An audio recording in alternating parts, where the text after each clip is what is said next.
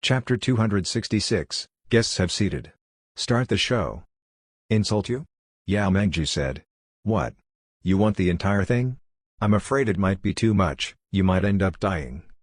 This orange is poisoned? Long Visquanfang was shocked. He looked at Yao Mengji bitterly and said, Brother Mengji, I admit it was my fault, but we've known each other for 1,000 years. You don't have to do this to me. Yao Mengji was furious. Are you done? Would I need to poison you with an orange just to kill you? Shut up and eat it. Long Visquanfang accepted the orange and sniffed it. Instantly, he had a strange look. What fragrance! Swiftly after, he put it into his mouth. He gently chewed on it. The juice of the orange burst in his mouth, turning his lips orange. The sweet and sour taste interlinked, attacking his taste buds. He could not help taking in a deep breath. He felt as if he was about to fly. Yummy. Long Visquanfang licked his mouth. He felt as if the world was filled with spiritual qi. A wave of electricity rushed all over him as he tasted the most delicious food in the world. This orange. He stopped speaking abruptly. His pupils dilated because he was too shocked. He let out a moan. Vroom. A wash of law rushed up to his heart, attacking his brain. He blanked out. Other than the law, there was also a hint of immortal qi. Long Visquanfang snapped out from his thoughts. His hair stood up all over his skin. It was as if he had just witnessed the most terrifying and shocking thing in the world. He was mumbling gibberish. He could not speak. This. Although a piece of orange contained only a hint of law and immortal qi, to Long Visquanfang, it was a priceless treasure. It was so rare that a single piece would take a very long time to digest. How could it be? What is this about? In his eyes was a look of disbelief. He had almost gone crazy. He stared at the rest of the orange in Yao Mengji's hand. He reached over, wanting to grab it. However, Yao Mengji slapped him away. Yao Mengji had seen through him. He smiled coldly and said, Don't you pretend to be foolish. My heart's already bleeding. If it wasn't for the expert, I wouldn't even give you a single drop, let alone a whole piece. Brother Mengji, it's my fault. Please, give me another piece, even half a piece would do. This would mean a lot. I'd be willing to do anything for you to make up for it, Long Visquanfang begged sincerely. His eyes were burning as if he was looking at the last straw, the only straw. How could he not be excited? He knew that if he ate a few more pieces, within 300 years, he would stand a chance to cross-tribulate and increase his lifespan. Yao Mengji mocked and said, Ha ha, you don't feel that I'm insulting you anymore? Brother Mengji, please, insult me again. Long Visquanfang had already leaned over. He grabbed Yao Mengji's hand and said, Come, insult me. Don't mind me, please, insult me. Do you want me to take off my clothes? Come on. Go away. Yao Mengji kept the orange. He said with a serious tone, All right, don't you try to eat my orange. This is the greatest treasure that I possess. He halted for a moment before he continued, If you follow the expert around, this orange would merely be an appetizer. Do you know what realm I'm at? Early cross-tribulation? It can't be mid-cross-tribulation, can it? Yao Mengji smiled. I'm not trying to show off or anything. On the way here, I was lucky to have a breakthrough to late cross-tribulation. It's all due to the 1 cup of wine given by the expert. Gasp. 1 cup of wine? Late cross-tribulation? Long Visquanfang almost fainted from gasping. His black eyes widened and his brains were unable to think this shocking problem through. His brain had crashed. Yao Mengji was just like himself. They were both in the late combination realm. It did not take long for him, and now he was in late cross-tribulation? This expert. What kind of existence was he? He trembled all over, his face flushing red. How lucky was he to be able to lead the expert to the hotel? This was definitely the most glorious moment in his life. Long Visquanfang said with a severely trembling voice, Please, introduce me to him.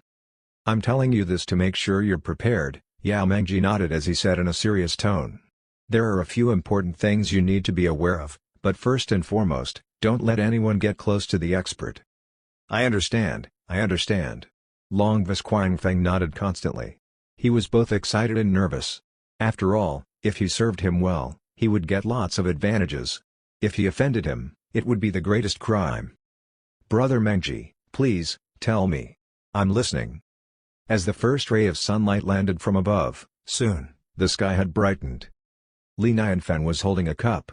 He brushed his teeth, rinsed his mouth, and spat the water out on a patch of grass.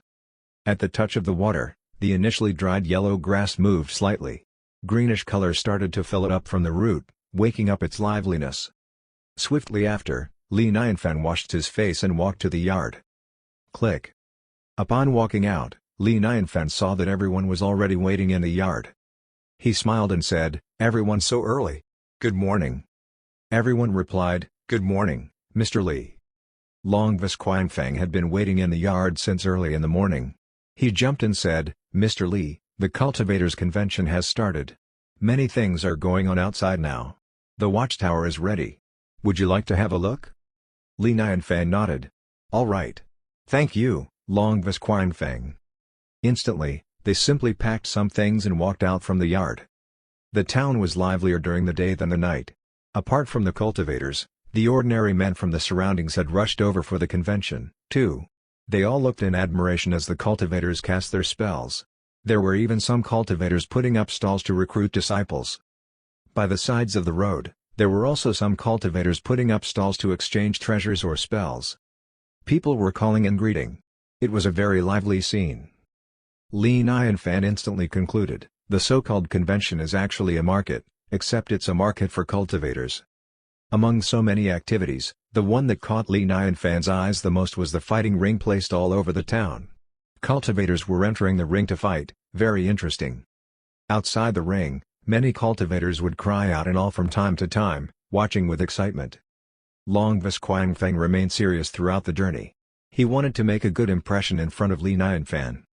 The path that he was leading them on had been rehearsed countless times last night. To avoid the others from affecting the expert, they had it cleaned out. They even arranged for a lot of actors to be here. They evacuated the crowds to avoid congestion, too. Therefore, although it was exciting, the roads were still very clean. Furthermore, they would not feel crowded. Furthermore, the performers on this road were carefully chosen as well. Those that were too violent or too boring would not have appeared. "We're here." Longvis Qianfeng stood before a tavern. The tavern was big and 5 stories tall. A board was hanging on the building, stating, "Ru Immortal Pavilion." It was as impressive as the Immortal Pavilion in the Azureville. Li Nianfan looked up to see that above the 5th story, there was even a tower. This tower was big and squarely shaped as if it was the 6th floor of the pavilion.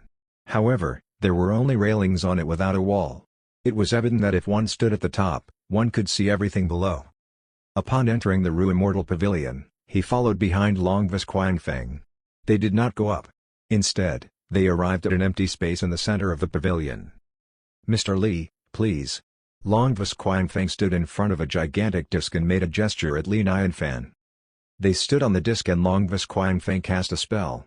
Instantly, this disc started glowing, and steadily, it started to rise. It did not take long before they had arrived on the 6th floor. Li Nianfan was surprised. "So, there's a lift."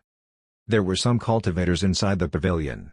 However, they were all actors hired by Longvis Qianfeng. Their goal was to make sure the expert was not disturbed. Someone had already prepared the best dishes at the best location of the pavilion. Longvis Qianfeng said politely, "Everyone, please, have a seat." Li Nianfan sat at the table. He looked ahead to see the spacious view with nothing blocking his sight. What pleased him the most was that he could see all the fighting rings from here. He could watch the fighting any time. There were 8 fighting rings in total. They were round-shaped and were placed all over the town. Li Nianfan could feel that he was treated differently this time around, but he did not say anything about it. It was apparent that Longvis Qianfeng was being so enthusiastic because of Gu Xiaoru.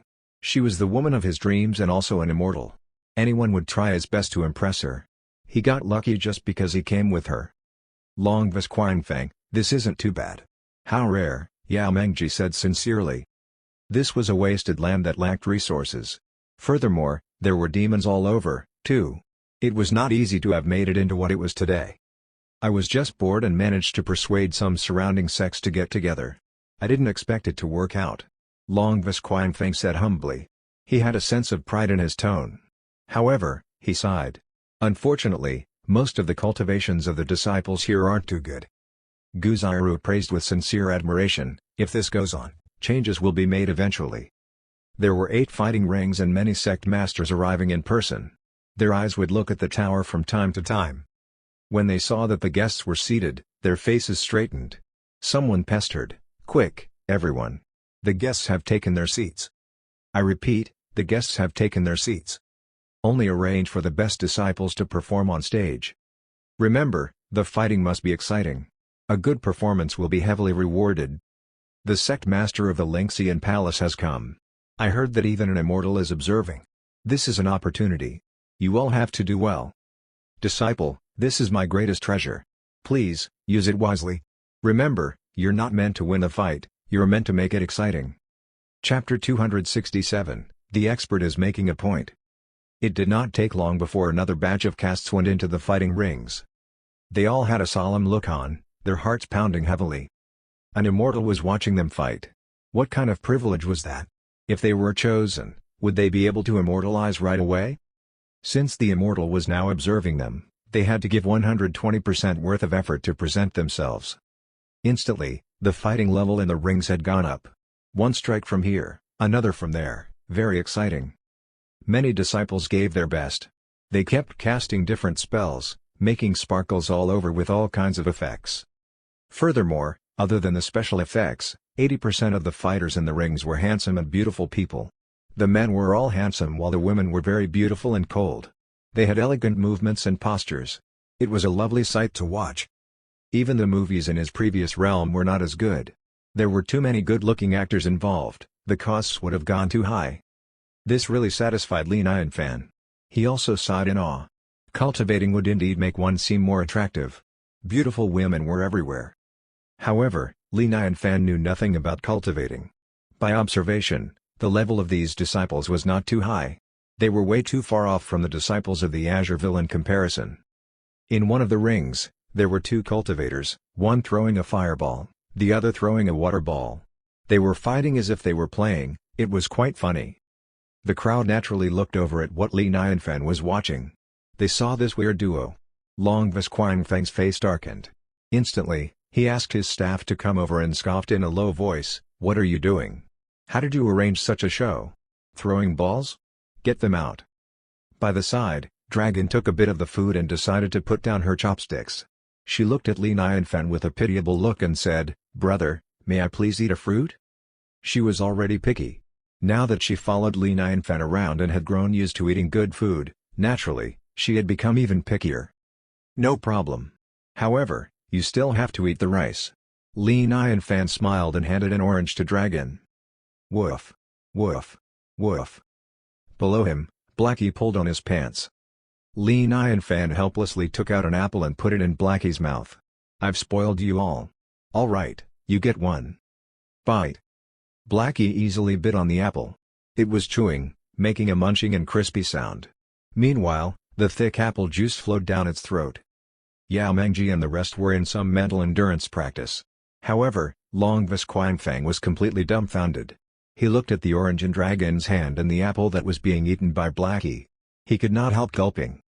This spiritual fruit was given out so easily? Also, he fed it to a dog? What a waste. What right does a poor man like me have to live on? His brains were buzzing, his heart shaking. He wanted to grab the apple from Blackie's mouth. He looked at the apple juice dripping onto the ground.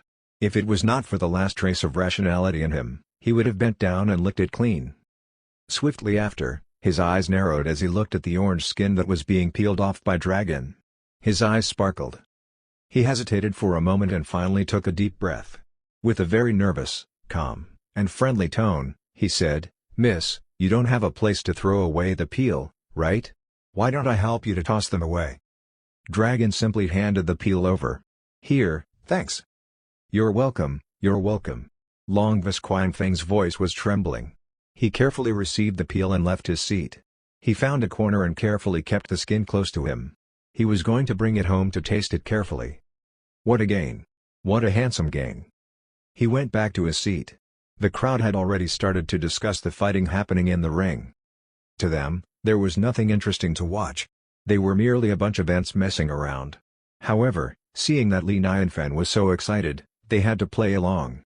Not only did they have to play along, but they also had to impress him as well. Instantly, they took on the role of explaining the moves to him. The Holy Emperor saw that Li Nianfan was looking at one of the rings. He said instantly, "Mr. Li, the sword in the hand of that man is a middle-ranged treasure. It can cut through metal as if it were soil. It can also absorb spells, increasing its sharpness. His opponent also has a middle-ranged treasure. The sound of his bell messes up one's spiritual chi." Li Nianfan could not help asking curiously, "How do you make a treasure? That was more powerful than his knife. If only he could have one in his hand, how cool would it be?" The Holy Emperor answered, "They're made using special body parts or with the core of dead demons, in addition to top-graded natural treasures." Li Nianfan nodded. As expected, it was not easy to make. He looked away and his eyes landed on another fighting ring. The surrounding crowd of this fighting ring was bigger. It was not due to the interesting fighting. In fact, the two cultivators fighting were of lower rankings. However, they were beautiful. The two fighting cultivators were beautiful women. One was using water while the other was using fire. Although they were not too high-ranking, at least they did not toss water and fireballs around. They were striking back and forth, their dress flowing with the wind. Their costumes matched well with their powers. One was wearing a red dress while the other was wearing a blue dress. The woman using fire held a red pearl in her hand. Every time she casted a spell, she would use the red pearl to make the fire even greater, forming a long snake. Watching that, Li Nianfan could not help smiling. The crowd was shocked. Long Visquinfang did not understand. He asked, "May I know why Mr. Li's laughing?" "I thought of something interesting. These two women are quite interesting." Li Nianfan waved it off. However, seeing that everyone was still looking at him, he had to continue, "I wonder if you all have seen some fire tricks? I suddenly realized that the woman doesn't even need the pearl. If she had kerosene, she would have had a similar effect." "Huh?" Everyone halted. They looked at the ring and were shocked. It seemed to be true. The red pearl was a middle-ranged treasure, and yet, its effect was merely like kerosene? Li Nianfan continued, "Furthermore, kerosene can control the opponent's water since fire can burn on water. If she uses kerosene, perhaps the result of the match would be more apparent." This. Everyone was shocked. They were cultivators. They usually use their treasures and spells to fight. Who would have thought that the ordinary man had such tricks as well? The ordinary item could have such a huge effect as well? The ordinary man knew about this, but they had never thought about using it this way. The Holy Emperor could not help saying, "Mr. Li's indeed a genius. One word from you is already so thought-provoking." However, even though they were all in awe, they did not take it to heart. This concept would be helpful to the cultivators of lower rankings, but to those around the table, it was useless. Actually, it's a very simple concept. It's normal not to realize it when you're used to it. Li Nianfan smiled and simply made an example. For example, Mr. Yao likes to play the instrument. If you want the sound to travel further, you could place a speaker by the side. Vroom. Yao Mengji, Qin Manyun, and Guzairu instantly felt their heads exploding. The Lynxian Palace cultivated music. They passed on music sheets and usually controlled their volume through their techniques, music sheets, and instruments. They could actually place a speaker by the side? Yeah, why not? If this speaker was also a treasure, how powerful would they become? Gasp. Their scalps were instantly numbed. They looked at Li Nianfan and tried their best not to start worshipping him. The expert was obviously making a point. The others were equally shocked. They pursed their lips. Suddenly, they all felt embarrassed. How could they look down on this low-level fight? Look at the expert. Even though he was so powerful, he still watched them happily and thought of so many ideas from watching them. What was their difference? This was their difference. This showed their differences right away. To be compared with the expert, wait, they had no right to be put in comparison with the expert. They were nothing beside him. Where were their brains? What was the use of even growing one? Why were they so stupid? Yao Mengji said sincerely, "Mr. Li, what you said was very useful. I'm enlightened. Thank you." Li Nianfan could not help smiling as he mocked playfully, "Ha, Mr. Yao, you're amusing. Unless you're really serious about using a speaker to increase the volume?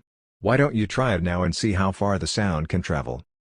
By the side, Guzairu flipped her wrist and two items appeared. One was a blue hat and the other was a red fan.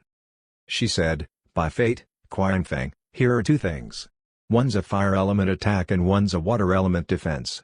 Help me give these to the two ladies." These two middle-ranged items were useless to her. They could not even be considered toys. These two young ladies were the reason the expert said such a thing. This was a great opportunity for her. It was a must to reward the ladies.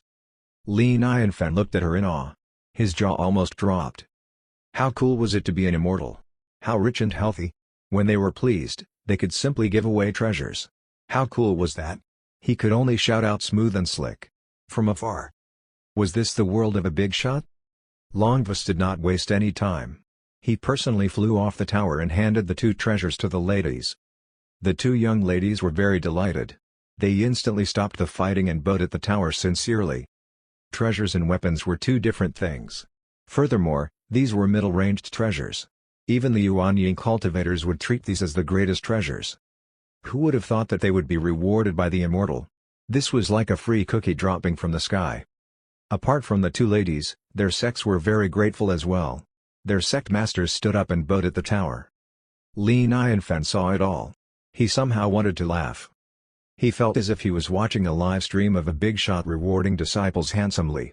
If the two ladies shouted smooth and slick, it would be perfect. The others did not expect that the immortal would reward them.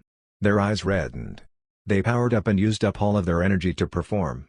They almost hung a "reward me, please" sign on their heads. The scene became even more exciting. They were fighting with all kinds of effects. Li Nianfen was very satisfied. This was more exciting than watching his imaginary television in his four-part architecture. The crowd ate and drank. They talked and laughed while watching the show. Time had passed unknowingly. It was already in the afternoon. Without warning, countless lights shot in from outside. Along with that, a striking chill arrived, disrupting the lively and peaceful atmosphere. Following that, an oppressive temperament engulfed the entire space. An elderly dressed in gray was floating mid-air.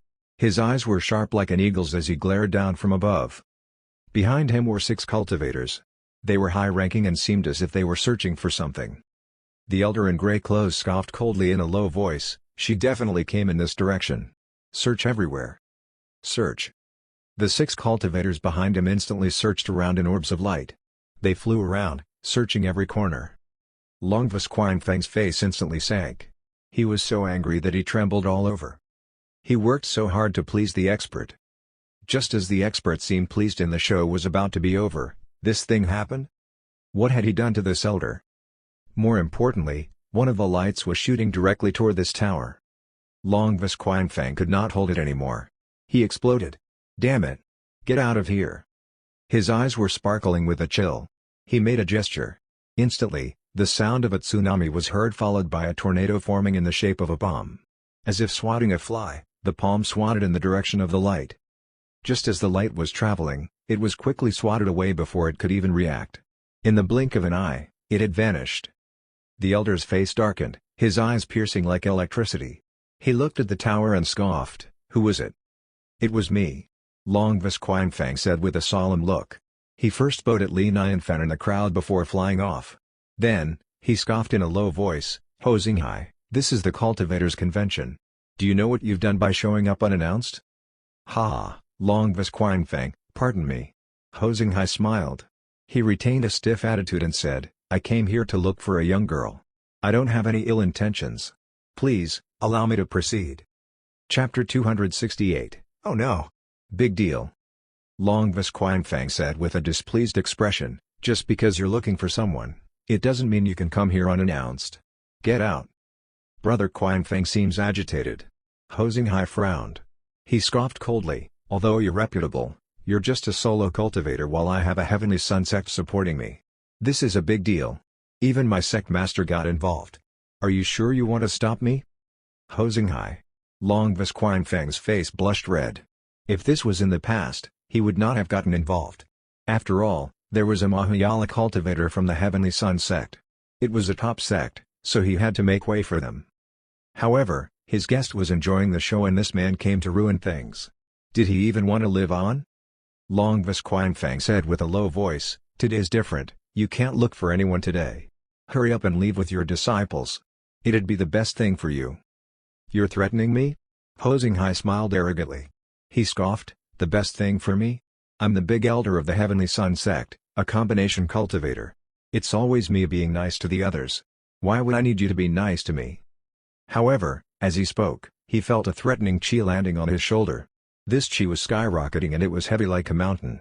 It instantly caused him to crash, falling from mid-air. Swiftly after, Yao Mengji's voice suddenly rang in the air. What is it? Tell me. Ho Xinhai's heart sank. Cold sweat appeared on his forehead. He could feel a wave of deadly anger coming from this chi. He shivered and his arrogant temperament vanished. Even his back was bent and he was unable to straighten it. He looked up at the flying figure in fear and made a gesture. May I ask? Yao Mengji remained calm. His eyes sparkled as he said coldly, I'm Yao Mengji from the Lingxian Palace. Ho Xinghai's pressure intensified. He smiled apologetically and said, Oh, it's Senior Yao, I didn't know you were here. Sorry to have disturbed you.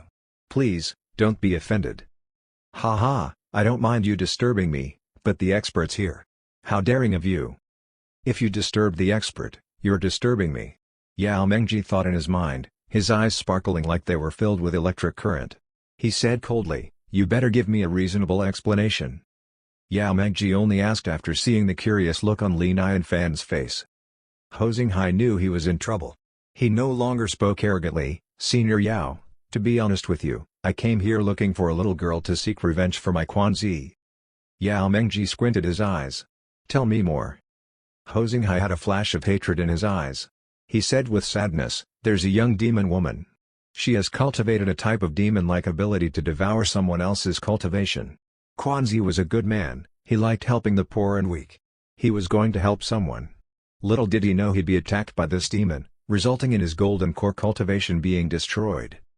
Everyone naturally neglected what he said. They all frowned. Being able to devour someone else's cultivation? How arrogant. This power's almost impossible. Ho Xinghai nodded in agreement. Exactly, this kind of demon-like capability is against the law. That's why I came here to capture her. Yao Mengji saw that Li Nianfan's face remained calm. He made a gesture and warned, go on, go on. Go and look for the person, but be careful not to ruin the convention. Okay, I'll go right away, Ho Xinghai said hastily. He then went away in light. The crowd looked at his figure running away and they could not help smiling with amusement. There was an immortal up there. This man went over with such arrogance? He got into trouble for sure. Ho Xinghai had quickly vanished. His bent back instantly straightened up. He looked arrogant once again. He glanced at the remaining 5 people and said, who would have thought that a cross-tribulation cultivator would be present at this small convention? We're unlucky. However, if we don't make a big fuss, we can still find this young demon lady. This was a small matter. Li Nianfan did not seem to mind it. However, there were too many unexpected things happening in this immortal realm.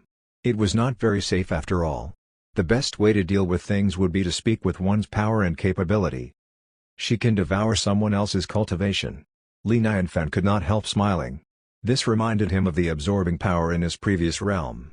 As expected, this kind of power was regarded as demonic power in any realm. Yao Mengji asked, Mr. Li, would you like to continue watching? Li Nianfan looked at the sky and shook his head. It's getting late, let's call it a day. He had been watching the fight for quite a while. Even though they were fascinating, watching too much of it made it less impressive. Longvis Qianfeng said apologetically, I'm so sorry to have let everyone down. The group descended from the tower. Longvis Qianfeng followed them and walked them to the hotel. He politely sent Li Nianfan and Blackie back to their yard. Yao Mengji then frowned. He looked at Longvis Qianfeng and asked, Brother Qianfeng, what kind of man is Ho Xinghai? Longvis Qianfeng said, he's the big elder of the Heavenly Sun Sect in his early combination realm. The sect master of the Heavenly Sun Sect is a late combination cultivator. It's considered as one of the top sects in this area. How's his personality? Very arrogant, Longvis Qianfeng said without hesitation. He was still upset about what happened today, so he did not cover it up. Don't you listen to his one-sided words. His son isn't a good man. He was very arrogant and stole from the others. It's good news that his son is being destroyed.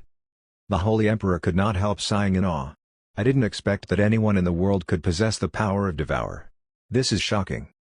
Even Gu Xiaoru nodded. This is indeed strange. This power is extraordinary. If someone saw it, perhaps it would cause a big fuss. Longvis Qianfeng saw through it. He smiled coldly and said, I doubt the Heavenly Sun Sect's merely trying to get revenge. After they bid their farewells, they all went away. Despite their curiosity, they were reputable people and could not simply go ahead with curiosity. The sky was gradually darkening. Li Nianfan stood in the middle of the yard, his heart pounding. It was still early and he could not fall asleep. He was planning to go out for a walk. Click. He opened the door and walked out to the main yard. He saw that the Holy Emperor and Dragon were in the middle of the main yard. Dragon called out with delight, "Brother!" "Mr. Li," the Holy Emperor greeted. Li Nianfan smiled curiously. "You're all planning to go out?" Dragon nodded her small head. I'd like Uncle Luo to accompany me to the night market. Brother, do you want to come along?" "I don't mind," Li Nianfan nodded. He added, "There are lots of people there. Don't run around. Also, don't show your demon features." There were too many cultivators there. It was not the best place for demons to hang around. The three of them left. After the rehearsal in the morning, the night market was livelier. However, some lights were searching in the air, making the atmosphere of the lively market a little heavy. Compared to the daytime, the number of people searching had significantly increased. Furthermore, other than the Heavenly Sun sect, some smaller sects had also gotten involved in the search. They did not dare to make a big fuss, but their heavy temperaments and judgmental looks made it hard to relax. They focused on the young girls passing by. Within 10 minutes, there were already 10 or so lights staring at Dragon. 3 lights even landed directly beside Dragon. How terrifying. Dragon frowned. She pouted as if she was wronged. She really wanted to swallow all these people. The Holy Emperor's face had also darkened. His anger was piling up like a volcano, ready to explode any time. However, he was very cautious. He was afraid that the expert would blame him. How ignorant. How ignorant. They were like a bunch of ants running around below the feet of an elephant. They were not afraid of being killed. "Holy Emperor," Li Nianfan suddenly said. The Holy Emperor jumped. He said instantly, "Yes, Mr. Li. I'm here. I need a favor from you." "Mr. Li, please, tell me.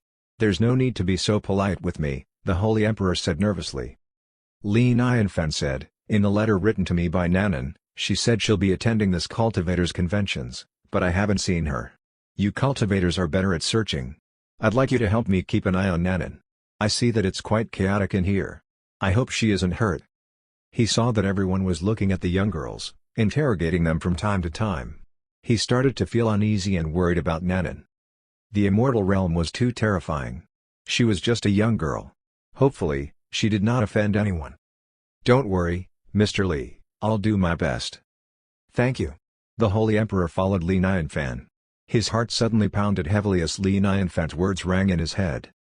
Since he had been following the expert around for quite some time, he knew that the expert did not like to say things explicitly. Therefore, he already had the habit of overthinking. A small girl, the power of devour. He hoped she was not hurt. These messages messed with his head. Suddenly, the Holy Emperor jumped. He was covered in a cold sweat. He could not help recalling that night when the demon stole Nanan away. In the end, the paper with Li Nianfan's writing instantly dried out the demon, sending its Yuan Ying cultivation into Nanan's body. Was that not the power of devour? Was Nanan the girl they were searching for? The Holy Emperor's head almost exploded. He gulped with difficulty. He wanted to verify one last time. He asked anxiously, "Mr. Li, as for the power of devour, how do you feel about that?" Li Nianfan answered without pressure, "Actually, I don't think there's good or bad power. It's just like a knife. Even though you can kill with it, the danger depends on the person wielding it." It seems that the expert did not mind this power. This was an important message. The hints combined were too apparent. The Holy Emperor's heart pounded heavily. He could not wait to tell this shocking news to the rest. Oh, no. This was a big deal. Chapter 269, Siege. Signs of a breakthrough. If anything happened to Nanan, then... The Holy Emperor shivered all over. His body had stiffened up. He did not dare think further. So terrifying. He was unable to care about anything else. He accompanied Li Nianfan without being present. All he wanted to do was to get out of there. Since his mood was affected by the others as well, Li Nianfan walked for another 10 minutes before feeling rather moodless. He decided to head back. The Holy Emperor politely sent Li Nianfan back. He then jumped and instantly, he turned to leave. Big deal. Very big deal. Brother Mengji. Brother Mengji. He pestered as he went to Yao Mengji's door. He was drenched in a cold sweat. Knock. Knock. Knock. Brother Mengji, open the door. What? What is it? Yao Mengji could feel that the Holy Emperor was anxious. He did not delay and instantly answered the door. The Holy Emperor's face stiffened. He said with a heavy tone, "The young girl that the Heavenly Sun sect is trying to capture is likely to be Nanan." Nanan? Which Nanan? Yao Mengji first halted. Then, his pupils dilated. It can't be the Nanan who listens to Journey to the West in the Fallen Town? Who else? The Holy Emperor was very anxious. She's very close to the Expert. When I went out for a stroll with the Expert asked us to protect Nanan. We must go and save her. Really? Yao Mengji instantly felt a sharp chill spreading all over him. He no longer felt sleepy. His mind was wide awake. I should have thought of that earlier. It's such a shocking power. Other than the Expert, who else could create such a thing? What are we waiting for? Go and protect her. Yao Mengji was still uneasy. He turned into an orb of light and went to Guzayaru. Knock. Knock. Knock. Sect Mistress, it's bad. Knock. Knock. Knock. Sect Mistress, come out. Ping. Out of the blue, Yao Mengji and the Holy Emperor were pushed away by a strong force, sending them flying in the air. Click. Guzayaru answered the door. Her face was dark as she said, "What are you two doing? How rude." "It's about the Expert." Yao Mengji brought up the big name instantly. Guzayaru's face changed. She looked serious. Swiftly after, he said, "I've no time to explain. Let's talk as we go." Guzayaru realized the seriousness of the matter. She did not hesitate. All right. The three of them turned into orbs of light. First, they had to locate Longvis Qiangfeng. Meanwhile, Longvis Qiangfeng was in his room. He was so excited that he could not sleep. He still had the orange skin from earlier in his hand. He stared at it intently as if he was looking at the most precious treasure in the world. His eyes were filled with appreciation. From time to time, he would cautiously put it into his mouth and gently take a bite. He was chewing delicately, enjoying this limited bliss. Somehow, only half of the orange skin was left. Longvis Qiangfeng felt unwilling to finish it. "I'll use the remaining skin to brew some tea. Then, I can slowly enjoy the taste." He smiled gently, he was pleased by how clever he was. Suddenly, there was an urgent-sounding voice coming from outside. "Brother Qiangfeng, it's bad. It's bad." Hastily, he kept the orange skin carefully before flying out from the room. He saw Yao Mengji and the other two flying to him rapidly. He frowned and asked anxiously, "What is it?" The Holy Emperor already prepared the sentence. He said, "The young girl that the Heavenly Sun sect's trying to capture is a sister of the Expert. Her power was given to her by the Expert." What? It felt like a lightning bolt striking him out of the blue. The Heavenly Sun sect came to his territory to capture the sister of the Expert? If she was hurt in his territory, and the Expert was angry, he would be over. Longvis Qiangfeng's eyes reddened. "The Heavenly Sun sect's trying to kill me. This stupid Heavenly Sun sect was raised by a dog. I'll kill them all." Longvis Qiangfeng mumbled and growled as he flew up in the air. "Let's go, let's go. We can't waste any more time. Hurry up and save her." At the outskirts of the town, inside a small village, there was a row of houses made of soil. One of the doors slightly moved, followed by a click.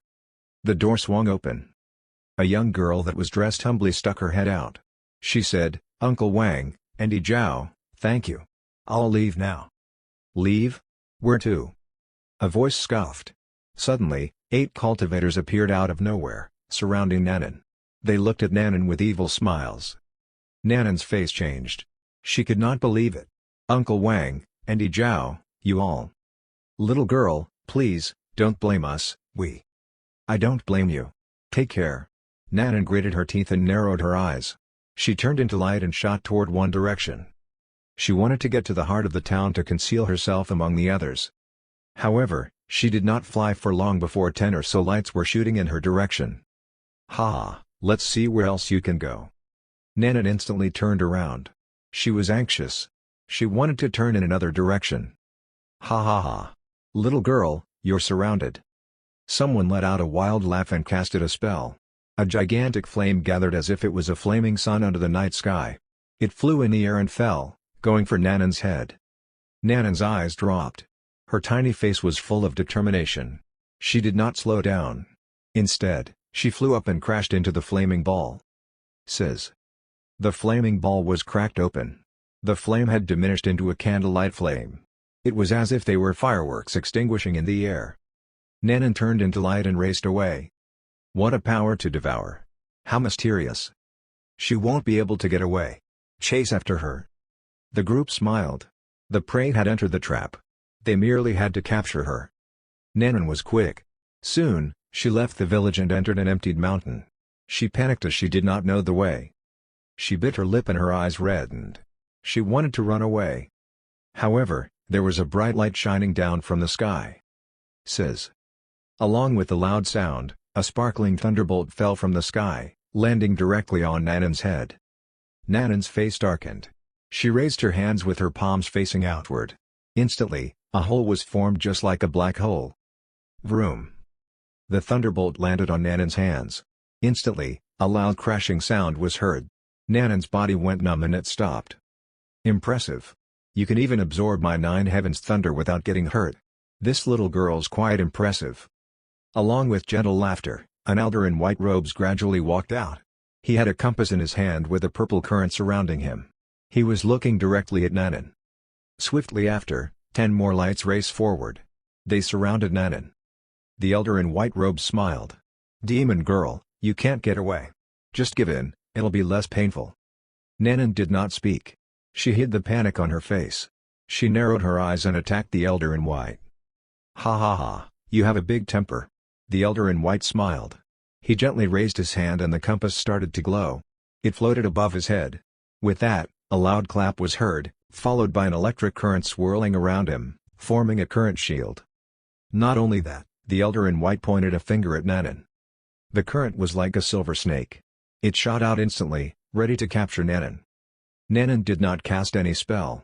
Instead, she raised her hands as if catching the snake. She caught the current and devoured it. The elder in white saw it. The look of interest in his eyes deepened. He did not panic. Nanan was merely a late golden core while he was a late yuan ying. They were one realm apart, so it was like comparing a cat and a mouse. Meanwhile, the other cultivators had rushed over. There were 2 sword cultivators. They had swords in their hands, ready to fight. Nanan was alert. She did not care about the elder in white. She flipped her wrists and a silver axe appeared in her hands. It was not compatible with her tiny figure. She did not back out. She raised her axe and swung it at a sword cultivator. Smash! The sword cultivator was attacked by a huge force, tipping him off balance. He shook vigorously in the air and fell toward the ground instantly. Sword Dragon. Another sword cultivator went behind Nanan, lashing out with his long sword from below his feet. He spat out a sharp shi as the sword was drawn out in the air, ready to stab Nanan. Nanan held the big axe. Although it was too big for her, she moved with agility. She turned and the axe was in front of her, blocking the long sword. However, another 20 or so cultivators had casted spells. All kinds of spells from different sects were rushing toward Nanan. Nanan was in the middle, waving around the axe in her hand. With each slash, a spell was extinguished. However, she was fighting alone and did not specialize in casting spells. Soon, it went out of hand. The elder in white scoffed coldly, "Demon girl, surrender now and I'll let you live." Nanan gritted her teeth and her eyes became watery. She glared at the bunch of cultivators attacking her and did not speak a word. "Not surrendering, eh?" The elder in white smiled coldly. The thunderbolt around the compass on top of him strengthened. Instantly, 6 thunderbolts shot toward Nanan. They were entangled, forming a thunder shackle like a gigantic net, trapping Nanan. The thunderbolts restricted Nanan's movement. Bolts were attacking Nanan from time to time. Nanan's attack speed grew slower. She was unable to defend the attacks that were coming at her from all directions. "Why did you kill my master? Why are you attacking me?" At this moment, the emotions of betrayal, unwillingness, helplessness, anger, and hatred exploded out of the blue. It was as if they were about to engulf Nanan. Finally, they all turned into a boundless coldness. Her eyes had reddened, her gums almost bleeding. Meanwhile, the memory of her master dying in front of her was replaying in her mind. "As I said before, I won't let anyone bully me again. I'll keep my word. And, my master, I'll avenge you." Tears were rolling down her cheeks. Suddenly, A killing intent overwhelmed her completely. She kept the axe. In exchange, a piece of paper with some written words appeared in her hands. On the paper, there was a faint layer of white glow. Along with that, a vaguely authoritative chi exuded from within. Nanan tossed it in the air and the paper floated above her. There was a faint layer of white glow illuminating her. "You should all die." She marched toward them. The 6 thunder shackles were easily knocked aside. They were unable to restrict her anymore. Swiftly after, she turned into light and rushed toward the cultivators. Around Nanan, there were layers of black ripples forming like a mini black hole.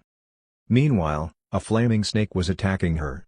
She merely had to raise a palm and with a single touch, the flaming snake instantly vanished.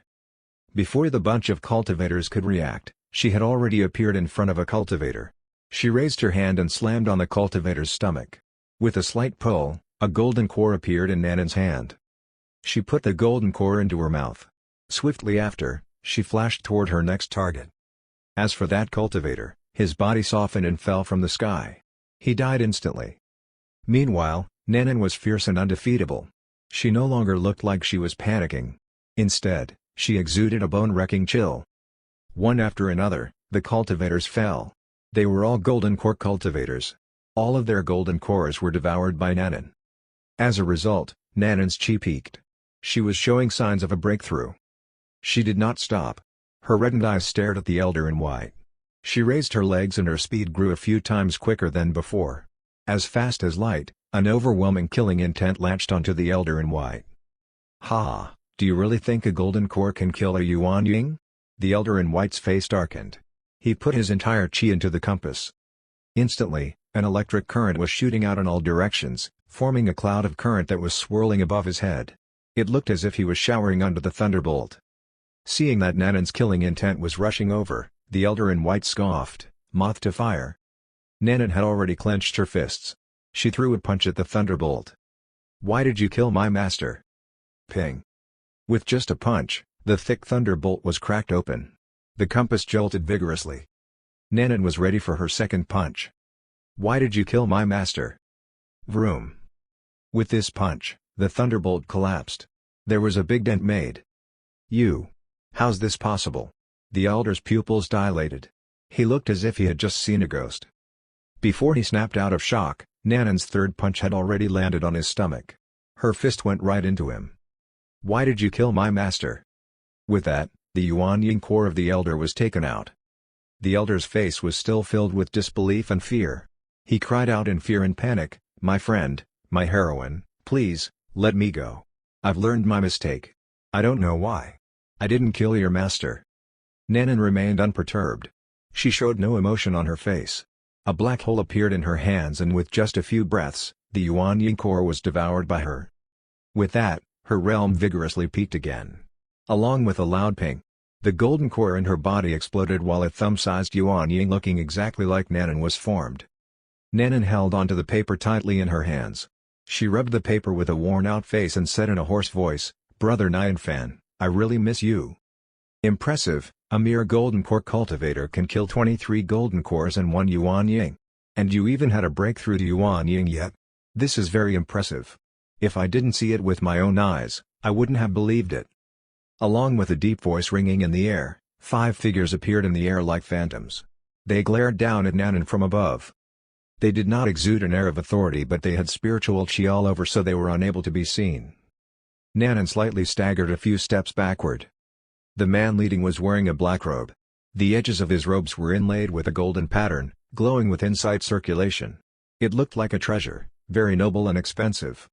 He stared at Nanan and said, "Little girl, I'm the sect master of the Heavenly Sun sect, Yun Mo. Don't bother struggling. You know you won't be able to get away." Nanan's eyes calmed down. She scoffed loudly, "Why did the Heavenly Sun sect kill my master? We don't even know who your master is." Yun Mo's face remained unperturbed and calm like usual. He continued, "There might have been a misunderstanding. However, you destroyed my big elder's son, Hokingwen, and that's the truth. I won't make it hard for you. Just hand me your power and the paper in your hand and I'll let you go." "Hokingwen isn't dead?" Nanan's eyes instantly widened. She was very agitated and she could not believe it. "Impossible. I killed him with my hands. His heart was broken by me. Why isn't he dead?" I don't know what you're talking about, but he's indeed not dead. Yunmo's tone remained calm. However, this sense of calmness made him seem even more arrogant, as if he had no patience to fight with Nanan. Impossible. His heart was broken. How did he live? Nanan mumbled blankly as if she was attacked by a force. A killing intent appeared in her eyes. It was him who killed my master. Where is he? Bring him to me. Ha, you don't have the right to make a deal with me. Yunmo smiled as chi gradually appeared around him. Do you want me to fight you? Chapter 270, A Test. Zhuanyin Immortal Water. Fight? Aren't you ashamed? A loud voice scoffed, followed by a shocking chi of hatred and rage rushing toward them. Longvis Qianfeng's buttock was almost on fire. He was so anxious, he stared at Yunmo and casted a spell. Instantly, a wild wind blew. He waved his hands and the wild wind gathered into a gigantic bomb, attacking Yunmo. Yunmo's face darkened. His black robes started to glow. It moved with the wind, reflecting light in all directions. They formed a shield, blocking out the wild wind. He frowned. Brother Qianfeng, what do you mean? You're asking me what do I mean? I haven't even asked you that. Longvis Qianfeng was furious. He frowned and said, I didn't do anything to you, why do you have to frame me? As he spoke, he casted a spell and a red flame appeared. They formed a long, flaming dragon, swaying in the wild wind while trapping Yunmo inside. How dare you? The four people by Yunmo's side halted. They turned into lights and surrounded Longvis Qianfeng. Yunmo covered himself with a layer of water vapor. He gradually walked out from the flame, glaring at Longvis Qianfeng coldly. What are you on about? When did I frame you? You captured this girl. If you aren't framing me, what are you doing? Qianfeng's face was heavy like water. He gritted his teeth. This girl has a brother whose existence is a taboo to be spoken of. How dare you touch her? Yunmo frowned in disbelief. A taboo existence? Who's that? You don't have the right to know. Get out of my sight. Beside them, a cold voice rang in the air. Swiftly after, clouds moved violently in the sky and gathered into the shape of a palm like a small hill. The palm appeared above the head of Yunmo and suddenly slammed down. Ping! Yunmo had no chance to defend himself. His body fell from the sky and landed on the ground heavily. Spit! He spat out a mouthful of fresh blood. The black robes he wore had become extremely dull. Guziru, the Holy Emperor, and Yao Mengji appeared by Nanan's side. Their hearts were pounding. Luckily, they came in time. Yunmo had chills all over. He stared at them in shock. He was dumbfounded. Immortal? Who was this little girl? Why was there an immortal looking after her? When Nanan saw the Holy Emperor, she was surprised and delighted. Uncle Luo. She started crying after calling out to him. All right, don't cry, we're here to help you. The Holy Emperor smiled. He then looked at Yunmo coldly and said, Sect Master Yun, do we have the right to speak to you now? So, sorry. Yunmo trembled all over. He had become extremely humble. He smiled apologetically and politely. I didn't know this young lady's a friend of yours. There must have been a misunderstanding. Nanan cried out with reddened eyes, Uncle Luo, the Heavenly Sun Sect killed my master. No, it wasn't me. I didn't do it. Yunmo's scalp was itching. He was very terrified. He shook his head vigorously as he denied. The Holy Emperor did not care about him. He said to Nanan, Nanan, what is it? Nanan said, I was attending the Cultivators Convention with my master. On the way here, we found a secret cave, so we went in to look for an opportunity. Little did we know that Wukong and his group would attack us out of the blue. When we fought, my master was killed. She halted. Then, she said, her voice trembling, however, I remember clearly that I killed him. So why isn't he dead yet? Guziru's voice rang in the air, Sect Master Yun, what are you waiting for? Do you want us to go and invite Wukong over? Madam Immortal, please, wait. I'll go and get them right away. Yunmo stuttered. He was trembling all over. However, I should clarify that I had nothing to do with this. I don't know anything. I was tricked into this. I'm a victim myself. Sect Master, I'll bring them over. The other four said and instantly ran away as if they were impatient. They were so terrified that their souls had left their bodies. All they wanted was to get out of this place. So terrifying. Only Yunmo was left. It felt like years passed as he walked on the border between life and death. Luckily, it did not take long before a light approached them rapidly. Ho Xinghai's face was pale. He had a teenage boy with him. Yunmo finally unleashed his rage.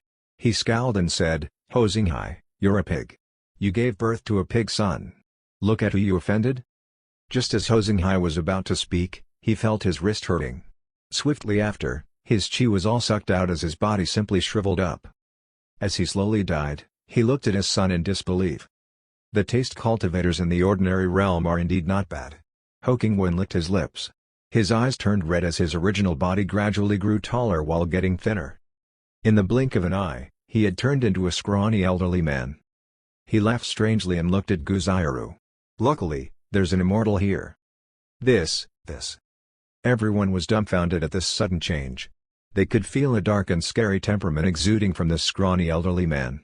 They all looked shocked. Together with the appearance of this scrawny elderly man, the sky had gradually turned darker as well. In the sky, a dark cloud gradually appeared, hovering above them all. Guzairu's face froze. "Who are you?" "I'm a man who's fishing. It seems like my bait isn't too bad this time," the scrawny elder scoffed, his eyes sparkling with darkness. He said, "However, you don't have to be nervous. I know someone is backing you. I didn't come here to make an enemy.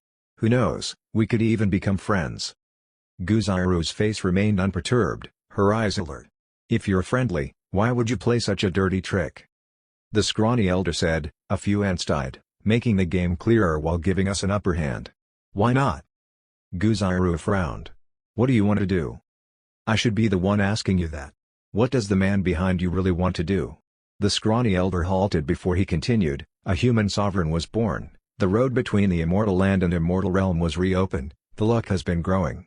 Do you know that what the person behind you is doing goes against the law? From the breakdown of the road and the surge of demons, it's evident that the ordinary realm has been neglected. The luck of humankind is going downhill. This is the shared vision of many Bigshots. The expert behind you suddenly appeared and messed with the setup. This won't end well." This was the first time they heard about this secret. Their hearts pounded. Especially Yao Mengji and the Holy Emperor.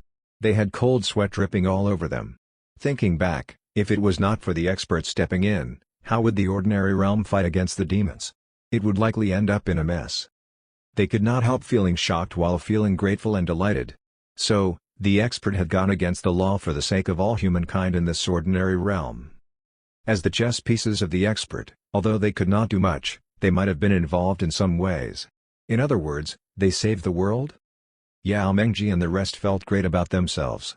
They were extremely excited. "Wah, the expert's so kind to us. Not only does he give us opportunities, he even lead us to save the world. So what if it's against the law? I won't regret even if I had to die for him." Guzairu scowled. She said, "What the man behind us does is none of your business." The scrawny man did not hide the truth. He smiled and said, "My master's curious. Is he planning on something? Since there are so many changes happening, if he could share his plan with my master, perhaps my master would be willing to be friends with him." Be friends with the expert? Did they even have the right? The crowd could not help laughing inside. Guzairu wanted to do more for the expert. Thus, she tried to ask, "Why is the luck of humankind going downhill? What happened during ancient times? Also, who's your master? Are you trying to get information from me?" The scrawny elder laughed with no voice. "Unfortunately, I don't have the right to know about these things either. My patience is limited, show me some sincerity. Tell me everything you know." "Sincerity?" Guzairu's face froze. She flipped her wrists and a guqin appeared before her. She exuded a layer of immortal chi. It was vague and authoritative. Dong. The string was plucked, and instantly, the sound rushed toward the scrawny man. Instantly, the air was filled with killing intent. The wind was blowing violently as the dark clouds in the sky were affected by the music. They started to fly rapidly, swirling in a mess. Of course, they could be sincere. However, they would only show their sincerity to the expert. Guzairu's face darkened. Her eyes were filled with determination. She pestered, "Hurry up and leave.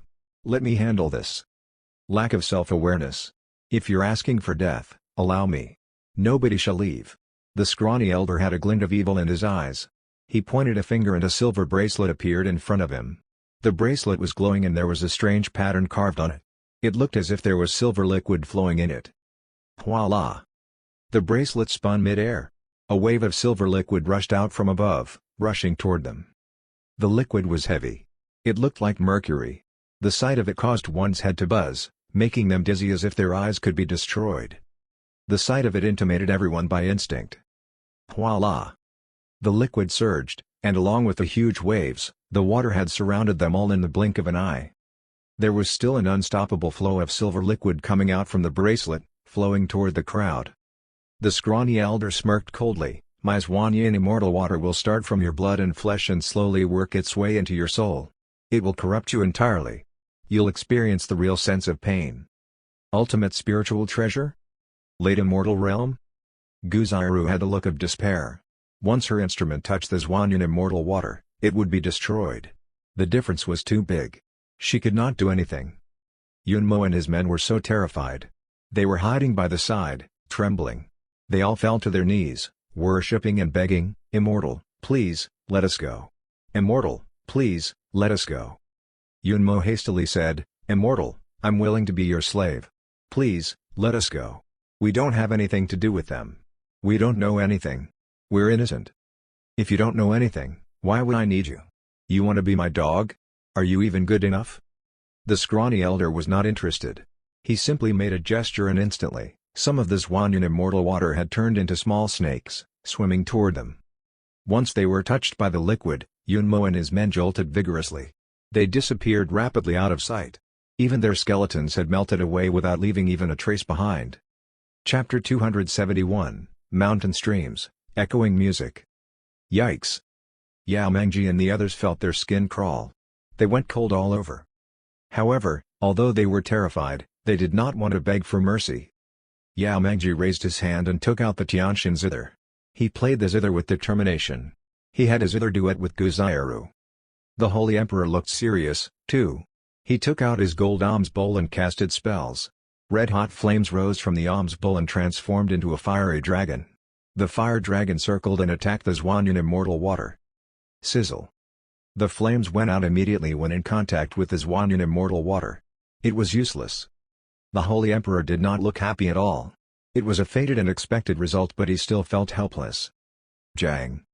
Yao Mengji and Guzairu played their zithers like the sounds crossed strands of strings. The sounds were expanding in waves, covering everyone like a shield. Splash. The Zwanyan immortal water acted up, cornering everyone into the center of the shield. Its huge waves were like the mouths of beasts, about to swallow everyone whole. Yao Mengji and Guzairu were visibly exhausted. Their zithers were gradually defenseless. "Ha, why the meaningless struggle?" The scrawny elder laughed cruelly. "Then," he said, "as a cultivator, you should take opportunities and avoid trouble. Go with the flow. That's the way to live long lives. It's not too late to beg for mercy." "Beg for mercy? Nonsense," the Holy Emperor said. He hated that he was useless. He looked at his gold alms bowl and suddenly had an idea. "Longvis Quangfeng, stop being in a daze. Hurry up and help." After he said that, he groaned and crushed his gold alms bowl. Then, the crushed pieces started to regroup as elements. Longvis Quangfeng was startled. "Holy Emperor, what are you doing? You crushed your livelihood treasure?" "It's already crushed, I don't want it anymore. Did you forget what the expert said? A speaker. We have to make a speaker on the spot to amplify their zither sounds." The Holy Emperor was bleeding from the corner of his mouth.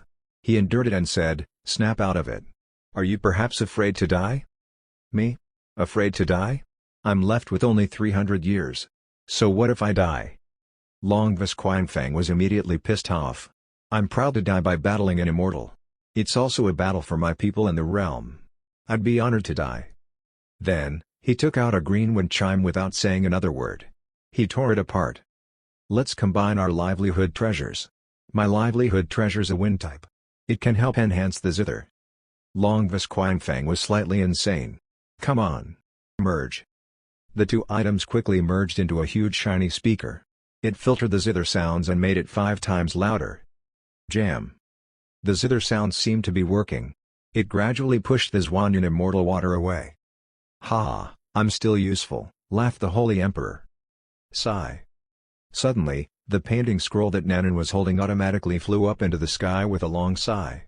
It shined like a halo that surrounded everyone. The painting unscrolled itself and the writings transformed into the immortal with the white hair again. The figure levitated. Nanan looked at him and hurriedly said, "Grandpa Immortal." "Nanan, I have a consciousness that was gifted by the Master. It's to protect you." The elder looked at Nanan lovingly. "The time has come. Let me help you out." He emitted spiritual chi. White light rained down like the zither sounds, covering the Zwanyan immortal water. Power of Devour started to appear in waves. It started to devour the Zwanyan immortal water. However, the Zwanyan immortal water was birthed in a land of despair. It existed in death for a long while, so it had corrosive properties. Immortals would avoid it whenever they encountered it.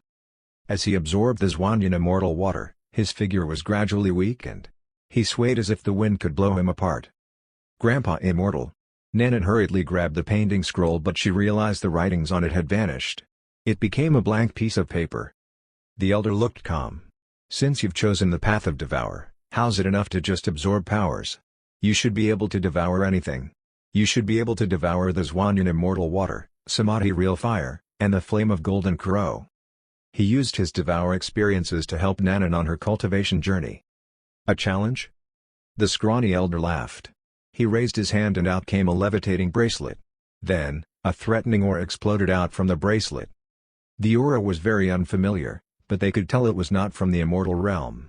It seemed to be coming from the above immortal realm. The bracelet was an agent.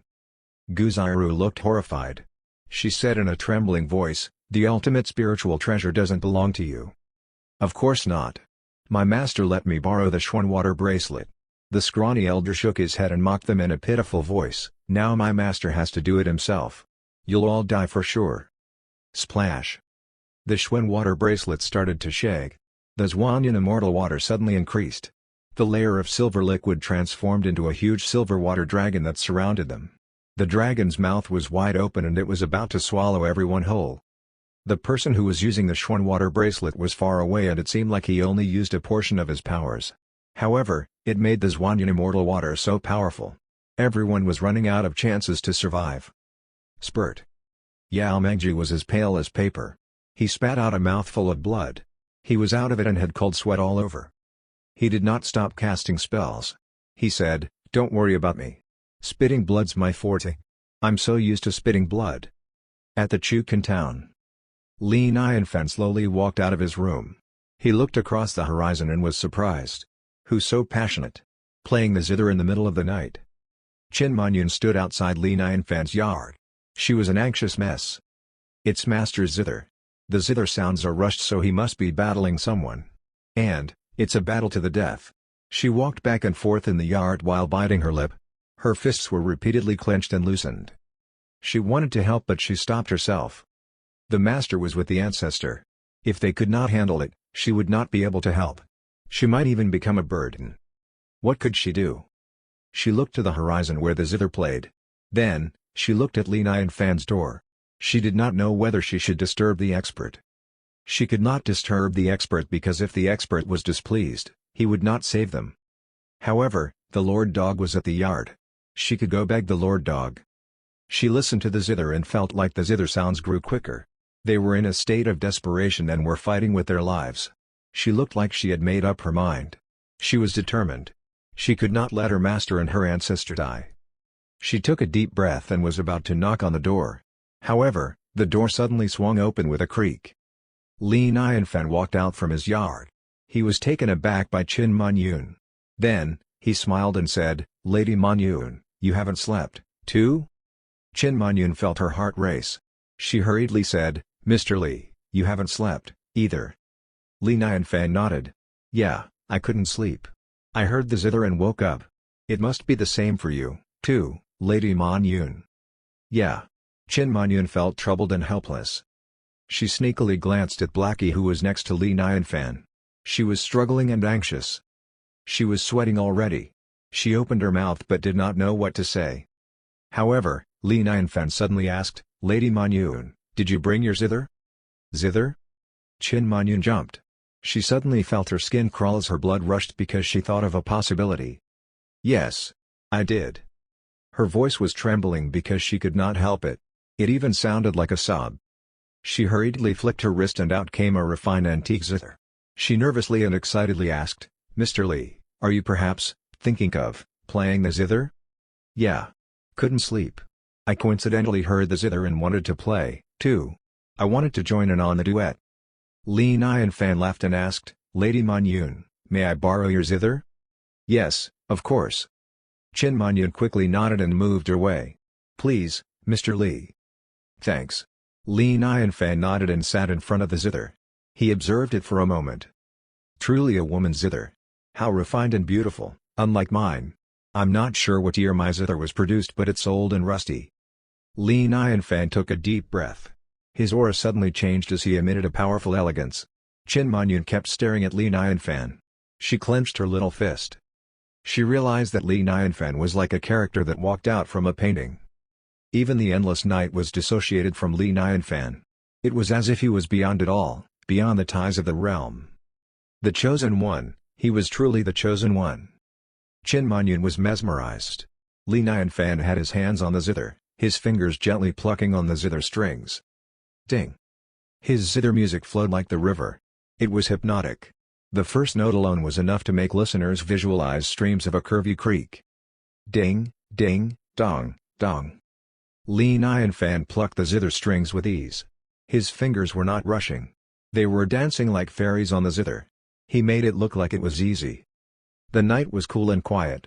It started to move with the zither music. Even the moon in the sky seemed to be brighter. Everything quieted down for the zither sounds. Soon, Qin Manyun was completely engrossed. She was drunk on the zither music, she could not control herself. She felt like she was on top of a huge mountain where continuous streams were flowing. She felt as if she was lying amidst the forest, feeling her spirituality being cleansed. The zither started to change slowly. It was slightly lively, changed into a more upbeat tone. It was as if he added the sounds of the birds and insects to the mountain streams. It was smooth and a nice touch. Then, the tempo started to change again. It was low, quick, and constant. It sounded like they were ascending to hug the clouds, but the clouds suddenly sped up. There were sparks in the air. It was breathtaking. Ding, ding, dong, dong. The power of music was unstoppable. The lively musical notes spread across the mountains and the rivers.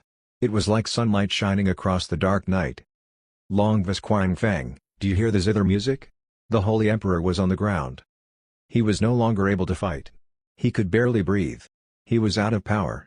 He calmly waited for death as he watched the huge waves of the Zhuanyan immortal water. Long Vis Quang Feng was the same. He shook his head in a daze. Zither music? Of course, I heard it. We're playing it. The Holy Emperor shook his head. Not ours, another's. Splash. The Zhuanyan immortal water splashed again.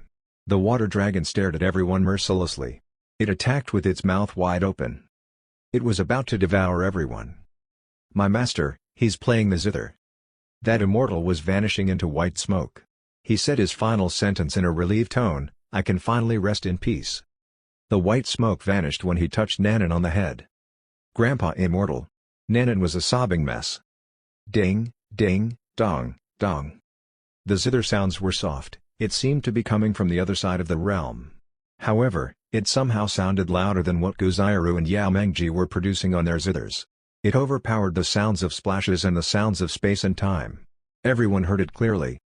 The water dragon instantly stopped. The Zhuanyan immortal water retreated like an angry ocean wave.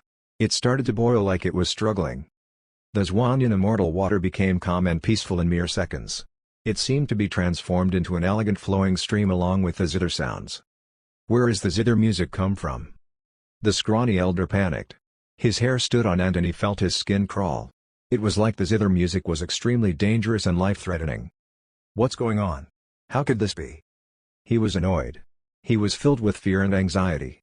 He tried his best to control the Xuan water bracelet but soon realized it had no effect on the Zhuanyan immortal water.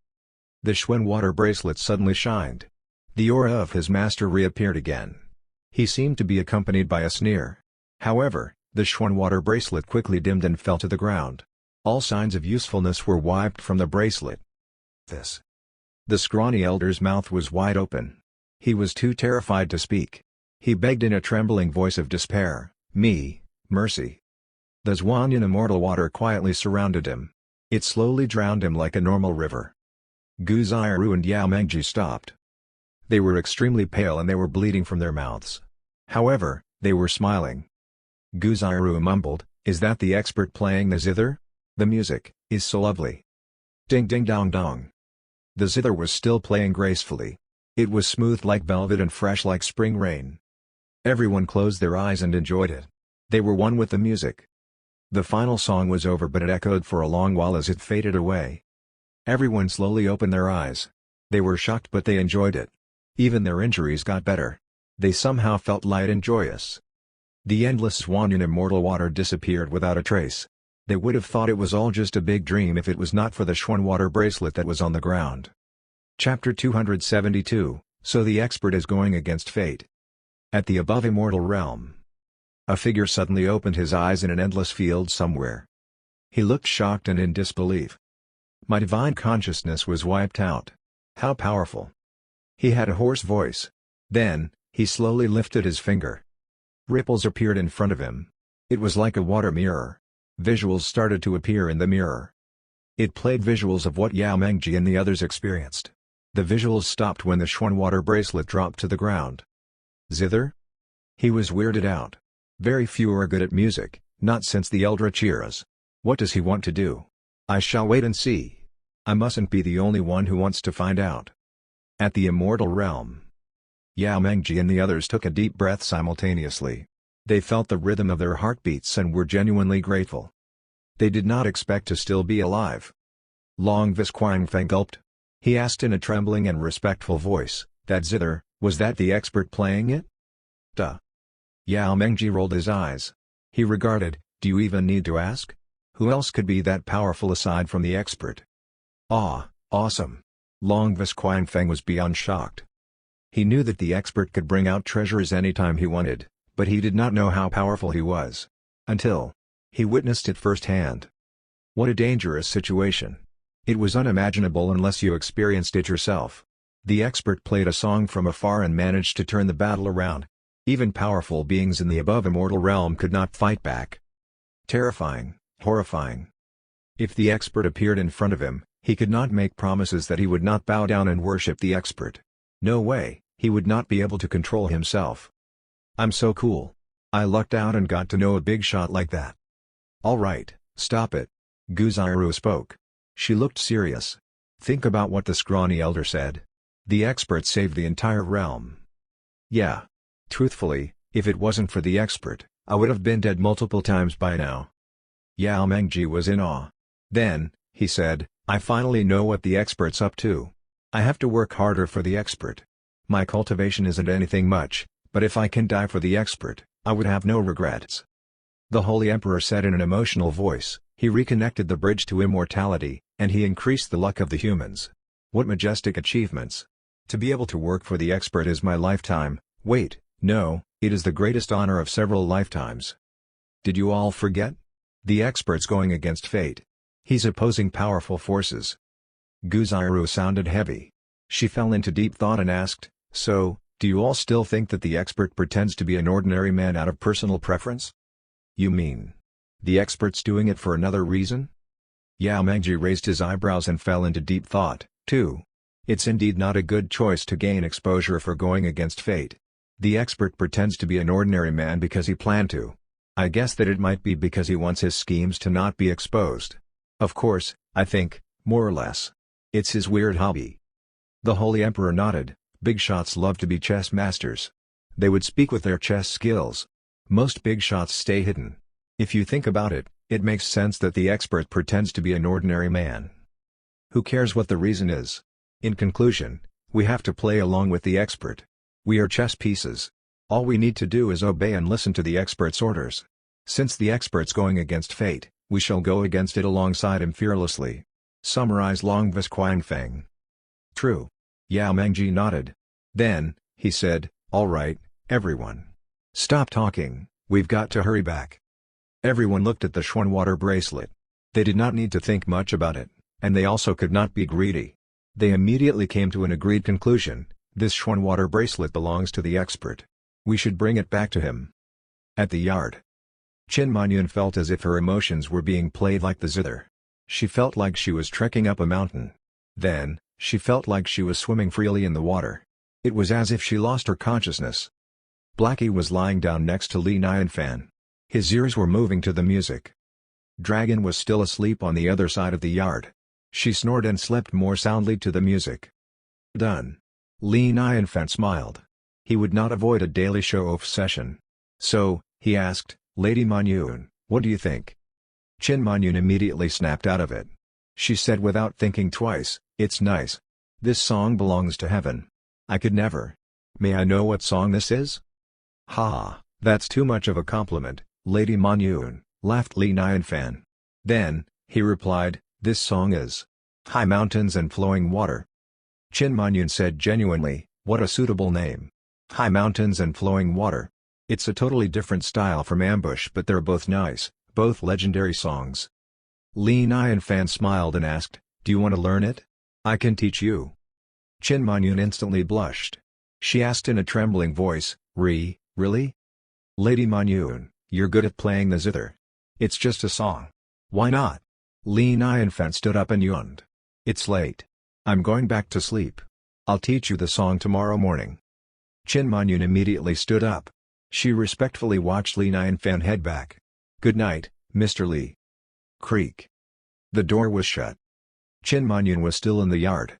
She nervously waited. Her master stopped playing the zither. She was unsure how they were. Suddenly, 5 figures swooped in and landed in the yard. Yao Mengji excitedly asked, Manyun, the expert played the zither, right? Yes.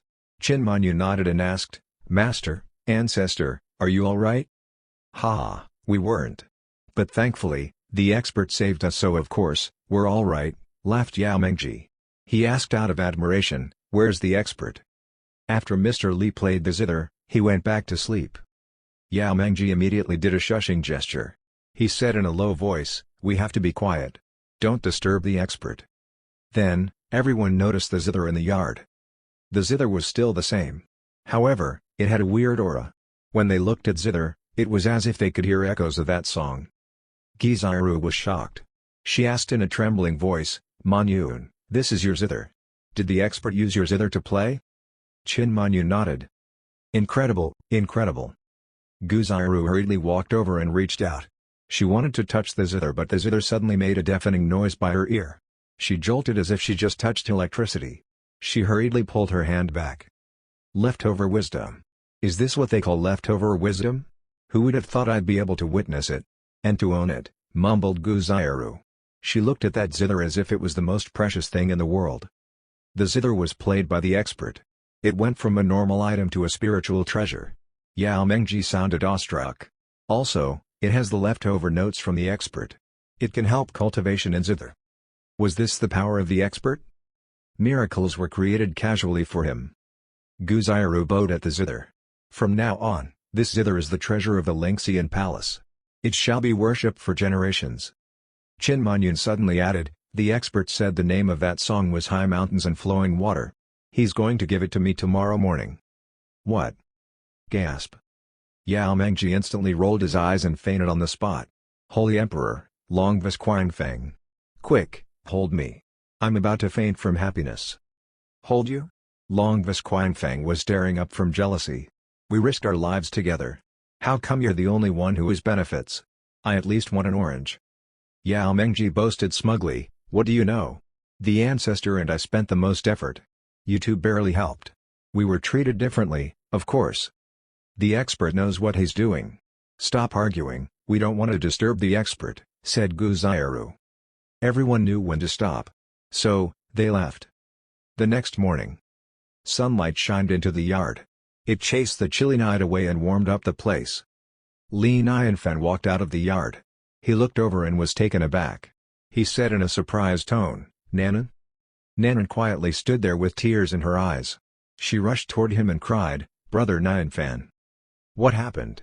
Li Nianfan felt how upset Nanan was. He looked at everyone questioningly. The Holy Emperor coughed and immediately stepped forward to say, Mr. Li, the little girl that those people wanted to capture was Nanan. Thankfully, we found out and saved her. Li Nianfan frowned. Really? Where are those people? The Holy Emperor continued, it's a misunderstanding. We've already dealt with it. They were regretful and they were too ashamed to come over. Li Nianfan sighed softly. He saluted them, thanks, everyone. You must have spent a lot of effort. Those people were very bossy, they would not be reasonable. Thankfully, he had an immortal on his side. They probably dealt with it. Oh yeah, here's the music sheet for high mountains and flowing water. If you don't mind, you can have it, said Li Nianfan as he took out the music sheet. No, of course, I don't mind at all. Thanks, Mr. Li. Yao Mengji felt his heart race. He was incredibly emotional. He accepted the music sheet tremblingly. All right, Nanan. Good girl, stop crying. You're all right now, comforted Li Nianfan. He asked, where's your master? Nanan burst out crying. She wept and sobbed. Master's dead. She held it in for a long while. She finally had the chance to speak about it so she could not stop crying. Li Nianfan went silent. He did not try to talk her out of anything. He let her cry and express her emotions. He thought of that old lady. They only met once but she had left a huge impression. It had only been a few months before she was gone. They said cultivators could not help it. They were all the more dangerous in the immortal realm. Chapter 273, The Milk-Drinking Maniac, Liu Yun Lord Immortal. Nanan cried for a long while. She was truly tired, the type of tired where she was physically and mentally exhausted. She gradually fell asleep. Li Nianfan gently put Nanan down. He sighed softly. The little kid had a rough time. He was ready to take Nanan back. He was not all right with a little girl going back alone. He did not want her to become very powerful, he just wanted her to be safe. Moreover, he had a phoenix and a carp demon in his house. He had a lot of cultivator friends, too, and he did learn a lot of defensive moves. Since someone was holding a grudge against Nanan, they should not stay for long. He thought about that and said, Nanan was probably traumatized. Immortal Gu, when are you going back? Li Nianfan was giving an obvious hint. Gu Xiru instantly understood what he really meant. She hurriedly replied, Mr. Li, we can leave today. Li Nianfan looked at Longvis Qiangfeng. He said in an embarrassed tone, Longvis Qiangfeng, I'm supposed to stay for a few more days, but Nanan's in bad condition. I'm afraid I have to pardon myself. Never mind, never mind. Longvis Qiangfeng almost cried. His hatred grew for those people from the Heavenly Sun sect. What a bunch of ignorant fools. They displeased the expert and forced him to leave so soon. Fine. He lost his lifetime treasure but at least he had a slice of orange. He had the orange peel, too. That was not bad. Be happy with what you got, he thought to himself. Li Nianfan continued, Longvis Qiangfeng, thanks for the hospitality. I have nothing much to give as a farewell gift, just a glass of beautiful wine. If you don't mind, I shall drink to you. Beautiful. Beautiful wine? Longvis Qiangfeng's mind was buzzing. His heart raced and he was perplexed by the sudden opportunity. He remembered when he first came here that Yao Mengji told him about the breakthrough he had from drinking a glass of wine from the expert. He did not have a lot of time left. The breakthrough would be like a second life for him. The expert was about to give him wine? He knew that the expert would not be stingy. He was blessing him with a breakthrough. Longvis Qiangfeng could not control his smile. He was excited and pleasantly surprised. He hurriedly replied, No, why would I mind? I love wine. Li Nianfan laughed. All right, do you have a glass? Yes, yes, yes. Longvis Qiangfeng went away in a flash and swooped back in with several wine glasses. Here we go, wine glasses. Bloop. Li Nianfan took the jar of wine and filled the glasses. He raised his glass and toasted, Thank you all, once again, for Nanan. Cheers to everyone. Mr. Li, cheers to you, too. Everyone followed him by raising their glasses. Their hearts raced when they saw Li Nianfan drink the wine. They mentally prepared themselves and chugged the wine in one go, too. Yikes, ah! They groaned at the spicy, stinging sensation of the alcohol. They shut their eyes and scrunched up their faces. They felt a dizzy kind of buzz. They would have fainted if they did not endure it. Li Nianfan stood up and said his farewells, Longvis Qiangfeng, farewell. Mr. Li. Safe flight. Longvis Qiangfeng was already feeling drunk. Soon, everyone was on the sky ship. Longvis Qiangfeng waved at them. Everyone, visit often. He waited until the skyship took off. Longvis Qiangfeng was flushed. He felt as if his forehead was about to go up in smoke. He could not control it any longer. He opened his mouth and burped. It was a long and deep alcoholic burp. His consciousness started to fade away. He felt like he was heating up. Along with a pop, the problem that had been troubling him for thousands of years suddenly broke through. He had to go through a natural tribulation for him to go from the combination realm to the cross-tribulation realm. Longvis Qianfeng was thrilled yet worried. He felt a strong aura coming toward him. His insights jolted. The interrogation of insights had begun. However, the kickback from the alcohol made him jolt again before he could get ready. The interrogation of insights was over before it had begun. He easily passed the test. Rumble. The sky started to darken with storm clouds. The thunder was loud and the lightning was frantic like silver snakes. A storm tribulation. Longvis Qianfeng was shaking. He was drunk. He looked up at the sky and acted like a drunk maniac. Ha! Natural tribulation? I, Longvis Qianfeng, am going to go against fate along with the expert. Why should I be afraid of natural tribulations? He started to boast and fly around. His white hair and white beard blew in the wind. He was suddenly an arrogant old man who was beyond it all. He boasted, I have the beautiful wine blessed by the expert. I'm not afraid of you. Come on, strike me down. Come on. Boom. A bolt of lightning struck like a long dragon. Yo, what a big bolt of lightning. Storms in the immortal realm are so sudden. Li Nianfan stood on the deck of the sky ship while he watched the stormy weather from afar. He was slightly surprised. Thankfully, he avoided it. Yeah. Yao Mengji looked over and thought to himself, Longvis Qianfeng, the expert has already blessed you with a breakthrough. The rest is up to you. The skyship was fast. Li Nianfan felt countless white clouds pass by. He looked at the ground again and felt much better. Suddenly, Qin Manyun walked out. She said, Mr. Li, Nanan's awake. Li Nianfan hurriedly walked into the skyship. He asked caringly, Nanan, do you feel better? Nanan was in a better mood. She barely smiled and said, Brother Nianfan, I feel much better. Then, she lifted her small hand. She had the Xuan water bracelet in her hand. She said, Brother Nianfan, this is for you. You brought me gifts? What a good girl, laughed Li Nianfan. He took the Xuan water bracelet and wore it. He realized the material was nice. It looked silver and it was heavy. There were odd patterns sculpted on its surface, too. It was all right but it was considered well made. Daji did not have any jewelry. He could give this to her. He wondered if she had returned with the Fire Phoenix. Thank you, I like it a lot. Li Nianfan smiled. He paused because he felt like he needed to mention something. He asked, Oh yeah, Nanan, do you have the power to devour other cultivators' powers? Nanan did not dare to look at Li Nianfan.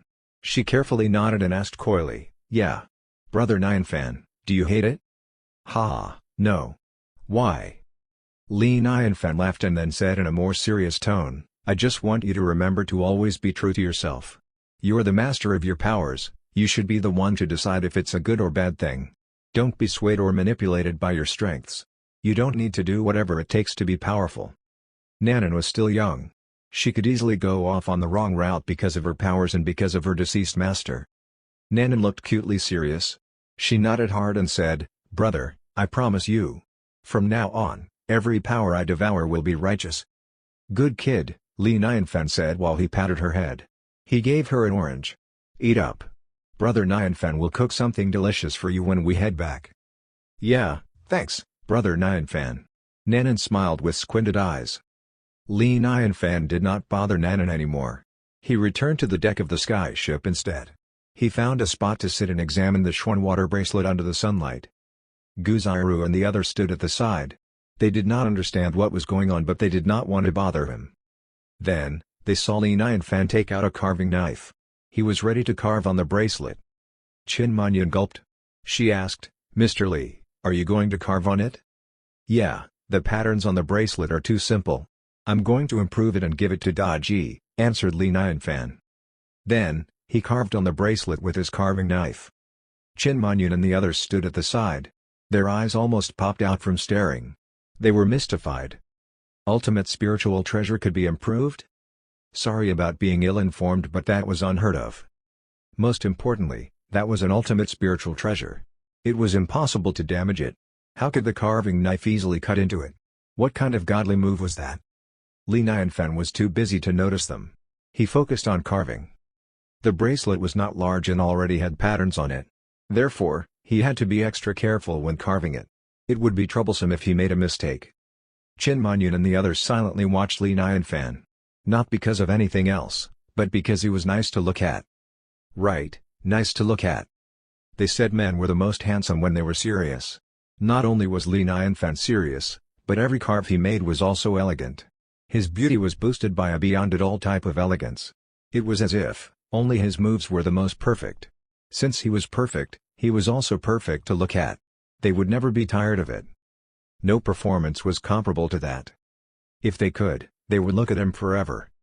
Meanwhile, at the above immortal realm, at the Liu Yun Palace. Compared to its previous glory, the Liu Yun Palace ended up in a tragic mess. It was completely different. The graceful white clouds were gone and half the palace was in ruins. Crushed stones were everywhere, and only half of the palace was still standing, but it was full of damages. There was a lot of charring from the terrible lightning. The disciples of the palace could no longer stay there. They slept on the streets. It was extremely tragic. Most of the disciples were still in a state of shock and confusion. They did not know what happened. Isn't Liu Yun Palace the best sect in the above immortal realm? What happened so suddenly? What's going on with our master? How did he fail like that? A disciple said in a mysterious tone, "Everyone, according to reliable information, our sect master offended a godly Bigshot." I see, I knew something was up. Which Bigshot did he offend? How powerful? The above immortal realm is full of powerful forces, so how would I know? But to be honest, our sect master's indeed too arrogant. Yeah, we're the top sect, but look at all the sacred lands of the above immortal realm. They have Taiyi golden immortals who were the best fighters of the above immortal realm. However, they were extremely low-key. They stayed hidden like air. Arrogance is doom. Remember that girl the sect master captured last time? She was sneakily saved. Then, our Liu Yun Palace turned to ashes. Yikes, scary. They wouldn't care even if they destroyed the Liu Yun Palace. Will this affect us? Should we run? Boom. Suddenly, a big door swung open in the backyard of the Liu Yun Palace. The Lord Immortal walked out. He was still pale, but compared to earlier, he looked much better. His gaze was sharp as he glanced at his disciples. When he looked at the damaged ruins, he looked like he was in pain. Cough. He hurt his wound when he got too emotional. He hurriedly took a sip of the 10,000-year spiritual cream to calm his injuries. He could not wait until he felt slightly better to come out. He wanted to calm everyone down. Everyone. He flew up to the sky in a calm demeanor. He was expressionless. He did not need to look angry to be powerful. Everyone was silent. Don't worry, disciples. The last storm was an accident. It seems like I can't hide it any further, so here's the truth. I'm cultivating a legendary skill that can destroy worlds. He smiled calmly and said in an arrogant tone, however, the skill's too powerful. That's why it attracted such a big natural tribulation. I have already learned it. How about that? As expected, every disciple was in awe. They cheered in admiration. Your training attracted such a strong natural tribulation? It'll kill someone instantly if you use it, right? Awesome. Truly our sect master. I see. That frightened me. They all stood up and congratulated him from the bottom of their hearts. Congratulations to the sect master for gaining a legendary skill. The Lord Immortal laughed. Then, he said in a serious tone, this skill's too powerful. Let it be the Liu Yun Palace's top secret. Don't talk to anyone about it. I won't use the skill unless absolutely necessary either. Everyone nodded understandingly. Got it, we got it. Boom. Suddenly, there was a rumble from afar. They saw a huge figure stomping toward them on a cloud. It was enraged. They looked closer and realized it was the five-color sacred cow. It was on top of the Liu Yun Palace. Its powerful aura overwhelmed everyone. It growled, "Who's the Liu Yun Lord Immortal? Come out right now." Every disciple looked at the Lord Immortal. The Liu Yun Lord Immortal awkwardly forced a friendly smile. He saluted and said, "It's me. What's going on, Cultivator Sacred Cow?" Boom. The five-color sacred cow suddenly attacked the Lord Immortal. It growled menacingly, "Give me my daughter back, or else, I'll stomp your Liu Yun Palace to the ground." The Liu Yun Lord Immortal was distressed. He hurriedly said, "Cultivator Sacred Cow, there must be a misunderstanding. I didn't capture your daughter." His injuries were hurting again. He hurriedly drank another sip of cream. Milky white liquid dripped out from the corner of his mouth. The five-color sacred cow saw that. It was instantly enraged. Lies. You're drinking milk. Arg, I'm so angry. It roared and attacked the Lord Immortal in a flash. The Lord Immortal did not dare to fight it head-on. He could only try his best to avoid the attacks. He almost cried. Cultivator Sacred Cow, please, listen to my explanation. This isn't milk, this is...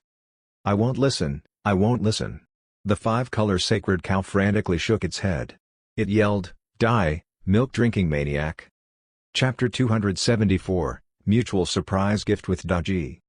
Boom. The five-color sacred cow stomped. Suddenly, the ground gave way, and cracks spread everywhere. The disciples of the Liu Yun Palace frantically ran away. Soon, the cracks spread to the remaining half of the Liu Yun Palace. Crumble. The remaining half of the palace fell apart. The ruins levitated into a huge mountain and crushed the Lord Immortal. The Lord Immortal teared up. He did not expect that his palace would become nothing in mere days. He had nothing left. Life was truly full of surprises. He roared, hurry, everyone, cast the spell. Quick! Quick! This cow's crazy. The disciples were exhausted. They had already casted spells to withstand the natural tribulation and were injured from it. Now, a Taiyi golden immortal cow suddenly attacked them? They were worried that they would die from that. Soon, they got into formation. Endless spiritual lights beamed to the sky, activating the defense spell. The Liu Yun Lord Immortal looked serious. He casted spells for all sorts of shields. Boom. The big mountain rocks crashed on the shields. Rocks were flying everywhere like meteors, creating holes everywhere. Some mountains were instantly flattened. The Liu Yun Lord Immortal groaned. He stepped back, blood dripping from his mouth. He drank the 10,000-year spiritual cream again. The five-color sacred cow was in disbelief. It was utterly pissed as it said, "You dare drink milk in front of me? You're instigating me. I'll fight you to death." It stomped angrily. Power of law came rolling in. It almost created a crack in time and space. Everything was falling apart quickly. It was still attacking the Liu Yun Lord Immortal. The Liu Yun Lord Immortal almost spat out blood. His hair stood on end as he used his powers. He felt his skin crawl knowing he was in grave danger. Spells and items were fully used but they were defenseless, too. Suddenly, a disciple screamed, "Sect Master, stop hiding your powers. Use that signature legendary move." "Yeah, Sect Master. It's an absolutely necessary moment. Don't you have a world-destroying skill?" "I have a feeling that the skill's extraordinary. We can finally witness it today." "Nonsense legendary skill." The Liu Yun Lord Immortal groaned. He was still trying to save face. "Everyone, my skill's too powerful. It isn't appropriate for me to use it here. I'm afraid I'll accidentally hurt you all." He looked at the five-color sacred cow and suddenly beckoned, "Come on." The mockery was effective. The five-color sacred cow yelled angrily while it sprinted toward him. The Liu Yun Lord Immortal immediately ran. "Everyone, I'll lead the cow to another area. Wait for my good news when I return victorious." On the other side of the above immortal realm. The Eastland. It was covered in ice. The place had a creepy kind of chill. The ice had not melted for millions of years. It was not ordinary ice and it was glistening and shimmering like crystals. It was a sacred land in the above immortal realm, also known as the Ice Palace. A lady stood on the ice cliff in a light blue chiffon dress. Her long hair covered her shoulders and her skin was pale. She was gorgeous. The view seemed less stunning with her around. However, she looked sad. It was not a temporary sadness. It seemed like she was remarkably sad and could not hide it, as if she had been sad for a long time. Her sadness made her look pitiful. She looked across the horizon. It was as if she wanted to see the other side of the realm.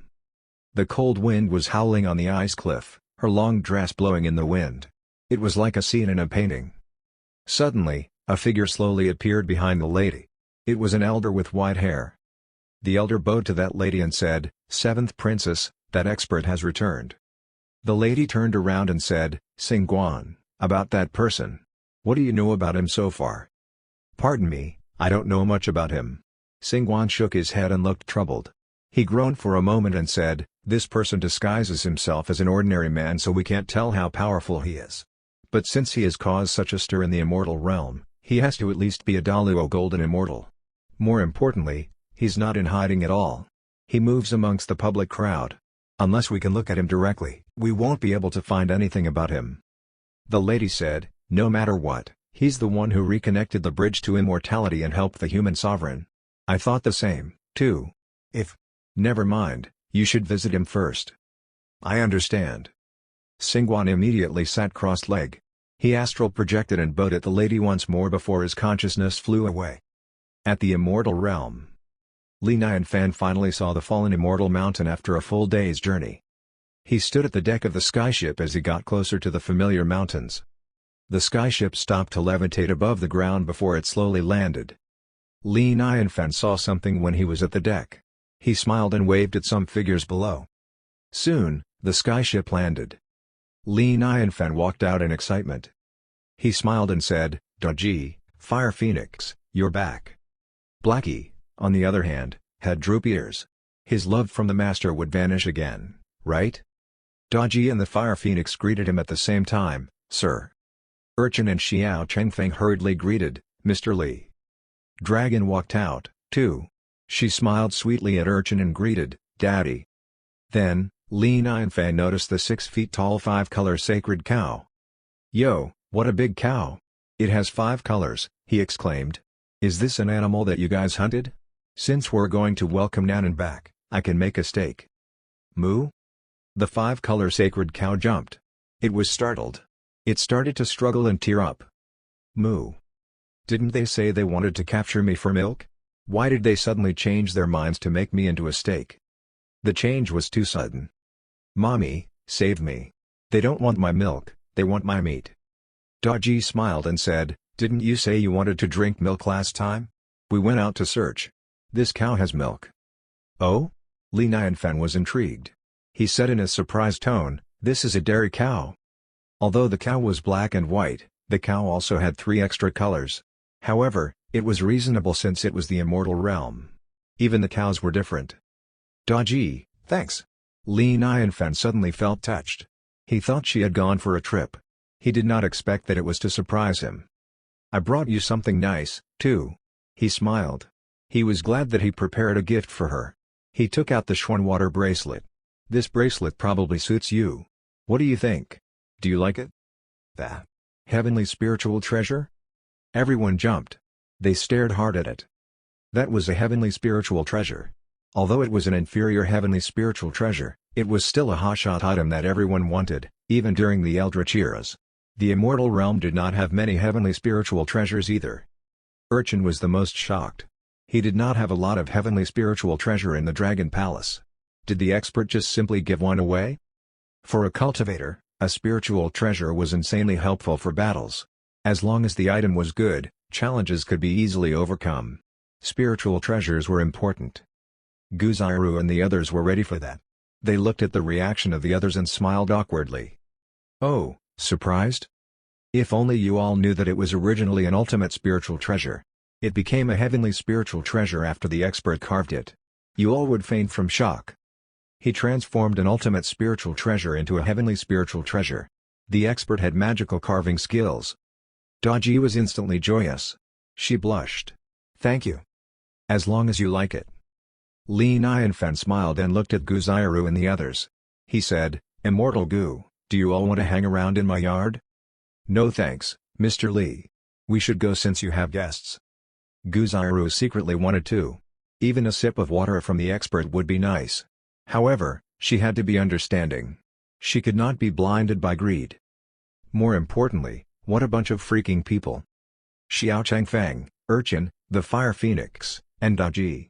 She was stressed out being in the presence of the big shots. How could she shamelessly stay as a puny immortal? She had to let it go. "Thanks, everyone, for taking care of me these few days." Li Nianfan saluted, "Farewell." Yao Mengji and the others immediately replied, "Mr. Li, goodbye." Then, Li Nianfan and the others walked into the 4-part architecture. Li Nianfan looked at Daji. He suddenly felt a pair of little eyes staring at him. He noticed something and was instantly intrigued. "Huh, little fox? Daji, you finally brought your sister." The little fox was adorable and snow-white. She almost blended in with Daji, who was wearing something white. Its 9 tails wrapped around Daji like a belt, which was why Li Nianfan did not notice it at first. She carefully observed Li Nianfan with her big eyes. Was that the legendary nine-tailed fox? She was not as scary as described in stories. But she was indeed beautiful and so cute. Li Nianfan smiled and asked, "Little fox, do you know me?" "Yes," said the little fox hesitatingly. She seemed to be shy and nervous. Daji passed her over to him. "You can hug her." "All right, I'll try." Li Nianfan was not scared. He was excited. He smiled, carrying the little fox while gently caressing her smooth fur. So comfortable. A feeling that he had missed. He remembered how it felt when he touched the six-tailed fox. However, the fur of a nine-tailed fox felt even better. Softer, smoother, and more importantly, warmer. She was like the best pillow, very lovely to touch. Chapter 275, No Manners, Be Gone. Daji silently glanced at the little fox in his embrace. She was envious. Her master hugged her like that, too. It was a nice feeling. She thought that her sister was so lucky. She wanted to exchange positions with her. The little fox was shaking with hesitation though. Was he flirting? Should she resist? Would her sister be jealous? Her mind was muddled. She hid her head like an ostrich in the end. Soon, everyone followed Li Nianfan into the four-part architecture. Creak. The door opened. Xiao Bei stood at the door and bowed like a gentleman. "Welcome back, my noble master. Welcome, guests." "Xiao Bei, hurry up and prepare some tea." Li Nianfan paused. Then, he corrected himself, "Wait, no, you should prepare some beautiful wine instead." Xiao Changfeng was intrigued. "Wine? No wonder it smells like good alcohol here." He already smelled the aroma before walking into the four-part architecture. Li Nianfan laughed. "Yeah, and it's a beautiful wine. Please." The wine had been brewing in the cauldron while they were away for a week. The aroma had grown more intense. He ushered everyone to take a seat. Xiao Bei carried the wine glasses and filled them for the guests. Li Nianfan raised his glass. "Come on, cheers, everyone." "Mr. Li, cheers." Urchin and Xiao Chengfeng did not dare to reject him. They hurriedly raised their glasses and chugged the wine in one go. Arg. Good wine. They were shocked because they were powerful but still felt that punch from the wine. They were starting to get flushed, too. The troubles that were bothering them for years were being solved by the alcohol. They looked at each other in extreme shock. The effectiveness was scary. It was too incredible. The wine was a precious one-of-a-kind treasure. The benefit of following the Bigshot around was getting free food. Every single meal, every bite, and every sip were breakthroughs. "If you like it, I'll get Xiao Bei to pour another glass for you. But the alcohol in this is very strong, so don't get addicted." Li Nianfan was half joking. Then, he said, "Drink up first, I'll find a spot for the cow to settle down in the backyard." "No worries. Go ahead, Mr. Li," said Xiao Chengfeng and Urchin. They understood what Li Nianfan truly meant. The expert was trying to hint to them that it was not good to overdrink the wine. They had to drink moderately. Otherwise, it would affect their brains. It would be too late if they got too drunk. "I want to drink, too." The little fox leapt onto the table, coyly looking at Li Nianfan. Nanan and Dragon had glistening eyes, too. "Brother, we want to try it, too." Li Nianfan stopped. He looked at them. He suddenly felt like he was looking at three problematic underage girls. He helplessly said in a troubled voice, "Xiao Bei, pour them some, too. Remember, only a little bit." "Yes, my noble master." "I'll follow you to the backyard," said Daji. She pulled the five-color sacred cow to the backyard. The five-color sacred cow was traumatized. It was one lonesome cow in a field of enemies. More importantly, it was surrounded by a bunch of freaks. They sealed its powers and would not even allow it to talk. They told the cow that from now on, it was an emotionless dairy cow. How rude. What a dark life for a cow. It looked at Li Nianfan weakly. Was he going to milk it in the backyard? Should I let him? If I don't, will he turn me into a steak? It anxiously went to the backyard. Its nose twitched as soon as it reached the backyard, sniffing the nice herby aroma. Yummy. Super yummy. It immediately stopped feeling sad. It slurped its saliva back up and looked around. Then, its eyes almost popped out of its skull. The land was covered with spiritual herbs? How was this possible? It looked down at its hooves. The grass was all spiritual herbs. What was going on? It went blank at the magical sight. It would not dream of something like this. Those were spiritual herbs. Its mother was an elite being in the above immortal realm, but they were very lucky if they could even bring back some spiritual fruits to eat. For thousands of years, it had only heard of spiritual herbs but never had the chance to taste them before. Was it in paradise? It stood there for a while. It glanced around and suddenly saw oranges hanging from a tree. The golden oranges were round and plump, hanging high up in the tree. They had a sheen under the sunlight and they emitted an alluring orange scent. Oranges. The five-color sacred cow was excited. The orange peel was so delicious. The fruit itself must be beyond tasty. Could it taste the oranges? All right, don't be scared. This is your new home from now on, Li Nianfan said as he patted the sacred cow. He smiled and said, "This land's pretty nice. As long as you keep producing milk, I won't let you starve." Is he going to let me eat the spiritual herbs? The sacred cow looked at Li Nianfan and its ears trembled. It could not believe its ears. It licked its lips and finally caved into the seduction of food. It chewed on a small pinch of spiritual herbs. "I did it, mother. I ate the spiritual herb. Boo-hoo." The sacred cow was feeling extremely emotional, it almost cried. It noticed Li Nianfan did not react, so it proceeded to chew and slurp the grass like noodles. Was that how spiritual herbs tasted? Delicious. Sacred cows were supposed to eat something as delicious as this. It shined brightly as hot tears streamed down its face, tears of happiness. Moo. Moo. It mooed softly. It could not speak, but if it could, it would say, "I have to tell my mommy about this. She has more milk than I do. Can I call my mommy? Boo-hoo, mommy, these people aren't freaks. They didn't lie to me. They were really looking out for us. Seems like it likes the grass here." Li Nianfan smiled. Then, he said, "Dodgy, look after it. I'll try to milk it. It's been a long time since I had milk. I can't wait." He rolled up his sleeves while he spoke. He placed a wooden bucket underneath the cow and squatted. He reached out with his perverted hands. He squeezed and milk instantly squirted out. Li Nianfan was pleasantly surprised. "Yo, this cow's nice. It has a lot of milk." Soon, he had half a bucket full of milk. Li Nianfan stopped. It was enough. "Thank you." Li Nianfan patted the cow. Then, he carried the bucket and left. Urchin noticed Li Nianfan coming back. He immediately asked, "Mr. Li, is the milking process successful?" "Ha, very successful. I got a lot of milk." Li Nianfan laughed and put the bucket down. He groaned for a moment and said, "I have nothing to serve you all today, but I do have milk. I should make papaya milk and junket for you all." Papaya milk and junket? Everyone was taken aback. Li Nianfan laughed. "You'll find out what it is later. The weather's cool, and this stuff is great for skin replenishment. It has other benefits, too, and of course, it's also quite tasty." He started to make it. Papaya milk and junket was easy to make. All he had to do was remove the peel from the papaya, dice it, and set it aside. Then, crush the almonds into powder and pour in a nice amount of milk, stirring it well while it boils. After an hour or so, mix in the papayas. Of course, Li Nianfan also added honey to increase the sweetness. It was a dessert that focused mainly on the ingredients. No skill was required to make it. Li Nianfan made the dessert while chatting casually with everyone.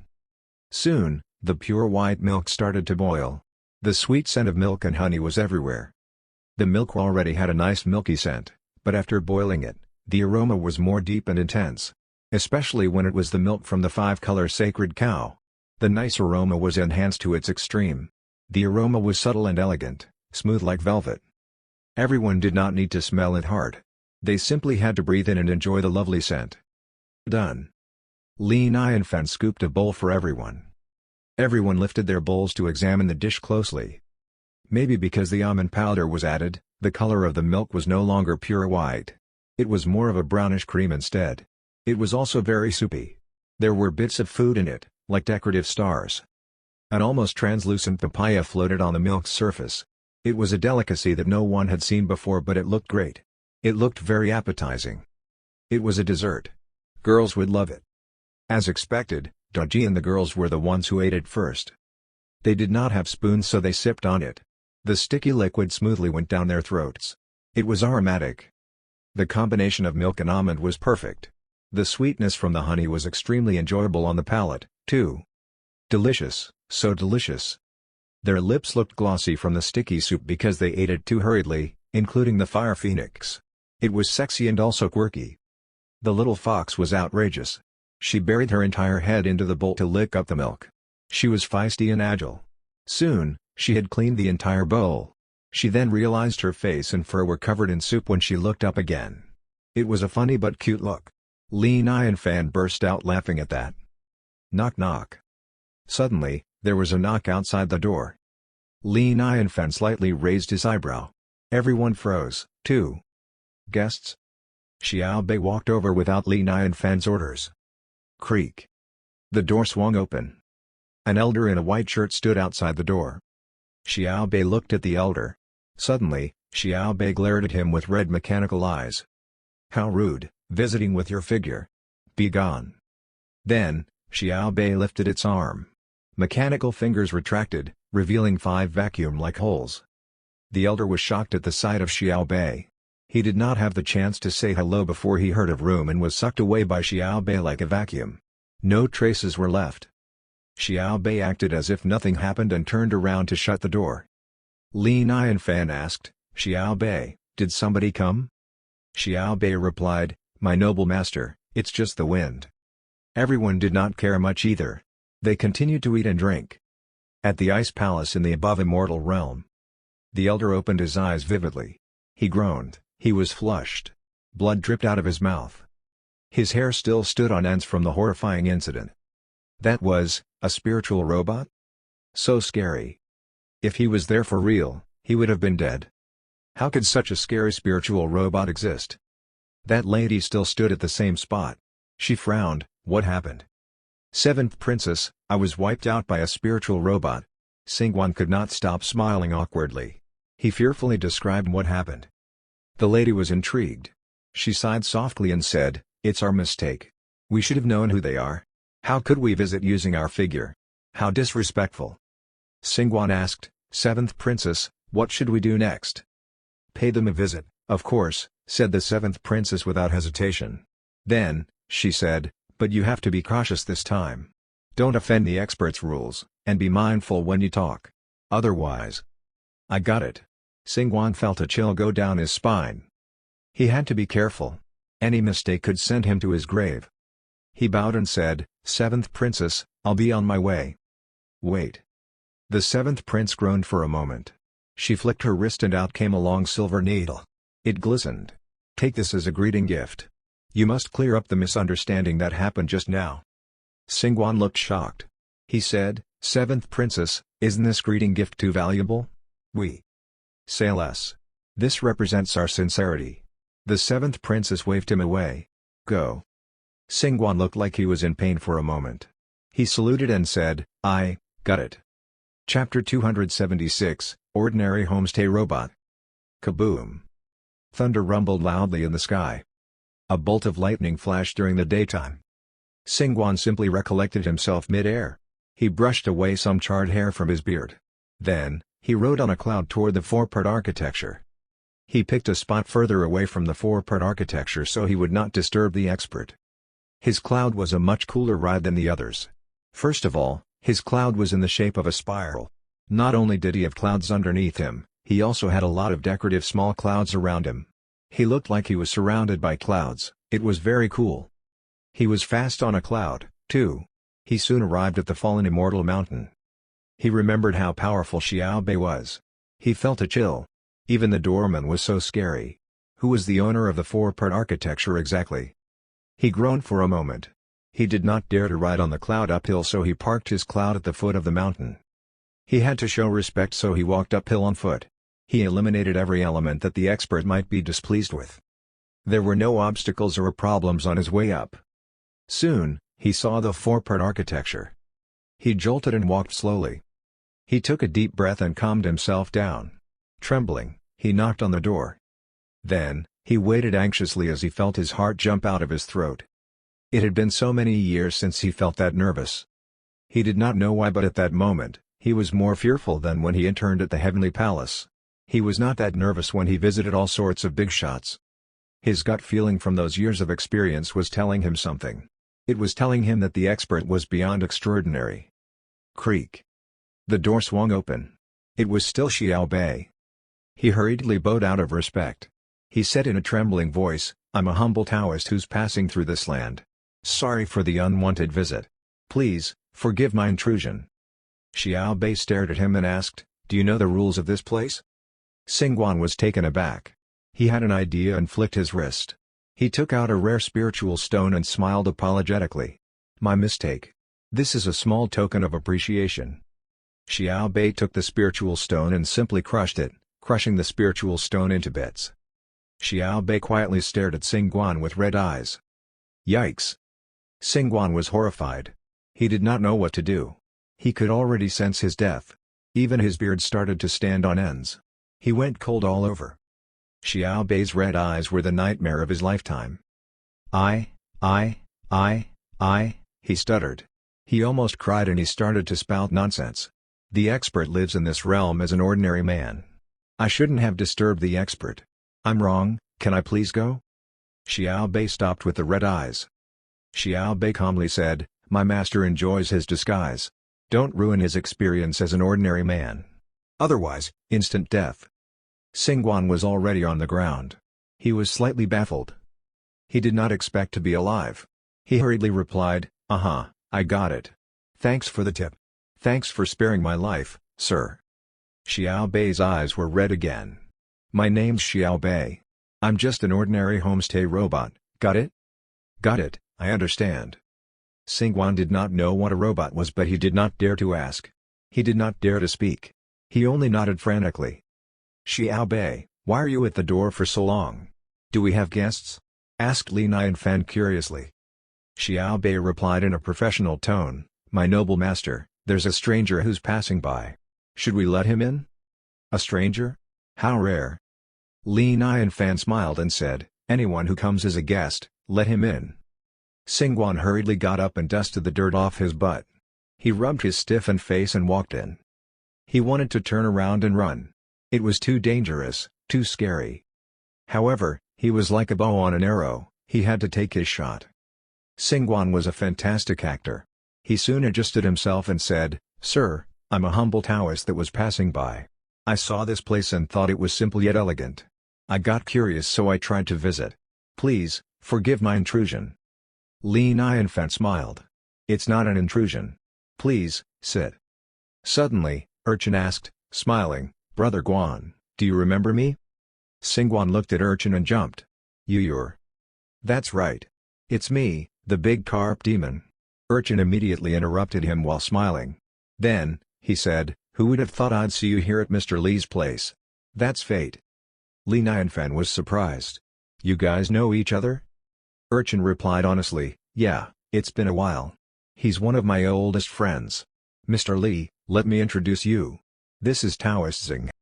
It seemed like the old man was also a cultivator. So, Urchin was a carp demon.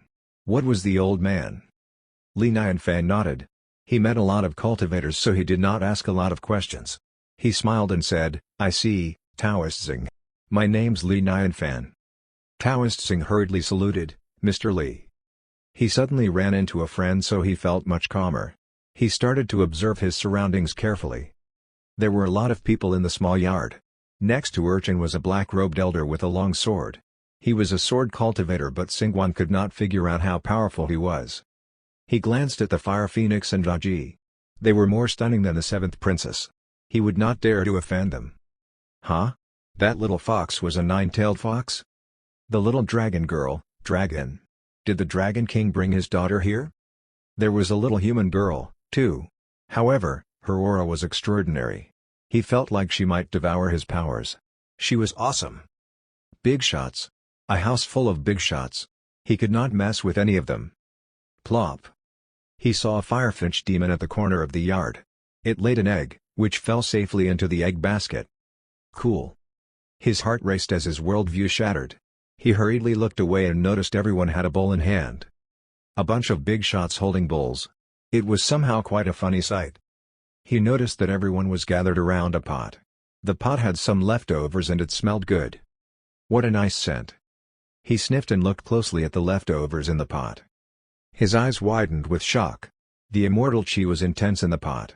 Power of law seemed to flow in it. Although it was just the leftovers, it still felt overwhelming.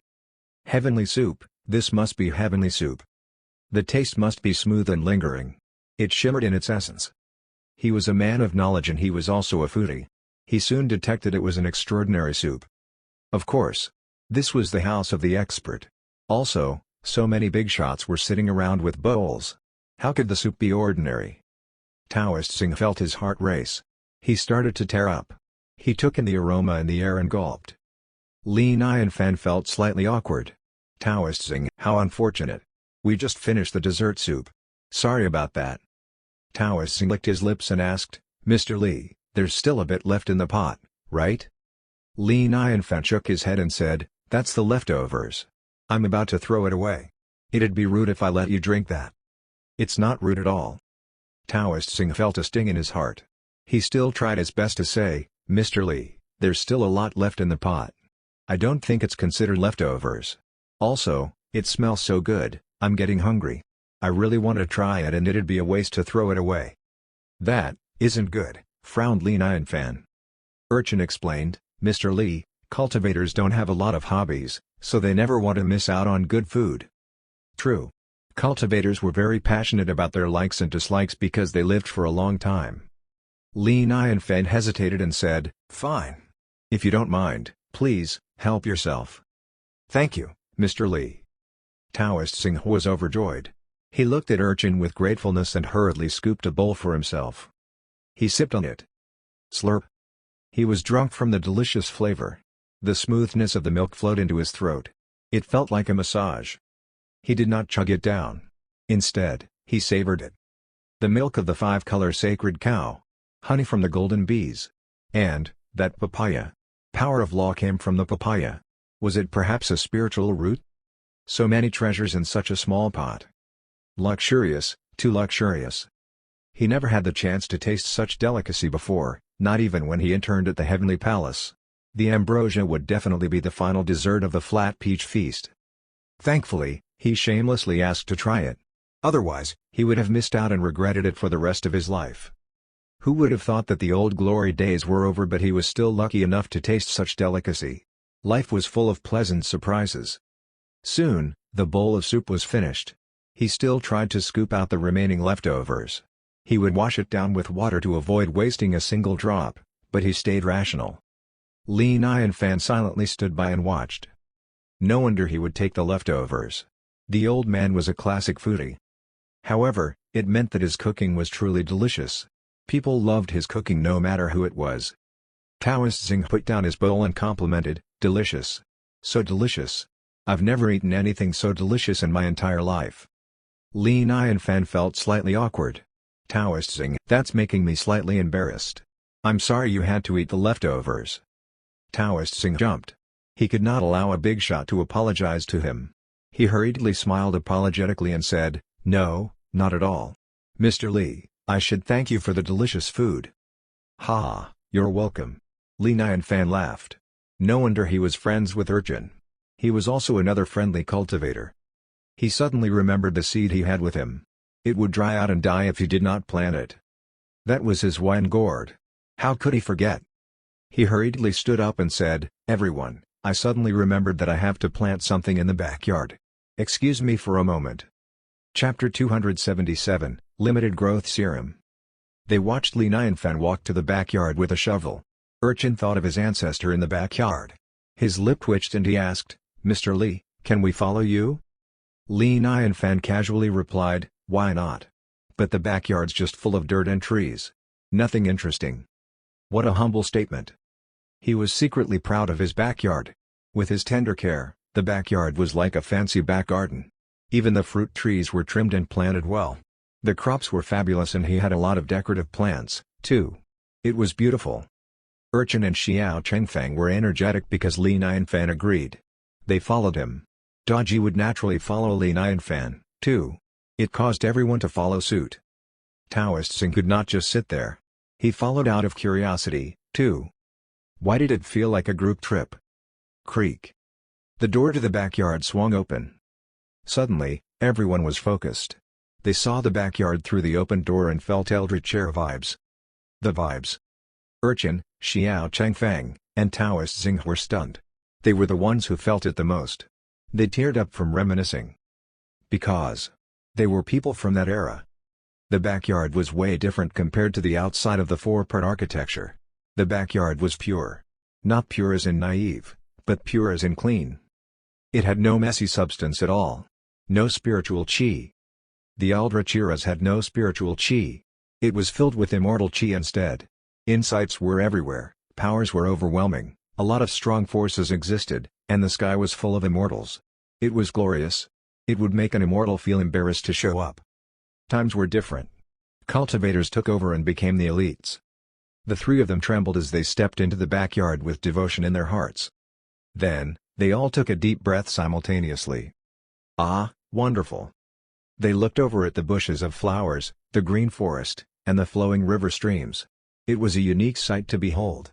It did not look much different from ordinary scenery, but it did somehow feel like heaven. It was kind of like looking at the same clothes. They looked the same, but they could tell it was made from different materials. The materials were too different. Taoist Xing observed closely. He was reminiscing about a previous era, but he was also trying to achieve a mission. Incredible, the place was incredible. Seventh Princess, you can't possibly imagine what the place looks like. He's a massive Bigshot. He first saw the five-color sacred cow who was eating the grass. It wagged its tail and looked at everyone curiously. When the sacred cow saw Nanan Fan, it spread its legs like it was ready to be milked. How self-aware. Then, he saw the surrounding plants. A lovely fruity scent could be smelled. He did not need to cultivate to feel his powers growing. He finally knew why that papaya contained the power of law. It was because the papaya was from the backyard. It was filled with spiritual plants. He looked at the tree again. It was full of fruits, glistening and cool. They were all spiritual fruits. When he interned at the Heavenly Palace, he would only have one spiritual fruit every 100 years if he was lucky. He was from the Eldrachiras and he survived natural tribulations. He was a man of knowledge and he considered himself a calm person. However, he was still shocked by the backyard. Incredibly terrifying. Buzz. A little bee happily buzzed by in the flowers as it collected honey. A few curious bees surrounded Taoist Xing. It made him stiffen up. He did not dare to move. Golden bees. Those were golden bees. Even in Eldrachiras, the Heavenly Palace spent a lot of costs to capture it. In the end, they could not even tame a golden bee. Did the golden bees settle down in the backyard? No wonder the expert could simply drink milk from the five-color sacred cow and eat honey from the golden bees. Those were just the tip of the iceberg in his backyard. Truly the life of a Bigshot. Unimaginable happiness. Li Nianfan noticed that everyone was mesmerized. He laughed and asked, "How is it? Is it nice?" Nice. Super nice." Urchin and the others nodded. They were beyond shocked. They had lived for a long time and they knew they had a fancy vocabulary. However, they could not think of words to compliment the place. The backyard was indescribable. "I thought so, too," laughed Li Nianfan. Then, he said, "Too bad I still have a lot of empty spaces. I worried that my plants are too repetitive. It would affect the look, so I cleaned it out and waited for new things to plant. I'm not sure when I can fill it up." He looked excited. As a certified farmer, he wanted his back garden to be perfect. However, he had not found the suitable plants yet. The immortal realm was great, but there was too little variety in plants.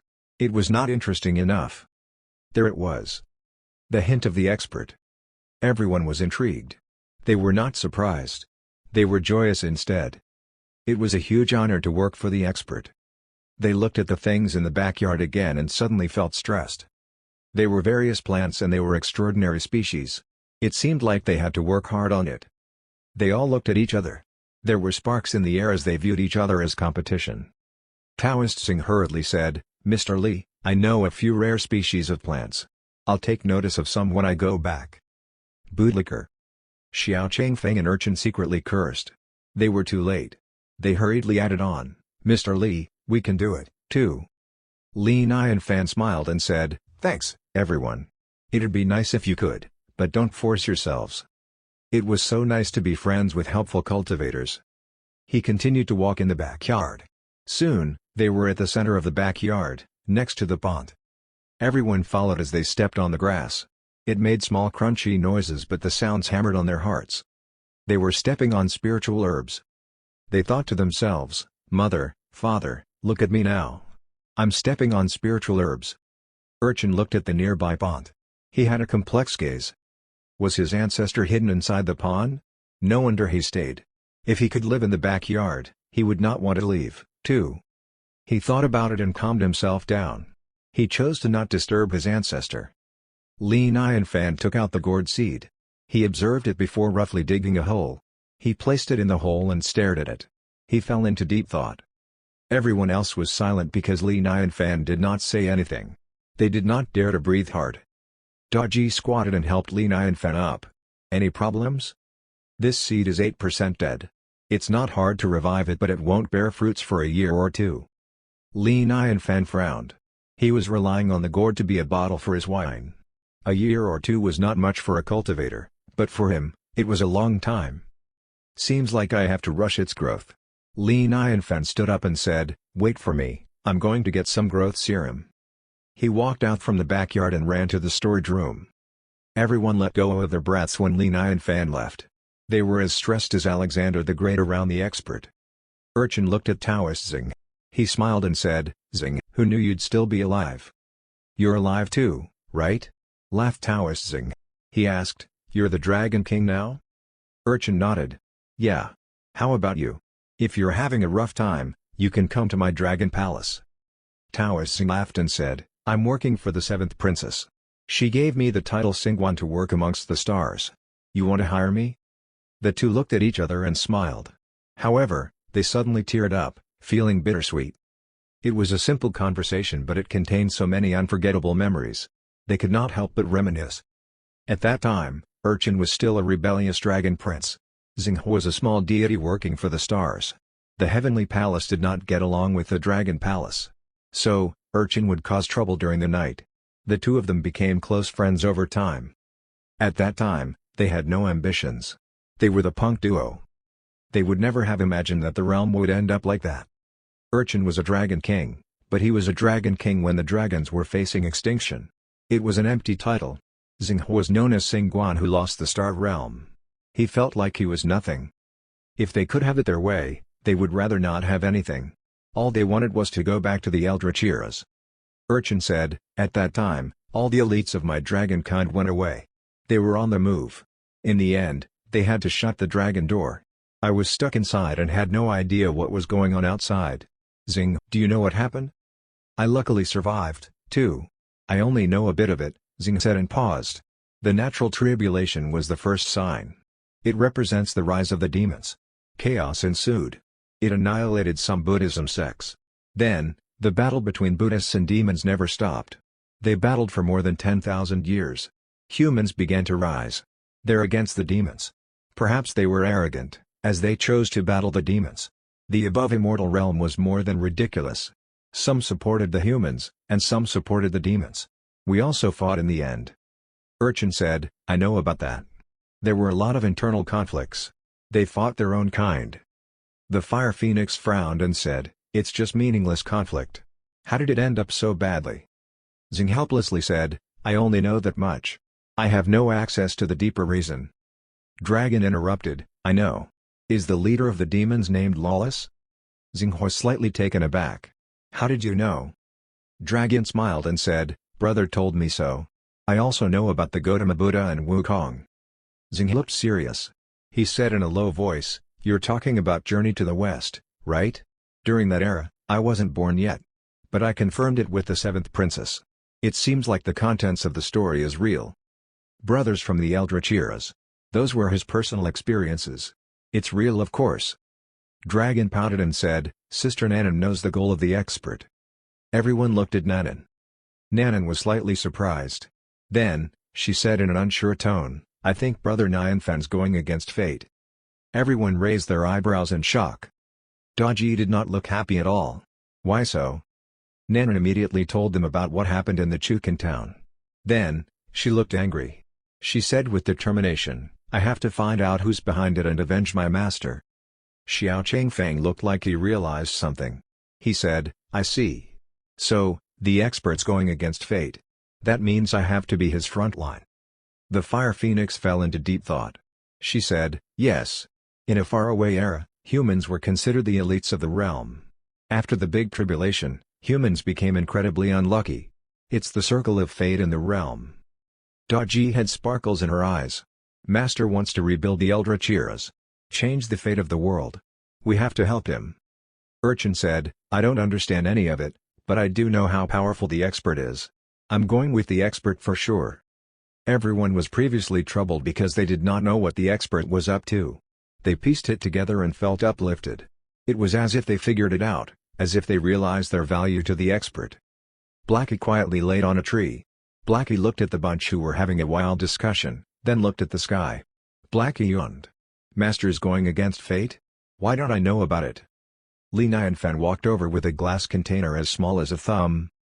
Everyone stopped talking and looked at the small glass container. It was filled with a translucent liquid, not much different from normal water.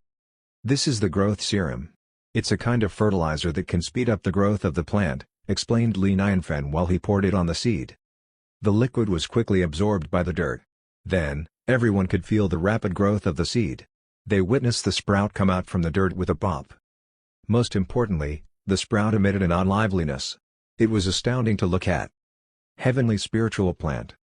Was the seed a heavenly spiritual plant? Moreover, was the growth serum so effective? It could speed up the growth of a heavenly spiritual plant? A heavenly spiritual root was raised by the realm. It would not fully grow unless it has been millions of years. This. Taoist Singh felt his worldview crumble. His mind was buzzing. He could not believe what he was seeing. It could not be described as legendary.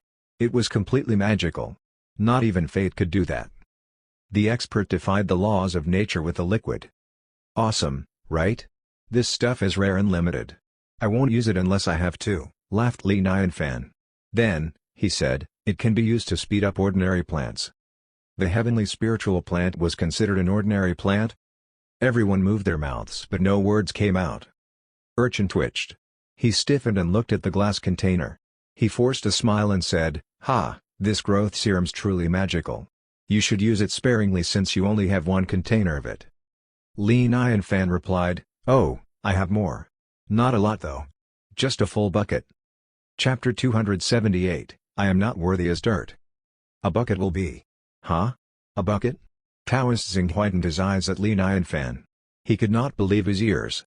Li Nianfan nodded, yeah. Mainly because the growth serum's too hard to make and the ingredients are hard to get, too. So, I have to use it sparingly. Limited stuff is precious, after all. The bucket of growth serum was awarded to him by the system. If he made it himself, he would need a lot of equipment. Moreover, it was a tedious process. Li Nianfan did not plan to invest in science in the immortal realm. He simply forgot about it. Ha, you could make it? But you didn't because it's hard to make? Is that how a Bigshot usually speaks? Sorry, I'm not used to it. Everyone lost their ability to think. They were stunned by how cool he was. Can saints create a serum like that? No, wait, can serum speed up the process of a heavenly spiritual plant? More importantly, the seed was an extraordinary heavenly spiritual plant. It was a holy seed. They were not saints, so they could not understand how powerful a saint was. However, it would be difficult for a saint to do so. Li Nianfan looked at the sprout of the seed. He instantly laughed. That's better, much faster. He looked at the glass container at hand that had very little serum left. He was too lazy to bring it back. He walked over to a nearby tree and poured out the remaining serum. The little tree had a strong stem. The leaves were green and glistening. It looked like it was growing neatly. It was a kind of decorative tree. It would look good when it was fully grown. It would be decorative for the backyard. The liquid was instantly absorbed by the little tree. The branches moved with the wind. The leaves were instantly brighter. An indescribable aura appeared and everyone noticed it. It seemed like the realm was starting to change again. No one was sure what it was. However, they felt it. The immortal chi of the backyard was more intense. They stared at the little tree in a daze. They suddenly wanted to worship it. All right. I'm done. Time to go. Li Nianfan pulled them back to reality with his voice. They instantly snapped out of it. They were sweating. They all looked at that small tree anxiously and tried to conceal their shock. Heavenly spiritual plant? Or more than that? They could not imagine what it was, but they knew they could not mess with it. They watched Li Nianfan return to the yard. Everyone took a final look at the backyard, then slowly followed Li Nianfan. They looked at the 5-color sacred cow. Urchin was envious and jealous of the cow. He whispered in a low voice, "If I could, I'm willing to be that cow in the backyard. It gets to stay in paradise just by producing milk. How lucky." Xiao Chengfeng whispered back, "If I could, I'd be one of the little bees. They can stay here and collect honey from spiritual plants." Taoist Singh said, "I'll be a spiritual herb here. I'd be happy to be a blade of grass." They started to argue about the ridiculous topic. "I'm willing to be a leaf here. I'm willing to be a drop of water here. I'm willing to be the dirt here." Suddenly, the fire phoenix chimed in. She sneered, "Look at the dirt beneath your feet. Are you even worthy?" Urchin and the others were slightly taken aback. They looked at the reddish-brown dirt under their feet. They noticed that the dirt was equally spread. It did not feel dirty at all. The dirt would not cling to their feet because it had no interest in doing so. Urchin picked up some dirt. So heavy. He picked up a small pinch of dirt. He almost could not lift it. He was a dragon, he was not a weakling. Such scary dirt. The dirt was filled with the power of weight and the power of life. He smiled awkwardly and put down the dirt. "Dirt, sorry for the disturbance. I'm not worthy." Taoist Xing asked in his most seductive voice, "Goddess Fire Phoenix, can I pack some dirt back?" The Fire Phoenix smiled. "I want to find out, too. You can try to pack it and take it away." Xiao Chengfeng gulped. "Goddess Fire Phoenix, can the dirt be eaten?" Soon, they were out of the backyard. Urchin watched the backyard door close slowly. He felt sentimental. "Ancestor, you're living in such bliss." Then, he looked at his oblivious and ungrateful daughter. He said, "Dragon, this backyard is a marvelous place. It's a great honor to be working for the expert. Go play in the backyard more when you can." "What's so fun about the backyard?" pouted Dragon. "I have to chop wood and carry buckets of water every day in the backyard. So tiring." Urchin stopped breathing. He almost died from depression right there. He pursed his lips and stopped talking. That's not a sentence from someone with a conscience.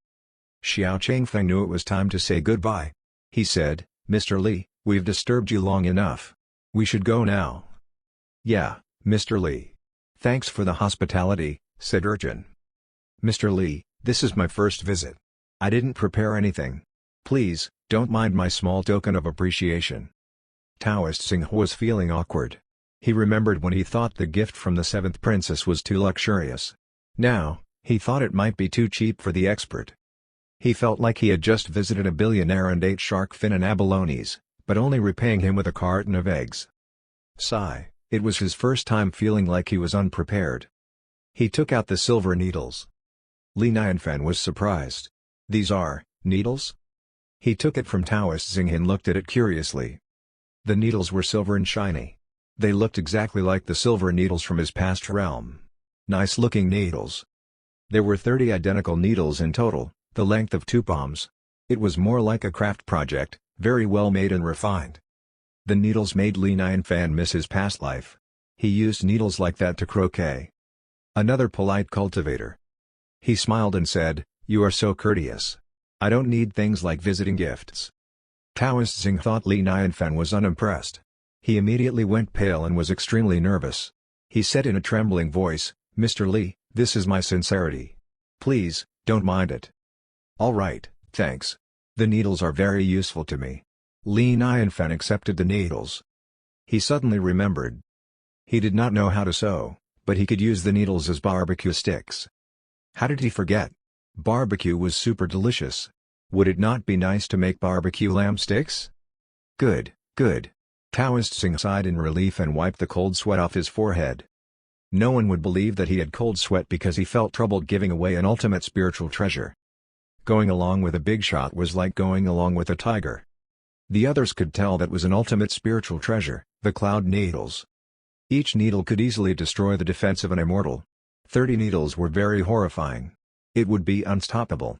More importantly, the needles could be merged into one for a stronger attack. The attack was as good as a heavenly spiritual treasure. However, It was indeed too cheap. The expert simply gave Daji the bracelet, which was a heavenly spiritual treasure. What about it? Everyone shook their heads.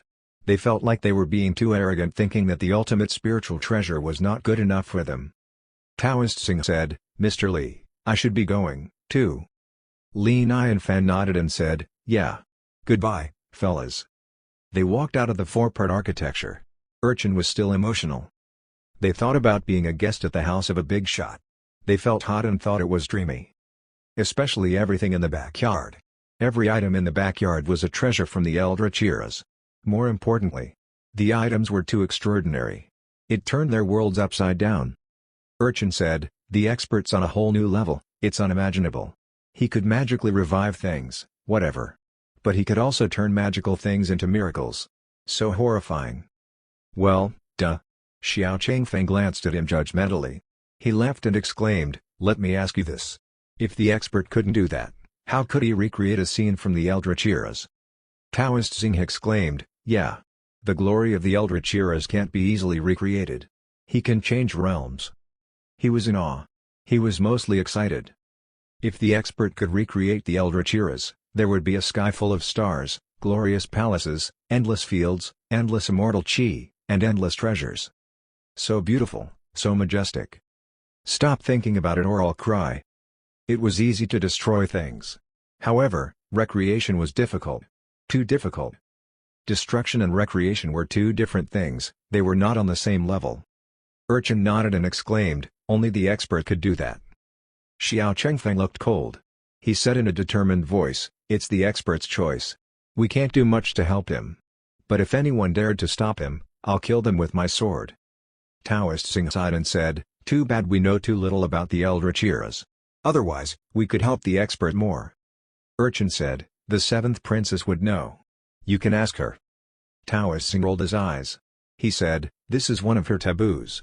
How can I ask?" Xiao Chengfeng suddenly asked, "Cultivator Urchin, isn't your ancestor alive? You could ask your ancestor." "How did you know?" Urchin looked at Xiao Chengfeng with shock. Then, he sighed and said, "Dragon told you? That kiddo's so unreliable." Xiao Chengfeng silently looked at him. He calmly said, "That five-color sacred cow told me so." Urchin was baffled. "Oh? Really? I see." Taoist Singh was weirded out by the side. "Your ancestor? The old Dragon King?" "Yeah. Seems like I can't hide it anymore. This is the biggest secret of the dragons, so please, don't tell anyone that my ancestor's still alive." Urchin said in a mysterious voice, "Also, my ancestor's living in the expert's backyard." Gasp. Taoist Singh twitched. He was not shocked that the old Dragon King was alive. Instead, he was shocked that the old Dragon King lived in the expert's backyard. He twitched for a while and slowly got a grip of himself. He said in a jealous voice, "What a breakthrough, what a huge opportunity. Your ancestor's so freaking lucky. I'm so envious." Sigh, "I feel the same way, too." Urchin was slightly sad. His ancestor and his child had such breakthroughs while he was caught in the middle. What a miserable situation. He reminded them, "My ancestor doesn't want to be found out. Please, keep it a secret." "Don't worry, my lips are sealed." Taoist Singh nodded and smiled. Then, he flew away. "Today's too important. I have to report everything to the seventh princess.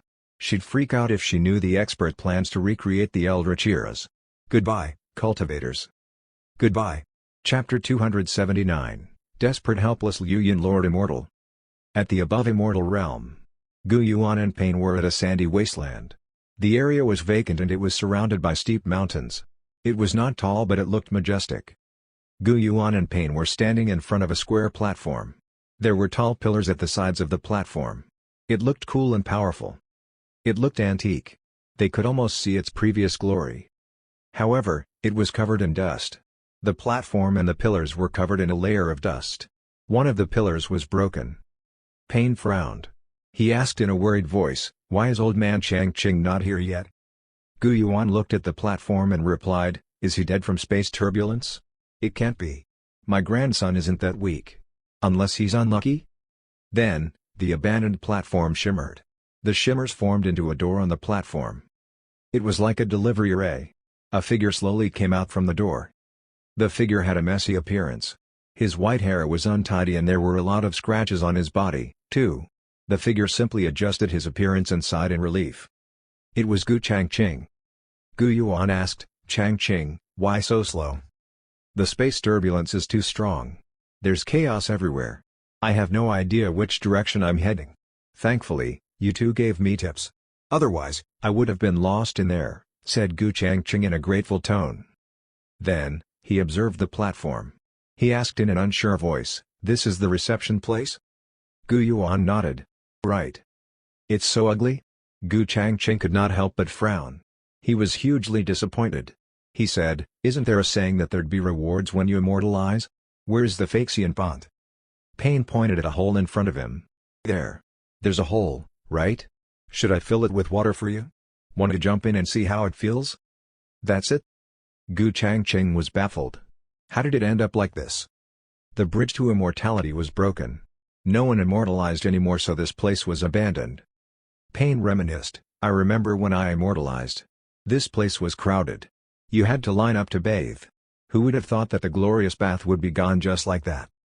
Gu Changqing was not having it. "What about me then?" Gu Yuan said, "Give it a rest. The above immortal realm is far from the previous eras. Immortal chi is decreasing year after year. We have to fight for immortal chi as a resource, and the water from the pond was drunk dry." Gu Changqing frowned in realization. They drank the water from the pond. What a bunch of animals. Payne did not look happy. "Shut up. It's not easy for anyone these days. You just immortalized, go sign up at the Azureville Sect." "Oh, yeah. Something huge happened in the above immortal realm recently. Let's talk while we walk." Gu Yuan looked excited, so it had to be good news. The three of them rode on clouds towards the Azureville Sect. Gu Changqing asked excitedly, "Grandpa, what is it?" Gu Yuan asked in a low voice, "Do you remember the Lord Immortal I told you about?" Gu Changqing nodded. He remembered that the Lord Immortal was a golden immortal. Extremely powerful with immortal chi flowing in him, the terrifying golden immortal. He said worriedly, "I remember that the Lord Immortal captured the ancestor's lover." Gu Yuan nodded, "Yes, but actually a lot of things happened.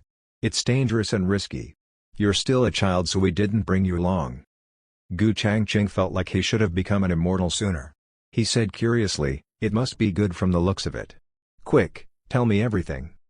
"All right, here's what happened." Payne and Gu Yuan told him every detail.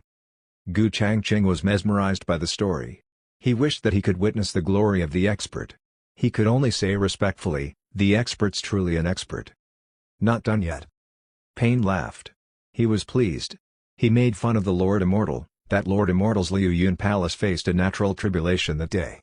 According to sources, the storm tribulation was extremely scary. Skies went dark, everyone was fearful, and half of Liu Yun Palace was struck down by lightning. Gasp. Awesome. Gu Changqing was astounded. He said, "The works of the expert, it must be the works of the expert." He challenged the expert, so he faced his fate. "I thought so, too." Gu Yuan nodded and burst out laughing. "But that's just the start of it. Rumor has it that the Lord Immortal's being hunted by a 5-color sacred cow. He can't get rid of it no matter where he goes. It's been days. It's a popular topic in the above immortal realm." Gu Changqing was shocked. "Is this also the works of the expert?" Payne shook his head. "Not sure. According to reliable sources, he sneakily drank milk from the cow's daughter. Not only that, he captured the cow's daughter for the milk. He has a new title now. He's known as the milk-drinking maniac." "So crazy? He'd rather have milk than his life," exclaimed Gu Changqing. The three of them chatted and laughed. They arrived at the Azureville Sect. They looked joyful and had smiles on their faces. "Yo, the three elders? You're so nice. You knew that we were coming, so you waited at the door to welcome us, right?" Payne looked up and smiled. He said, "Let me introduce my descendant to you all. This is Gu Changqing." The big elder looked troubled. He said in a low voice, "Sect Master, stop with the introduction. Someone huge is here in our sect." Payne was slightly taken aback. "Who's here?" The big elder moved his mouth. "The Liu Yun Lord Immortal." "Liu Yun? Lord Immortal?" Payne's voice cracked. He was fully awake. Gu Yuan looked horrified, too. "Big elder, you're joking, right?" The big elder shook his head. "I'm not joking. He wanted to see you and he won't leave. Pain felt weak in his knees. It was over. It was all over for him. He was probably here for revenge. He just made fun of the Lord Immortal. Suddenly, he became the butt of the joke. Karma was too fast. He turned around without hesitation. Go. Does it look like we can stay here? Hurry up and run. A powerful aura rose inside the Azureville sect before he could run. It targeted Pain and the others. A middle-aged man appeared in front of everyone in a flash. Everybody stood still. They even stopped breathing as they felt their hair stand on ends. They were ready to fight for their lives. The man slowly lifted his arm. He saluted and said in a friendly voice, "You must be the sect master of the Azureville sect, Cultivator Pain, right? I am Yi Liu Yun. There was a misunderstanding. I came here to apologize." Pain pursed his lips. Then, he asked, "Liu Yun Palace Master, what's going on?" Yi Liu Yun had a hoarse voice. He could not conceal his sorrow. "I came here to apologize. I want to ask all of you to help me beg for mercy from the expert. Please, spare me." This. Pain and the others were stunned. They looked weirdly at Yi Liu Yun and noticed something. Yi Liu Yun was completely different from the previous Yi Liu Yun. He was no longer luxurious, he looked more like a lost soul looking for refuge. He had dirt on his face and his clothes were full of holes. One of his sleeves was gone. His face was pale and he was injured. There was one word that could describe him: tragic. Pain was quiet. He was so cool when he passed the painting scroll to him. It had only been a short while before he became like that. Life was full of changes. "Everyone, I was wrong. I made a mistake." Yi Liu Yun stared at everyone with tears in his eyes. "That cow's crazy, it won't listen to me. It's determined to kill me. It's crazy. Please, spare me, I beg you." At that moment, Yi Liu Yun looked like an arrogant teenager who was violently dealt with by society. He tried everything but still could not get rid of the five-color sacred cow. He used up all his items, but his life was still being seriously threatened. That cow also loved to attack the butt. The impactful attack with its cow horn. Yi Liu Yun shivered. He clenched his butthole and felt cold. He did not want to think about it. It was a nightmare. His Liu Yun palace was destroyed. Everyone was making fun of him. Moreover, his life and his butt were on the line. He was truly desperate. He had to cave in. Pain asked, "Liu Yun Palace Master, why did the cow attack you?" Yi Liu Yun shook his head. "I don't know why either. But I heard that the nine-tailed fox, Dragon King, and the Fire Phoenix worked together to capture its daughter. I thought about it and in my list of people I've offended, only your expert can pull off a scheme like that." Nine-tailed fox, Fire Phoenix? Pain and Gu Yuan looked at each other in realization. It's the expert indeed. Yi Liu Yun kept apologizing. "I used to be bossy. Please, give me a second chance. I know I was wrong. Please, stop the cow from chasing me down." Pain frowned. "We can't do anything about that either. I'm afraid you can only go to the expert." Yi Liu Yun hurriedly said, "I'm willing to go and apologize. I can't mess with someone like him. I don't expect his forgiveness, but I'm going to beg him to spare my life. Please, everyone, please, help me." Pain hesitated. He stared at Yi Liu Yun for a while. He frowned and said, "I'm afraid so. I can take you there, but behave yourself. Also, I have to tell you about some of the expert's rules." Liu Yun Palace Master, Gu Yuan suddenly spoke up at the side. He looked at him with a serious face and slowly said, "I know you realized how powerful the expert is. However, let me tell you this, what you know is only the tip of the iceberg. The expert's unimaginably terrifying. Don't say I didn't warn you. You have to be sincere and have a respectful attitude." Yi Liu Yun kept nodding. "Don't worry, everyone. I don't have a lot of strengths except for reading the room." Pain and the other side. "Fine. Prepare to go to the immortal realm." "Thank you, everyone. Thank you, everyone." He was the most powerful one amongst them. However, he was the most humble and puny one. At the immortal realm. The four of them flew through the clouds as the dark clouds went away. Soon, they were at the foot of the fallen immortal mountain. Gu Yuan said, "The expert's on this mountain, we have to walk uphill." Yi Liu Yun nodded without disagreement. "I get it. That's how it's supposed to be."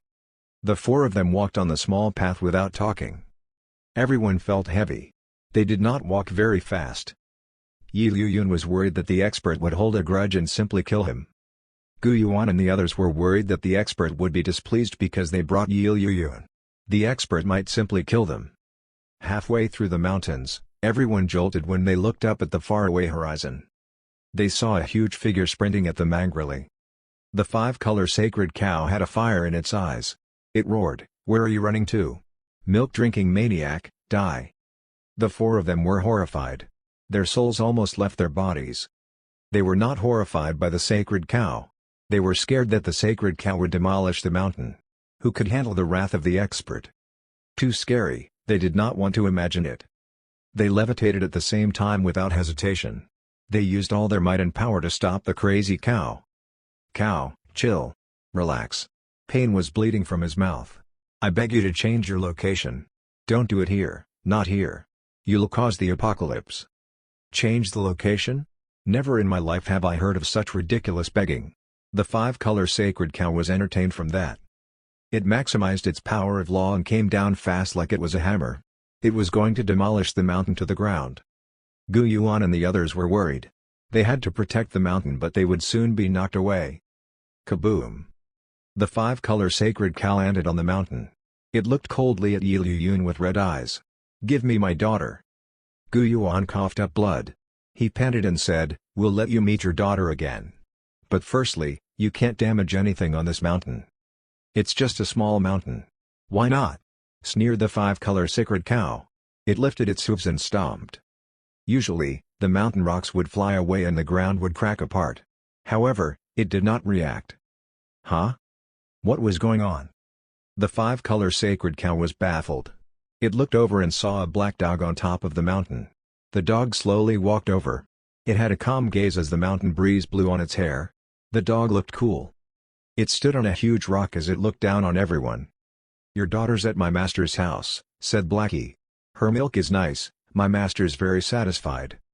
The five-color sacred cow was livid. "What did you say?" Blackie was expressionless. "I'm afraid milk from your daughter isn't enough. You're here just in time. From now on, you're an ordinary milking cow." "Milking cow?" The five-color sacred cow blew its top off. It could not believe that a mere dog dared to speak to a sacred cow like that. "No way, no way." It stomped around and sprinted at Blackie like a heavy tank. Gu Yuan and the others were conscious again. They had never seen Blackie attack before, so they were drenched with cold sweat. "Stop. That's the expert's loving dog. Quick, quick, protect the expert's loving dog. It's over. The expert loved the dog. He'll hate us." In the blink of an eye, the five-color sacred cow sprinted to Blackie. It was as fast as light. They could not see its huge body. Blackie stood there and gently lifted its paw. Then, it gently tapped the ground. Suddenly, everything was on pause. The five-color sacred cow froze like someone hit the pause button. How was that possible? The five-color sacred cow noticed the dog paw on its head. It opened its mouth and mooed. Pain and the others had their mouths wide open. The scene froze like their brains. Everything went quiet. Blackie simply glanced at everyone. Then, it turned around with its tail up and left coldly. Chapter 280, Was this the generosity of the expert? Blackie left. No one tried to speak. They stopped breathing as if they had turned into statues. Half a second later, they gasped at the same time. They felt suffocated. Too scary. Such a scary dog. It was unbelievable if they had not seen it for themselves. Moo. The five-color sacred cow mooed meekly. It sounded weak, pitiful, and unbelievably helpless. "I can't speak anymore? My powers were sealed? I'm a sacred cow. Was I disabled by the paw of a dog?" It was having a mental breakdown. It looked at Pain and the others with confusion. It was asking for help. Pain said, "Stop looking at us. We told you to relax but you wouldn't listen. Now, look what happened. Not so cool anymore, right? Cow, I didn't kidnap your daughter. Do you believe me now?" Yi Liu Yun walked over and patted on the five-color sacred cow. He suddenly sympathized with the cow. He was also once arrogant and cool until the expert punished him. The cow was more tragic than him. It was easily stopped by a dog. It must be traumatized. He felt sentimental for a while and gulped. He asked coyly, "That was the expert's dog?" "Yes," nodded Gu Yuan. He smiled awkwardly and shook his head. "We were so silly just now. How would the Lord Dog not know how to attack? We were worried over nothing."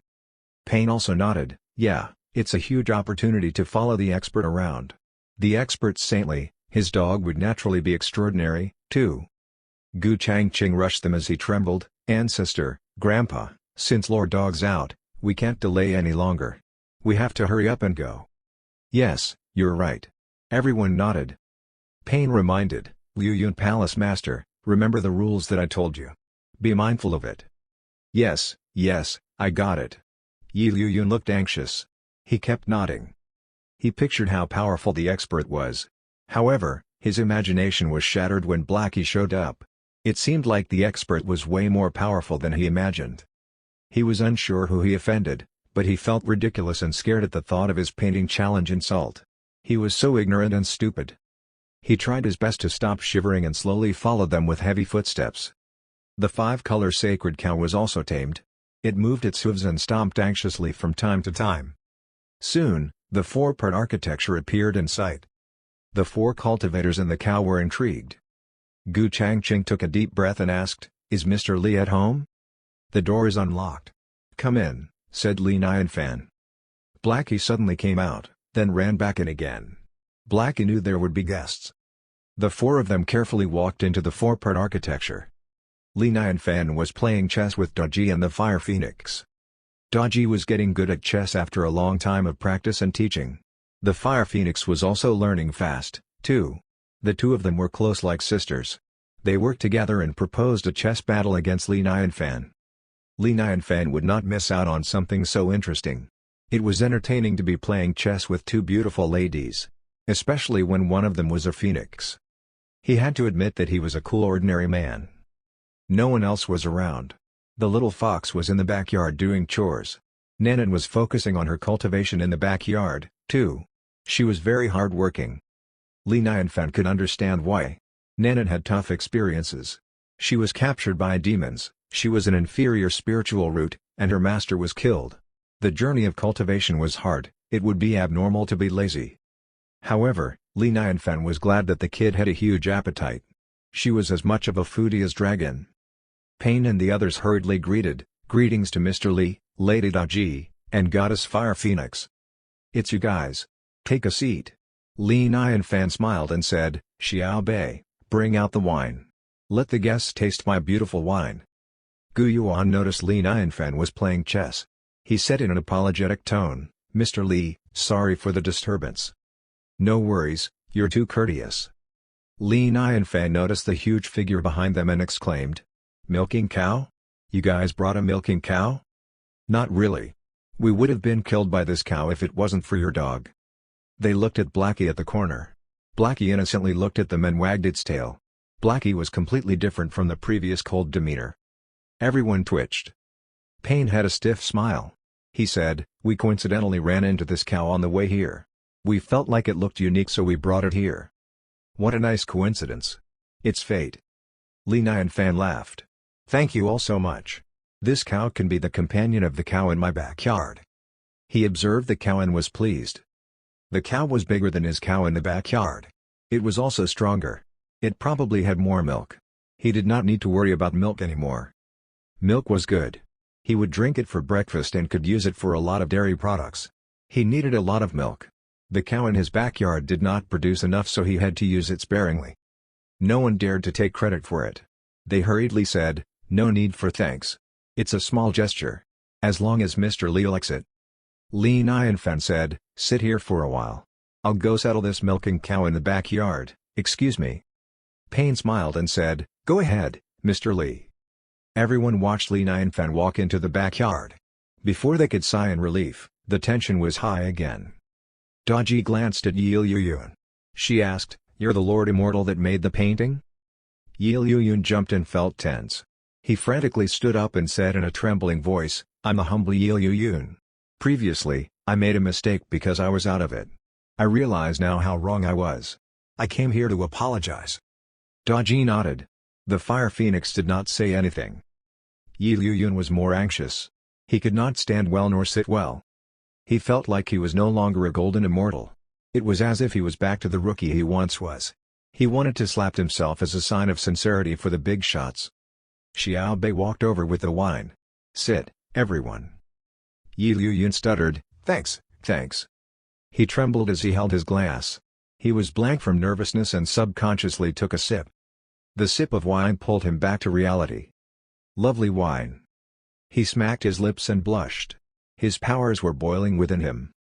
It kind of felt like when alcohol met with fire. His powers were about to break through. He hurriedly held his breath and focused. He absorbed and processed the wine.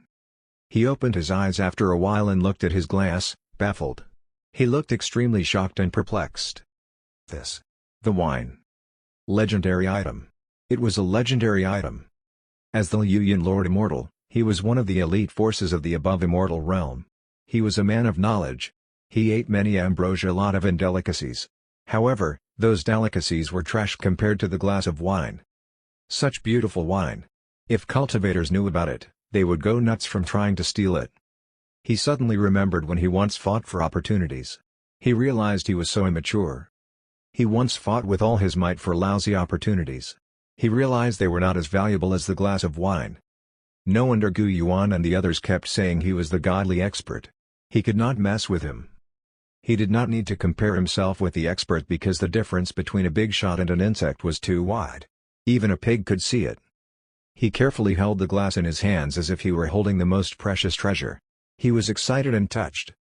He was just a puny insect in front of the expert. He insulted him, but the expert only gave him a simple punishment. He also blessed him with such precious beautiful wine. He was so nice to him. Was this the generosity of the expert?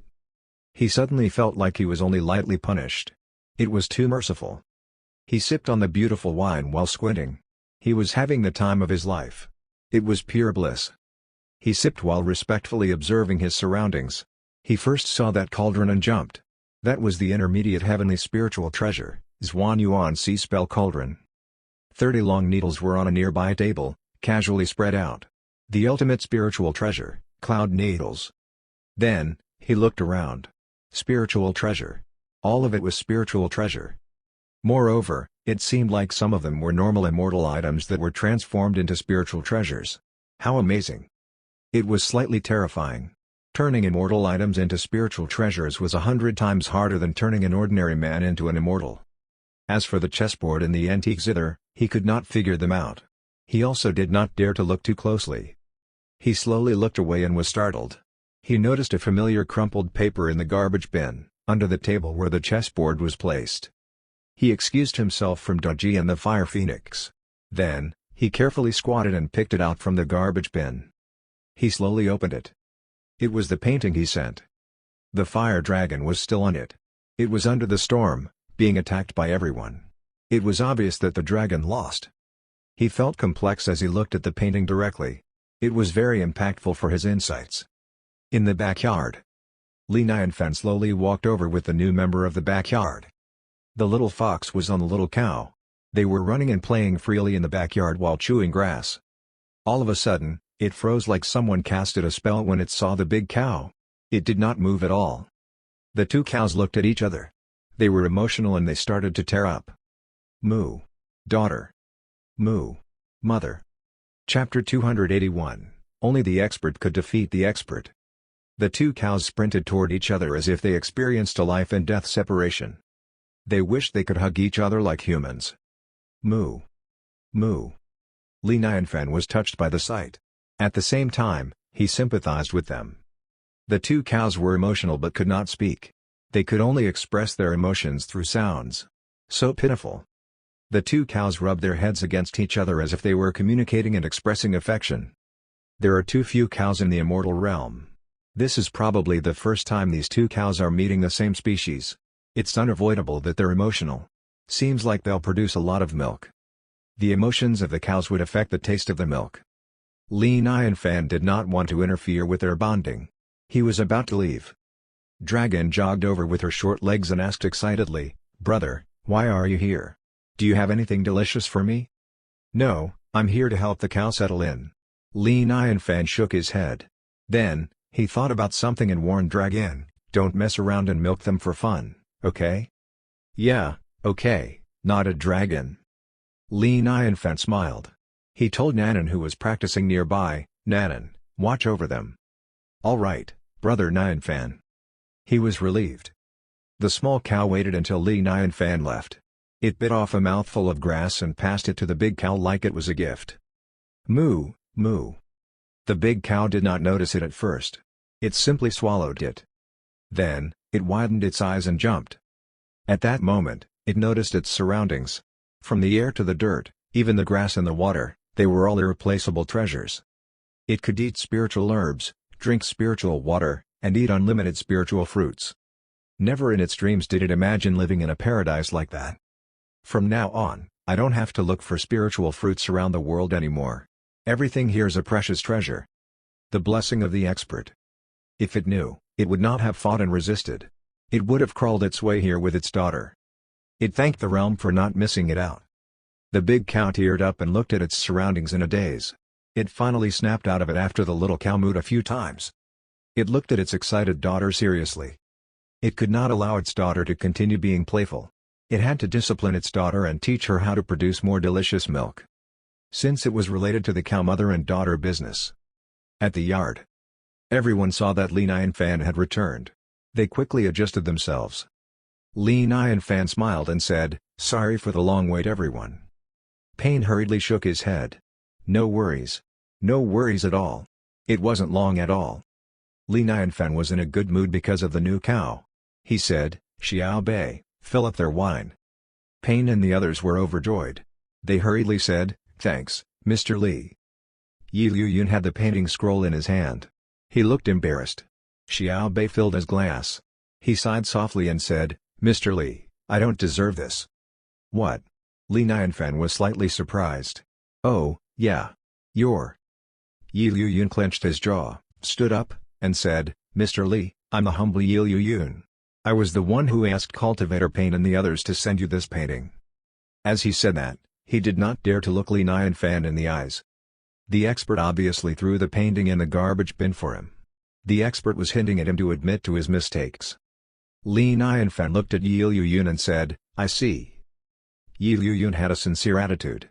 He said in a low voice, "I offended you, Mr. Li. I'm too embarrassed to drink this wine." "Ha, why embarrassed?" laughed Li Nianfan. The painting fella was an honest guy. He was competitive and aggressive at first, but it seemed like Li Nianfan had won him over with the painting. Li Nianfan felt proud of that. He waved and said casually, "We're all friends of art. It's not a physical battle anyway, don't be a stranger." Everyone was sweating bullets. They were frightened. You demolished his entire palace. He was desperate because his butt was constantly being attacked. But it wasn't considered a physical battle? What would happen if it was a physical battle? In conclusion, the expert can't be messed with. Li Nianfan was slightly embarrassed when Yi Liyun reacted like that. After all, he did crumple his painting and threw it into the garbage bin. It was rude because Yi Liyun picked it up. He raised his glass and smiled. "All right. Since it's a misunderstanding, we should toast to that and let it be bygones." "Oh, all right. All right." Yi Liyun was thrilled. He hurriedly raised his glass and drank the wine. Li Nianfan noticed that Yi Liyun was still holding the painting scroll. He glanced at it from time to time. He looked slightly disturbed. He realized Yi Liyun was indeed a lover of paintings. The painting probably became his grudge. If that was the case, Li Nianfan would be the bad guy. He could form a good friendship with the Bigshot through painting. Li Nianfan groaned for a moment and asked, "Cultivator Liyun, what do you think about the painting?" Yi Liyun answered genuinely, "Mr. Li, your art is wonderful. You easily painted such a lively scenery. I lost. I'm such an amateur." "That's too humble of you, Cultivator Liyun. Your painting skills are already hard to come by." Li Nianfan laughed. Then, he asked, "I'm asking you if the painting can be improved?" "Improved?" Everyone was taken aback. They all looked at the painting at the same time. The fire was weak, the stormy rain poured, and the people were busy. The painting was extremely perfect. In their opinions, another stroke of paint would be extra and one less stroke of paint would be insufficient. How could it be improved? Where? Even Daji and the Fire Phoenix frowned. They fell into deep thought. Cultivators would cultivate for their state of mind. Their goal was to break through and seek opportunities. That was a moment of cultivation for them. They were all great cultivators, so they could tell the expert was testing them. Yi Liyun stared dead at the painting and teared up. Finally, he sighed and said in a helpless voice, "Mr. Lee, I'm stupid. I can't see it. It's in the details. It's normal that you all can't see it." Li Nianfan smiled. "Daji, get me a brush." Daji stood up, smiled, and said, "Yes, sir. Here it comes." Everyone was flushed. Their breathing was heavy as their hearts raced. They were nervous and excited. The expert was going to show them how in real life. It was a huge honor to be able to witness the expert paint. Yi Liyun was trembling all over. Every cell in his body was active and his hair stood on end. He hurriedly opened his painting scroll without a second thought, carefully flattening it with his hands. He did not dare to be too forceful. He would slap himself to death if he accidentally damaged anything. Soon, Daji walked over. "Here's the brush." Li Nianfan nodded and held the brush. He stared at the painting with mysterious eyes. The others widened their eyes at their maximum capacities. They wished they could burn the following sight into their minds. The painting was made by Yi Liyun to instigate Li Nianfan. Li Nianfan countered his challenge by degrading the fire in the painting. It made Yi Liyun rethink his life.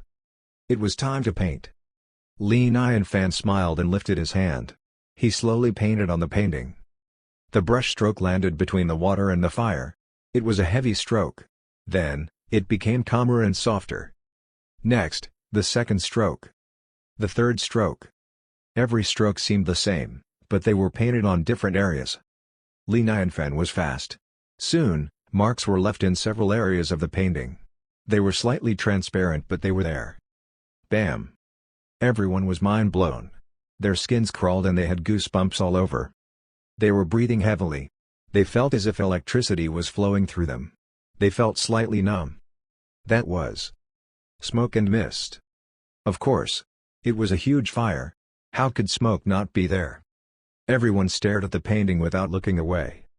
It was only a few strokes but it changed the painting completely. Smoke was everywhere because of the huge fire. It covered the edges and it had no weaknesses despite the pouring rain. The flames did not go out. It even turned the rain into steam. It became a misty scene.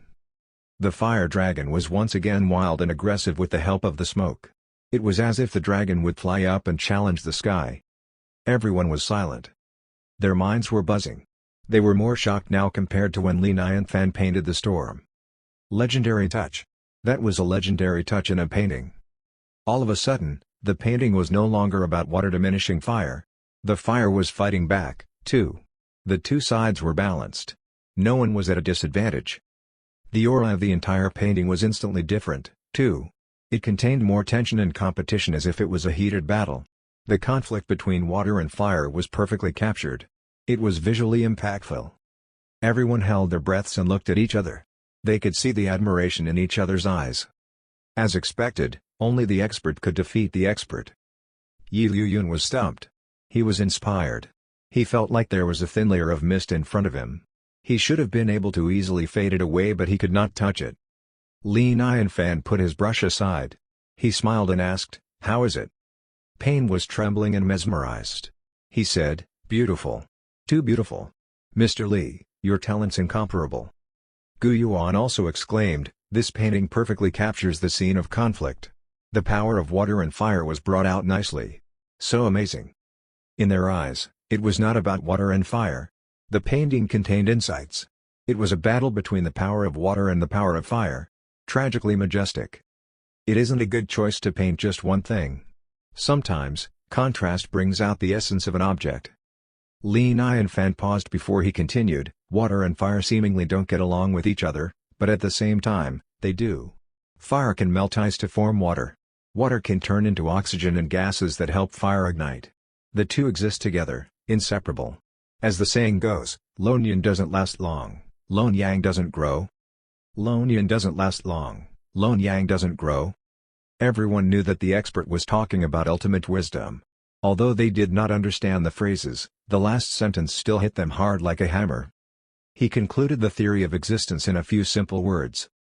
Lone yin doesn't last long, lone yang doesn't grow. Yi Liyun was affected the most. He instantly replayed the phrase in his mind like it was his morning alarm. He was mesmerized and could not help himself. The mist in front of him slowly faded away, revealing everything. He teared up and cried. 5,000 years. It had been 5,000 years. He thought he understood the power of fire perfectly. He did not improve because he could not see any breakthroughs. His problem was right in front of him but he could not reach it. The feeling almost drove him insane. However, at that moment, he had truly solved his problem and found renewed hope. How could he not cry from being emotional? Of course, he used to chase after being the best at the power of fire. He only wanted to be good at using the power of fire. However, how would the lone yang grow? He understood it. He was flushed and trembling from excitement. He tried his best to control himself but he still could not help it. He bowed at Li Nianfan and said from the bottom of his heart, "Mr. Li, thanks for your guidance." He would kneel and worship the expert but he knew the rules. Previously, he challenged the expert out of recklessness. The expert only punished him lightly. Not only did he bless him with opportunity, but he also gave him advice. "I'm just a puny golden immortal, why would the expert treat me so nicely?" He was emotional, touched, guilty, embarrassed, fearful, and in admiration. He almost drowned in all sorts of emotions. How could he repay such generosity? "No, no," Li Nianfan hurriedly said. "It's just a painting. I don't deserve such politeness." Yi Liyun said, "Mr. Li, not only do I want to thank you, but I also want to apologize for my previous behavior." Li Nianfan casually said, "It's a small incident, you don't have to." Yi Liyun teared up again. He almost wept. He was not a sentimental man. However, he was truly feeling touched by the actions of the expert. Maybe that was the attractive personality of a Bigshot. He sneakily wiped his tears and said, "Mr. Li, I've disturbed you long enough today. I learned a lot. I should go now." Pain and the others also said, "Mr. Li, we're about to leave, too." Li Nianfan smiled and saluted, "Safe journey, everyone." They walked out from the four-part architecture. Yi Liyun suddenly stopped and bowed at Pain and the others. "Thank you, cultivators, for introducing me. I regret all my previous insults and offenses. If you ever need me, please, feel free to look for me." Pain smiled and said, "You're too courteous, Liyun Palace Master. From now on, we all work for the expert. We're like colleagues now." "Ha, that's right. I sure do hope that I can help the expert." Yi Liyun was already excited. Pain continued to ask, "Liyun Palace Master, are you about to break through?" Yi Liyun nodded and said in a respectful voice, "The expert showed me the way."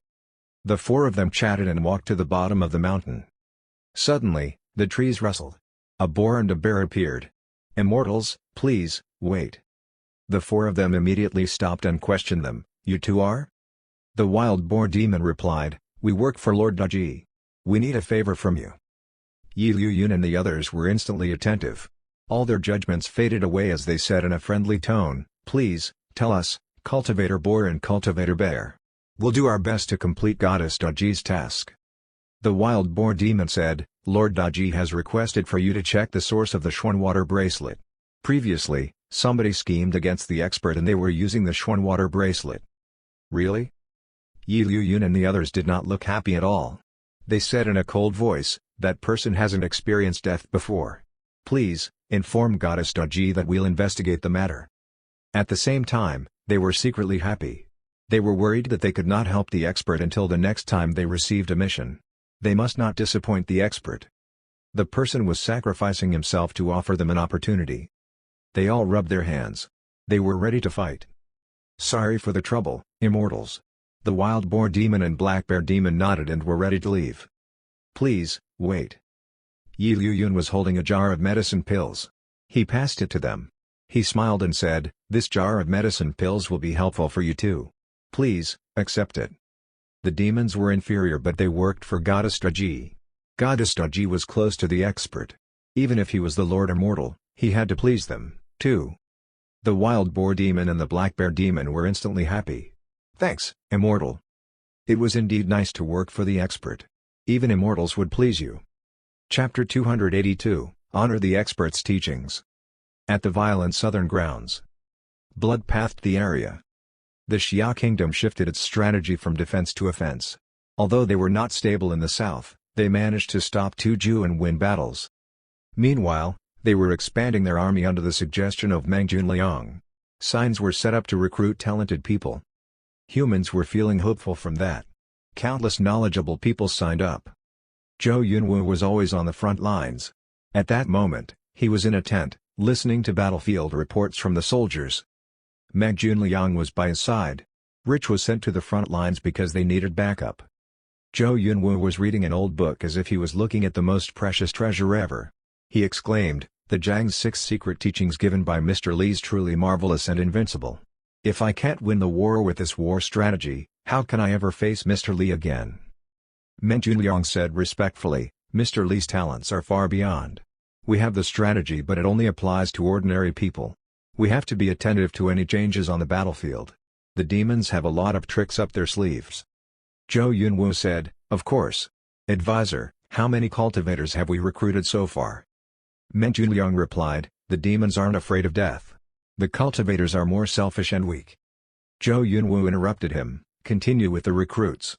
Make this announcement saying that if any cultivation sects join the war and achieve a victorious battle, I'm willing to share my nation's luck with them." He felt the pressure because the expert was counting on him. He had to win the war no matter what. Meng Junliang said, "My king, there's good news." "Oh? Tell me." Zhou Yunwu was intrigued. Meng Junliang said, "There's an immortal who's a self-proclaimed Terra. The immortal preaches Buddhism and has many disciples. They're opposed to the demons like water and fire, so they joined the war." "Ha, it's good news indeed. Also, it appears to be the doings of the expert." "What? Mr. Li did that?" Zhou Yunwu felt his heart race hearing Meng Junliang's words. He was instantly overjoyed. He asked with a quivering voice, "This Buddhism? Perhaps it's the same Buddhism from Journey to the West?" He thought about the marvelous universe of Journey to the West. He had always resonated with the part where the human king had a normal conversation with the immortals of the heavenly palace. He was utterly excited. Meng Junliang calmly nodded. "I think so." Zhou Yunwu said respectfully, "Okay. Mr. Li must have predicted the demons would become powerful, so he set up Buddhism." Report. Suddenly, a soldier frantically rushed over with blood all over his face. Zhou Yunwu walked out of the tent. He frowned and asked, "What?" The soldier quickly replied, "My king, there's a sudden haze growing in the south battlefield. We can't see anything. General Chen Guang is dead and General Rich is badly injured, too. We need immediate backup." "Demons?" Zhou Yunwu growled with a clenched jaw. "Another fallen general." "My king, the haze must be caused by the demons. I'll go check it out." Meng Junliang looked at the faraway horizon. He groaned for a moment and said, "My king, I should go, too." Zhou Yunwu was slightly confused. "What do you mean, advisor?" "Mr. Li created Buddhism and allowed the Terra to preach Buddhism. We've been too focused on the war and neglected what Mr. Li truly meant." Meng Junliang paused and said, "We need preachers. My king, haven't you realized? You asked for recruits but we have very few talented people. We lack people in our army. Mr. Li once told me that he wanted me to preach. So, I'm going to set up a class and pass down Mr. Li's knowledge." Philosophy, art of war, medical skills, and farming skills were all hard to grasp. It could not be learned overnight. That was why he needed to teach it to future generations, ensuring the continuation of the legacy. "I neglected it. Knowledge is the treasure blessed by the expert and given to the humans. I'd rather die than let it fade away." Zhou Yunwu nodded and hugged Meng Junliang. "Advisor, you'll always be my army advisor. You must protect yourself at the front lines. This is my request." "I will." Meng Junliang bowed at Zhou Yunwu and walked away. At the southern battlefields, mountains were steep and the area was filled with screams and the sounds of weapons clashing. However, the entire area was hidden by a huge haze. The haze was creepy because it came in the afternoon and it would not go away. Figures and spells flashed nearby. The effects were dazzling. It was the battlefield of cultivators. The cultivators were battling the demons. It was majestic but it was also tragically violent. They would turn into dust if they were not careful enough. Indirect attacks could shock someone to death if they were not strong enough to withstand them. There was a beautiful figure amongst countless figures. The figure did not stand out. She had flames surrounding her, and when the red flames illuminated her face, she looked extra determined. It was Luo Shiyu. She casted a spell and the fiery light instantly transformed into a fire dragon. She wiped out the enemies around her. However, it attracted more demons. Luo Shiyu was focused. She stepped out elegantly and turned into a swift breeze. She flew toward a direction and was miles away in the blink of an eye. 4 demons were standing there with various items in their hands. They were casting a spell. The haze was caused by them. "Ha, little girl. Your spell's unique. Who taught you that?" 2 black-robed demons chuckled and attacked her. One of them was from the pre-out-of-aperture realm. The other was from the post-out-of-aperture realm. The battle was heated. They tried to grab Luo Shiyu. Suddenly, a black chain entangled around Luo Shiyu. Luo Shiyu was unsettled. She was a beginner cultivator from the post-Yuan Ying realm. She felt like this was out of her comfort zone. However, she did not look afraid at all. She flicked her wrist and out came a fiery longsword. The longsword trembled midair before splitting into 7 fire rings. They circled her and transformed into a powerful fire tornado. Clang! The black chain hit the fire shields and wavered weakly. The fire smelled like insights, as if it was the fire of the realm. The chain started to melt. Black smoke sizzled away. The demons were from the superior out-of-aperture realm. They could not believe that they were losing to a cultivator from the Yuan Ying realm, especially when it was 2 against 1. They were impressed. "Amazing. You're just a cultivator from the Yuan Ying realm, but you can control your powers so well. You must be a prodigy amongst the cultivators." A black-robed demon with red eyes grinned maniacally. "Kill her." "Humph." Luo Shiyu sneered. Her expression was cold. She lifted her arm and wild flames danced. There were sharp swords in each flame. She was thinking of Li Nianfan. She thought about being with the expert. It was as if everything in the realm made sense. The expert did not teach her anything, but she learned a lot just by being around him. Even a pig could learn something from the expert. She had gained a lot of benefits. She was going to keep it to herself. However, she ended up on the battlefield and finally showed what she was capable of. She was improving fast, too. Endless insights flowed in her. She realized her own weaknesses. The battles taught her a lot. "My talents aren't enough. I'm ordinary in everything I do, but I'm blessed to be in the expert's good graces. I need to understand everything the expert taught me. Only then can I help the expert." Her mind was at peace. She felt like she was way beyond the others, as if she was looking down at the realm from the shoulders of a giant. The writings of the expert started to resonate with her. 10 steps per kill, leaving no trail behind. Her eyes were gleaming. She had a fierce, bloody aura. It mixed with the flames. She lifted her wrist and the 7 red swords echoed. A red light flashed and the 2 demons drowned in the flames. Nothing was left. Luo Shiyu panted, a small trail of blood dripping down her pretty face. She looked creepily beautiful. The previous Luo Shiyu would have bragged about that battle non-stop. However, she looked calm and unfazed. It was not enough. She was embarrassed that she could not fully realize the teachings of the expert. She scolded herself. Then, she looked to the source of the haze spell. She flew there with determination. A demon jumped out. It seemed like he was the temporary leader. He pointed at Luo Shiyu and said, "She's a prodigy cultivator, kill her." Amitabha. Suddenly, a few bald Buddhists with shawls appeared in Buddhist lights along with hymns. Their light was golden blinding. Their bald heads were even shinier. They were instantly the flashiest ones at the scene. "Lady, you don't need to wage a battle again. Please, leave." Luo Shiyu said anxiously, "I have to break their haze spell or else the humans can't win." "Don't worry. We Buddhists won't allow the demons to cause trouble." Another wave of hymns was heard. Amitabha. Gold light shined on the battlefields. The haze was visibly cast away. A few dark figures laughed creepily from a faraway mountain. The Buddhist Baldies are finally here. Chapter 283, The Baldies are powerful, it's an emergency. Boom. Dark energy came rolling in on everyone. They transformed into dark clouds. Everyone felt suffocated. The entire realm fell into darkness. Amitabha. Hymns were heard just when the dark clouds were about to engulf the realm. Golden light shined on the other side. It was as if a small sun was levitating mid-air, battling the darkness. At the center of the golden light was a figure who sat cross-legged. She had droopy eyelids and looked compassionate. It was Terayucha. She somehow got herself a lotus terrace. It was roughly made, but it was good enough. It spun slowly underneath her. Amon and Bako walked over on dark clouds. They looked menacing. They said in a cold voice, "Yucha, you've gone mad." "Please, call me Terayucha," Yucha corrected them.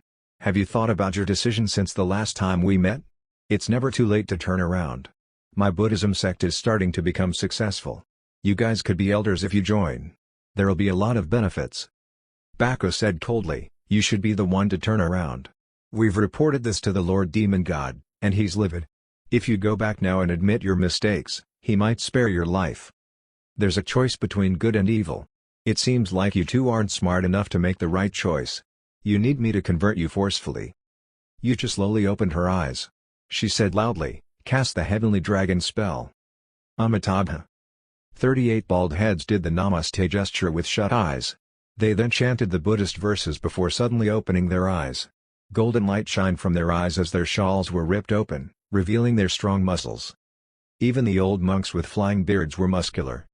Bald and muscular, a visually impactful combo.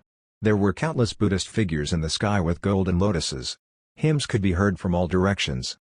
"I see, so Buddhism's about cultivating muscles," Amon sneered and slightly waved his arm. The dark energy around him came to life, spreading everywhere like a black mist. "Cast the Demon Shadow Clone spell." Fume. Hundreds of black-robed demons were cloned. They surrounded everyone. Dark energy surrounded them, covering their figures. No one could see clearly. They casted a spell. Their dark energies flew to the sky and turned into a black dragon. It roared and tumbled in the sky. The black dragon was cross-connected. It was like a huge black dragon net. Puny tricks. The 38 monks looked cold. They stepped forward at the same time. "Take this, heavenly dragon." Boom. Their golden light turned into a golden dragon. The golden dragon was huge. Its scales were clear as day and it was about 1,000 feet long. It slowly moved. It was visually impactful. Roar. The golden dragon roared and flicked its tail to attack. It created a hole in the black dragon's net body. However, dark energy rolled in again to repatch it. The demons pulled out long whips to attack the golden dragon. Menchunliang stepped out fast. He said with a serious expression, "Cultivators, the muscular baldies are on our side. Let's fight the demons together." He lifted his finger and suppressed the dark energy. The cultivators respectfully looked at Yucha and the others in admiration. Their hearts were beating fast. It seemed like the immortals had joined the war. They energetically casted spells. "Yucha, since you're stubborn, we shall follow the Lord Demon God's orders. Time to clean up." Amon had a cold gaze. His dark axe attacked Yucha. Bako had a magic bottle in his hand. He lifted his finger and out came endless dark energy. It was a terrifying smoke that could corrupt souls. It surrounded Yucha. "Yucha, let's see if your heavenly dragon's more awesome than my demon powers. As a powerful Buddhist, I don't just have the heavenly dragon as my move. Let me show you my new move. Buddhist, light." Yucha smirked and lifted her arms as if she was supporting the sky. A golden halo appeared behind her. The halo spun. It was holy and powerful. Yucha emitted a powerful golden light that shined throughout the realm. The dark energy had no way of reaching her. Yucha became more powerful with the light shield. As she fought Bako and Amon, Buddhist light and demonic energy struggled and wrestled. Bako and Amon looked at each other. They were up to something menacing. Bako flicked his wrist and out came a round bead. It was jet black like a huge eyeball. It had a creepy sheen to it. The surrounding dark energy became insanely active when the dark bead appeared. The dark energy was like a sharp sword. It started to corrupt everything in all directions. Bako and Amon looked like fanatics. They said in a devoted voice, "Welcome, Lord Demon God." The black bead instantly levitated off of Bako's palm. Fume. Endless dark energy swirled around the black bead. It covered the sky. This. Every cultivator looked at the sky with horrified looks. "Feet! Feet!" exclaimed someone. They stepped back. The land was turned black. Everyone felt a horrifying aura. They felt like it was hard to move. Even the air became sticky. "Yucha." A voice like thunder was heard out of nowhere. The dark energy had already become a huge dark face. It rumbled, "I treated you well. Why did you betray me to turn into one of the baldies?" Yucha did the namaste gesture and said in a serious tone, "For my dreams." "Excellent." The dark face turned darker. It said slowly, "I'm used to the many changes of life. Through my experiences, I've concluded that the true way of survival is to directly kill my enemies. Thus, every attack I make will be a killer move. I'll personally wipe out Buddhism. You've been my trusty assistant, so I'll give you one last chance. Give up on Buddhism, Rejoin the embrace of the Lord Demon God. Yucha sat cross-legged. She was expressionless. She said calmly, Amitabha. The Buddha once cut off his flesh to feed an eagle. Today, I, Tara Yucha, shall sacrifice myself to fight the leader of the demons. If that's the case, die. The dark face had a deep voice. It turned into a giant skull with a mouth that was wide open. Wild winds blew, snapping the surrounding trees in half. Some were even ripped off the ground. Dementor. Roar. Scary sound waves came out of its mouth. It seemed to be insanely destructive. The cultivators at the scene were scared to death. Their hair stood on end. At that moment, they felt a chill go down their spines. It was as if something horrifying entangled them. It was an odd fear, but it was very real. Some cultivators were shivering on the ground. Some were actually scared to literal death and passed away. Yucha was the first one to be affected. Her Buddhist halo was nipped like a small flame in the stormy rain. The lousy lotus terrace underneath her was turned to dust. Then, the 38 Baldies were affected. Their heavenly dragon was blown apart like sand.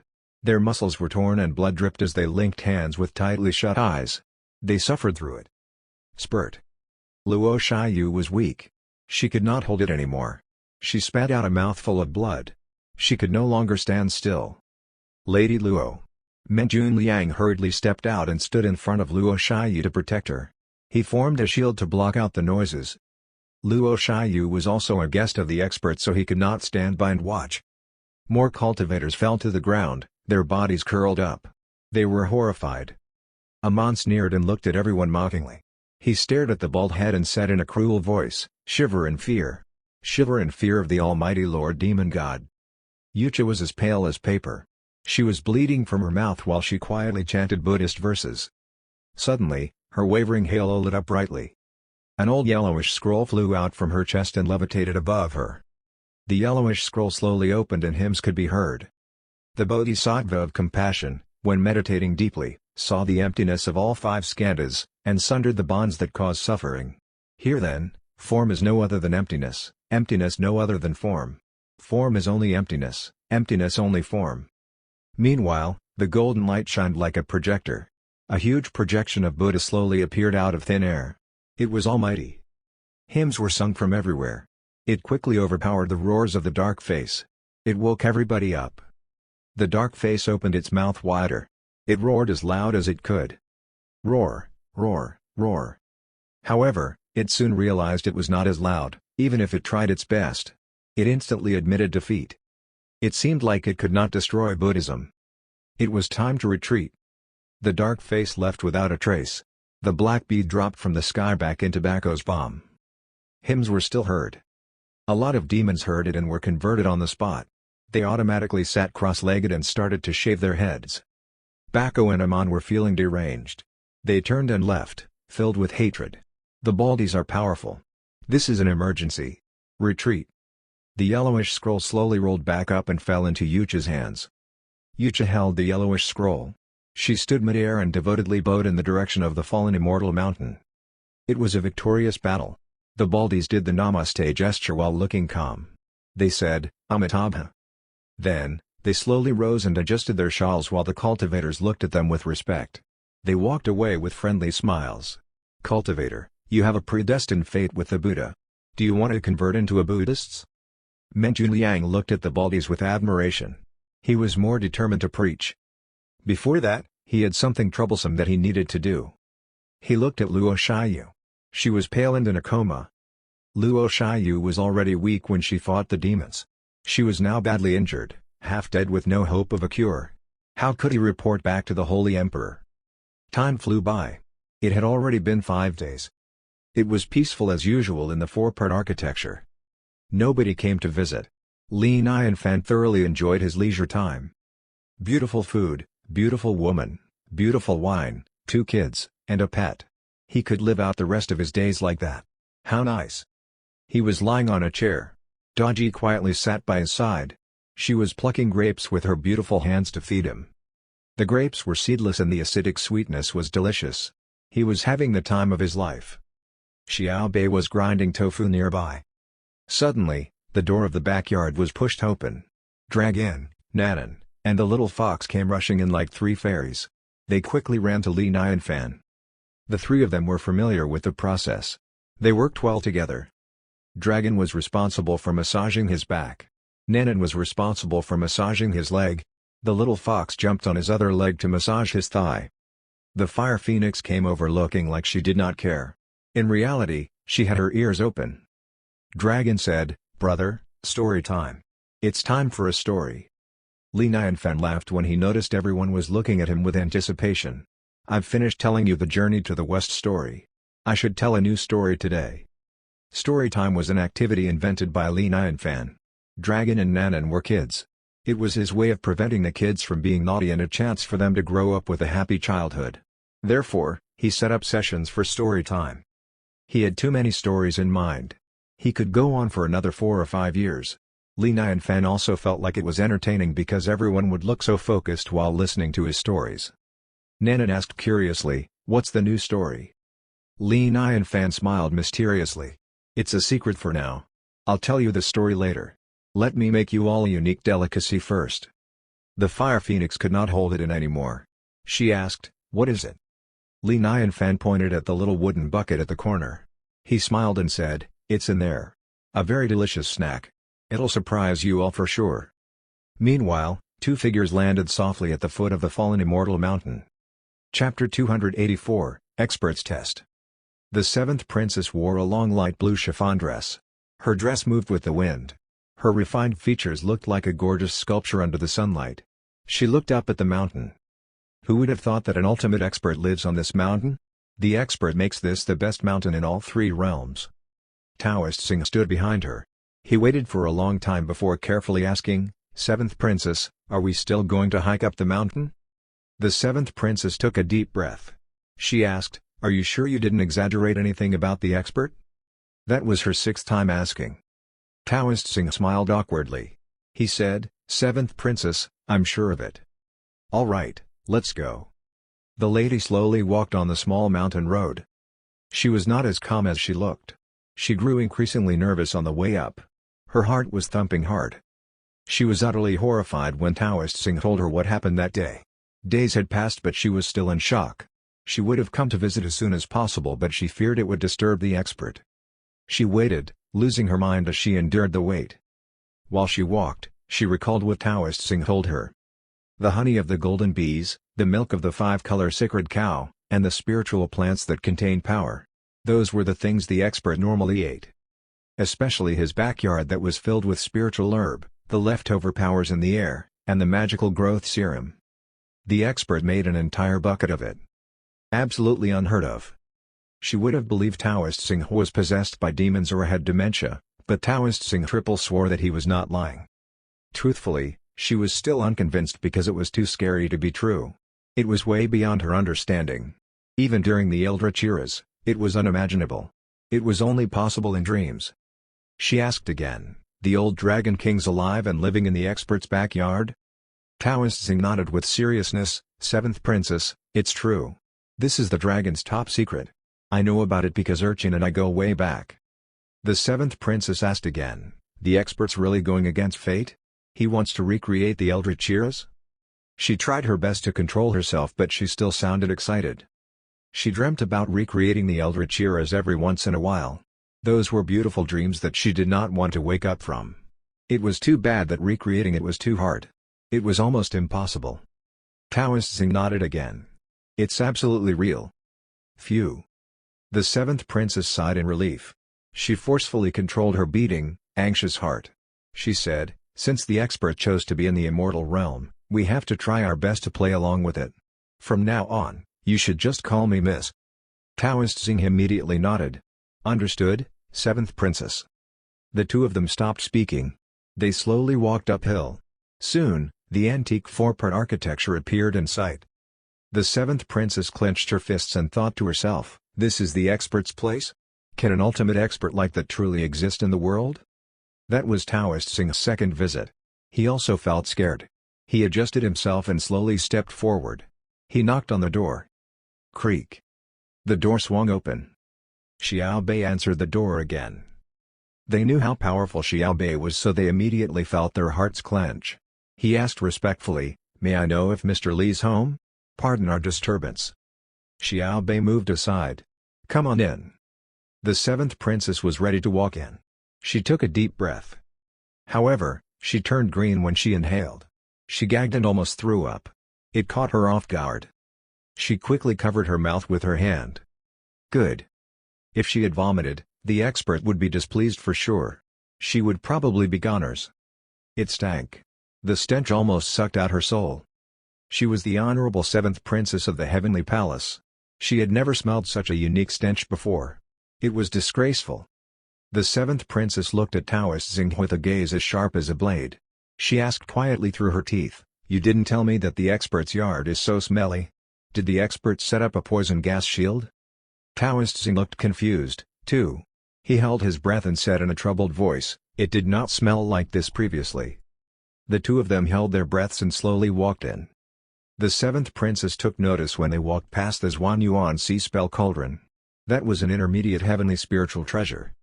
Then, she saw the firefinch demons that were busy laying eggs. It was indeed a yard full of treasures. The immortal chi here surpassed the above-immortal realm. Even the air had insight's charm. However, the stench. It was too out of the blue. It caught them off guard. Li Nianfan looked slightly awkward when he saw the visitors. He softly coughed and said, "Taoist Xing, welcome." Taoist Xing wanted to breathe but he quickly stopped himself. He said, "Mr. Li, this is my Miss, Xing." Li Nianfan was embarrassed. "So, you must be Goddess Xing. I didn't expect you two to come today. Very sorry about that." He made some snacks because he wanted to. It was stinky tofu. Maybe it was because the ingredients were excellent, the taste of the tofu was excellent, too. It was nice to make it at home, but it was rude and impolite for others to be near the stench. Xi tried her best to say, "Greetings to Mr. Li." She said 4 words and felt the surrounding stench sneak into her mouth. It filled up her mouth and made her dizzy. She almost fainted. She tried her best to look calm but she was in agony. She almost lost it. Life was too hard. The seventh princess and Taoist Xing looked at the pot. They saw it. The pot was sizzling with oil. About 7 pieces of squared, dark objects floated on the oil's surface. Li Nianfan flipped them over with his chopsticks. That fried feces? Xi and Taoist Xing simultaneously thought. Their limbs were cold as they felt a shiver go down their spines. Xi quickly looked away. She had never seen such filth. She had goosebumps all over. Perhaps it was a way to test her mental capabilities? It was scary, horrifying. Suddenly, they heard Nanan ask, "Brother, this batch isn't ready yet?" She excitedly looked into the pot with sparkly eyes. There was a black stain on the corner of her mouth. "Almost done." Li Nianfan smiled. Then, he said, "Don't you see that we have guests? We should let the guests try it first." "Eat it?" Xi and Taoist Xing felt their hearts race. Their hair stood on end, they were extremely horrified. Then, they looked at Daji and the others. They all had black stains on their mouths. It seemed like they were forced to eat a lot of it. What a bunch of hardcore people. Mr. Li. Taoist Xing almost lost it. He forced a smile and said in a trembling voice, "You don't have to actually, I'm good." Li Nianfan saw their facial expressions and instantly burst out laughing. "Don't worry, you two. The stinky tofu smells awful but it tastes delicious. The smell is a bit embarrassing but you're in for a treat today." Not long ago, Daji and the others wanted to throw the pot out, too. However, they were once again enslaved by deliciousness after a bite. He suddenly realized he had a nasty sense of humor. He liked seeing people struggle just to be conquered in the end. Especially Goddess Xi. She was beautiful and looked like she had status. She looked cold and regal. He wondered if she would like it. He thought it would be a good reaction since girls were foodies. He smirked. Stinky tofu for the rich goddess is an exciting concept. I'm truly brilliant. All done. Li Nianfan picked up a needle stick next to the pot. He pierced a piece of stinky tofu and placed it on a small plate. He passed it over to Xi and said, "Goddess Xi, please. You'll like it for sure." "Like it?" Xi almost trembled as she took the plate and held her breath. She was pale. Then, she saw the needle. That was the ultimate spiritual treasure, cloud needles. "This is an ultimate spiritual treasure and you used it for this?" However, spiritual treasures had a mind of their own. The cloud needles did not resist at all. It was as if they admitted defeat and succumbed to the almighty expert. She pursed her lips and picked up the cloud needles. She struggled hard internally. Miss. Taoist Xing bit his tongue and was ready to sacrifice himself. How about I taste it for you first? No need. Zhe had a trembling voice. She saw how Li Nianfan smirked. It was obvious, the expert was trying to prank them. All experts had odd fetishes. They had lived endlessly, so they usually did whatever they pleased. Weird hobbies were tests in disguises. He must have predicted their visit. Therefore, he set the test. Zhe thought about how the expert wanted to recreate the Eldritch eras. She went for it. She finally had the chance to meet an expert like that, she could not miss out on it. Sacrifices should be made. Time to eat. Chapter 285, We Understand. She held the cloud needles. The tofu was black and covered with sauce. It was scary to look at. Zhe went even paler. She panicked. Was she going to eat such a hideous thing? She knew that Li Nianfan was looking at her. Zhe looked away and opened her cherry lips. Miss. Taoist Xing's jaws were wide open. He disregarded the surrounding stench and stared dead at her. His eyes were red from tearing up. Miss, sorry for my incompetence. I can't help you. You were making such a huge sacrifice. Taoist Xing blamed himself. He watched as the seventh princess ate that thing. Huh? Zhe arched her eyebrow. She was ready for the disgusting taste. She was ready to wash her mouth out with water. However, once the tofu was in her mouth, the stench disappeared. Not only did it disappear, it also tasted quite nice. She jumped from excitement. This. Is there something wrong with my taste palate? She relaxed and chewed. Crunch. The outside part of the tofu was crispy. She moved her mouth and her furrowed brows relaxed. The taste was in contrast with the stench. The tofu was crispy on the outside but soft and tender on the inside. The white tofu slipped inside her mouth, fresh and delicious. The taste of the stinky tofu did not match up with its appearance. Zhe observed the hideous thing again. She took another bite. Miss. Taoist Xing was stumped. His mouth was O-shaped. Why is she devouring it? Does she like it? Perhaps the seventh princess has gone crazy from eating it? He wanted to stop her but it was too late. Zhe's mouth was stuffed. She continued to chew as crunching could be heard while black sauce dripped out from the corner of her mouth. It was visually impactful for Taoist Xing. No. Seventh princess, be reasonable. Do you have any idea what you're eating? Taoist Xing screamed internally. Zhe did not have time to acknowledge him. The deliciousness of the stinky tofu was intense because it was freshly fried. The outer layer was crispy and hot. The tofu itself was hotter. Hot, spicy, smooth, and tasty. The flavor exploded in her mouth. Gulp. She swallowed the delicacy. She seemed unsatisfied. She slowly licked the sauce from the corner of her mouth. Taoist Xing was mind-blown. He could not believe his eyes. He was baffled and stiff like a statue. Li Nianfan, on the other hand, smiled. He enjoyed what he watched. He asked, Goddess Zhe, how was it? I didn't lie to you, right? Zhe was pleasantly surprised. She said truthfully, it's delicious. Thanks for the treat, Mr. Li. I did like it very much. She did not know how to describe what she felt. It was too sudden. It smells so disgusting but it's delicious to the taste. This is a weird concept. How can a weird delicacy like this exist? It goes against the laws of nature. Ha, good. Feel free to have some more. Li Nianfan gave Zhe another piece of tofu. Then, he gave one to Taoist Xing and said, Taoist Xing, you should try one, too. I swear you'll like it. Taoist Xing gave up. Since the seventh prince ate it, he should eat it, too. He took a bite. Instantly, he widened his eyes in disbelief. How could this thing taste so delicious? The taste doesn't match the appearance at all. Then, he ate the entire piece and chewed it in his mouth. He started to squint his eyes from enjoyment. Of course. How could things be what they seem at the experts? I'm too naive.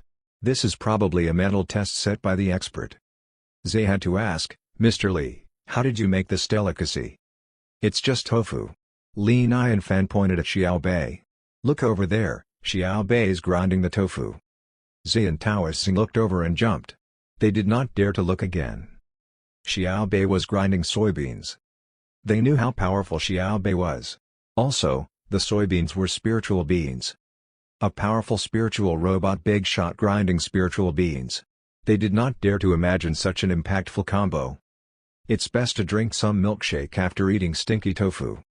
Li Nianfan smiled and told Xiaobei, stop grinding and bring us some strawberry milkshakes. Xiaobei immediately replied, yes, my noble master. Soon, Xiaobei came over with a tray of milkshakes. The pink milkshakes quietly rested in beautiful transparent glasses. It had a sheen under the sunlight. It looked perfectly desirable in color. A long straw was placed in the milkshake. It was the perfect touch. Thanks. Zhe carefully took the milkshake from Xiaobei. It felt cool to the touch. She sneakily looked at Li Nianfan and the others. Then, she followed what they were doing. She gracefully held the straw and sipped on it. Then, she automatically sucked. Slurp. The milkshake went into her mouth. The liquid burst and splashed in every corner. Suddenly, she had to close her eyes. Her whole body slightly trembled. It was sweet and sour.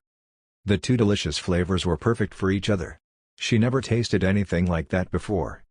Wow, she moaned softly. The leftover stink from the stinky tofu was immediately washed away by the milkshake. Zhe was blushing. She slowly closed her eyes and enjoyed every second and every inch of the moment. She had to admit, the stinky tofu and the milkshake were a perfect combination. One was hot and crispy, the other was cold and sweet. Her palate was teased and she was feeling eccentric from the sensation. Zhe felt emotional. She suddenly teared up. The milk from the 5-color sacred cow and the juice of the spiritual strawberries. Such luxurious delicacies reminded her of the previous heavenly palace. She missed that era. An era of expensive food, ambrosia, flat peaches, and spiritual fruits. What a glorious era! She was lucky enough to eat something more luxurious than the delicacies from the heavenly palace. She felt emotional. It was as if she was dreaming. Dragon sipped on some fruit juice. She sat on a stone bench and said, "Brother, you haven't told us the story yet." "Yeah," Nanan said, instantly realizing it. She said excitedly, "We can drink milkshakes while listening to Brother Nianfan's story." The little fox could not use the straw. She licked the inside of the glass with her tongue while looking at Li Nianfan with excitement. Li Nianfan was slightly surprised. Then, he frowned and asked, "Nonsense. Don't you see we have guests here?" "Story?" Zhe remembered that Journey to the West was a story of the expert. Maybe the expert is talking about stories from Eldritch eras? She thought about that and was excited. She could not control herself. She hurriedly relaxed and said in a trembling voice, "Mr. Li, it's all right. I love listening to stories." Taoist Singh also said, "Yeah. Mr. Li, I read all your chapters of Journey to the West." Li Nianfan was slightly speechless. Journey to the West was written by Wu Chang'an. How does everyone know this story was recited by me? Damn, I have a gossiper around me. Since you all want to hear it, I shall tell the story. Li Nianfan groaned for a moment. Then, he said, "However, let me be clear. This is just a story. All the gods, immortals, demons or whatever are all fictional." Everyone hurriedly nodded. They were excited. "Yeah, we understand." Chapter 286, Investitures of the Gods, the Expert is Deep. Let me remind you all again, the story is purely fictional. Come on, you guys. It's entertaining to listen to stories but don't spread it. Don't tell anyone I said it, Li Nianfan reminded them again for precaution. He was afraid something would go wrong. Everyone sat up straight and quickly nodded. Got it. We understand. Li Nianfan felt like it was not good enough. However, he slowly began. In another universe, immortals had job positions. Immortals with jobs were known as gods. I'm going to tell a story about this universe. Li Nianfan roughly told them the synopsis. When did immortals have jobs? How did they get jobs? Who hired them?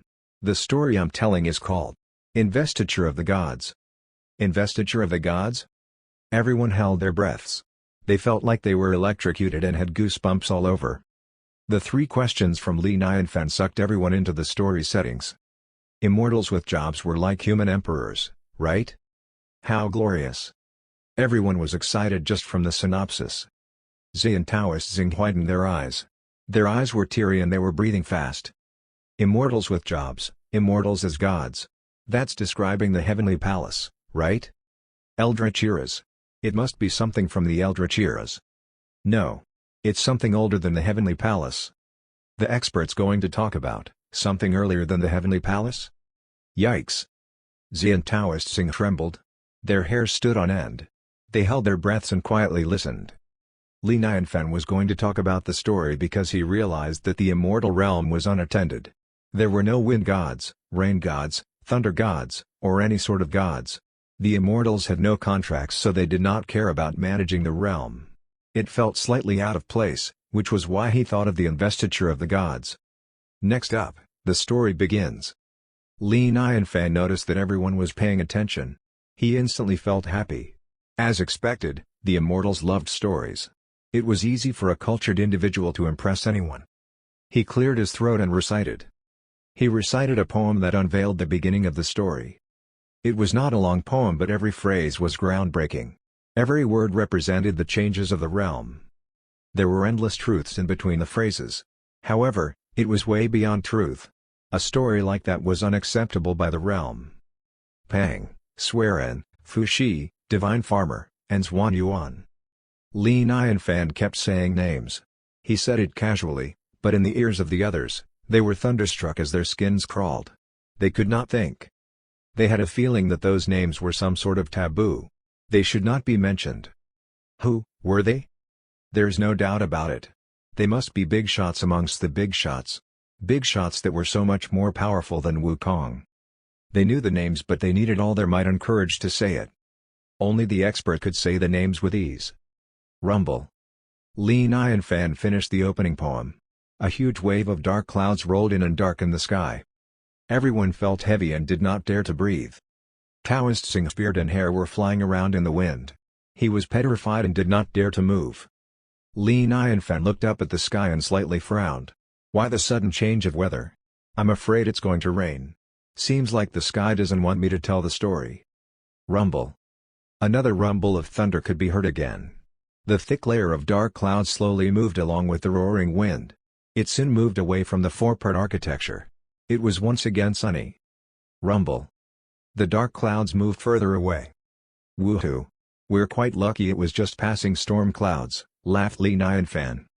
The others hurriedly stopped looking stumped. They followed along and laughed, too. However, it was a fake laugh.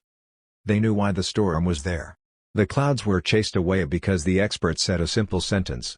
They had no words to describe the situation other than cool. Is this the lifestyle of a big shot? Li Nianfan thought it was just a small interlude. He continued. Everyone paid attention. They did not want to miss a word. The way King Zhou was introduced surprised everyone. Everyone was increasingly shocked as the story unfolded. They were focused at the same time. It was as if a huge painting scroll was slowly unraveling in front of them. Nuwa, a goddess of the eldritch eras, mended the sky with sky stones. She saved hundreds of civilians from disaster. She can mend the sky. How powerful must she be? Moreover, they were familiar with the sky stone. They remembered that Wukong was a monkey that was born from a sky stone. As expected, it was far older than the faraway eras. It must be something that the expert experienced, too. No wonder the expert's unimaginably powerful. Scary, invincible. Everyone was exhilarated. They were mesmerized by the universe of the story. Everyone jumped when they got to the part where King Zhou disrespected Goddess Nuwa. They were in awe of the audacity of King Zhou. They were also shocked by the status of the human sovereign in the story. The status of King Zhou seemed to be much higher than the Emperor of Journey to the West. He dared to anger Goddess Nuwa, yet, she did not dare to attack the human sovereign directly. They all had questions, but they did not dare to ask them. They continued to listen. Li Nianfan suddenly realized that Daji's name came from this story. Therefore, he quickly corrected Daji into Diao-chan since they were both tragic beauties anyway. Can't be helped. I can do anything as I please since I'm the new author. Li Nianfan paused. Then, he laughed and slapped the table. If you wanted to find out what happened next, stay tuned for the next session. Everyone finally snapped out of it. They all looked like they were dissatisfied. Dragon immediately said, "Brother, don't stop. I want to hear more. Please, continue." "All right, we're stopping here today." Li Nianfan waved and slowly stood up. Zi and Taoist Singh looked at each other for a long while. They could see the shock in each other's eyes. The story was just a prelude, but it showed everyone the settings of the story. It was the human realm, but it was still glorious and majestic. They wanted Li Nianfan to continue the story. They were willing to listen to it even if they do not sleep or rest. It was a shame the expert was not interested. They did not dare to tell him their wishes. Zhe struggled for a long time before she finally found the courage to say, "Mr. Li, this story is too captivating. May I come over to listen to the rest of it next time?" Her voice was trembling at the end of the sentence. That story was related to the secrets of the Eldritch eras. It was even related to how the Heavenly Palace was formed. When she was at the Heavenly Palace, she thought the Heavenly Palace just existed. She never thought of how the Heavenly Palace came into existence in the first place. The answer was right in front of her, so she was utterly excited. "Ha, of course. Our 4-part architecture holds storytime sessions around this time. Goddess Zhe, you may come over if you're interested." Li Nianfan smiled like it was nothing. It was fantastic that he could befriend a goddess just because of a small story. He suddenly had an idea. He pulled Nanan over and said, "Goddess Zhe, this is my little sister, Nanan. She recently became a cultivator. I'm just an ordinary man. I have no powers or immortal items, so I can't help her much. If it's possible, please, teach her some life-saving moves." Sigh, it's worrying being an elder brother and looking out for my little sister. He felt shameless since he already begged an immortal. He knew a lot of friendly cultivators. However, Li Nianfan saw the tip of the iceberg when it came to the dark side of the immortal realm. He knew that the immortal realm was dangerous. He was going to die if he purely depended on luck. He felt like he should kiss up to more big shots. Dignity was not worth a lot anyway, right? Zhe slightly twitched. "You have a yard full of spiritual treasure and spiritual plants. You're the rich guy who used ultimate spiritual treasures as barbecue sticks. And you say you don't have powers and items? In comparison to you, I'm just a poor chick. How can you complain with such confidence?" Of course, she scolded him internally. In reality, she was thrilled.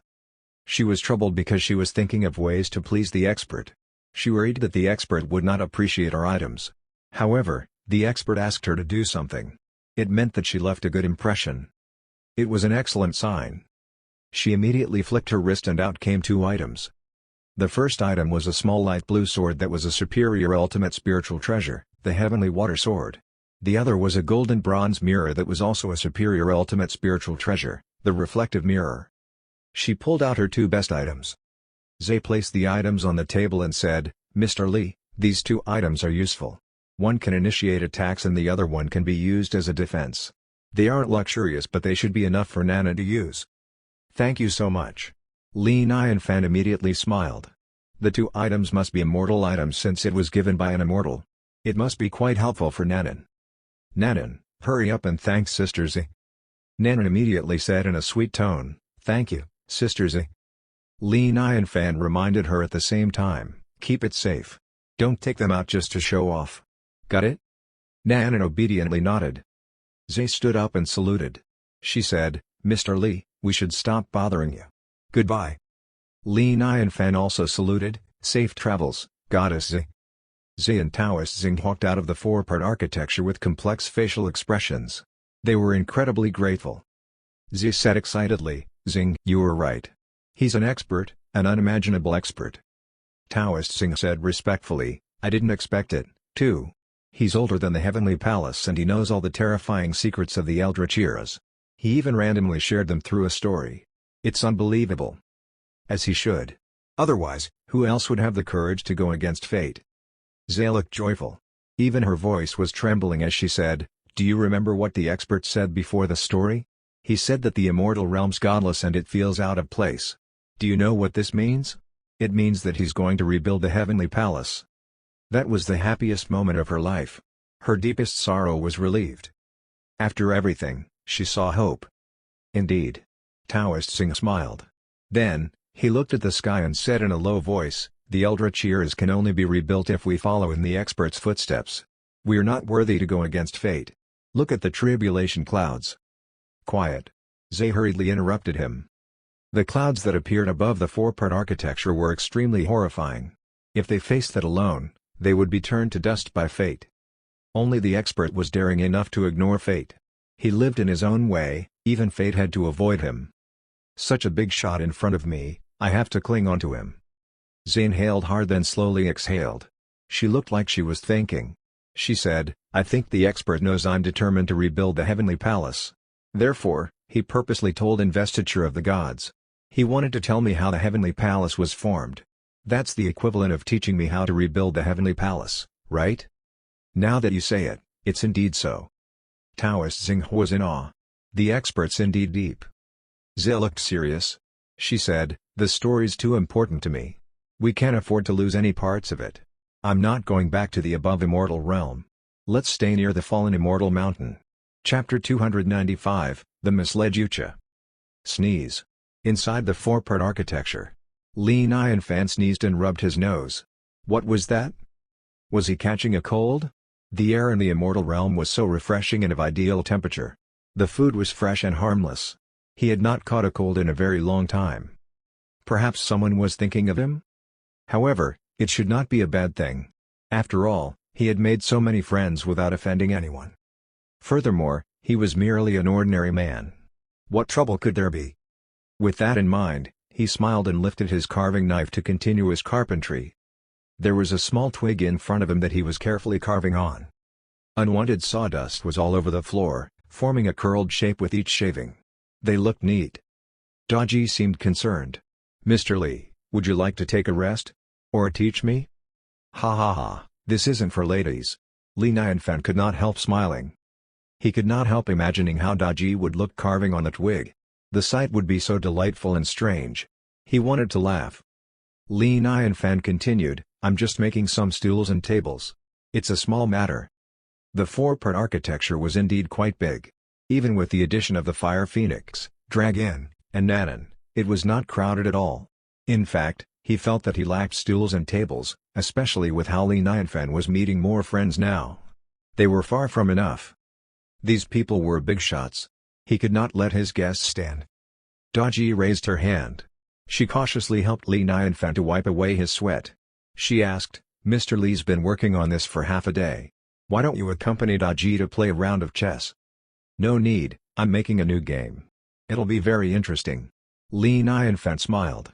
Then, he mocked, so, little Daji's bored and wants me to accompany you? Alright, let's go out and have a stroll. Perhaps we can do some hunting. Li Nianfan stated. He then said to Xiao Bei, keep the sawdust, I need to use them. Daji was already happily packing up. She was ready to go out. The Fire Phoenix transformed into a small firefinch, sitting on Li Nianfan's shoulder, while Blackie followed behind him, wagging his tail. Li Nianfan brought along his bow and arrow before walking out of the four-part architecture. Somehow, he looked at the couplet in front of his door. I came from mortal realm, seeking for longevity. Suddenly, he felt that this was rather low. It was okay in the past. As his visitors were mostly cultivators, this couplet seemed alright. However, now that he had immortals as his guests, this couplet seemed weak. He had to replace it. Scratch. Li Nianfan simply tore this away. This was a small matter. He could write a new one soon. The group entered the forest. Compared to the past, the atmosphere in the forest was more tense than usual. Li Nianfan could not help saying, Daji, do keep an eye on Dragon, Nanan, and also the little fox. Don't play in the forest, I don't feel safe. Li Nianfan already had this feeling after seeing the donkey demon in the fallen town. A demon attacking the town so arrogantly. This had not happened in the past. It was fortunate that there was an immortal nearby. If not, it would have ended badly. However, he could tell that this donkey demon was high-ranking. Since when did such powerful demons start to linger around? He had to be careful anyhow. Daji looked around and nodded diligently. Okay, Mr. Li. At the same time. At the foot of the fallen immortal mountain. Men Junliang and Zhou Yunwu arrived. Zhou Yunwu asked, Army advisor, we didn't bring anything the last time. We won again because of Mr. Li. Is it okay for us to only bring these to him? Men Junliang said, sincerity's the most important key when visiting Mr. Li. Now that it's getting cold, clothes would make one feel warm. This is what Mr. Li needs, the rest are too much. It's an insult to him. Zhou Yunwu still felt guilty. He sighed and said, my power's so limited. For a figure like Mr. Li, the clothes should be made of the best demon skins in this realm. I'm unable to provide such things for Mr. Li. Men Junliang said, as long as you're sincere. What my king needs to do now is to calm this chaotic world down to help Mr. Li. Right, why are you visiting the expert? Zhou Yunwu asked curiously. Men Junliang said honestly, when I was preaching, I suddenly felt confused. I came here to seek help. As they spoke, the two of them had arrived by the door of the four-part architecture. However, a woman in robes had been standing outside the door with her palms pressed together. She was waiting patiently. Zhou Yunwu pressed his palms together and greeted, "Greetings to Terayucha." "Amitabha, you're the current human sovereign," Terayucha said with a calm face. She greeted, "Greetings to the human sovereign." The expert was not home. The three of them had to stand before the door to wait. They showed no trace of impatience on their faces. After a long while of silence, Terayucha suddenly looked at Zhou Yunwu and asked, "May I ask what does the human sovereign think of Buddhism?" Zhou Yunwu smiled. "It's naturally excellent to subdue evil and the demons. It's good for the people." Yucha asked hastily, "Has the human sovereign thought of establishing Buddhism as the national religion, to preach Buddhism to everyone?"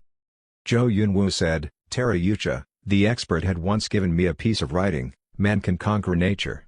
From then on, I declared that my Xia kingdom will never worship the sky or ground. Will be a kingdom of people."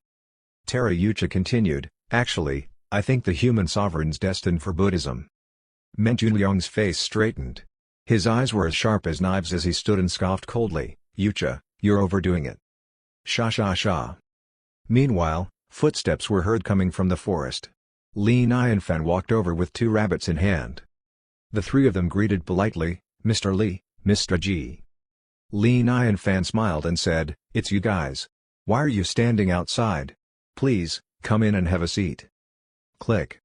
The door swung open. Li Nianfan instantly asked Xiao Bei to get some milk for his guests. Li Nianfan smiled and said, "I've heard the news of King Zhou's victory." Zhou Yunwu hastily stood up. He said sincerely, "It was all because of Mr. Li's pointers. I came here today to thank you." With that said, he brought out the item and placed it on the table. He said uneasily, "Here's a little something. Please, don't look down on it." "Wow, brocade clothes. You're so polite." Li Nianfan let out a look of delight. It was almost the end of autumn. He was about to go shopping in the fallen town. Little did he expect someone to give this to him. He had only heard of brocade clothes from books back in his previous realm. Who would have thought that the entire set would be placed right in front of his eyes now? Furthermore, looking at the material, it was definitely top-grade skin. It looked soft and glowing, comfortable and warm to the touch. It looked so luxurious. It was delicately made. They must have put in a lot of effort. How thoughtful. "As long as you like it, as long as you like it," Zhou Yunwu answered, delighted. He let out a long sigh of relief. Meanwhile, Xiao Bei walked out with a tray of glasses with milk. Li Nianfan instantly said politely, "Let's speak later. First, let's have a cup of warm milk to warm up the body." "Thank you." Yucha and the other two politely reached out to receive the milk. The glass was transparent, reflecting the sunlight delicately. The pure white milk laid inside quietly, giving off some heat. The surface of the milk had a vague layer of foam on top. With one gentle sip, the fragrance of the milk spread out in their mouths and its warmth soothed their throats.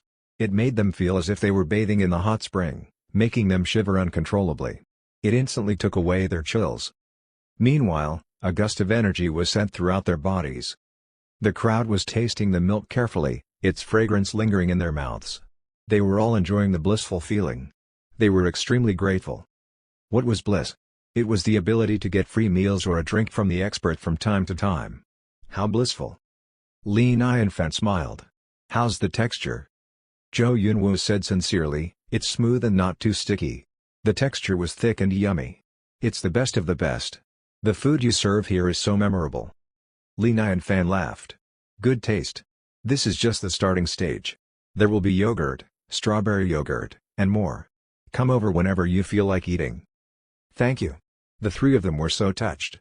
They would never be able to repay the expert. "I don't have much here, I only have good food." "You're welcome." Li Nianfan waved it off. He then looked at Terayucha and smiled, "I heard about your preaching from the fallen town. How's the preaching going?" "Thank you for asking. Buddhism is indeed full of insights and wisdom. It's beneficial for everyone," Yucha said in awe. Then, she halted and frowned. "However, not everyone wants to believe in Buddhism. I'm still far from saving all beings. Saving all beings? Li Nianfan's brows furrowed vigorously. Huh? You want to save all beings? Will you give up on those who don't believe in Buddhism? This woman seems to be overdoing it. I need to fix her. This is wrong, Li Nianfan said right away. He asked, if the beings are happy and living in peace, why would they need to be saved by Buddhism?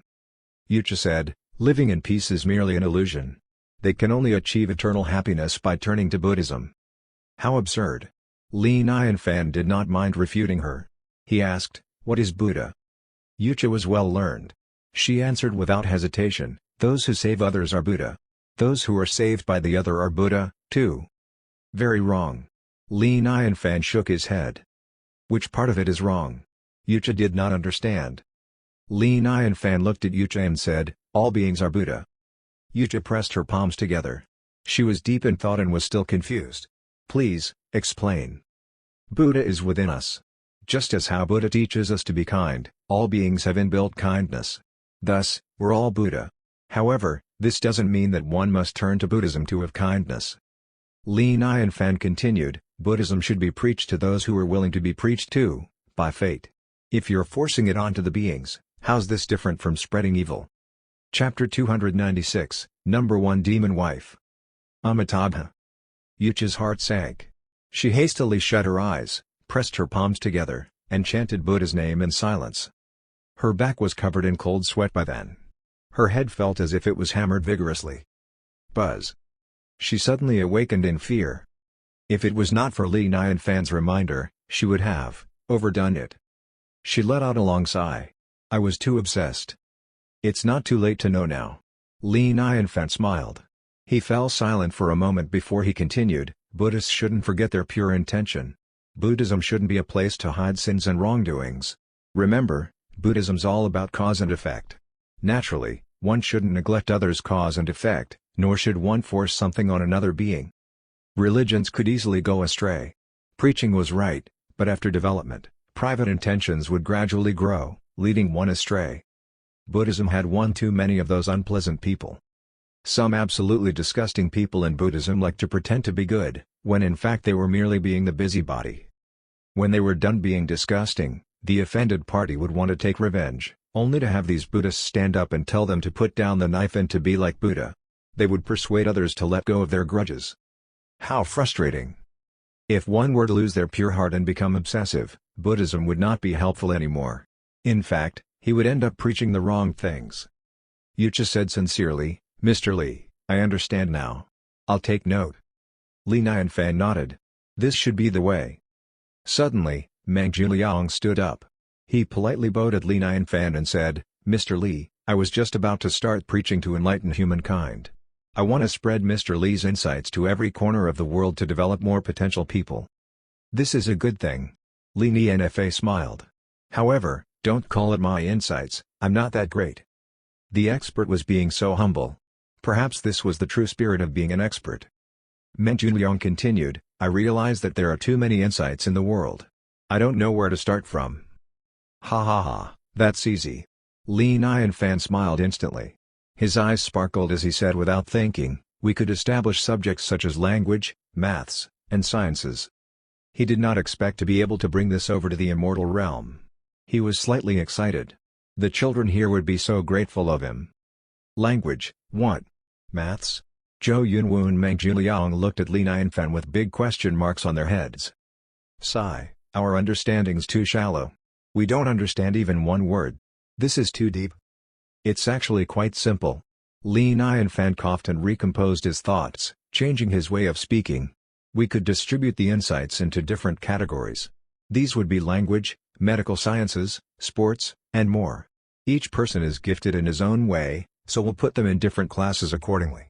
We could even have some examinations in both language and sports, as well as an examination every 3 years to pick out the most outstanding ones. This was more simply put in this sense. It was merely setting up subjects. Zhou Yunwu and Meng Juliang wore a look of realization. Their faces flushed red with excitement. The expert was indeed the expert. He easily fixed this chaotic problem by categorizing them. However, Li Nianfan continued, after passing the language test, it would show that this student has the potential of becoming a political leader, and in turn, an officer. If the student passes the sports test, this shows that this student has the potential of leading an army. It's the same for the rest. Li Nianfan stated it simply. It was just a brief idea. However, the most important key was the idea. If not, one would not know which direction to head into. Meng Junliang instantly stood up. He was very inspired. He said, "Mr. Li's indeed a genius. I've learned a lot." "Wonderful, wonderful." Zhou Yunwu was more excited than Meng Junliang. He bowed deeply, so excited that he had tears in his eyes. He called out with a trembling voice, "With that, my people will be enlightened in the upcoming generations. I'll never be able to express my gratitude to you. Please, allow me to kneel." This matter would directly affect future generations and the standards of humankind. It was a concept for sustainable growth. This was as valuable as the herb manual. Li Nianfan simply waved it off. "It's just a small matter, there's no need." Meng Junliang suggested, "Mr. Li mentioned language and medical sciences. Shall I name the place where knowledge is passed on, a classroom?" Li Nianfan smiled. "Good name." Zhou Yunwu and Meng Junliang were so excited. They looked very excited. They could not wait to go back and start forming the classrooms. The Xia Kingdom's territory was not huge. Therefore, it would be easy to manage. The classrooms could be built easily. This would benefit the future of humankind. "Mr. Li." After staying silent for a very long time, Meng Junliang parted his lips. His eyes darkened as he took in a deep breath to ask a question very close to his heart. "Please, allow me to ask, why preach to the world?" Li Nianfan first halted. He understood what Meng Junliang meant. He did not ask why as in how come. He was asking from a more spiritual level. It was similar to when someone would ask, "Why do you want to become a teacher?"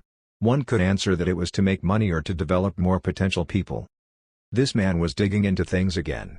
It seemed that he really liked to ponder on things from a more spiritual level. Li Nianfan did not answer directly. He fell silent for a very long time. Suddenly, he had a thought. He said, "Daji, help me get a paper and brush." "Sure, Mr. Li."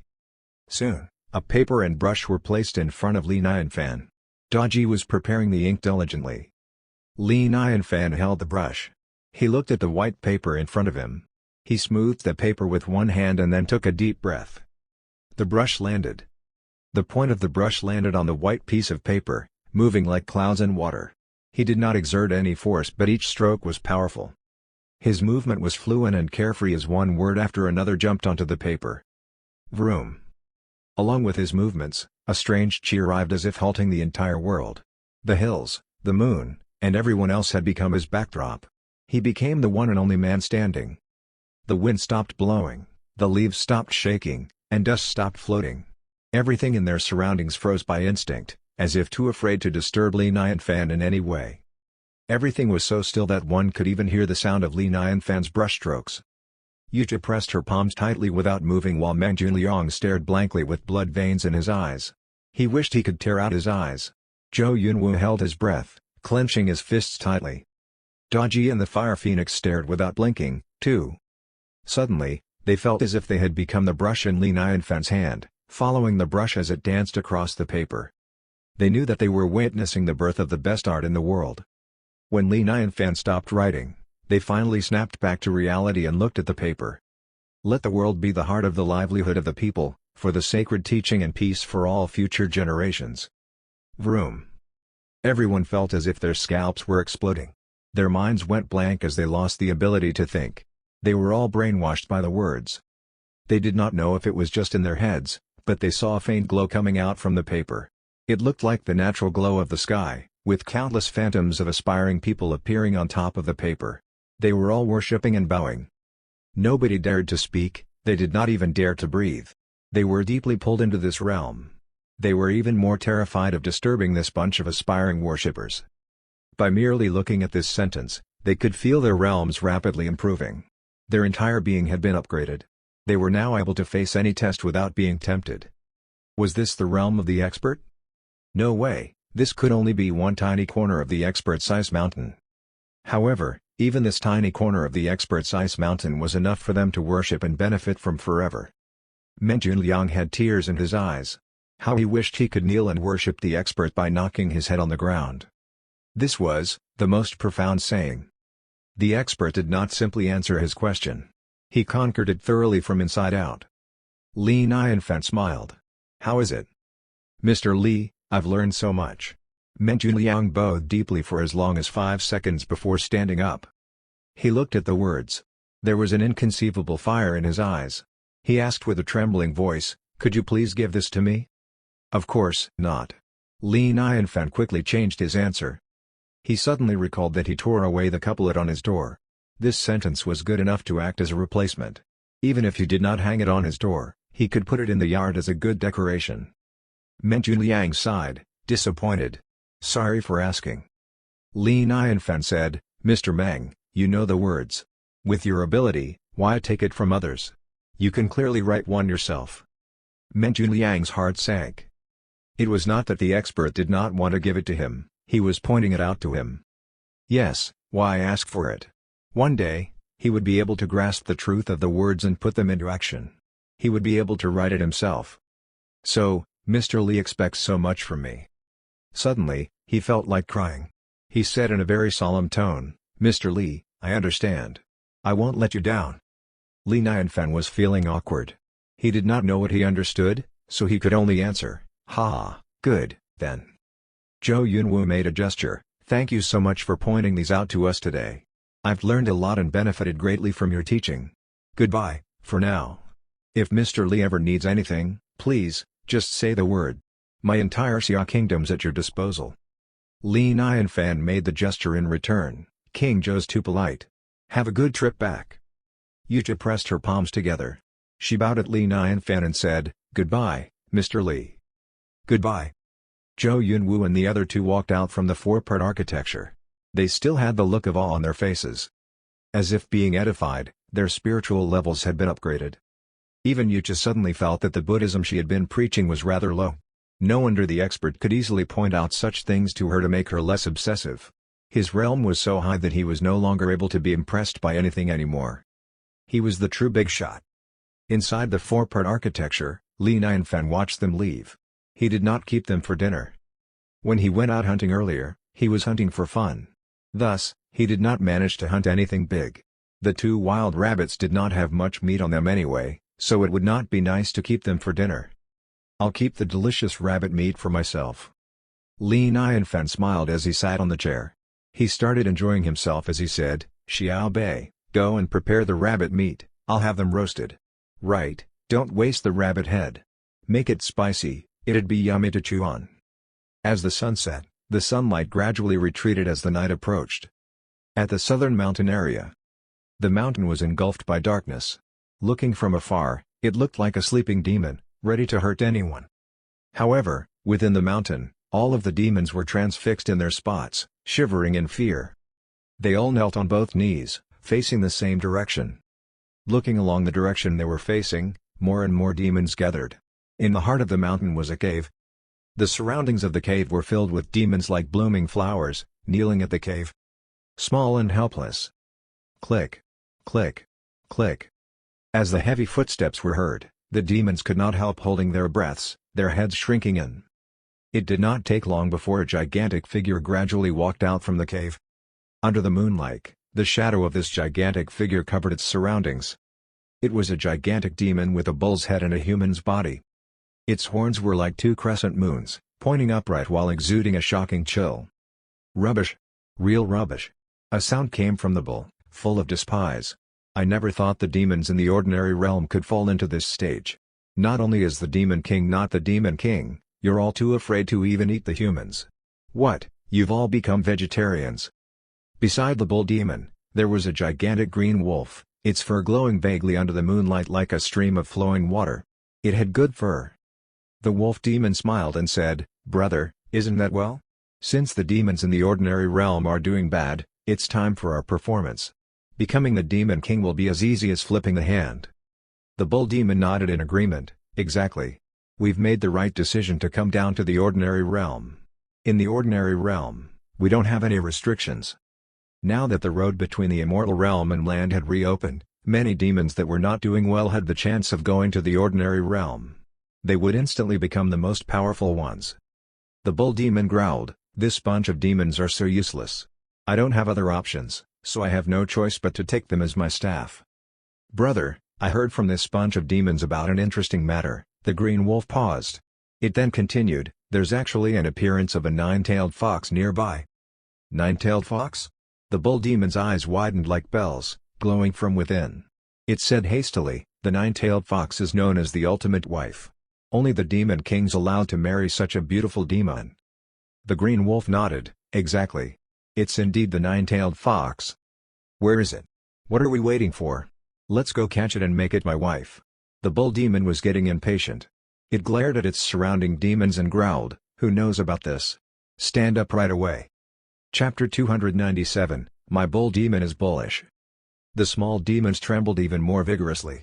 They all exchanged terrified looks. The bull demon's face sank.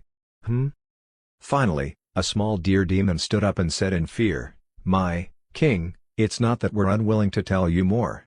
It's just that the nine-tailed fox is very unlucky. I feel like it's better to stay away from her. The bull demon squinted its eyes. It scoffed, What do you mean? My king, the nine-tailed fox was first seen in the fallen immortal mountain. Ever since her appearance, a series of strange events have been happening. The deer demon's face was filled with deep awe. It trembled and said, We really don't want to be vegetarians, but we have no choice. We live in the fear of the nine-tailed fox. Bull demon frowned. What strange things? The nine-tailed fox is the symbol of all demons. Ever since her appearance, countless big demons have attempted to get her. However, no matter who it is, once someone has the intention of capturing her, he'll never live past the second day.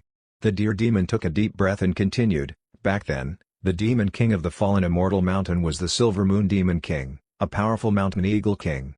It led an army to capture the nine-tailed fox but was somehow killed.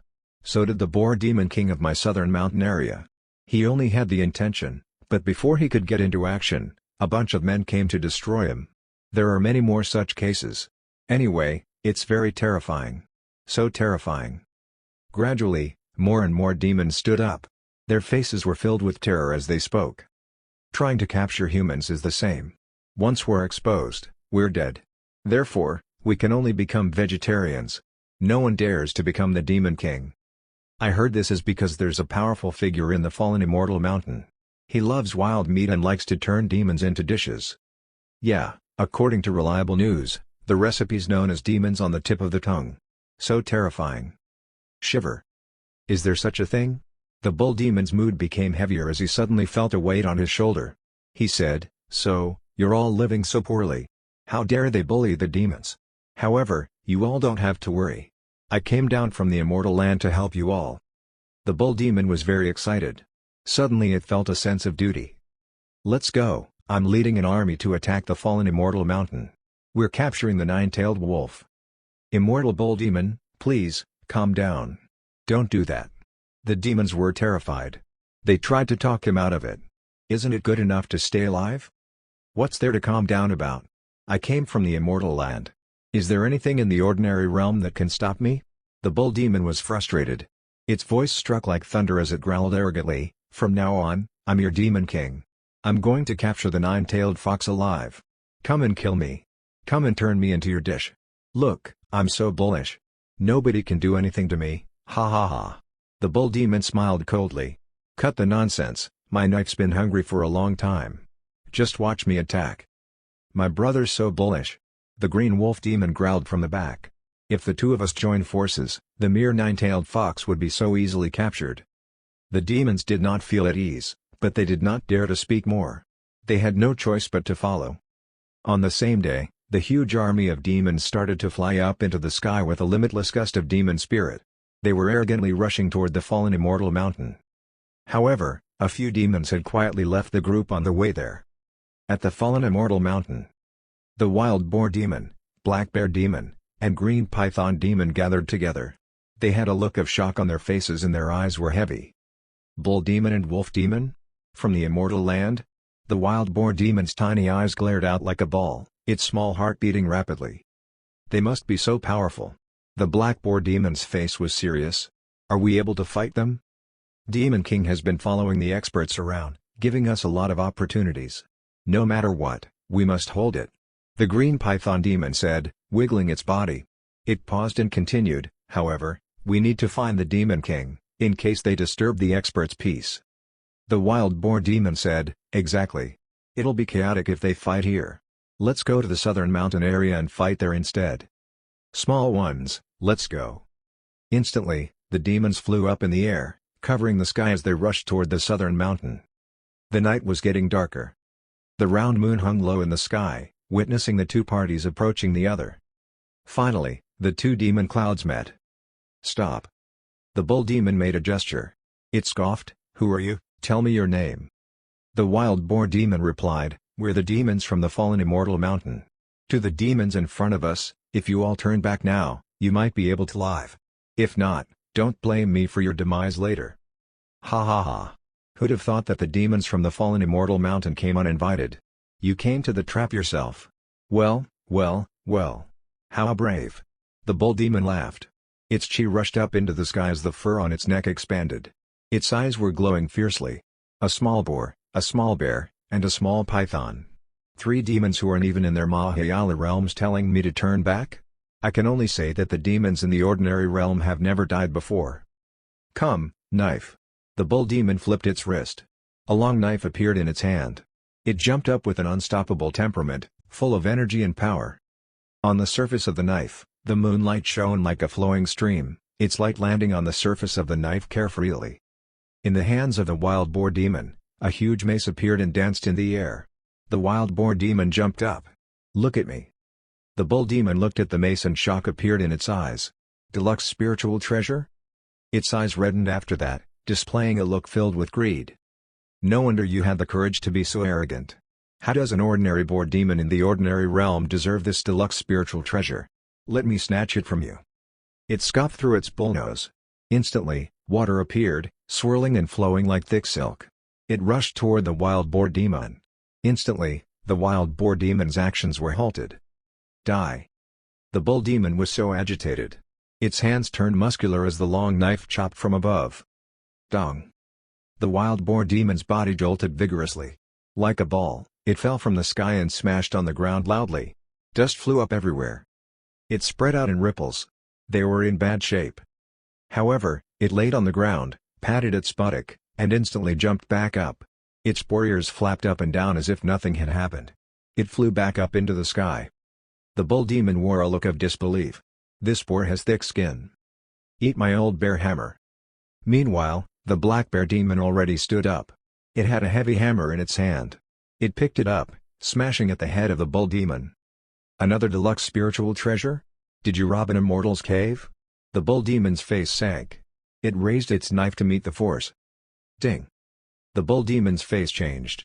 It was once again shocked. This bear's strength was so unusually big.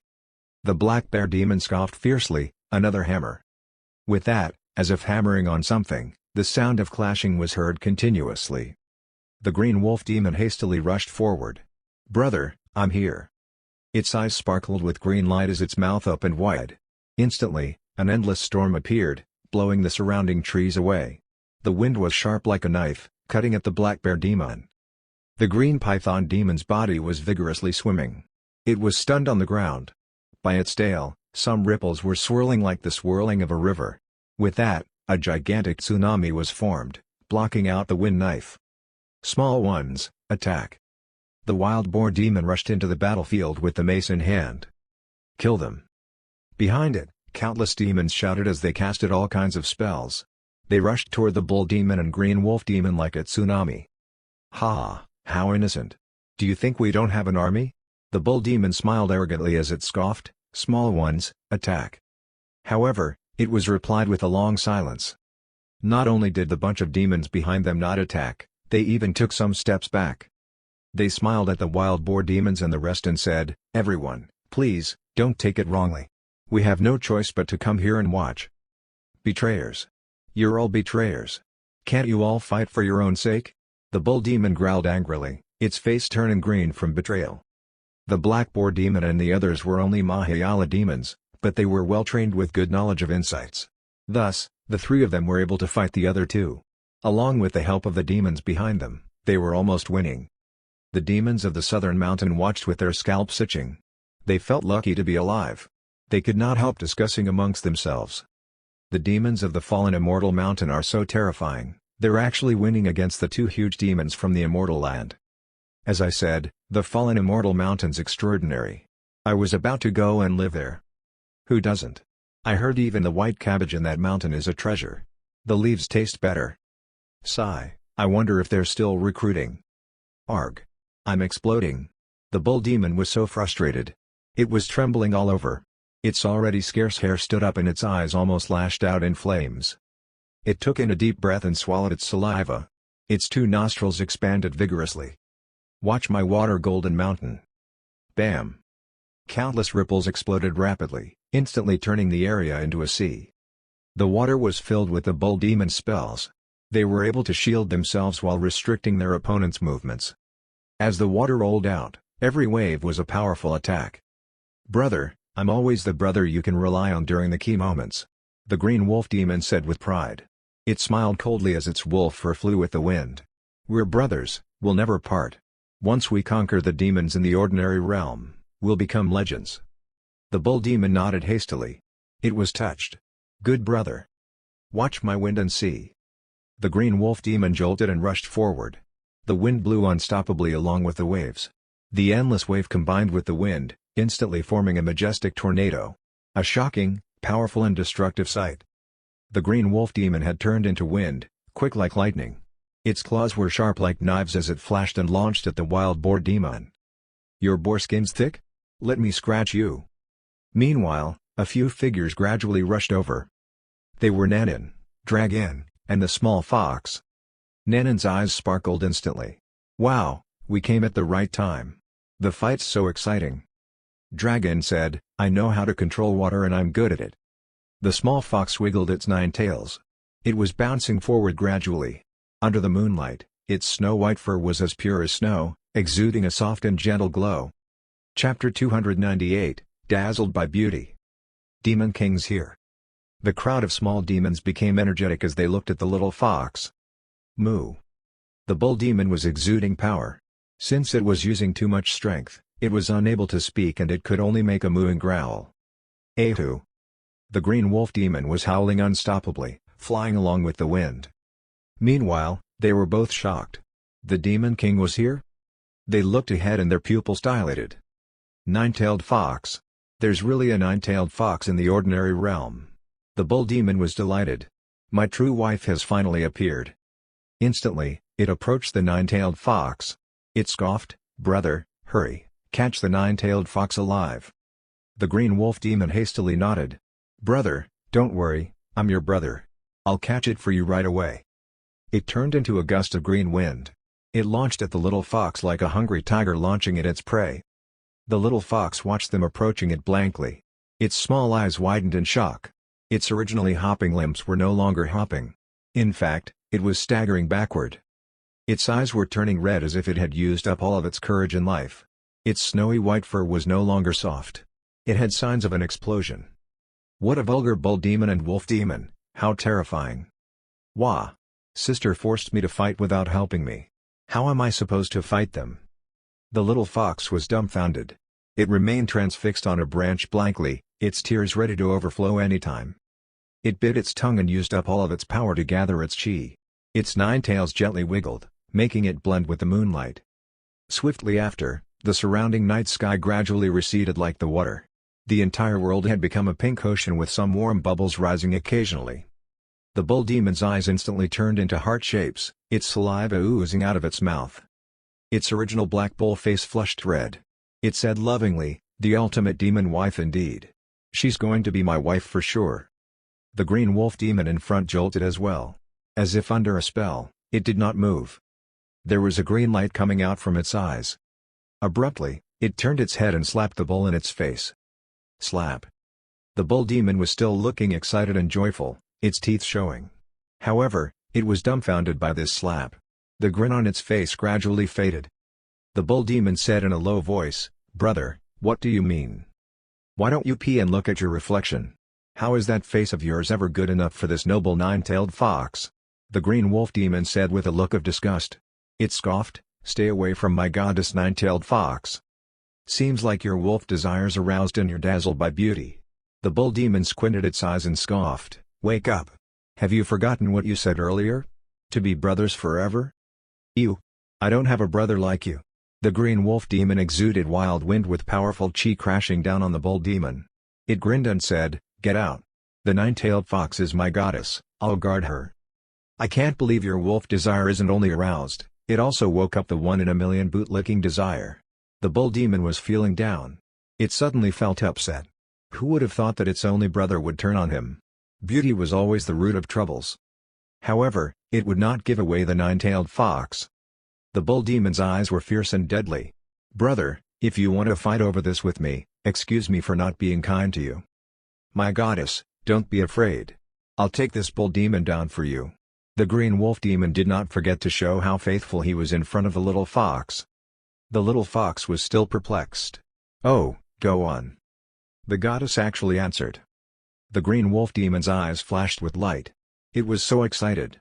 As if being injected with a stimulant, its battling capability maximized. "How dare you, bull demon, die." The bull demon went wild. "Mo, how are you not embarrassed? I should have known that you're a bad wolf. How dare you steal your brother's wife? I'll kill you today."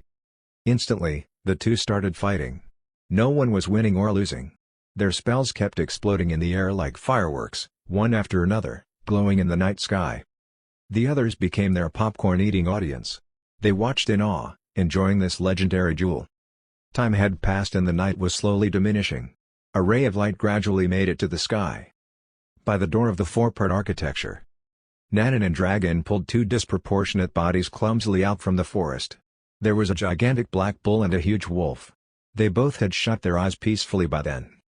Click. The door was opened. Li and Fan looked up and frowned. He told them off gently, "The three of you went out in the morning to go hunting?"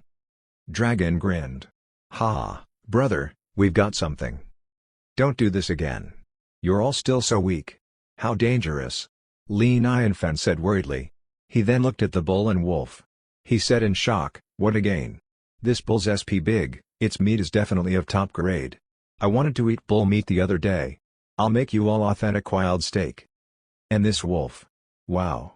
The fur isn't bad at all, and it feels nice and warm like spring. I happen to be making some stools, adding a layer of fur would be perfect." Although Li and Fan was telling them off, he was delighted. It was like growing some characters in a game. They had finally grown up and went hunting for him. Good investment. "Xiao Bei, hurry up, come here and help," Li and Fan called out. Instantly, they gradually pulled the two bodies into the four-part architecture. Click. The door was closed. Meanwhile, in a secluded forest of the immortal realm, 5 figures landed from the sky along with a loud thunderstorm. They were Zhe and the rest.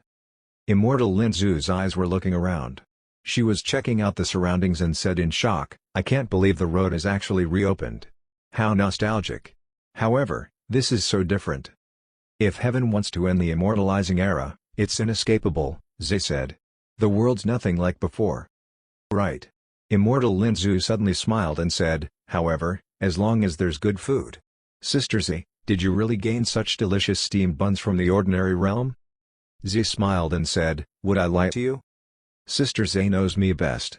Back then, I used to sneak into the heavenly temple and Sister Zhe would prepare good food for me," Lin Zu said with a nostalgic look. "The ambrosia back then was so yummy. I haven't had good food in too long. Who'd have thought Sister Zhe would bring me some? How delightful. Although I haven't had ambrosia before, the wine at the expert's place is even more delicious than ambrosia," Yi Liu Yun said with a smile. Immortal Lin Zu's eyes sparkled. She even started drooling. "Really? The expert even has wine?" Zhe said hastily, "When you get there, you better behave. Even if there's wine, it's a priceless treasure. It's not something we can simply drink." Immortal Lin Zu smiled.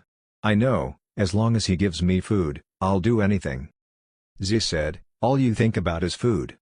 Immortal Lin Zu said, "Back then, my master said that I was an empty soul, born to feel empty.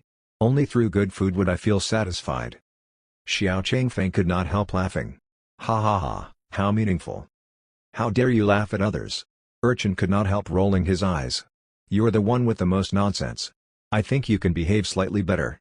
If not, I'd be the one helping you to get back your dead body one day." Yi Liu Yun nodded in agreement. "Brother Urchin's right. Hearing the things you say, sometimes even I feel like killing you. What do you all know? This is called a realm.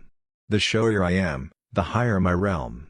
Xiao Changfeng said with a straight face. I look up to the expert. The 3 realms that were told by the expert in just a few sentences. Thinking back now, I can still feel my blood warm and scalp itching. However showy I get, I won't get to that stage. Thus, I'm working hard to look up to the expert. How can you compare yourself to the expert? What the expert talked about was the truth of the world while what you said is nonsense. Can't you see I'm working on it? The group chatted happily, traveling on clouds toward the fallen immortal mountain. 1 hour later, the clouds gradually landed by the foot of the mountain. They all went up by foot. Z took a deep breath. She said, Linzu, do behave when you see the expert. Also, remember what I said to you. Immortal Linzu nodded. Sister Z, I know, I understand. It did not take long before the 5 of them arrived before the 4-part architecture. Xiao Changfeng gradually went ahead and politely knocked on the door 3 times. Knock. Knock. Knock. Come in. Li Nianfan's voice came from inside. The 5 of them straightened themselves and carefully entered. Li Nianfan still had the carving knife in hand. He was making a stoolie. Chop. Chop. Chop. Sawdust littered the ground while Daji accompanied him by the side, wiping off his sweat and feeding him fruits from time to time. What a life! The 5 of them walked in and hastily greeted politely, greeting to Mr. Li, Miss Daji, and Goddess Fire Phoenix. It's you guys. Please, have a seat. Li Nianfan looked up and saw Zhe and Yi Liyuan. He said in shock, oh, you all know each other. It seemed the circle of immortals was not that big after all. Ha, yeah, what a coincidence. Zhe and the group smiled. They looked at the sawdust all over the floor in terror. She could not help asking, Mr. Li, I was bored, so I planned to make some stools to play around. Li Nianfan put down the knife. He smiled and walked over. Xiao Bei, go and prepare some tea right away. Stools? Mackin stools with spiritual wood? Out of boredom? The crowd pursed their lips. They looked at the pile of sawdust made from spiritual wood on the ground. Even though they had mentally prepared themselves, they still felt a twitch in their hearts. How wasteful. If they could use these spiritual wood shavings to make treasures, there would be no problem making 10 or even 20 deluxe spiritual treasures. They could even make a few good heavenly spiritual treasures. Now, they were used to make stools. However, the spiritual wood being able to become the expert's stool was a blessing indeed. No loss. Zhe looked at the yard and nonchalantly glanced around. She jolted vigorously. She saw a paper hanging by the rockery in the middle of the yard. The words were clear. A vague glow was swirling around the paper. There seemed to be some strange insight circling the paper. So majestic and sacred, as if this was the most exquisite treasure in the world. Let the world be the heart for the livelihood of people, for the sacred teaching and peace for all future generations. This. Her lips slightly parted.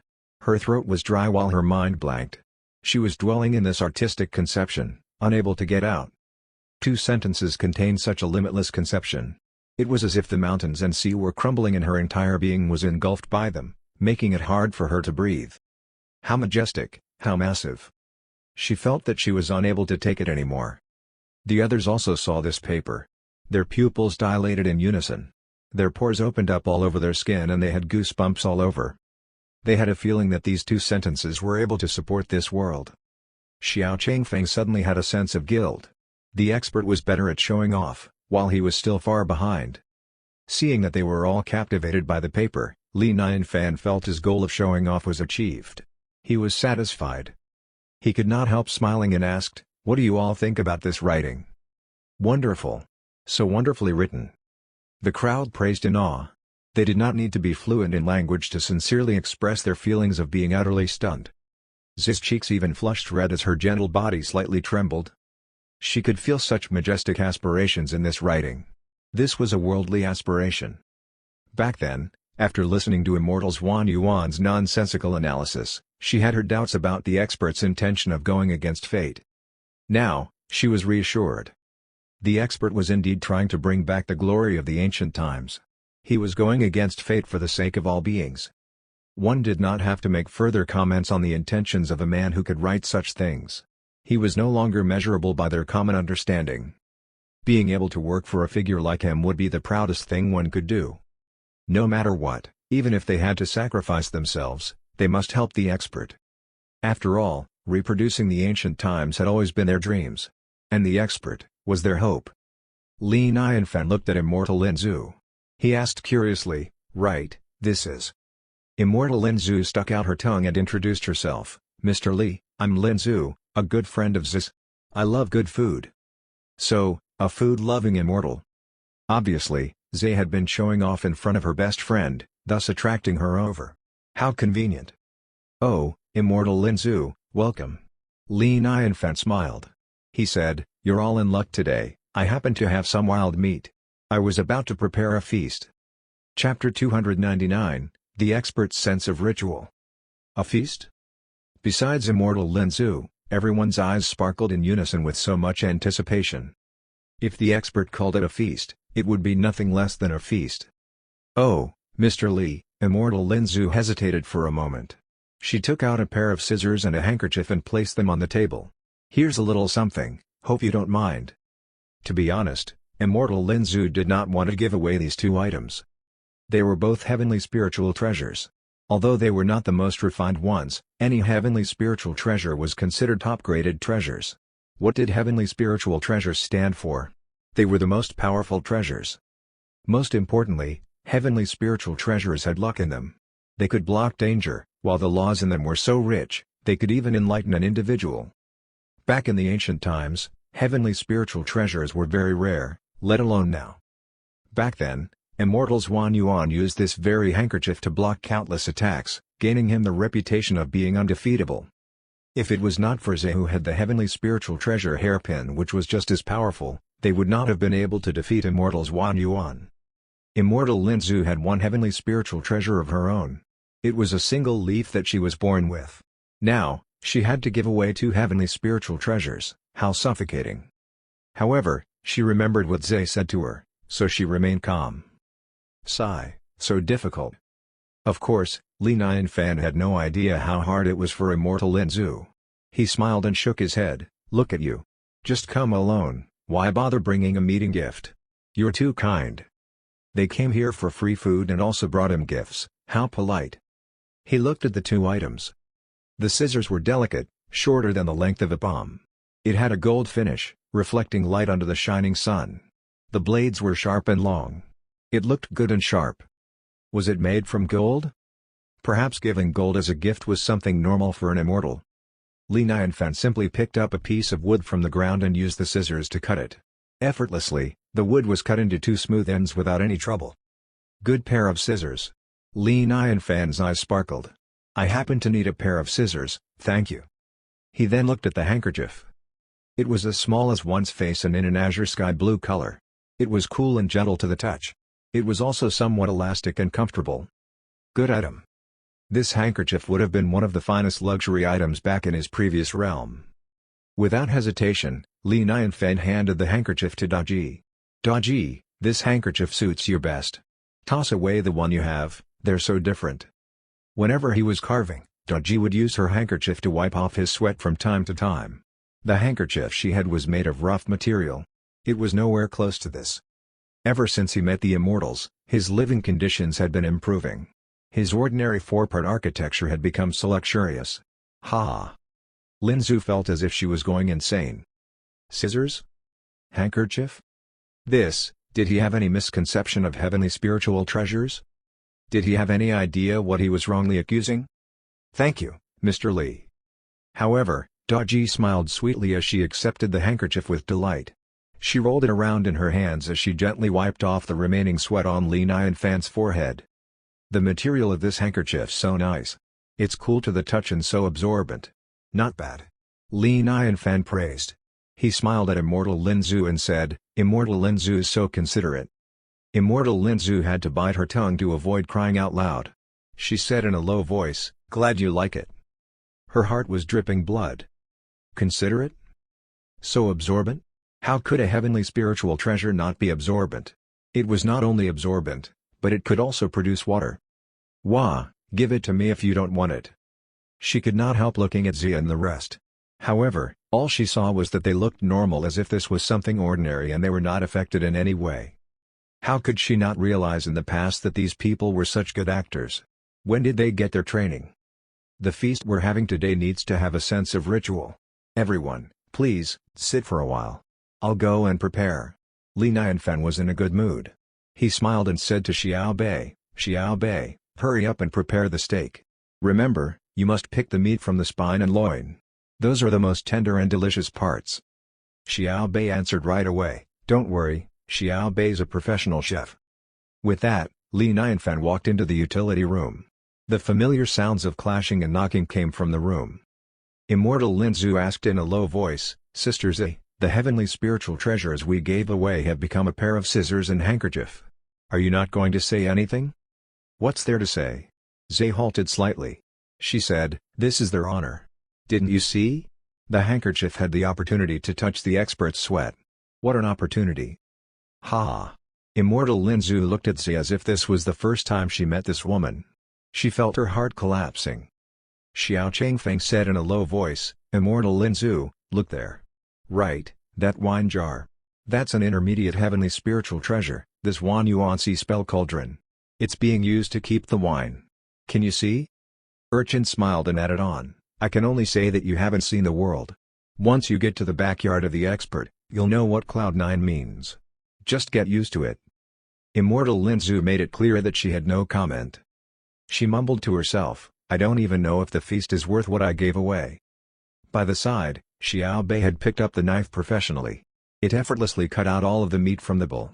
One had to admit that the meat of this bull was really good. It was definitely a fat bull that liked to work out. Following that, Xiao Bei took out a metal rack and placed the meat on top of it to burn to prepare the steak. Its movement was fluent and professional. Li Nianfan walked out of the utility room. He had 2 boxes in his hands. These 2 boxes looked worn out with dust all over. The outer layers were wrinkled. It was apparent that they had been stored at the bottom. Everyone's heart sank. They all looked at these 2 boxes, feeling somehow threatened. They were threatened in horror as if these 2 boxes contained something horrifying. Daji asked, Mr. Li, what are these? Cutleries. Li Nianfan smiled. For this feast, we have to have a sense of ritual. With that said, he used a knife to gently cut through the top of the box, creating an opening. Following that, he gradually uncovered the box. The crowd could not help staring with their eyes widened. They stared inside the box, holding their breaths. As the box was opened, although there was no glow coming out, they all felt a chilling shock attacking their bodies. They had the urge to turn and run away. It was as if what laid inside the box were the deadliest weapons. Breathe. They all took a deep breath at the same time, forcing themselves to calm down. They looked closer. With one look, they all felt as if they were being struck by lightning. Their eyes rolled back and they almost fainted. Heavenly spiritual treasures. A box full of heavenly spiritual treasures. These were not ordinary heavenly spiritual treasures, these were ultimate heavenly spiritual treasures. What concept was that? The crowd felt their minds go blank. They were unable to process it. Ding ding. Li Nianfan reached inside the box and took out a bunch of shiny forks and knives to put on the table. He spoke, they aren't that useful. I can only use them like this. Since we're having steak today, let's have a sense of ritual. Not so useful? The crowd stared at the forks and knives being tossed onto the table. In unison, they all held their chests as their breathing became rapid. No way, I might become the first immortal in history to die from shock. Immortal Lin Zhu's mouth was gaping. Her jaw almost fell to the floor. She was still heartbroken about Li Nianfan not taking her 2 heavenly spiritual treasures seriously. In the blink of an eye, he took out a box of heavenly spiritual treasures and merely intended to use them as the cutleries. This feeling was so humiliating. She suddenly felt extremely insignificant. This was similar to visiting someone and gifting them with the most expensive silver bracelet, only to realize that this person's house was filled with gold. Even the toilet paper was made of gold. So shocking. So unbelievable. They had never seen so many heavenly spiritual treasures in their entire lives. Scratch. Li Nianfan did not mind them. He opened the other box. Similarly, there was no glow coming out of the box. However, when sunlight shone inside, the reflecting light was so bright that they were unable to open their eyes. Another box of ultimate heavenly spiritual treasures. The crowd had been so stimulated that they had gone numb. They even thought they were dreaming. Inside this box were weirdly shaped glasses. Between the cup and the bottom, there was a long and slender glass holder. So, this is Mr. Lee's so-called sense of ritual.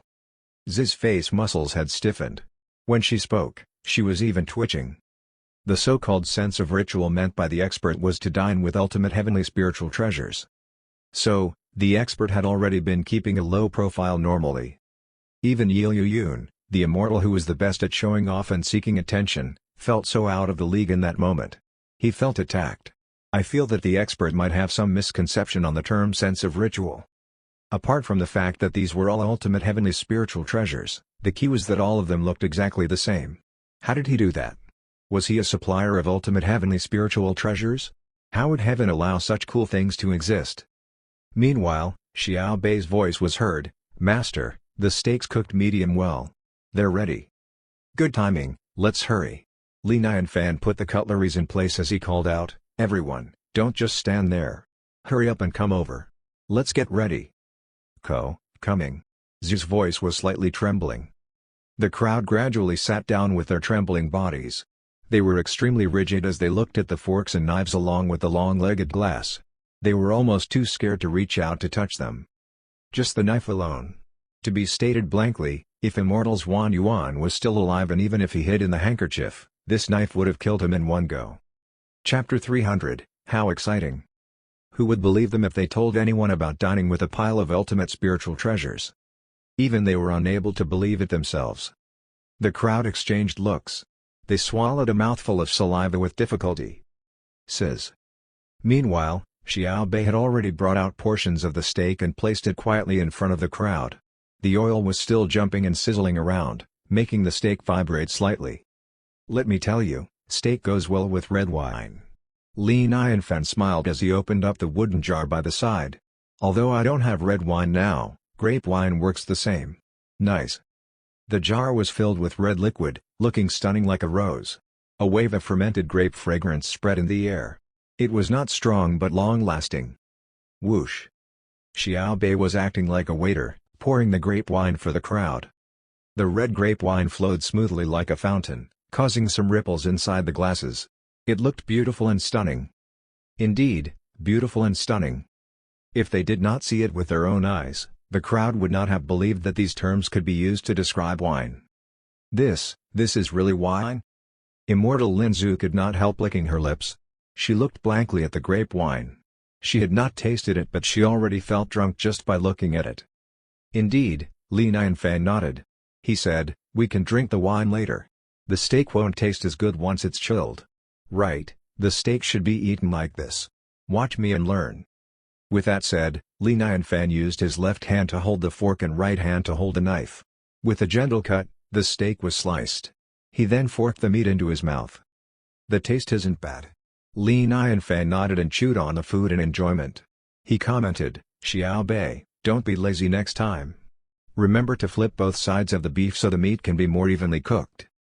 Xiao Bei instantly said, "My master found out. My master's so wise and observant with a good sense of smell." Xiao Bei's sorry. "You're naughty." Li Nianfan smiled. He then looked at his guests and pestered, "Why aren't you eating yet? Hurry up and taste it. This is definitely delicious." "Eat, we'll eat now." The crowd's hearts sank. They bit their tongues as if going on a pilgrimage. They cautiously picked up the forks and knives. Eating was not a problem, but this was their first time eating with ultimate heavenly spiritual treasures. How could they not get nervous? Who would believe this? With difficulty, they held the knives and forks. Their hearts were beating rapidly. They were finally able to touch ultimate heavenly spiritual treasures. So, this was how the ultimate heavenly treasure felt like. They had to feel it better. Li Nianfan's movements were not hard to imitate. Quickly, they all copied Li Nianfan's movements and picked up a piece of meat to put into their mouths.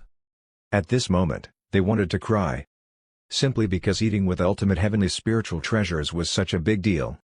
What an honor. So delicious. Immortal Lin Zhu already snapped out from the shock. She focused on the delicious food, her eyes glowing. The texture of the steak was top quality. It was soft and tender to bite. The meat was loose and relaxed but nice to chew on. The muscles and fatty parts had been removed. The oil in the meat was equally spread out without any gamey taste. With every bite, juices were coming out, oozing with the purest fragrance and butter. The flavors were flirting with their taste buds without overpowering them with oil. The texture was not too hard or soft, juicy but not greasy. So delicious. Immortal Lin Zhu could not find any other word to describe it. She always thought she had a high standard for food, and that anything other than the ambrosia from the heavenly temple could never be considered as delicious food. Now, she realized how wrong she had been. So wrong.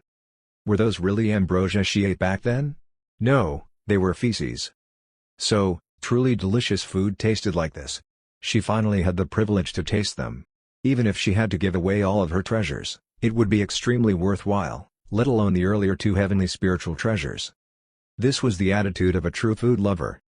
Li Nianfen smiled at immortal Lin Zhu. However, his smile stiffened. He realized that this immortal's eating posture was somewhat strange. Usually, one would cut the steak into smaller pieces. However, this immortal did not cut it into small pieces.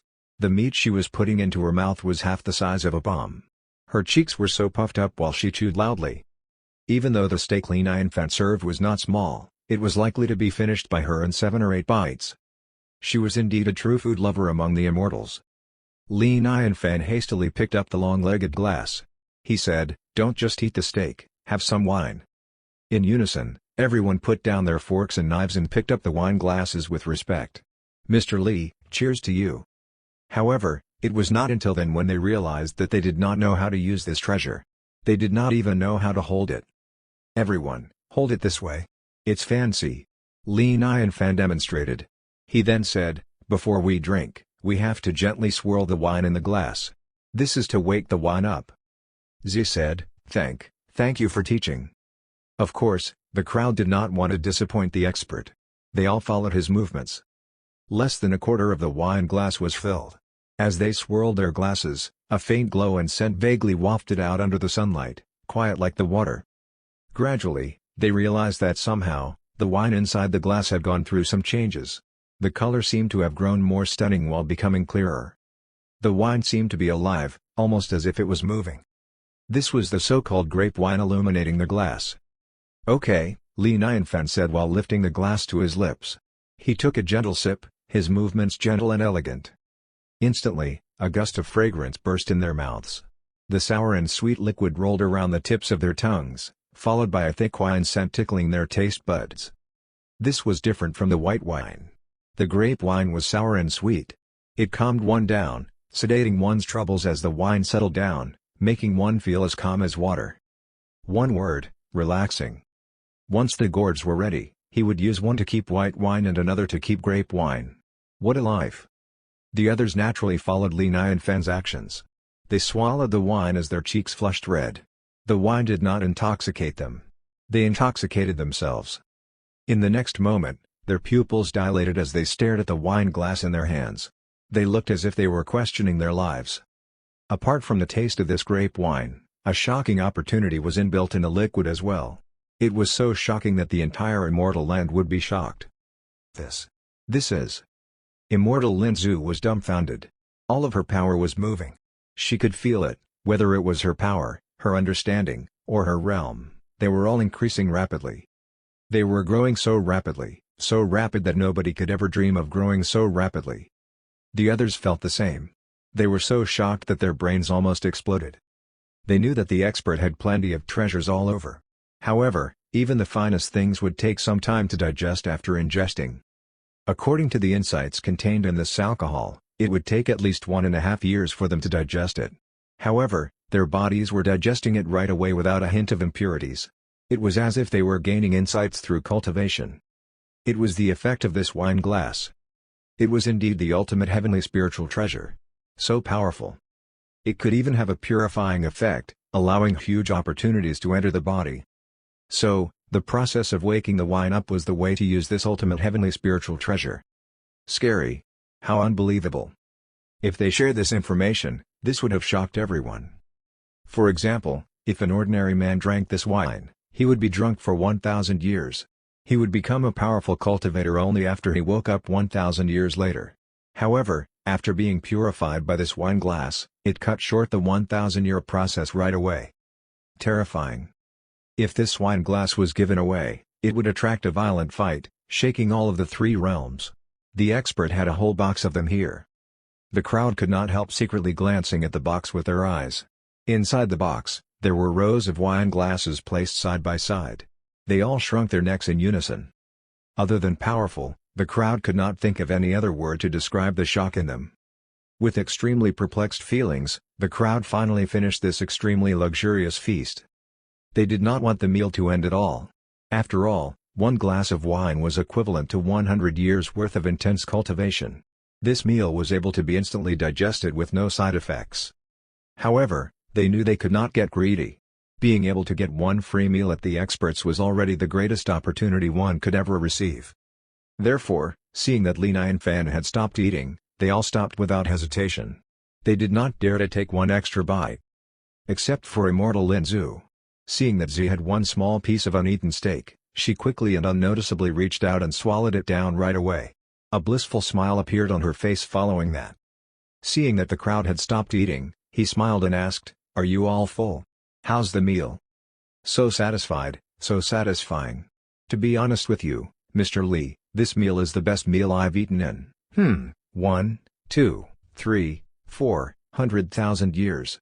This is truly delicious." Immortal Lin Zhu half leaned back. She was patting her rounded tummy while she squinted in bliss. 100,000 years?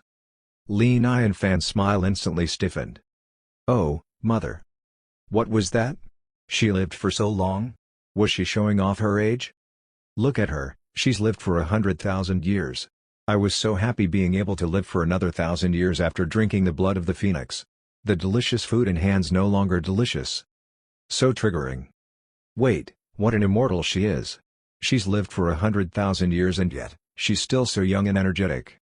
Women who have lived for 3,000 years would already be at the top, let alone a woman who has lived 100,000 years. Also, if she hasn't been in a relationship for 100,000 years, then..." Gasp. Even the thought of it is terrifying. Thinking on a deeper level, how exciting would that be? Chapter 301, Ghost Door, is open. Li Nianfan was suddenly extremely curious. He wanted to ask if she had been in a relationship before. However, his final traces of rationality defeated his impulse. Curiosity would kill the cat. Staying alive was more important. Li Nianfan said to Xiao Bei, "We're finished. Come clean up the table." Xiao Bei half wiggled and jogged over. "Yes, my dearest master." Smash. The way Xiao Bei cleaned up the table was rough and brutal. It simply tossed the dishes into the pond, shocking the crowd. It did not show any respect to the ultimate heavenly spiritual treasures at all. Zhe looked at Li Nianfan and hesitated for some time. Finally, with an extremely uneasy and excited feeling, she said, Mr. Li, after listening to Investiture of the Gods, I have a childish idea. I don't know if I should share it or not." Li Nianfan halted slightly. He asked with curiosity, "What idea?" This immortal loved joking around. Since she had spoken up, Li Nianfan could not tell her not to say it even if it was childish. Zi took in a deep breath and said slowly, "I want to build a heavenly temple." "What situation? Build a heavenly temple? The heavenly temple could be built?" Li Nianfan was dumbfounded. He looked at Zi as if it was his first time meeting this guest. So wild? Did she want to be the Wu Zetian among the immortals? Perhaps he understood her wrongly? Perhaps the heavenly temple she meant was the name of a sect? Li Nianfan could not help verifying, "You can't be possibly referring to the heavenly temple in Investiture of the Gods?" "It's that heavenly temple indeed." Zi nodded solemnly. She continued, "Mr. Li's right. If an ordinary realm needs an emperor, what more the immortals? A civilization needs some rules to keep things in order." This. Li Nianfan did not know how to reply Zi. He looked at the others who did not look surprised. Instantly, he knew that they had all discussed this and decided to build a heavenly temple together. Oh, no. Oh, no. Did they decide to build a heavenly temple based on his story? Zhou Yunwu went ahead to rule the ordinary realm because of what he taught him. Yucha went ahead to establish Buddhism because of Journey to the West. Now, these immortals want to build the heavenly temple because of Investiture of the Gods? This world was too insane. However, it was easy to understand. It was similar to a person having been inspired by a successful entrepreneur story. The person would be filled with excitement and passion to start working on it. It was apparent that Zia and the group felt this way. It seemed that they were quite capable. Li Nianfan thought for a second. Then, he said sincerely, building a heavenly temple is wonderful. However, the process might be very challenging. The expert's giving us the mission. He's testing our determination. The crowd became more energetic, feeling more delighted than scared. Yi Liyun said, "Don't worry, Mr. Li. However challenging it might get, we're not afraid. If you're all so determined, it's great." Li Nianfan smiled. If you could really build a heavenly temple, it'd be great news for the people. If they succeeded, they would be like the ancient immortals. Being their friend, Li Nianfan might be able to gain some benefits from them. He might even be able to gain some privileges after death. Of course, if they could even make some flat peaches, it would be ideal. The thought of it was not bad at all. Zhe was excited. "Mr. Li, this is our plan. We're just not quite sure how the heavenly temple works.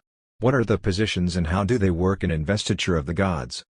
There are quite a lot of positions in the heavenly temple and it's more complex than the ordinary realm. Listen carefully." Li Nianfan would not joke about this. After composing his thoughts, he said, "For the gods of lightning, there are 24 positions. They manage the rain and the clouds, the nutrients of all plants, and remove evil beings while blessing the people. The gods of plague comprise 6 positions. They're in charge of the plagues and sickness in the ordinary realm, along with other enforcements. Also, the gods of finance who work with Yue Lao, the god of soil and ground, appoint different paths." Merely by discussing the positions, it sounded more like a story. Li Nianfan summarized the plot along with some of his ideas. It did not take long before he told them the main concepts of the heavenly temple. The eyes of the crowd were getting brighter. Just from listening, they could feel the orderly and smooth world they were about to build. Zhe was thoughtfully recording his every word. Although she had worked in the heavenly temple before, the complexity of the positions was not something she could figure out. She only knew the concept of them. Immortal Lin Zhu could not help asking out of curiosity, "Mr. Li, what ranking of immortals are required for these godly positions?" "There isn't a definite requirement. Additionally, the ranking of one's realm isn't the main requirement." Li Nianfan thought about it before he continued, "I think it depends on one's merits. If one has done great things in the ordinary realm and blessed others, this person can also become a god after death." He halted for a second. Li Nianfan could not help adding on, "Of course, I got all of these from the story. It's simply made up. Don't take it seriously. Just use it as a reference." The crowd nodded seriously, "Yes, we understand." Seeing that they were so caught up with it, he had to continue. As for how these immortals were planning to build it, Li Nianfan had no clue. He was not interested to know either. What he could do was to provide them with some fictional ideas. What nobody realized was that as Li Nianfan was speaking, some unknown changes were happening in the world. Some ripples appeared in the air as if layers of restrictions were being broken down. Inside the 4-part architecture, the small sapling by the pond was suddenly glowing without a sound. It suddenly shot up 2 notches. Meanwhile, the vines around it jolted slightly, revealing a small, thumb-sized gourd.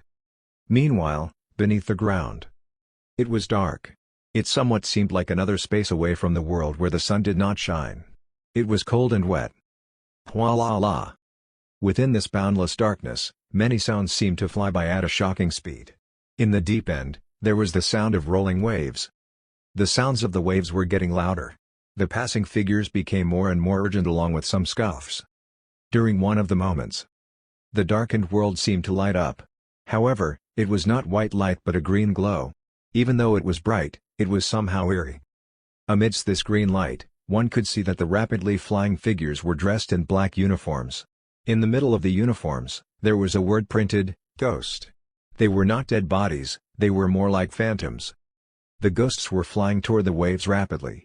As they rushed in, they flew past a long, deep, narrow tunnel. Further on, one could see a stone sign hanging above with the word "Styx." Red liquid flowed out of it as it emitted a terrifying glow. The roaring sound was coming from here. Upon entering the stone cave, the entire world suddenly opened up. There was a gigantic sea of blood. The bloody seawater was wild by now, spraying and splashing like a dragon. The waves rose into the sky as if it was a tsunami. "Quick! Quick! Quick! Get more people here. We must block it." An Oni in black armor growled in a low voice. His eyes were red. As he lifted his hands, the big knife sliced the ghosts who jumped out from the bloody sea into pieces. Above the bloody sea, an Oni in bloody armor was patrolling in the sky. He was exuding a strong temperament, his killing intent as thick as the boundless sea. He pushed down on the bloody sea. He was trying to calm the waves. Who is it? Who did this? Who reopened the road between life and death? Is this person unafraid of the punishment? He growled as he breathed hoarsely. His eyes followed the bloody sea to the end of it. Back there, a phantom-like ghost door was gradually opening. By the door, along an unreal path was slowly stretching out. Says. In the bloody sea, countless ghosts were roaring. Their roars made one's scalp itchy. These ghosts rushed over in waves. They were all rushing toward the ghost door. Outside the ghost door, the Oni rushed over, one after another. They were trying to block the ghosts, trying to shut the ghost door. A black figure and a white figure stood in front of the ghost door. They were using all they had to disperse the ghosts. One of them could not help saying with difficulty, "Back then, the Emperor sacrificed his life to cut off the road between life and death. How's it being reopened now? Who has the right to reopen it?" Click. Suddenly, a sharp ringing sound was heard. Everyone's hearts were jumping wildly, their eardrums trembling as chills crawled all over them. A long stream of light was projected out from the ghost door. The ghost door was open. Chapter 302, Ride Me. Click. The harsh sound was getting sharper. It was so sharp that the initially noisy underworld went silent. The face of the Oni in black armor became pale. He sighed and said, "It's over." Voila! In the next moment, the bloody sea was rolling more and more vigorously. Raging waves with unlimited ghosts were boiling like water, their heads popping up from the surface wildly. The ghosts rushed into the ghost door along with the seawater. They were unstoppable. At the four-part architecture, Li Nianfen smiled. He said, "Right, other than the gods in the heavenly temple, there should also be gods in the ordinary realm. Such as the city god temple and mountain gods to guard the peace in the ordinary realm. Oh, wait, we might not need the city god temple since there aren't any ghosts in the immortal realm." Vroom. Right after Li Nianfen spoke, the entire world vibrated vigorously. The originally clear blue sky suddenly darkened. Layers of dark clouds moved around. They seemed different from the usual clouds, giving off some terrifying chills. Li Nianfen stood up in shock. He looked at the four corners of the sky. What was this? The end of the world? Zay and the rest looked serious. Their heads were pulsing as a terrifying feeling was arousing in them. Something big had happened. Definitely something big. Click. The big door of the backyard was opened. Nanan, drag in, and the little fox jumped out. "Brother Nianfen, something's up," Nanan said with a concerned look. Meanwhile, her nose twitched slightly. She smelled a fragrance. She turned around to see Xiao Bei washing the dishes. When she saw the pile of cutleries and leftovers, her eyes became red. Nanan's small face changed as if she had been neglected by the entire world. There were tears in her eyes as she said sadly, You actually ate without me." Li Nianfen coughed gently. He said, "Oh, we just had some wine. It's for the adults. Don't make a scene." Dragon even cried out loud, her eyes overflowing with tears as she wailed, "We were working so hard at the back. We were plowing and watering the plants. How could you do this? Why didn't you invite us?" "Wah."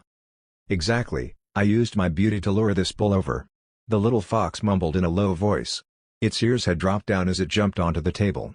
It used its small nose to sniff for any hidden food. "All right, I'll make it up to you next time. I guarantee that it'll be delicious and nutritious," Li Nianfen comforted. He continued, "Now's not the time to discuss that. What happened?" Nanan looked better right away. She said, "Brother Nianfen, you've got to keep your promise. I'll remember this." Vroom. The world shook again. Suddenly, in the northeast direction of the four-part architecture, which was also the north side of the fallen immortal mountain, a gust of gray smoke suddenly appeared. The gray smoke shot out like a volcano, rushing toward the sky while forming a gigantic gray tornado. Looking from afar, one could see the gray tornado swirling around. Phew! Wailing was heard along with the wild wind. Even though it sounded far away, it was all still very eye-catching and terrifying. That was... Zay and the crowd's faces sank. They cried out in shock, "Dead Chi? Dead Chi?" Li Nianfen halted slightly. The dead chi that came from beneath the ground? I was just saying that we didn't need a city god temple and suddenly, the ghosts are coming out? Li Nianfan was unsettled but he tried to remain calm. After all, he had so many big shots around him. This was the benefit of bootlicking the big shots. Were the ghosts as powerful as the immortals? This was an easy question. At least most of the ghosts were not as powerful. Vroom. In this instance, the sky and ground cracked open. Then, the sky darkened. Even the four-part architecture was affected. It was still during the day and in a blink of an eye, it was suddenly night. Scary. So scary. After living in the immortal realm for so long, he had seen many things. However, this was definitely the most shocking experience. If he had to describe this, it would be the descending of gods. Although he had immortals by his side, he had to see them fight.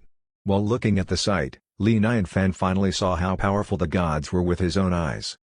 They could easily extinguish the world. The dark clouds in the sky were getting thicker. There was thunder and lightning, flashing like silver snakes, dancing wildly causing sparkles in the sky. Vroom. Pale blue lightning fell from the sky, striking directly into the middle of the gray smoke. It was extremely scary.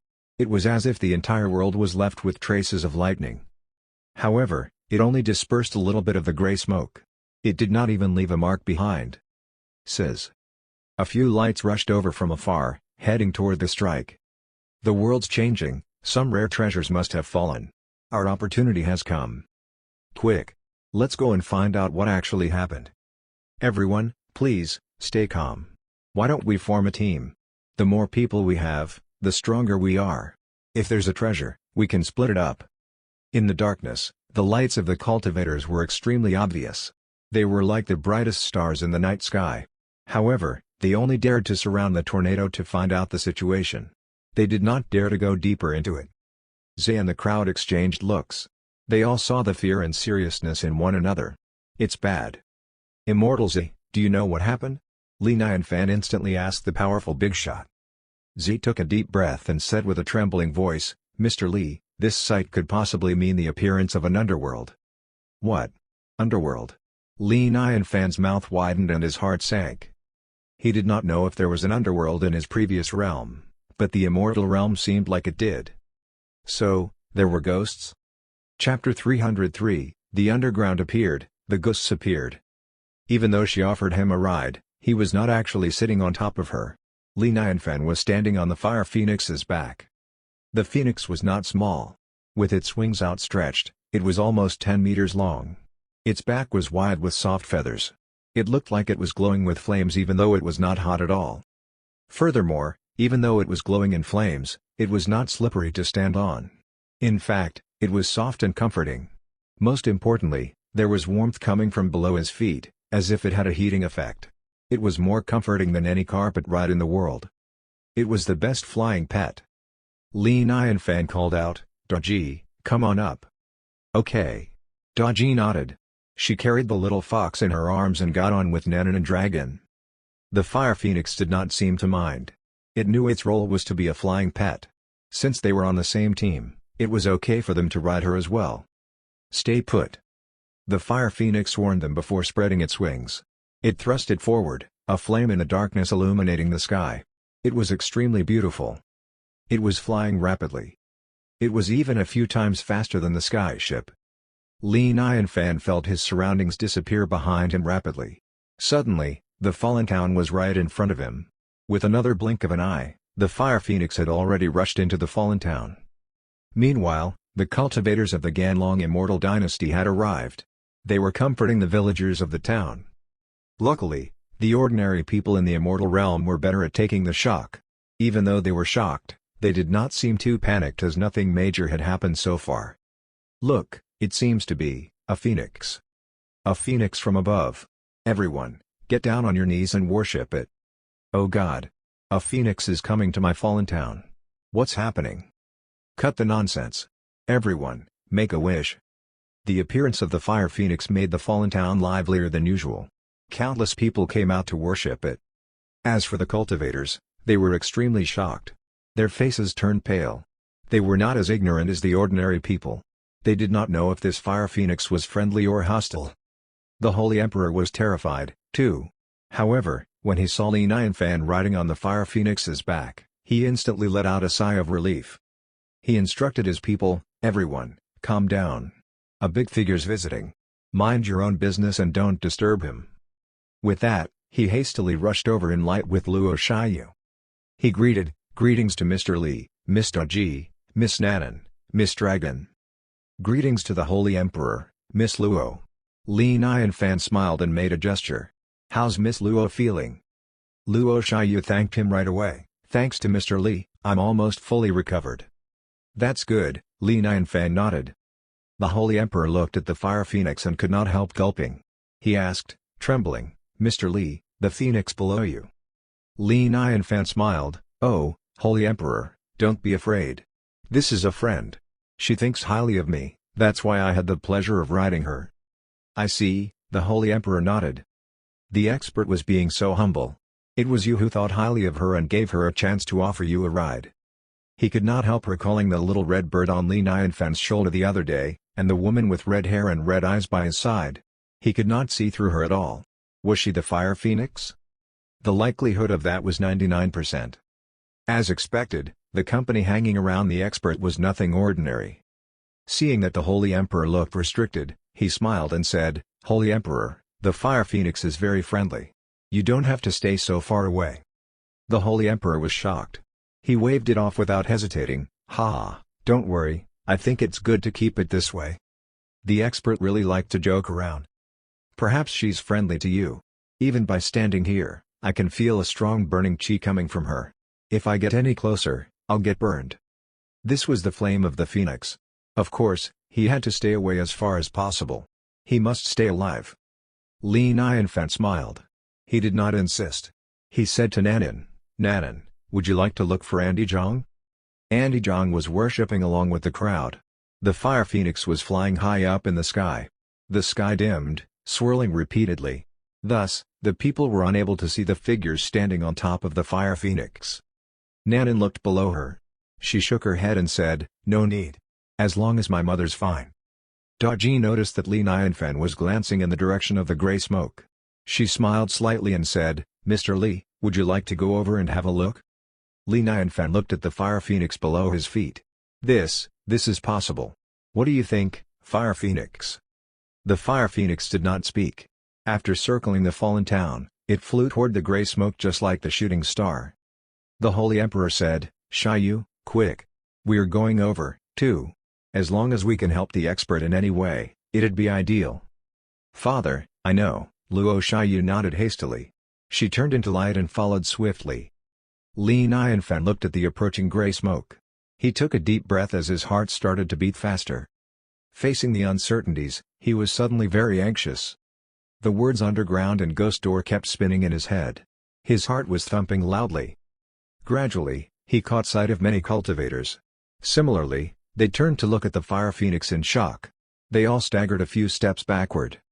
Meanwhile, Li Nianfan realized that the gray smoke was rapidly spreading out.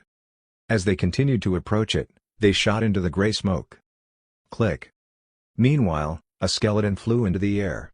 It was gasping wildly, its mouth opening and closing. However, before Li Nianfan could see clearly, a sword appeared by the side and stabbed the skeleton's chest. It jolted vigorously and the skeleton instantly turned into powder. What was that? Nanan's brows furrowed. She was controlling the heavenly water sword among the crowd. She then said to Li Nianfan proudly, "Brother Nianfan, am I clever?" "Clever indeed," Li Nianfan nodded. He felt slightly more secure. He looked ahead and his eyes widened. He cried out in shock, "Fire Phoenix, please, could you stop for a moment?" The Fire Phoenix stopped and said, "Mr. Li, there's a strange chi up ahead." "This can't be ghosts, could it?" Li Nianfan's lips parted. He could not help looking around. He had chills all around him. He did not expect this, he really did not expect this. His trip to this immortal realm not only allowed him to meet the immortals, he even saw this majestic sight of ghosts. Upon entering the gray smoke, the surroundings had become blurry. There was a faint layer of mist surrounding them. It blurred their vision and gave off an eerie feeling. Through the mist, he saw a village not far up ahead. It was neither too big nor too small. Because of the fallen town, there were quite a lot of villages around and they were quite prosperous. Among the layers of mist, there were also all kinds of glows. However, it was mostly green. There was a faint red glow appearing from time to time. Looking from afar, it gave off an eerie vibe. Through this eerie glow, one could see phantoms floating among them, one after another. They were in the form of humans as well as demons. Some even looked vulgar with twisted expressions. They looked exactly like the ghosts from Li Nianfan's imagination. It was a shocking sight, but Li Nianfan was able to stay calm. After all, he had seen these from the movies he watched. Other than the spirits, there were many skeletons in all shapes.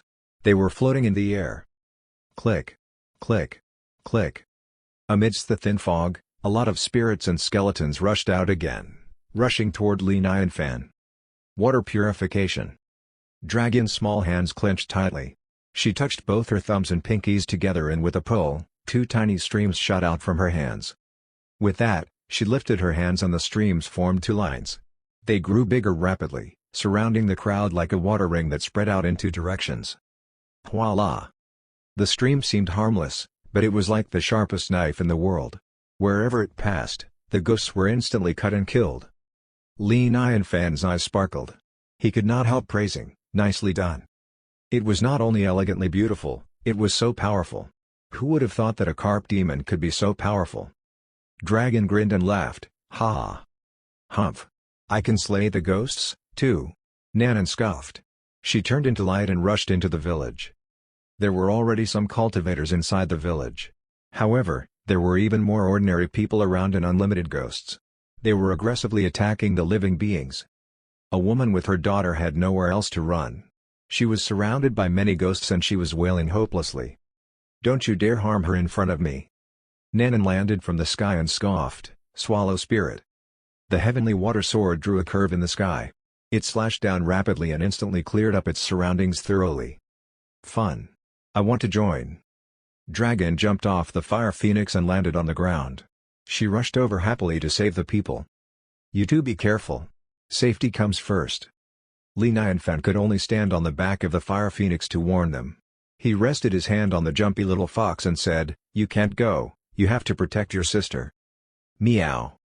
The little fox meowed like a kitten. "Does my sister even need my protection? You're doing this on purpose, humph." Mr. Li. The Holy Emperor used up all his power, finally arriving much later. He rushed over from behind. "Holy Emperor, you're here," Li Nianfan said. "Do you know what caused this?" "I don't know either. However, the appearance of these phantoms is quite strange. They're so twisted and vulgar. This is something only the evil cultivators would do. Unless someone's doing such a thing nearby? How daring." The Holy Emperor furrowed his brows. To the cultivators, spirits were not something foreign to them. Back then, the demon man who captured Nanan was an evil cultivator. They would even suck people's souls out. They even refined evil weapons. However, cultivators like them were very rare nowadays as they were not welcomed. Chapter 304, Perhaps this is the amusement of a Bigshot. It seemed that the Holy Emperor did not know the reason either. Zay said that it was the appearance of an underworld. It should be true, but it seemed that nobody else knew why it appeared. What was happening in the underworld? Why were the ghosts being let out? Was no one managing them? Li Nianfan looked at his extremely terrifying surroundings. They were way more interesting than horror films. He could not help crying out to himself. He saw so much more and gained so much more experience. The Holy Emperor and Luo Shiyu were like the 2 most loyal bodyguards, guarding him by his side. Any ghosts who tried to approach him would be instantly killed. Meanwhile, the mist in front of them shook vigorously. 2 figures appeared out of nowhere. The 2 figures walked without a sound, emitting gray smoke around them. Each of them had a big knife around their waist. Most importantly, the word ghost was printed on their robes. Although they were entangled with dead chi, they were different from the other spirits. Their bodies were more solid. One could instantly tell that they were different from the rest. Nanan's eyes sparkled. "Dragon, quick! These 2 are different." How arrogant, they even printed it on their robes. Are they afraid that the others can't tell they're ghosts? "Don't snatch from me, each of us gets one." Dragon was excited. She ran toward them with her short legs. She rubbed her hands to produce a big water ball that she was ready to throw at them anytime. Watching the 2 children rushing toward them, the 2 ghosts were stunned. What just happened? The kids want to kill us? Dong. Their faces sank as they unbuckled their knives from their waists in unison. Li Nianfan watched with his scalp itching. He said loudly, "Drag in, Nanan, stop what you're doing right away." He hastily instructed the Fire Phoenix to approach them. These two wild kids. They did not know the limit of the sky. How unsettling. Judging by their attires, they were most likely the Oni from the Underworld. Can they even fight them? Will I still be able to bribe them after death? I can't defend this kind of existence at all. If not, how am I supposed to bribe them when I die? Seeing that someone was approaching them on a Fire Phoenix, the two Onis' faces turned pale. They staggered 2 steps backward. "Don't come close to us." This was the Fire Phoenix. If he kept approaching them, they would instantly die. Li Nianfan said in a friendly tone, "Are you two working for the Underworld?" One of the two Onis replied, "Yes, that's right. May I know your name? Are you an immortal of the Immortal Land?" "I'm Li Nianfan. I'm no immortal. I'm merely an ordinary and insignificant nobody." Li Nianfan halted. Then, he said apologetically, "Sir, the two kids are ignorant. They mistook you for the other spirits. Sorry for the trouble, please, don't take it to heart." "Nanan, Dragon, hurry up and apologize to the two Onis." Dragon and Nanan stuck out their tongues. "Oh, sorry." The two Onis nodded. They did not dare to offend them. After sizing up Li Nianfan, they could not see through him at all. He gave out a clear sense of an ordinary man. However, this was exactly why they had to be even more cautious. A big shot. A true big shot. You are riding a phoenix, and you call yourself an ordinary man? Are you insulting the intelligence of us Onis? They remained calm on the surface. They made a gesture and said, "Greetings to Mr. Li, nice to meet you." Li Nianfan asked, "May I ask you too, did you come here for the ghosts?" One of the two Onis answered, "Indeed, the ghosts came to the ordinary realm by accident. Unfortunately, we don't have enough staff. They could only send the two of us here to maintain order." Li Nianfan asked, "How did the ghosts get out?" The two Onis exchanged a look and they both shook their heads at the same time. "We have no idea." Li Nianfan could tell that they were either too afraid to tell him or they did not want to tell him. After all, they would not spread embarrassing things about themselves. It was likely that someone messed up in the Underworld. It was normal. "Mr. Li." One of them hesitated and said, "In the center of the dead Chi, the ghost door is open. A few immortals have gone over, but we would like to beg for Mr. Li's help." "You all want the Phoenix to step in, right?" Li Nianfan smiled and said, "I probably know the immortals there. I should go and have a look." It must have been Zay and the rest. The two Onis were delighted. They said hastily, "Thank you, Mr. Li." Li Nianfan made a gesture and said, "I'm afraid I'll need the two of you to take care of this village." The two Onis said right away, "It's our duty." Li Nianfan was rather curious. He said, "Immortal Phoenix, why don't we go in and have a look?" After a pause, he added on, "Let's have a look first. If they're fighting, then it's better to stay out of it than to get involved." "Yes, I'll listen to Mr. Li." The Fire Phoenix nodded and turned into a flame, rushing toward the mist. The deeper it went, the thicker the mist was. It was followed by darkness. There was some eerie wind surrounding them. Luckily, he had a Fire Phoenix who acted as his natural heater. If not, Li Nianfan would not be able to get in here. Gradually, there was a light source coming from the front. The howling wind became more urgent. It was apparent that someone was battling. Further in, the shape of a gigantic figure gradually appeared. Looking like a small mountain, the chi exuded from this figure was so shocking. Ding dong. It was followed by a series of smashing sounds. It was a giant meatball. It seemed as if it was made up of fats and there was no skin around it. The fats were dripping in layers. Furthermore, the body was filled with boils, extremely terrifying. Upon getting closer, Li Nianfan's pupils dilated. These were not boils around the meatball, they were skeletons and spirits. They were all growling with their mouths open. Furthermore, on the body of the meatball, bloody red lines were interlacing one another as if forming a meridian. The lines were very close to one another. Around the meatball, there were 3 figures. Each of them was grasping onto black iron cords that were as thick as half an arm. They were tying up the meatball between them. On top of the meatball, some gray smoke was entangled around it, struggling with the meatball and shaking vigorously. Other than the 3 figures, there was also an Oni dressed in black armor. He held a knife in his hand. It was flashing with a bloody red glow as he chopped the meatball. Roar! A roar came from the meatball as its ghost moaned eerily. The gigantic meatball was expanding from the middle. Almost half of its body consisted of mouths. Sharp fangs and dead chi were coming out from the mouths, extremely scary. Dragon could not help covering her mouth. She said with disgust, "What an ugly monster."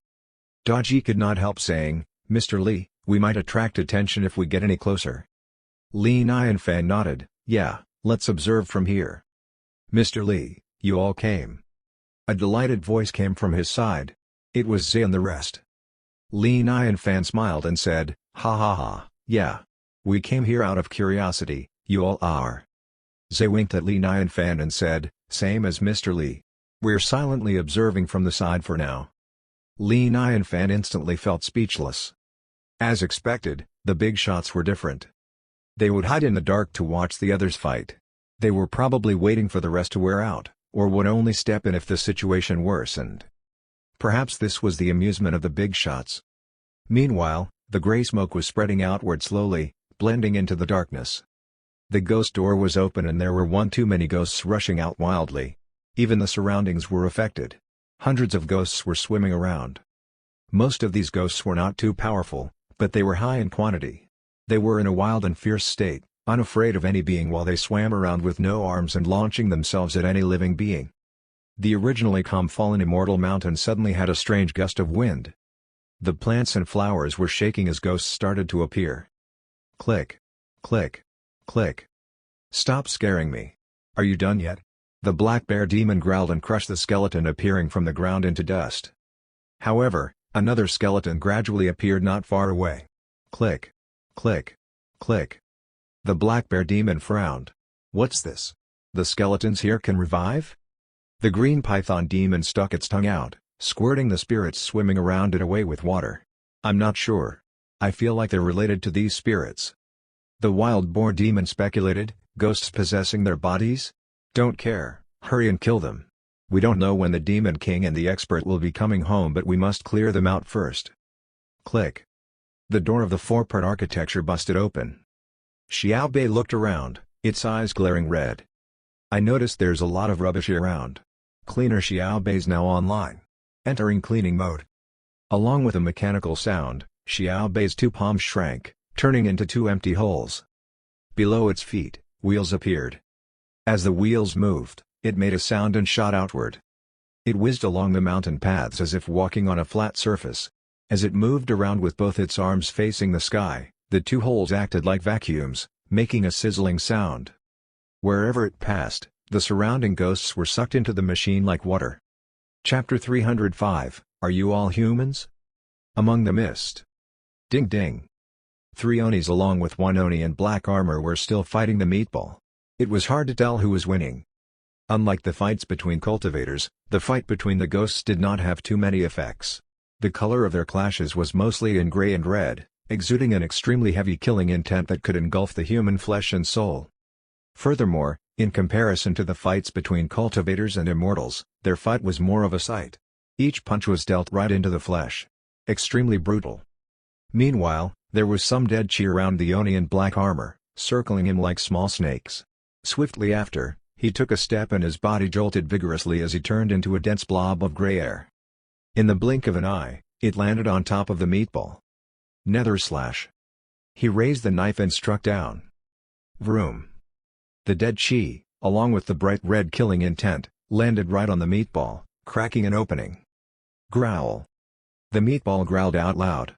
At the opening made by the knife, a pale skeleton hand shot out without any warning. Like lightning, it launched at the Oni in black armor.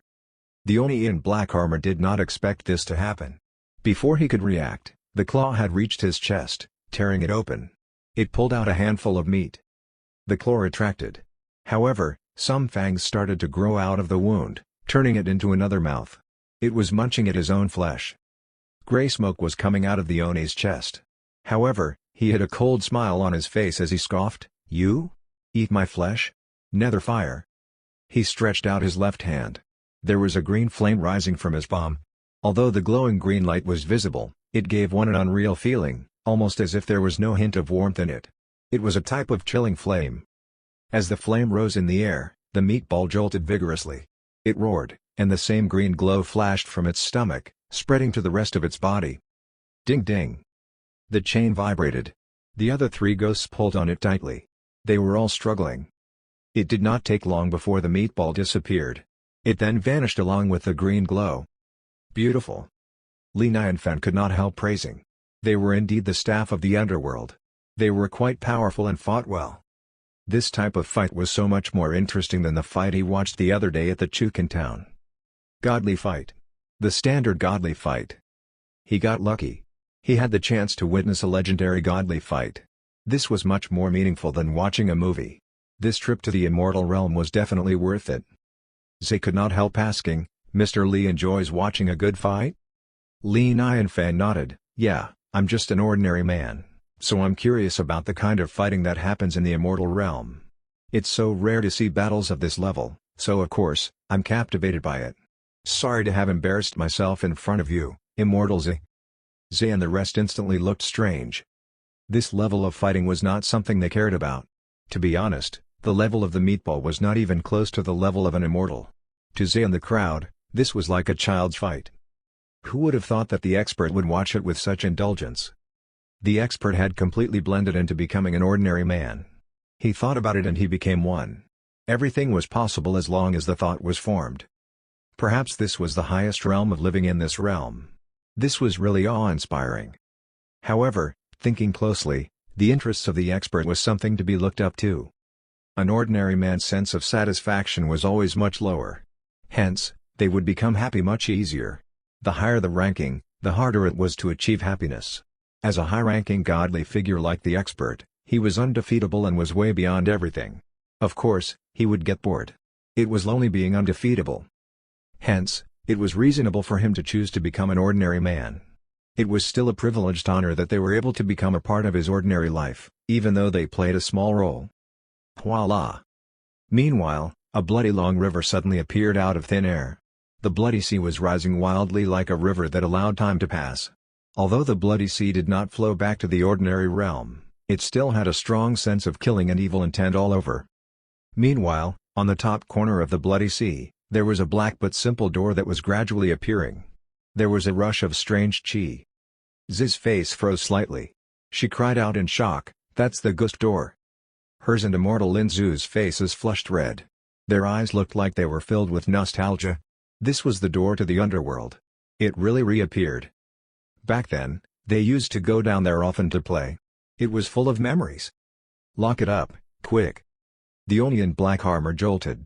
He pulled out the same black chain from his waist. It was like a black python, instantly shutting the ghost door. The other three Onis did the same. There were 4 chains in total, locking the simple door, trying to seal it. However, the door was too heavy. Along with a long ding, the 4 chains broke. With that, the ghost door opened up with a click sound. A gigantic skeleton head appeared, coming out from behind the door followed by its body. Below its long body, there were some withered claws. Li Nianfan looked at the gigantic skeleton and his heart skipped a beat. Wow, what a sight! It's actually the skeleton of a dragon? Roar! The skeleton dragon roared at the 4 Onis. Its gigantic dragon tail swung and the wind howled in return. The wind caused by the swinging of its tail was like the sharpest knife, slashing its surroundings and cutting the tall trees in two. Caught off guard, the 4 Onis were slashed away. They fell to the ground with no energy left to resist. Below this skeleton dragon, another gigantic figure gradually appeared behind it. It was formed by countless evil spirits. Ha ha ha, finally, we've left that place. Hello, ordinary realm. Along with a burst of wild laughter, a figure in a red dress gradually walked out from the ghost door. It was a woman, an extremely alluring woman, showing off her exposed and alluring body. Her smile was wild as she said, "Now that chaos is everywhere in this realm, wouldn't I be undefeatable in the ordinary realm?" Zhe and the rest exchanged a look. They all saw the same look of excitement in one another. Since the expert liked watching interesting fights, of course, they should perform for him. They were still struggling to find an excuse to perform for him, so this came at the right time. Instantly, Yil Yuyin straightened his face. He said, "Mr. Li, these 3 ghosts are fierce. They're some wild figures.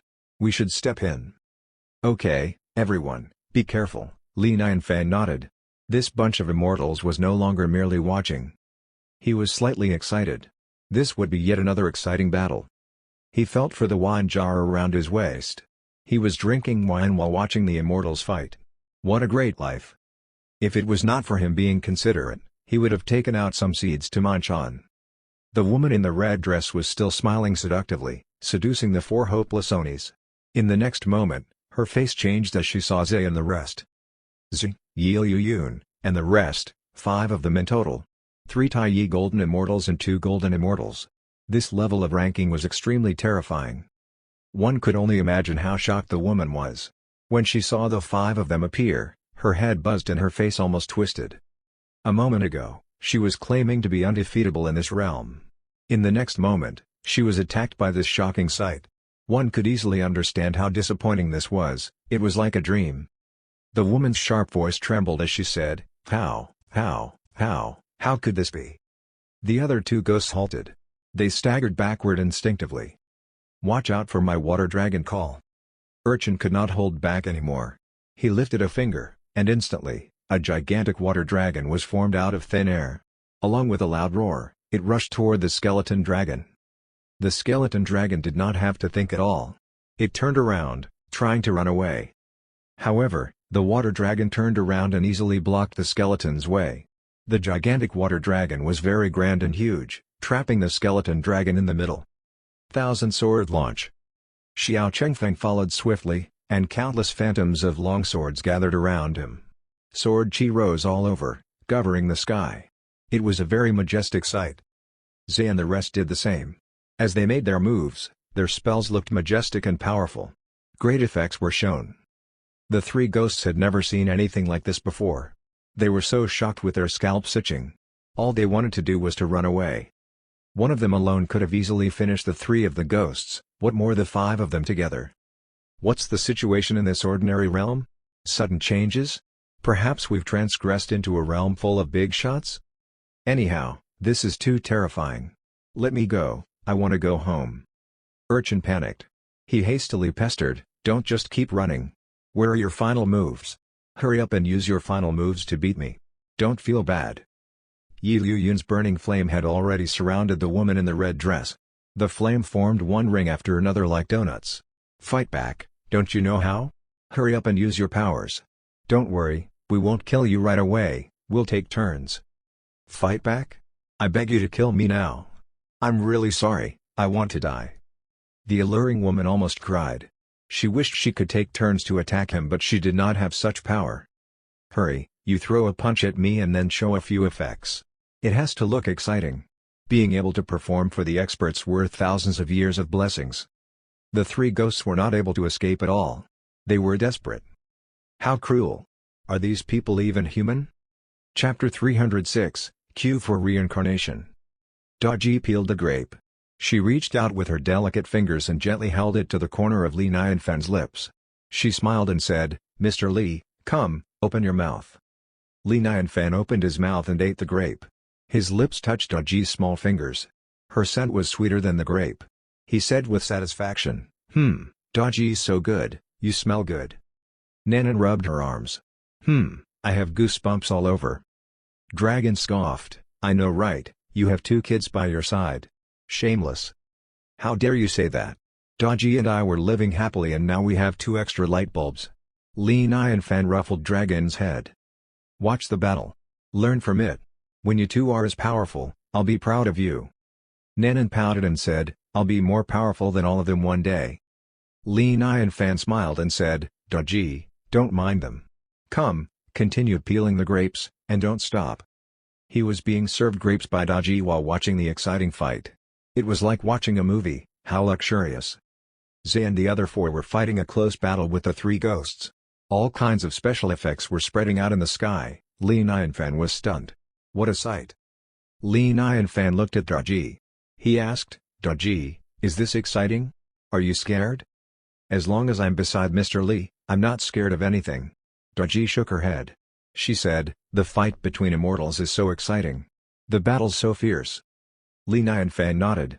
He said sincerely, yeah, it's so awe-inspiring. He felt rather disappointed. Although he agreed with what Daji said, He thought women would instinctively be scared of things like ghosts. Was she not supposed to cry out in shock and launch herself into his arms for protection? This was like bringing one's girl to watch a horror film. Instead of being horrified, she said, "As long as I'm beside you, I'm not scared of anything." How speechless was that? On the battlefield, Zay and the other four exchanged looks. They were communicating. "Immortal Zay, how are you doing?" "Almost?" "Almost. I've used all my beautiful and powerful routines once.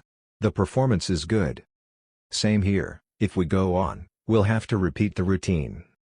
We've put in so much effort to perform. I'm sure the expert's pleased. We should end soon." "All right. Let's have a final move. Let's join forces to create the coolest effect."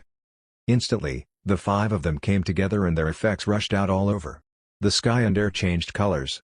Flames, wild wind, and thunder were everywhere. It was extremely scary. The powerful effect of the tornado was extremely destructive as it crashed toward the three ghosts. The three ghosts were delighted instead of scared. They had a look of relief on their faces. "Finally, we're able to die in peace." Sigh, "It's so hard." The battle ceased. The Oni in black armor quickly floated over with his staff. He said with respect, "I'm the Night Shift Oni, Bing-san. Greetings to all immortals." Zay nodded. "Hurry up and shut the ghost door." "Right away."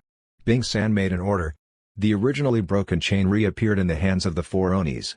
They tossed the chains over the door. This time, they were not hindered. They easily shut the ghost door. The gray smoke lost its source and gradually faded away. Immortal Linzu and Zay knew quite a bit about the things in the underworld. They could not help asking, "Why are there only a few of you coming out from the underworld?" Bing-san smiled bitterly and said, "You probably didn't know about this, but the underworld's no longer the same as before. There's been a severe shortage of manpower. Now that the entire underworld has been shaken up, most of the Onis were kept there to tame the ghosts. Some were sent to other places to prevent the ghosts from messing up in the ordinary realm." Zay shook her head. Who'd have thought that the underworld would turn out this way? Even the ghosts can't be tamed? Bing-san sighed. He said in a low voice, "During the last natural tribulation, countless Onis died in the underworld. The Acheron was broken up and many stones were crushed. Hell collapsed. More importantly, even the reincarnation gate was broken down. The underworld today is merely just a name." Everyone's faces changed. No more reincarnation gate? How would they reincarnate, then? They can only rely on heaven's mechanism. "Now, there's a long queue for reincarnation," Bing-san said with mixed feelings. "Now that the underworld's chaotic, there's no way we can take in so many ghosts. Therefore, half of them went into the sticks. They committed more crimes while doing so. However, we have no other choice." He paused and then continued, "Back then, Fengdu Emperor didn't want the ghosts to mess up in the ordinary realm. Thus, he disconnected the road between life and death. Recently, however, someone was bold enough to use his means to reconnect the road." "Mind your language." Zay and the rest scoffed in unison. They all had cautious expressions as they hastily cut him off. The doings of the expert were not something he could simply talk about. Bin-san was terrified. He then said, "This is indeed something I shouldn't be speaking of." After halting for a moment, he asked with an uncertain tone, "May I ask, if you all were messing with the three ghosts?" He felt that these five immortals had some weird tics. They seemed to like showing off their prowesses in front of those who were about to die. "That was not messing around, we were performing," Yi Liu-yun said with a straight face. "A big figure likes watching immortals fighting, so naturally, we had to perform well." Perform? Bin-san was stunned. He almost could not believe his ears. Immortals performing for someone else? If they had a look at the Time River, this had never happened before, let alone now. How rare. There were musicals and street art in the ordinary realm, but this was not something that was looked up upon. The immortals would actually perform while fighting? Were they not lowering their standards? Most importantly, Zay and the rest were the winners among the immortals. What kind of big figure was worth them doing so? Bing-san did not dare to think further. Even the thought of it was scalp-itching. Zay thought for a moment and warned him seriously, "This man's a figure beyond the world. He enjoys living an ordinary life. He's the one who reconnected the road between life and death. When you meet him, you must be extra cautious in what you say." Bing-san's face turned pale. He asked, trembling, "He reconnected the road between life and death? He's nearby?" "Nonsense. If not, Who were we performing for? Xiao Chengfeng said. Enough, let's not make the expert wait for too long. Instantly, the crowd walked toward Li Nianfan while Bing San followed behind them uneasily. Li Nianfan had been watching them. Seeing that they were walking toward him, his face straightened up. He was from the Underworld. With Zhe introducing him, he might be able to befriend this staff member. He said with a smile, "Exciting, how exciting. Good job, everyone." Urchin said, "The three ghosts are powerful, it took us some effort." "I can tell," Li Nianfan nodded. He looked at Bing San and asked, "You must be a staff from the Underworld?" Bing San's heart sank. He wasted no time as he said hastily, "I'm Bing San, a night shift Oni. Greetings to Mr. Li." Bing San? The names of the Underworld were strange. Li Nianfan made a greeting gesture and said, "Nice to meet you, Bing San." Bing San said, embarrassed, "The ghosts from the Underworld came to mess around in the ordinary realm. I'm sorry to have caused you trouble." Of course, Li Nianfan would not expose them. He shook his head and said, "Not long ago, I met two Onis in a village not far from here. The ghosts are fierce. You're doing a respectable thing by capturing them." Bing San said hastily, "Thank you for reminding me. We must ease the chaos here so that no one gets hurt. Let's go and have a look." It did not take long before the group arrived at the village. Compared to before, there were fewer ghosts around and it was no longer as chaotic. After all, most of the ghosts were not too powerful. With the involvement of the cultivators and the two Onis, many of the ghosts were taken care of. Of course, many of the ghosts also escaped. They had no choice but to capture them later on. However, what surprised Li Nianfan was that even though most of the ghosts were taken care of, the two Onis were surrounded by the ordinary villagers. There was a wailing coming from the crowd. Furthermore, some of the cultivators seemed to be trapping the two Onis. Among the crowd, a male ghost was protesting with the two Onis. Beside the male ghost was an old woman. Half of her hair had turned white. They seemed to be arguing. "Mr. Li." The Holy Emperor saw Li Nianfan. Instantly, he turned into light and flew over. He looked restricted as every one of the big shots around Li Nianfan was way beyond his level. Li Nianfan asked with curiosity, "Holy Emperor, what's the matter?" The Holy Emperor told him the backstory. Everyone looked rather uncomfortable. Li Nianfan looked at the male ghost and the old woman with disbelief. He could not help verifying, "You're saying that they're a couple?" The Holy Emperor nodded, "Exactly. To be exact, they used to be a couple 20 years ago. Since the man had died 20 years ago, the old woman had been widowed for 20 years. That was what caused the scene. It was such a tragic love story. After 20 years, this man came out of the underworld as a ghost. The first thing he did was to go back to his village, to guard the village and his wife. Earlier on, he fought on behalf of the villagers against the other ghosts. He was still guarding them." The Holy Emperor continued, "This man used to be the hunter coach of the village. He was also the leader of this village and he was well respected. He even died for the village." Li Nianfan nodded, "I can tell. He had been dead for 20 years.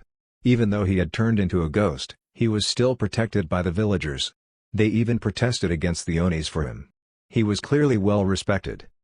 Li Nianfan said sincerely, "This man's respectable indeed." Zhe and the rest agreed without hesitation. "Mr. Li's right. Even I have to say that he's brave. He's indeed respectable."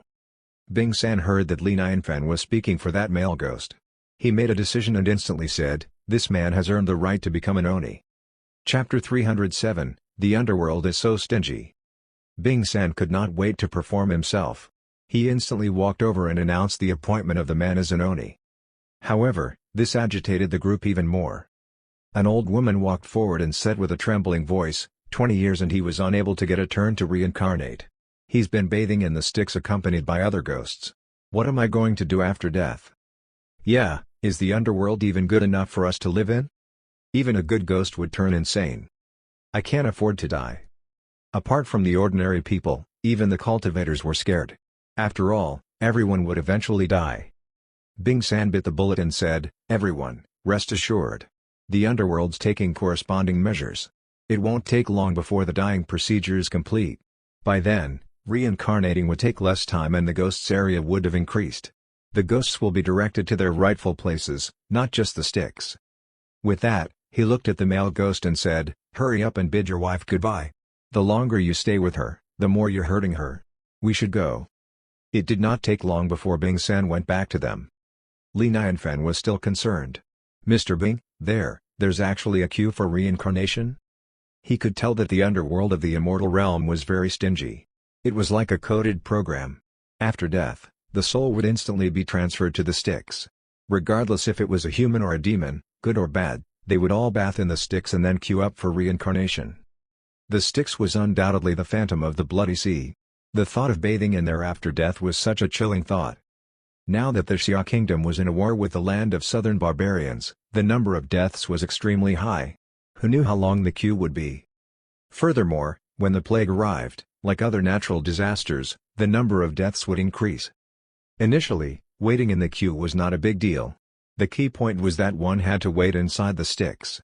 It was a big mixed pot of everything. How terrifying. Would the ghosts not be cruel? Would they not run away? Bing San said hopelessly, to be honest with you, the underworld isn't doing so well. This is our current situation. Your situation is bad but we're the ones suffering, Li Nianfan thought as he pursed his lips. You mentioned taking some measurements. Is that true? Bing San did not dare to hide it from him. He smiled bitterly and said, this is not true for now. Huh? Li Nianfan was terrified. If he died and his soul belonged to the underworld, he would have to bathe in the Styx? He could only half beg and ask, does the underworld have something like a reborn curse? Bing San slightly halted. Reborn curse? What's that? What for? Li Nianfan explained, it's a small way to eliminate karma and return the soul back to the Pure Land. Bing San shook his head honestly and answered, no. Li Nianfan frowned. This underworld was not doing well. They had nothing. Once a person died, he would end up being punished. He thought the underworld had something like the reborn curse to calm the souls down so that everyone could live in peace. Even if they bathed together, it was still acceptable. This was not asking for too much. Seeing that Bing San did not speak, Zhe was scoffing at how stupid this person was to herself. The expert was already making it so clear. Did he still not get it? Was he a pig? Look, the expert even frowned. Did he want the expert to take the initiative and offer him the opportunity? She took a deep breath and said, Mr. Li, what's the reborn curse you mentioned about? Is there really such a thing? Li Nianfan waved it off and said, yeah, there is, but it's just a curse. It's nothing valuable. I guess it's probably unimportant. Zhe continued, I'm really curious. Could you tell us more about it, Mr. Li? Bing San finally snapped back to reality. How he wished he could slap himself hard. How foolish was he? He almost missed the reborn curse. It could eliminate karma and return the souls back to the Pure Land. Was there really such a thing in the world? Of course, Li Nianfan nodded. He halted before he said, this thing's hard to comprehend. I'll write it down. Zhe pointed with her finger. Instantly, a table appeared in the air. She smiled and said, thank you, Mr. Li. Li Nianfan picked up a brush, and after a moment of hesitation, he said, this thing, don't take it too seriously. He was rather embarrassed. He felt like a hoax himself. Most importantly, the reborn curse did not sound like something a normal person would say. It might even ruin his reputation and image in front of the others. However, it was too late to pull back. He could only try to make the words look nice to make up for the lack of substance. His brush landed on the paper. Nanwu Amaduapoi. Dodigadoya. Duodiyihi. The reborn curse was not long. It consisted of less than 100 words. As Li Nianfan said, it was difficult to comprehend. One would not understand it normally. However, as Li Nianfan's brush landed on the paper, everyone's faces changed. They all stared at the paper without blinking, their eyes glowing in gold. The golden glow did not come from their eyes. They were merely reflecting the glow of the paper. Li Nianfan was using black ink to write, but every word was written in gold. The characters were very eye-catching and sacred. This golden glow shone onto them, giving off a wave of peacefulness coming from within. As for Onis like Bing San, they were even more affected. Their brains had gone blank. The karma of their past was repeating in their heads over and over again. Their obsessive thoughts were gradually soothed, sending peace back into their hearts. Compared to living humans, the ghosts were more terrified of obsessive thoughts. The more Li Nianfan wrote, the higher the golden glow rushed up into the sky, shining over them. In that instance, all of the swimming ghosts around them, including those powerful and cruel ghosts, knelt on their knees facing the golden glow. They had the look of repentance on their faces. They were no longer escaping. Instead, they were all genuinely repenting. The impatience and cruelty within them were instantly cleansed. They obediently returned to the door, ready to go back to the underworld to silently wait for their reincarnation. All right. Li Nianfan stopped writing. Seeing that the crowd was staring at the curse blankly, he touched his nose and said, I know this curse isn't that significant. I simply wrote it. Just have a look at it and don't take it too seriously. Simply wrote it? Nothing significant? Expert, you being so humble is doing us great harm. Onis like Bing-san were trembling. They did not even dare to breathe. They stared at the paper, wishing they could reach out with their eyes to have more than just a look. As the Onis, they could feel that this paper was the most precious treasure to the ghosts. It had an immeasurable effect. It was already a precious treasure when he simply wrote it. If he wrote it seriously, how great would that be? They did not dare to imagine it. Moments ago, they did not understand why. However, they could finally grasp how powerful the expert was, the expert that the immortals like Zay were trying to please. Even by the look of this writing, he would be the most precious guest of the entire underworld. An expert. A true expert. Bing-san gulped. He asked with deep uneasiness and excitement, Mr. Li, could you please give this to me? In the past, he would not dare to ask for it at all. However, in such an extraordinary time, he had to bite the bullet and ask. With that said, he felt his heart tighten. He did not dare to meet Li Nianfan's eyes. The seconds of waiting for his reply felt like years. Li Nianfan saw that Bing-san was staring at his paper as if he had lost his soul. He could not help smiling in shock. Mr. Bing likes writing? Bing-san nodded hastily. He smiled apologetically as he said, yes, since young. Li Nianfan was delighted. He said, if you like it, have it. This man must have been a cultivated man when he was alive. Being an Oni was probably a role one would take on after death. If he liked writing back then, he must like it now, too. As expected, having a skill was a good thing everywhere. He made yet another acquaintance. Perhaps when he had to bathe in the sticks in the future, someone would look after him. Thank you, Mr. Li. Bing-san was very delighted. He held the paper with trembling hands. Cautiously and extremely carefully, he kept the paper close to himself. Bing-san knew that this was a big matter. He did not dare to waste any more time. With an apologetic tone, he said, everyone, now that the underworld's chaotic, we have a shortage of manpower. Since the problem's fixed here, I must return to continue my duty. Please, forgive me. Li Nianfan and the rest understood the urgency of the matter. He said, go settle your things. Goodbye. Thank you for everyone's help today. I'll report back to my superior. Everyone here will be guests of the underworld from now on. Bing-san bowed at the crowd sincerely. He then instructed the other Onis to finish up and rushed back to the underworld as fast as he could. Chapter 308, coming back with a huge surprise. Underworld. Countless souls were moaning. All the Onis were used up, they were all busy. Meanwhile, they had a panicky look on their faces. This matter was way more severe than what they expected. The road between life and death was reopened. The sticks had changes, the ghost kings asleep were waking up one after another. Most importantly, there was not just one ghost door. The door could appear whenever in all parts of the ordinary realm. The number of ghosts had gone over the number of Onis in the underworld. It was getting out of hand. Meanwhile, in the sticks, among the boiling bloody sea, there was a gust of wild laughter along with some moaning. Those souls that had fallen asleep since the ancient times had been woken up one after another. They were unwilling, they were cruel, they wanted to get out of this prison to see the outside world. The entire underworld was shaking as if having an earthquake. The situation was worsening, the normal Onis were unable to get into the sticks anymore. In the next moment, one black and one white figure were being tossed out from the sticks. Their faces were pale and phantoms weak. It did not take long before someone with a bloody armor walked out of the sticks. He was panting hoarsely. His body was covered in the sticks' water, filled with blood. Can't repress them any longer. The first thing he said instantly changed the looks on the Onis. They all had a look of despair on their faces. Ready, the whole army will provide backup to the ordinary realm. We don't have to stay in the underworld anymore. This was the second thing he said. Bei Wuchong looked at the bloody figure. He asked, trembling, General, if the underworld is gone, where do we go? The general waved it off, to the ordinary realm. To the immortal land, your choice. Find an opportunity, who knows, we might be able to reconstruct a fleshy body to start all over. He Wukong looked at the general, he said, "General, what about you?"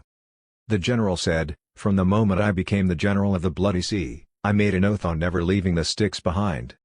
Someone asked, "Then, we're not leaving. If we leave, wouldn't we become homeless ghosts?" Nonsense. The general of the Bloody Sea had his eyes reddened. He scoffed, "I'm asking you all to back up in the ordinary realm. This is an order. Bring back all of the ghosts from there. As long as you have not brought back all of the ghosts there, you're not allowed to return to the underworld." Everyone looked upset, their spirits shivering. "Report, it's bad. It's bad." Meanwhile, an Oni rushed in. He said in a low voice, "The northern territory of the Qianlin Mountain and the ordinary realm got out of hand. Onis were sacrificed. We need immediate backup." "It's bad, we need immediate backup." Another Oni ran over panically. Half of his spirit was crushed in pieces. One limb and one hand was bitten off him, as if he would vanish any time. He cried, "3 ghost kings appeared in the ordinary realm's Qingyu town. The entire town had turned into a ghost town. Countless cultivators had died, while Onis sacrificed. We need an urgent backup." "It's bad." Another Oni flew over, limping. He moaned, "Qingshan town has collapsed." More and more Onis were reporting back. In some places, the entire Oni army was entirely collapsed. They did not even have the chance to report back. The atmosphere of the entire underworld instantly became heavier. They needed backup. What was able to provide any more backup? The general of Bloody Sea had his eyes flickering with a red glow. He scoffed loudly, "Did you hear that? All of you are the most powerful ones in the underworld. What are you waiting for? Hurry up and get to the ordinary realm to provide backup." He and Bei Wuchang shook their heads bitterly. "If we go, what about the underworld?" Meanwhile, an elder lady of white hair and wrinkled face gradually walked over. Every Oni's face straighter, they called out with a very respected tone, "Popo." A hoarse voice came out of Popo's mouth, "The Styx is chaotic, let me soothe it. Hurry up, all of you get to the ordinary realm." "No way." The general of the Bloody Sea walked over, he said, "Popo, you already lost your flesh, you can't sacrifice for the underworld again." The other Onis agreed, "Yeah, Popo, no way. It doesn't matter. I've lived for long enough. I got bored, let me die, but the underworld cannot be vanished." Popo spoke as she dragged her listless body toward the Styx one step at a time. "My soul is able to calm it down for 1,000 years. During this time, you all think of a solution." The Onis watched Popo silently. Instinctively, they wanted to walk toward her to pull her back, because they could not think of any other way. Unfortunately, souls had no tears. If not, their eyes would be rolling in tears. "Good news! Great news!" Suddenly, a contrasting voice came in, breaking the painful silence. Everyone's heart skipped a beat, they all frowned. The elder woman who was walking suddenly jolted abruptly. She was going on a suicide mission, and this Oni was making it hard for her. Instantly, the well-built atmosphere was instantly broken. What situation was that? How could this Oni be so insensitive? All of the Onis were looking upset. They turned to the source of the voice. Bing-san was very excited, his face had flushed red. He ran over joyfully, "Great news, great news!" Behind him, 5 Onis followed closely behind him. They were calling out joyfully, "We're here, we're here! We're coming with a big surprise!" "Nonsense!" General of the Bloody Sea straightened his face. He scoffed coldly, "I can tell you all had a victory. However, isn't it just a victory? Is there a need to be so insensitive? Now that the underground is in danger, you're all being too insensitive." Bing-san was still very excited, he felt each of his cells crying in joy. He even jumped up and down on the same spot. "General, we not only had a victory, we also gained a huge opportunity." "Absurd." The general's face turned even darker. "If you all gained an opportunity, just go and celebrate among yourselves. Why rub it on our faces? To show off?" The other Onis did not look pleased as well. If they did not hold themselves back, they would have beaten Bing-san up. "We were in here painfully bidding farewell, while you ran in joyfully. Are you not rubbing it to our faces?" While Popo looked at Bing-san, she asked with a friendly smile, "May I know who you are?" The truth was, she was weighing in her heart. She was thinking if she should bring them along to the Bloody Sea later. General of Bloody Sea said, "Popo, He's a night shift Oni, his name is Bing-san. Oh, so Popo is here, too. Bing-san was instantly more cautious. Humph. How hopelessly insensitive. Bloody Sea of General scoffed, he glared, I thought the current situation would make you all more sensitive. After all, our home is about to be vanished, we're ready to die, what's there to be delighted about? However, seeing you today, sigh, you disappointed me. Bing-san shrank, he could not help asking, General, this opportunity is too huge, that's why I'm acting like this. How big is it? Can it help the underworld to pass through this hurdle? I think, perhaps, maybe, likely, possibly, possible. Bing-san was quite uncertain. Possibly or ours. General of the Bloody Sea almost could not believe his own ears. He scoffed angrily, are you possessed by some ghost king? Or did you have brain damage during a fight? How could you say such a thing? I'm so ashamed of you. He felt so hopeless, he waved his hand, drag him out, don't let him embarrass himself in front of Popo. The other Onis shook their heads, too. They all looked at Bing-san, they were no longer accusing him. Now that the underworld was extinguishing, he must have been overly sad, affecting his thinking, and thus he started speaking nonsense. General, don't. You have a look at the opportunity first. Bing-san said sincerely as he took out the paper from his chest. He handed it to the General of Bloody Sea, this paper was given to me by an expert. I can't see through it, but it's definitely the greatest treasure. Just this? An ordinary paper from the ordinary realm? I think you've really gone crazy. The General of Bloody Sea sighed, he shook his head. Nonchalantly, he received the paper from Bing-san, he then simply opened it unperturbed. He did not take it seriously at first, however, with just a quick glance. In the next instance, his pupils dilated. His body jolted all over, he wished he could pull out his eyes to stick them onto the paper. This. His mouth went dry, his blood circulating wildly. Even the bloody armor on him started to let out a red glow. His voice was extremely shaky, oh, no. Oh, no. Chapter 309, written by a saint. Big opportunity. A truly huge opportunity. The General of Bloody Sea was unable to stay calm, his lips twitched in one direction as he let out a smile. To the others, his grin was rather vulgar, he looked like a devil. Many Onis had strange looks on their faces. Who was the one asking Bing-san to stay calm? What was that look on his face? Was he not embarrassed? Popo, have a look, this paper is not ordinary. The General of the Bloody Sea had a serious look on as he handed the paper to Popo. Popo's brows furrowed, she received the paper and could not help saying, what's the matter? Why did you lose your composure? She was cautious, she placed her long-sighted eyes on top of the paper. In the next instance, the elderly look on his face vanished. Her rickety body instantly straightened up in shock. As if woken up from a dream, she gasped in shock, how could this be? This was written by a saint. She glanced at the paper carefully without blinking. The more she looked, the more shocked she was. At the end, her eyes went wide while her mouth formed an O shape. Her wrinkles were stretched out. Indeed, this was definitely written by a saint. She raised her hand and felt the words on the paper. A strange rush of chi exploded. The golden glow circulated around Popo's finger, it came with an avenue rhythm. At the blink of an eye, the surroundings had turned golden. On a wall shown by the golden glow, a line of projected words appeared, the dust returns to the dust, the soil returns to the earth, and the soul returns to the earth. However, you don't need pain and sorrow. My body is transformed into the 6 realms, so that you will not dissipate. This line of words had the same sacred glow on, sparkling from the wall. This is. All of the Onis could not help worshipping. The line of words were like the highest command in the underworld, it appeared even more like an instruction from above, irresistible. The golden glow from the paper was in sync with the line on the wall. The two had a golden sparkle in between, creating a cool effect. This was the ambition I had when I reincarnated back then. Popo stared at the line of words, her eyes looking nostalgic with her thoughts all over the place. She recalled tens of thousands of years ago, thousands and thousands years ago. Thousands of years ago. Back then, in order to fight for the last chance to live, she would rather reincarnate to extradite all the souls, in order for the world to exist longer. In the blink of an eye, one after another natural tribulation, she would not have thought that she would reincarnate into a broken soul. If she did not separate out a part of her during the reincarnation and became Mengpo, she would have vanished by now. The General of Bloody Sea pursed his lips. Finally he could not hold it back anymore.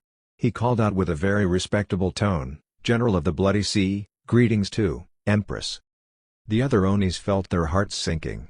They all lowered their heads and greeted, "How to Empress?"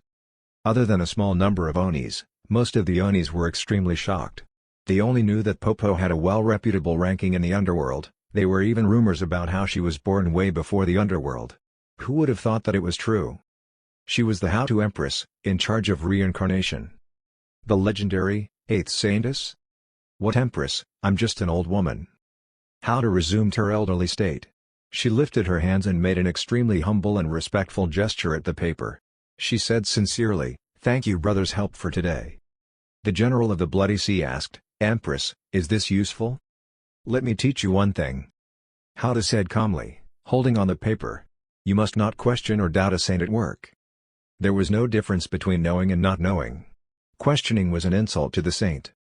The General of Bloody Sea felt chills in his back. He was terrified. He hastily bowed at the paper politely and stuttered, "Sorry to have offended you. Follow me." How to held onto the paper and gradually walked into the sticks. Roar. In the Bloody Sea, sorrowful roars came out one after another. The Bloody Sea was rippling like a bloody monster, about to swallow everything. In here, even the General of the Bloody Sea was unable to stay on any longer. In the Bloody Sea, countless skeletons were struggling. Outside the Bloody Sea, countless evil ghosts and spirits were lurking around. The original place to repress the ghosts and have been turned into a playground for them. Roar. The appearance of How to and the group became the center of attention. It was like oil being added into a sizzling pot, splashing and exploding. Countless ghosts were no longer terrified by the Onis. They had the intention to wildly destroy everything. They rushed toward them with killing intent. There were ghost kings among them. With such a strong temperament, even the General of the Bloody Sea felt pressurized. He felt his heart getting heavier. He could not help feeling ready to fight for his last chance to live. Meanwhile, a ray of golden glow lit up suddenly. It formed an aperture, hovering around the crowd. The color of the aperture was not thick, it was dazzling. In contrast, it was gentle. However, this golden glow was able to keep the millions of ghosts outside. However brutal and wild they were unable to get past it. In fact, the spreading glow was gradually forcing them to stagger backward. All of the ghosts stood in the golden glow. They gasped open their mouths in unison. Their eyes sparkling like stars without blinking as they looked at the performance of the golden light. This feeling was like when an ordinary man saw an immortal landing. They could only stand by his side blankly, worshipping with an extremely respectful heart. No matter how many numbers and how powerful the ghosts were, in front of the golden glow, they were like ordinary animals, instantly halted. This was too powerful, unbelievable. The golden glow was covering more and more areas. Gradually, the paper gradually floated under the gaze of everyone. As if flowing in the wind, it rose up in the air. Finally, as if a small sun, it shone light at every corner of the Bloody Sea. All of the ghosts with no exception, went back into the Bloody Sea. They dared not to show their heads. The rippling Bloody Sea was slightly calmed, as if turning into an ordinary river, flowing gently. They continued to fly in the air and stuck onto a wall. With a flash, the paper disappeared and blended into the wall. A line of words were engraved onto the wall. This line of words were like the most terrifying seal in the world, overwhelming the entire sticks thoroughly. All of the strange sights had vanished. Only the sound of the stream was heard. Compared to moments ago, this was a completely different world. Everyone could not help feeling mind-blown. So powerful. Bing San's head was buzzing. He even felt as if he was dreaming. I actually met such a powerful figure? And I even had the honor to speak to him? This is undoubtedly a saint. Hauta took in a deep breath, her eyes showing how she was having a deep thought. This reborn curse is slightly close to Buddhism, however, Buddhism was completely vanished from the last disaster. Even reincarnation is no longer possible. Who would it be? How did he survive? Or perhaps, he's the 9th saint? She shook her head and said with a solemn tone, "Now is not the time to think about this. Now that the Styx is calmed, you all must rush over to the ordinary realm to calm things down." Days had passed. Ever witnessing how the immortals vanished the ghosts with his own eyes, Li Nianfen was unable to calm down for a very long time. The immortals were so powerful, so powerful. By lifting their hands, they could give out special effects. What a cool feeling. Killing demons and ghosts had always been the dreams of many people. Even the thought of it made one excited. Let alone being able to travel on clouds. How enviable. I won the jackpot to have transgressed here. And yet they only allow me to watch without having the power? How suffocating. He then thought about how bad the situation in the underworld was. Li Nianfan was upset, he was even more scared of dying. Sigh, let me live one day at a time. After all, I could live for 1,000 years. If I meet more big shots and strive for a few hundred years more to live, who knows, the underworld could be fixed by then. If I'm lucky enough to grow some spiritual root to cultivate, it'd be ideal. I'd smile even when dreaming. After the other day, Li Nianfan's life resumed a long period of peace. He was accompanying Daji while waiting for the gourds in his backyard to grow up gradually. Meanwhile, he was holding on a carving knife. Along the curl of his finger, he finished the last stroke. He had a smile on his face. He said with a mysterious look, "Daji, come here. I'll show you something nice." Daji was curious, she jogged over. "Mr. Li, what is it?" Fire Phoenix could not help looking over. Li Nianfan held on the square chessboard he carved out with the wood, and then the round-shaped chess pieces. "You guess?" Daji looked at it. "This is a chessboard? Some weird chess pieces? There are words carved into them." "Clever. This is a chessboard. It's called Xiangqi." Li Nianfan's eyes sparkled, he said with excitement, "This is an interesting game. Come, hurry, let me teach you how to play." Meanwhile, at the Lingxian Palace, Yao Mengji was standing in front of the gate, waiting. It did not take long before a light rushed over from afar. It was the Holy Emperor. He landed in front of Yao Mengji and said, "Brother Mengji, what is it that you urgently asked me to come here for?" Yao Mengji said, "My sect mistress would like to discuss with everyone to do something for the expert." "Your sect mistress?" The Holy Emperor was shocked. She was an immortal. He said hastily, "If it's for the expert, I would do all I could. Just tell me what I can do." As he spoke, 3 more clouds came over.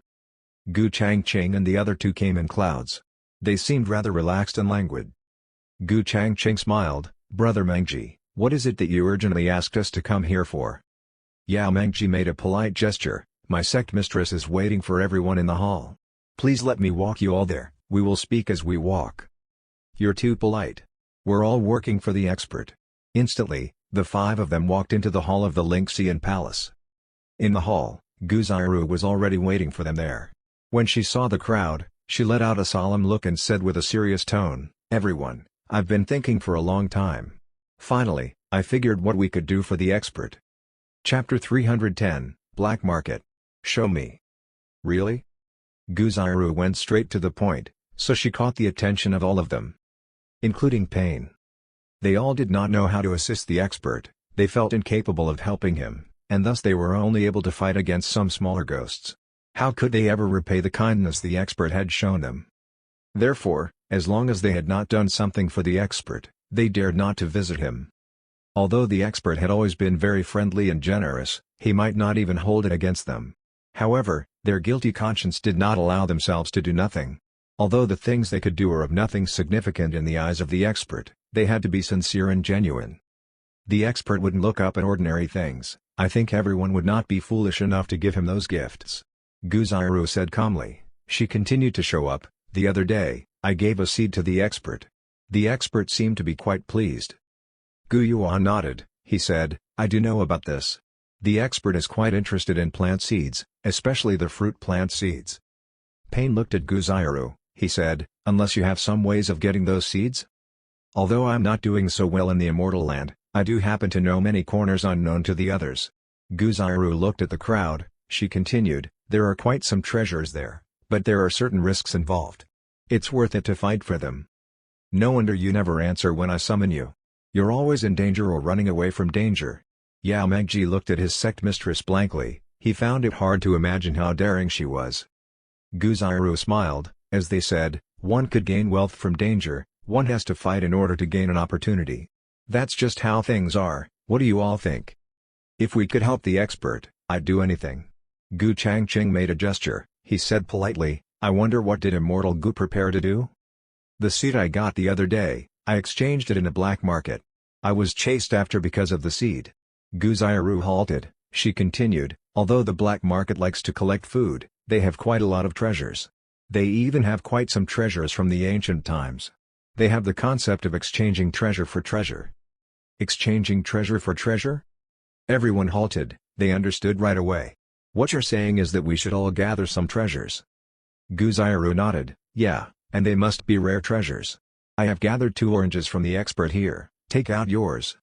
Pain did not hesitate, he instantly took out the sawdust Lena Infant tossed away the other day. I have some spiritual roots here. I also have an orange here, and some tea leaves. The Holy Emperor also took out his items. The tea leaves were given by the expert long time ago. The leaves consisted of insights, he only took a small sip every day to have kept it until now. The treasures from the expert were something extremely precious, but they did not hesitate to bring them all out today. There were 3 oranges, 8 pieces of spiritual root and a small portion of tea leaves. They placed them all on the table. Though the crowd eyed the items as if looking at the most precious items in the world. Pain was uneasy. Immortal goo, are they reliable? This is all of our assets. It's definitely reliable, but we have to be cautious. Guzaru smiled, I've shown my face the other day, I can't go this time. Brother Chang Ching has recently immortalized, you're a new immortal. You're the best candidate for this. The crowd discussed for another while, they were excited as they traveled toward the Immortal Land. Immortal Land. Gu Changing had a mask on, he followed Guzaru's instruction to a town. He then cautiously felt his chest and walked over. He was not even as anxious when he immortalized. He now had such a huge sum on him. There were 3 oranges. He was so scared of being robbed. The thought of the following trade with the black market made him even more anxious. It did not take long before he arrived at a shop in the deep end of the black market. The entire shop was pitch dark, there was only a black curtain hanging. It looked extremely solemn. It's here. Gu Changqing took a deep breath and gradually walked over. In the darkness, a hoarse voice was heard. Here for a trade? Gu Changqing calmed himself down, he said, right. Been here before? No. All right. Bring out your item. A faint light appeared in the room, an elder gradually appeared in front of Gu Changqing. This is an orange? The elder frowned. He found it hard to believe. His first reaction was feeling insulted. However, he had seen a lot. Soon, his face became extremely solemn, he gasped. In fact, he was becoming more and more shocked. Spiritual root immortal fruits? This orange has the spiritual root? This sawdust, consisting spiritual root as well? Who had the heart to destroy them so badly? The tea leaves, they consist of insights, they could trigger an enlightenment. This. Even with the composure of the elder, he could not help taking a gasp. He felt a tsunami in him.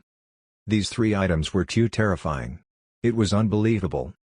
Any of the 3 items would be highly regarded by him. However, the amount of each was not much. This immortal must have gotten so lucky. How could he get so lucky? He repressed his urge to fight him. He asked, what would you like to exchange? Gu Changqing said without hesitation, treasure from the ancient times. Preferably some special treasures. Certainly. The elder did not even think twice. He agreed right away. He waved his hands. A black compass disc appeared in the air in front of Gu Changqing. It was glowing with a strange chi coming out from it. It had the chi of the ancient times. The elder introduced, this is a 1000 spell disc, it has 100,000 types of spells in it. Although it is only an inferior heavenly spiritual treasure, if one could skillfully use the spells in it, its power would not be less than an intermediate heavenly spiritual treasure. What do you say? Heavenly spiritual treasure, it was hardly acceptable. Gu Changqing let out a long relief, he nodded, I'll trade.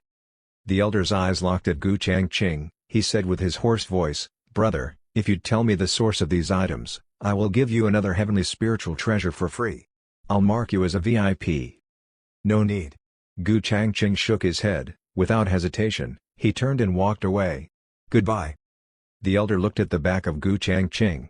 His eyes squinted into a line. These 3 items, each of them had gone extinct in the Immortal Land. It's impossible to come across those, let alone begging for it. How could a newly immortalized small immortal gain those things? The elder's heart was thumping rapidly. If he could find out the source of these, it would be an unbelievably big opportunity. These are way more precious than the golden bee's honey and the firefinch eggs from not long ago. Unfortunately, We never heard back from the people we sent out the other time. We can't miss anything this time around." The elder's eyes had a violent glint. He gritted his teeth and said, "Just to make sure, I'll send out 3 real immortals over this time. I don't believe that they can't even take down a small Tian immortal." Gu Changqing walked out of the shop. He did not care about his back, he went straight out of the town. He drove on the cloud in one direction. He only gradually slowed down after he arrived at an empty mountain. Behind him, 3 figures were quietly following him. They hid their chi from him. They only wanted to follow behind Gu Changqing to see if they could find out more about his secrets. A mere Tian immortal is able to gain so much spiritual root? He's likely to have come across a secret border of the ancient times. I feel that we must have fished a big fish this time. We might come across a huge opportunity. We're getting rich. Ha ha ha. Alright, be careful. Don't lose him. Have you forgotten that they have not heard back from the 2 Tian immortals they sent out the other day? How can you compare us to the 2 of them? We're real immortals, we can do anything in the immortal land.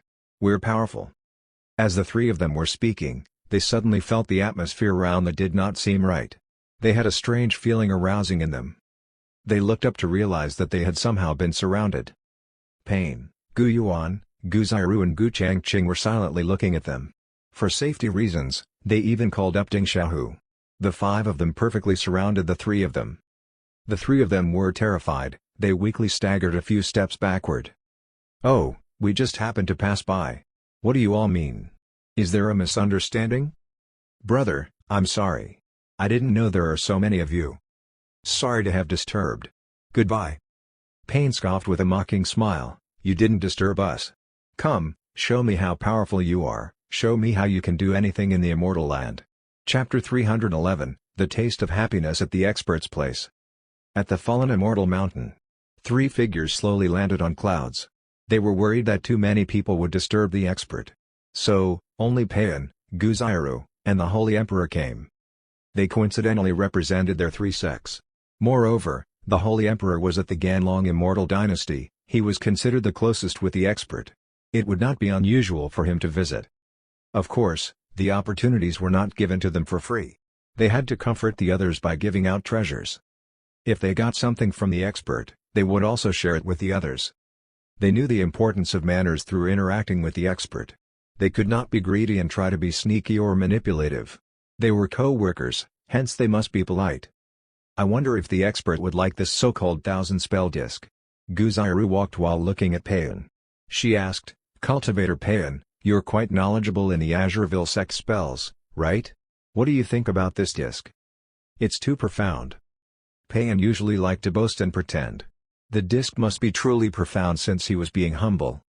He paused and continued, "You asked that to make fun of me, right? This is a heavenly spiritual treasure.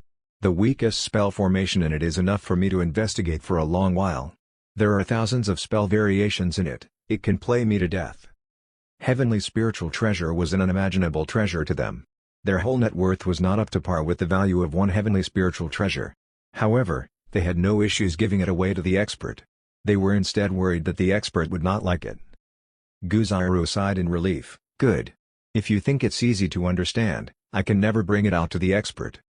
Payan did not look happy at all. "I see this as you trying to piss me off?" The Holy Emperor immediately stopped walking. He kept his distance from the 2. Immortals joking with each other is too scary. I don't want to be involved. Soon, they arrived at the 4-part architecture. The 3 of them jolted and did not dare to speak anymore. They walked forward with devotion. The Holy Emperor took a deep breath and walked to the door. He knocked on the door. "Guests are here. Xiaobai, answer the door." They heard Li Nianfan. Then, they heard footsteps. Creak. The door was opened. Xiaobai peeked out and said, "Pardon for the wait, everyone." The 3 of them were instantly scared. They quickly waved, "No, no worries. Please come on in." The 3 of them carefully stepped into the 4-part architecture. They saw Daji playing chess with Li Nianfan in the yard. They saluted and greeted, "Greetings to Mr. Li and Lady Daji." "Ha, it's you guys. Welcome. Long time no see, Brother Payan and Goddess Gu." Li Nianfan hurriedly said hello. He smiled and said, "You guys came at the right time. I recently invented a new milk cake, you're all in for a treat." Immortals constantly came over to socialize. If they took too long to come for their next visit, Li Nianfan would feel rather lonely. He created delicacies for his enjoyment, but also to impress the immortals. Leaving them an unforgettable experience would be the best result. He did not want them to forget about the place. The three of them were overjoyed. They did not expect to get a surprise like that when they arrived. They were utterly excited and touched. "Thanks, Mr. Li. The expert is so nice to us." Shelby came over with a tray. A big cake quietly rested on the tray. It was a round whole cake, not sliced, about the size of a face. It looked tidy but was brown on the outside because Li Nianfan did not go through the trouble to decorate the surface. Simple but not boring. The three of them looked at the cake without blinking. They gulped and felt dry in the throat. It was caused by their desire for delicious food. The three of them held their breaths. They looked at the cake as it was placed on the table. They licked their lips. The nice smell of the cake was accentuated when they got closer. They felt that God was miraculous because eggs, flour, and milk could merge together so perfectly. It had a sweet smell that teases the appetite. It was elegant and subtle. The smell was not as strong as the other foods, but once detected, they could not get enough of it. Xiaobai took out a small knife and sliced the cake. The cake was effortlessly sliced to even pieces. Xiaobai had precise skills. It was as satisfying as watching a flower bloom. "Milk cake. Please enjoy." "Thanks, Xiaobai." "All right, dig in, everyone. Let me know how it is." Li Nianfan smiled and said, "Milk and eggs, the perfect combination. This is the simplest version of the milk cake. I can add in fruits next time, or make it into a cream or something." The three of them hurriedly replied, "Okay, we'll eat it now. Let you know how it is? It is delicious for sure." The three of them knew clearly that the cake was made from firefinch eggs, milk from 5-color sacred cows, and the special flour made by the expert. Food like that was not only delicious, it was also a huge breakthrough. Endless immortals would kneel and beg for that. The three of them carefully took a piece. So soft. That was their first thought. The sensation was indescribable. They did not dare to be forceful. It was as if they might squeeze out liquid by accident. They were also worried that they would change the shape of the cake. They did not want to destroy the beautifully made cake. So soft. It fits in my mouth, then the sensation. The three of them were excited. They smacked their lips and could not control themselves anymore. They took a bite. So soft. As if biting on a cloud. It immediately melted in their mouths. The aroma filled up their mouths and nostrils. So delicious. Guziru also could not control herself. She devoured the entire cake in one bite. Most importantly, it was a big slice of cake, but she did not need to chew it much. She felt the cake melted on her tongue and merged in with her body as one. It was as if she was soaking in warm water. She felt repeatedly floating on cloud 9. Enjoyment. It was extremely enjoyable. The place of the expert was a paradise. Aside from the opportunities they got from the delicious food, the feeling of sheer happiness was unmatched.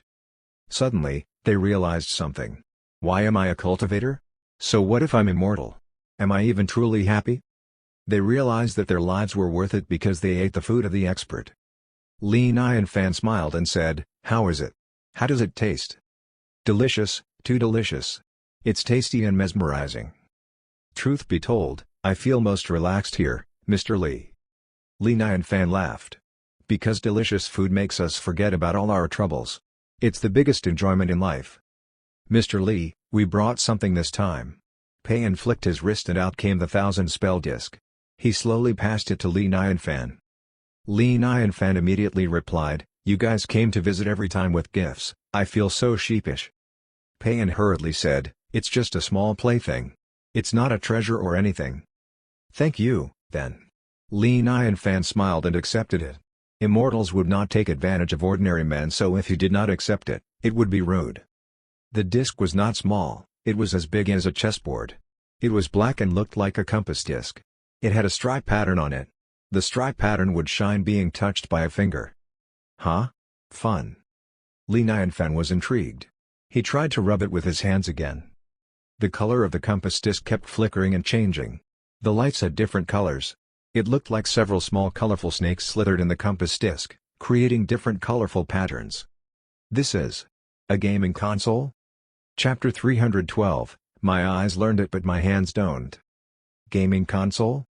The heavenly spiritual treasure was just a gaming console to the expert?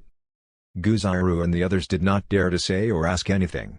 They could only quietly go along with it at the side. They watched as Li Nianfan messed with it. The awesome heavenly spiritual treasure did not dare to resist either. It let Li Nianfan mess with it, and it had to cooperate with shining lights. Life is too hard. Li Nianfan looked at Payan and asked, "Oh yeah, how do you play this?" "How to play?" The expert loved to joke around. "How would I dare to play with it?" Payan pursed his lips. He carefully chose his words and said, "Play by arrangement. Yeah, there are a lot of arrangement methods in it." "I get it, no wonder it's familiar to me." Li Nianfan instantly understood it. It's like Rubik's Cube, you can arrange it however you want as long as you have the skills. He got it. He simply swiped on the compass disc and it shined. Soon, a fierce tiger made from lights appeared on the compass disc. That. Payan looked at the fierce tiger and jolted. They had cold sweat all over. A ferocious aura knocked them in the face. It was wild. The spell pattern was a tiger. Even powerful immortals would be trapped to death. The expert just created an ultimate spell pattern? So casually? Yo, how interesting. Looks lively. Let me try a dragon.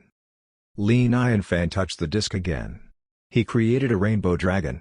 The dragon looked fierce like it was about to fly out from the disc. Yikes. The spell pattern became a dragon. Golden immortals would be jealous of that level of technique. It also meant that the expert was not a threat to them. Otherwise, he would have simply destroyed their realm with ease. Fun. Let's do a double dragon playing fireball. Let's do a Guan Yin sitting on lotus. Oh yeah, how about a 10,000 swords return to Sect? The three of them had their mouths wide opened. They were dumbfounded as they watched the changes of the spell patterns. They completely lost their minds. Their hair stood on end and they could not breathe. They were as stiff as statues.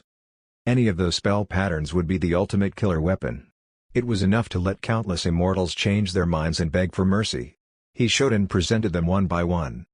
Moreover, they had to resist it with all their might even though the expert was not threatening them. The spell patterns were so powerful that they were under enormous pressure. It was like dancing with death. They would not die but they were truly afraid. Payan went blank. He was dumbfounded. He thought he was knowledgeable of spell patterns. He also sneakily tried to use the 1000 spell disc. However, the disc ignored him. The simplest spell pattern of the disc made him dizzy. He did not know where to start. Is it so simple for the expert? He only stroke it a few times and it works? My eyes learned it but my hands didn't. Life is so hard. His mind was buzzing. He did not understand it. No way, I'm such a weak chicken. Why am I still alive? I don't deserve to. Huh? Li Nianfan suddenly arched his eyebrow. When he was arranging the 10,000 swords returned to Sect, there were a lot of shiny light swords but they started to flicker. Some of it was not as bright. There seems to be something wrong with the gaming console? Something wrong? Payan and the others panicked. They asked quaveringly, Is it? Li Nianfan carefully observed the gaming console. He flipped it around and said, maybe. Some of the wood parts seem to be broken, causing it to have lesser variations. I'll fix it when I have the chance, it shouldn't be a problem. He realized the gaming console was old and it seemed to be pieced together. Some of the parts were missing but fortunately the materials were nothing special, so he could patch it up with wood. 2 little variations in the 1000 spell disc? Fix it?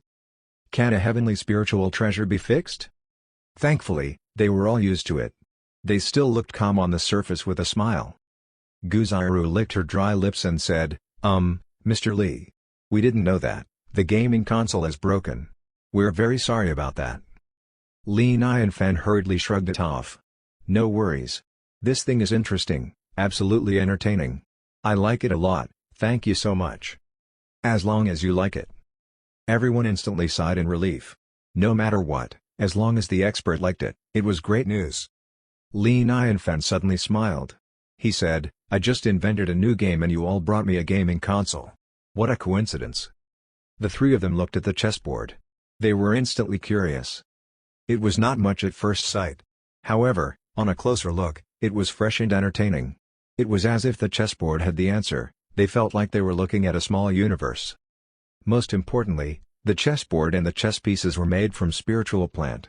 It was handcrafted by the expert. They felt like it was holy from the looks of it. The chessboard and the chess pieces might be as valuable as the 1,000 spell disc. It was just a game that the expert invented because he was bored. Powerful was not good enough to describe the expert. Payan asked, "Excuse me, Mr. Lee. What game is this?"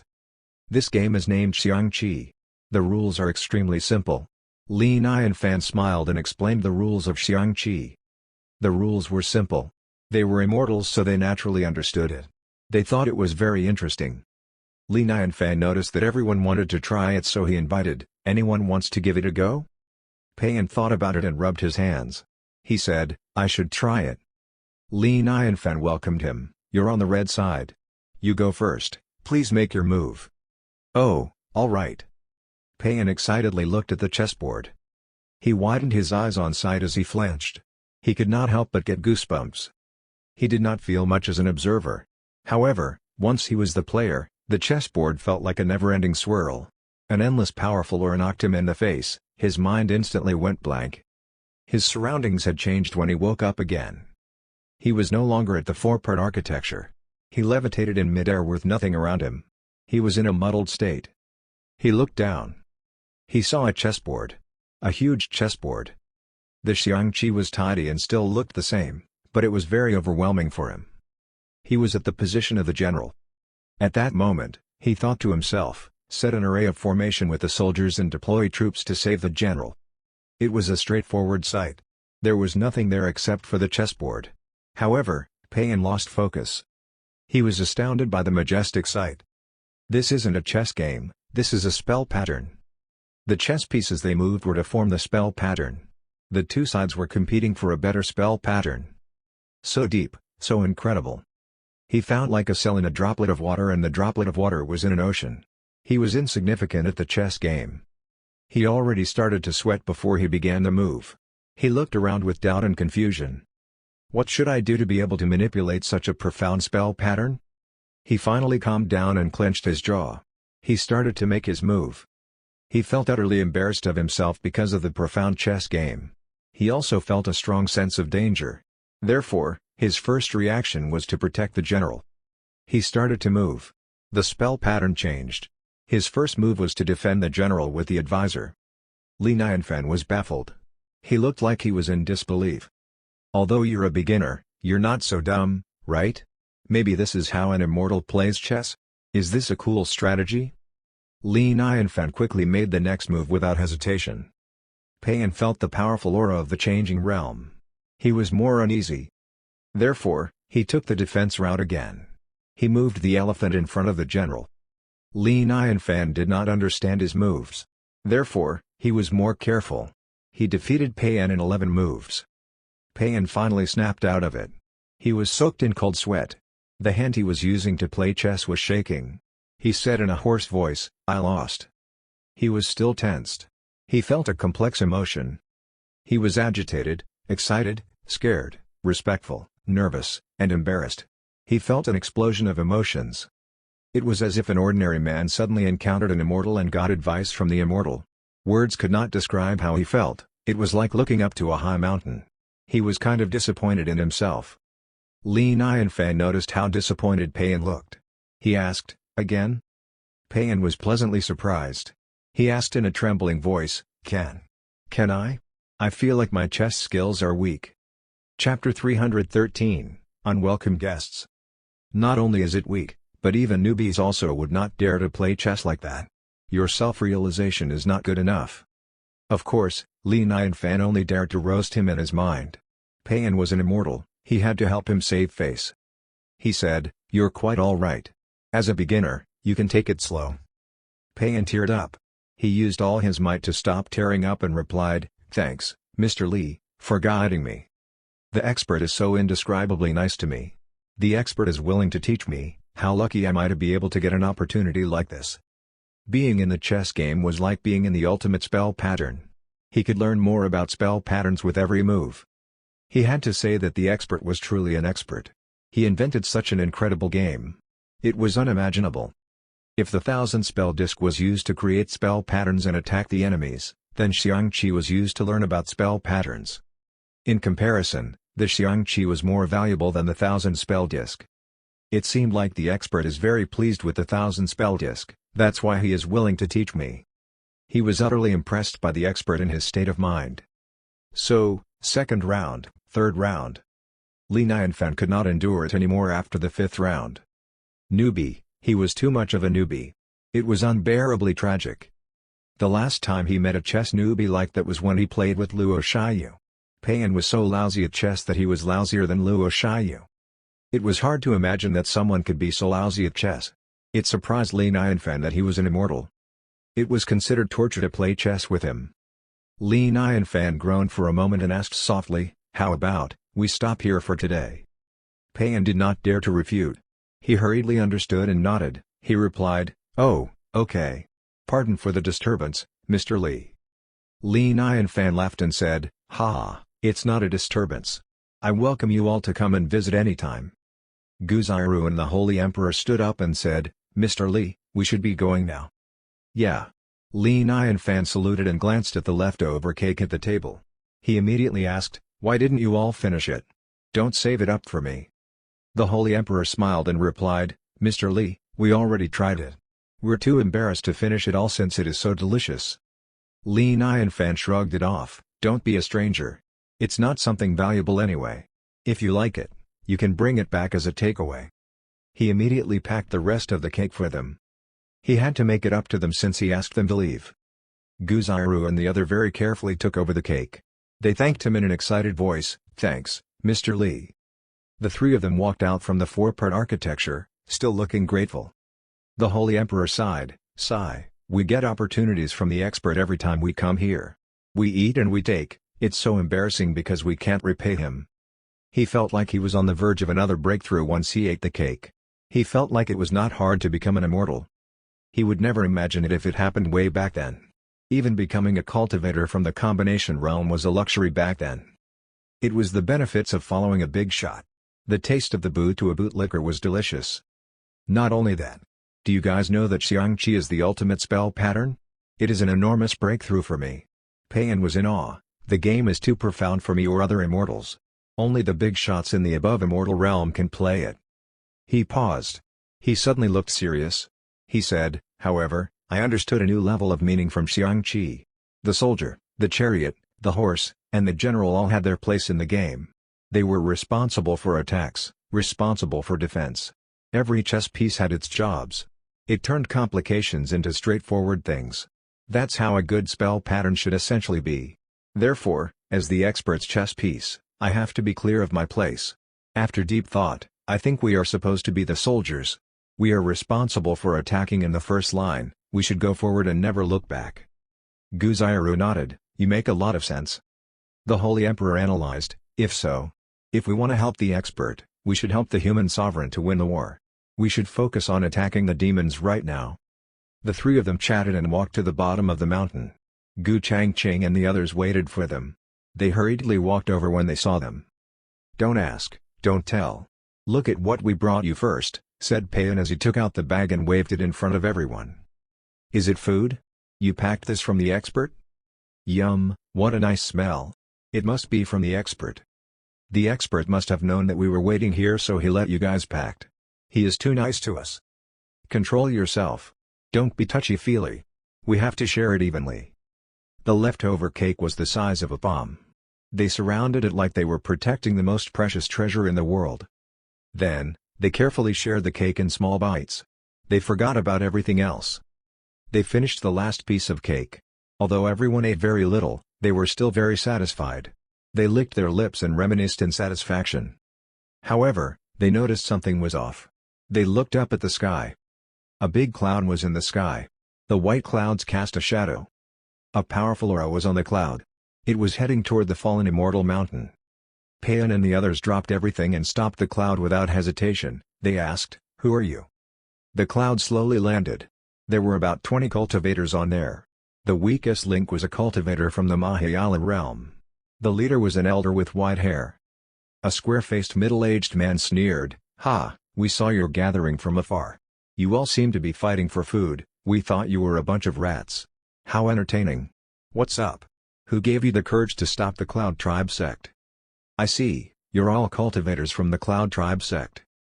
Payan tried hard to suppress his anger. He took a deep breath and asked, "Aren't you all supposed to be in the above immortal realm? Why are you here in the immortal realm?" Payan and the others tried to be peaceful because they did not want to affect the expert by fighting. It would not end well. The bridge to immortality was reconnected. "Why can't we stroll around in the immortal realm?" The middle-aged man smiled. Then, he said, "We coincidentally passed by. This is a nice location. Quite beautiful. It is nice enough to be the new location for the Cloud Tribe sect to settle down in the immortal realm."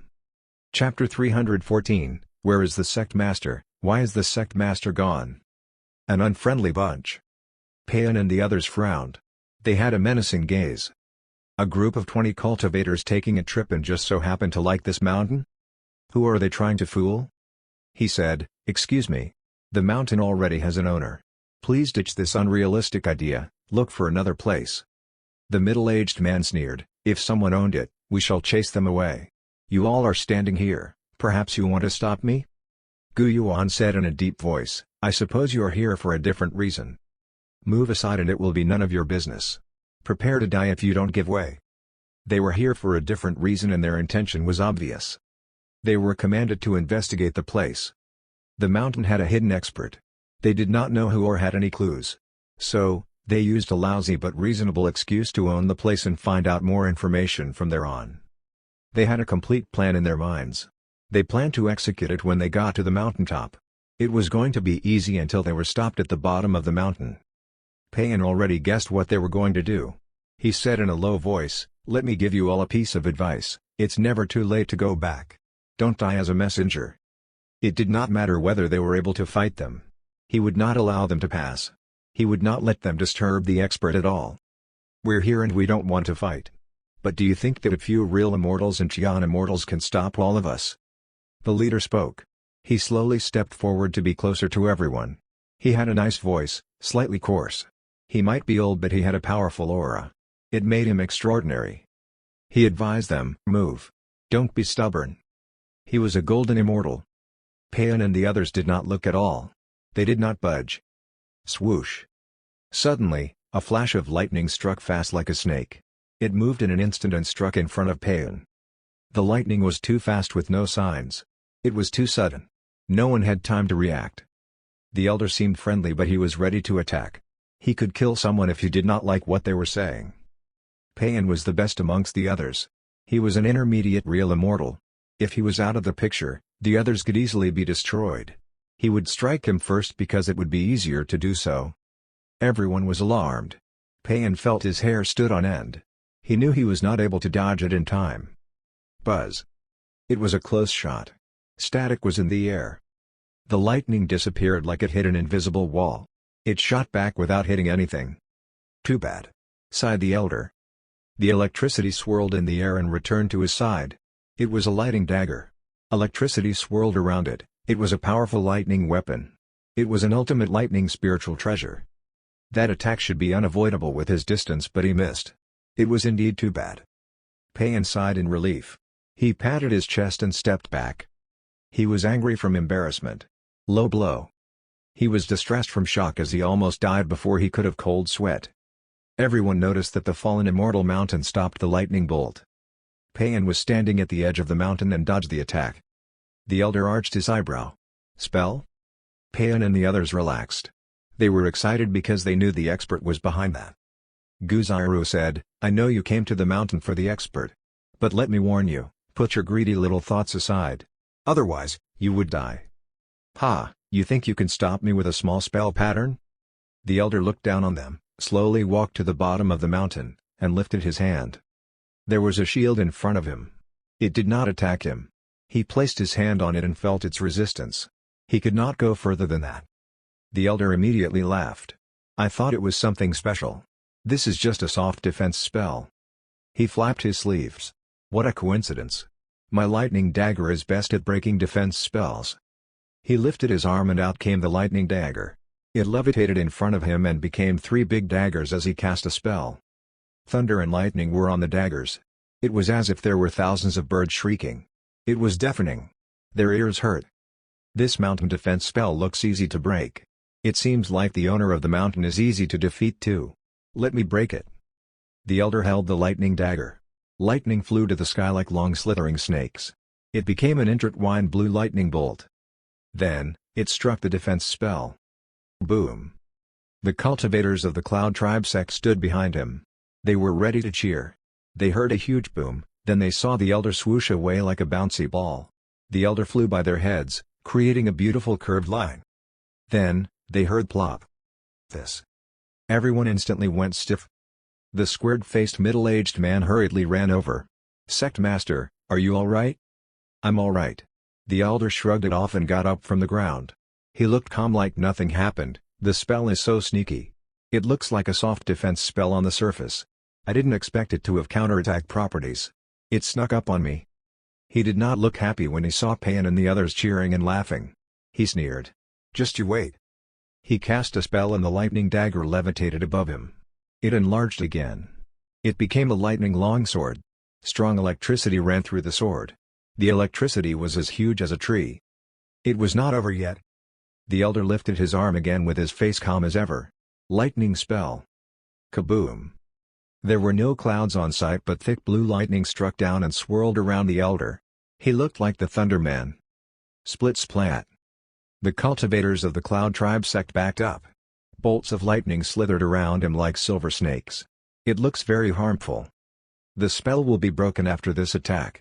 Not only that but the mountaintop will also be flattened. The elder looked at Payan and the others. He smiled menacingly. "You'll only be considered skillful if you can survive this." Then, he grabbed the lightning dagger that was as big as a small tree with both of his hands. Lightning powers flowed through him and he attacked the fallen immortal mountain. Everyone widened their eyes without blinking. They were worried that they would miss out on the exciting sight. That was the strongest attack of the Golden Immortal while using the ultimate spiritual treasure and the lightning spell. Very few attacks were as strong as that in the above immortal realm. It was horrifyingly powerful. Almost. Payan and the others also felt their hearts racing as they held their breaths. "Break!" roared the elder like he was lifting a small mountain. He stared dead at the shield with menacing wide eyes. Suddenly, the defense spell changed. It flickered with lightning. A figure of the lightning dragon appeared and swirled around. The elder had a twisted facial expression. It was as if he saw something unbelievable. He was hopelessly petrified. Oh! It was too late. Kaboom! They heard an explosion. Everyone was blinded by the lights, their ears were ringing and numb. They saw an ocean of lightning. Endless bolts of lightning jumped and crackled. They could not open their eyes by how bright it was. They could not see anything apart from the endless lightning. Sect Master is so powerful. I've never seen the Sect Master attack this hard before. He probably improved. Seems like they pissed off the Sect Master. That's why he's so ruthless. The disciples of the Cloud Tribe Sect discussed. They looked like they were in awe. The strong light faded away. Everyone hurried over to take a look. The mountain was still the mountain. The flowers and grass did not change one bit. Payan and the others still quietly stood there. It was as if nothing happened. How could this be? Oh yeah, where's the Sect Master? Is the Sect Master missing? Sect Master! Are you here? Clang! A big dagger fell to the ground. The dagger was bent and damaged. It lost its light but they could still tell it was the lightning dagger.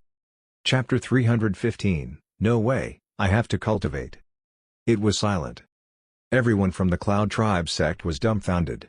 They looked at the lightning dagger on the floor, baffled. They even thought they were hallucinating. The Sect Master is gone? They were in disbelief. He was a golden immortal. Was he a goner just from a doang sound effect? Not only that. Even the ultimate spiritual treasure was damaged. Not even their dreams were that wild. That was so horrifying. Sigh. Payan sighed and mocked. I already told you so. Why don't you guys listen to us? Isn't it nice to be alive? They were not surprised at the result. What was a golden immortal in the eyes of the expert? He was barely an insect. He belonged to the enemies to play with group. Gu Yuan stared at the remaining cultivator. He looked down and suddenly felt confident. Say it, who told you to come over?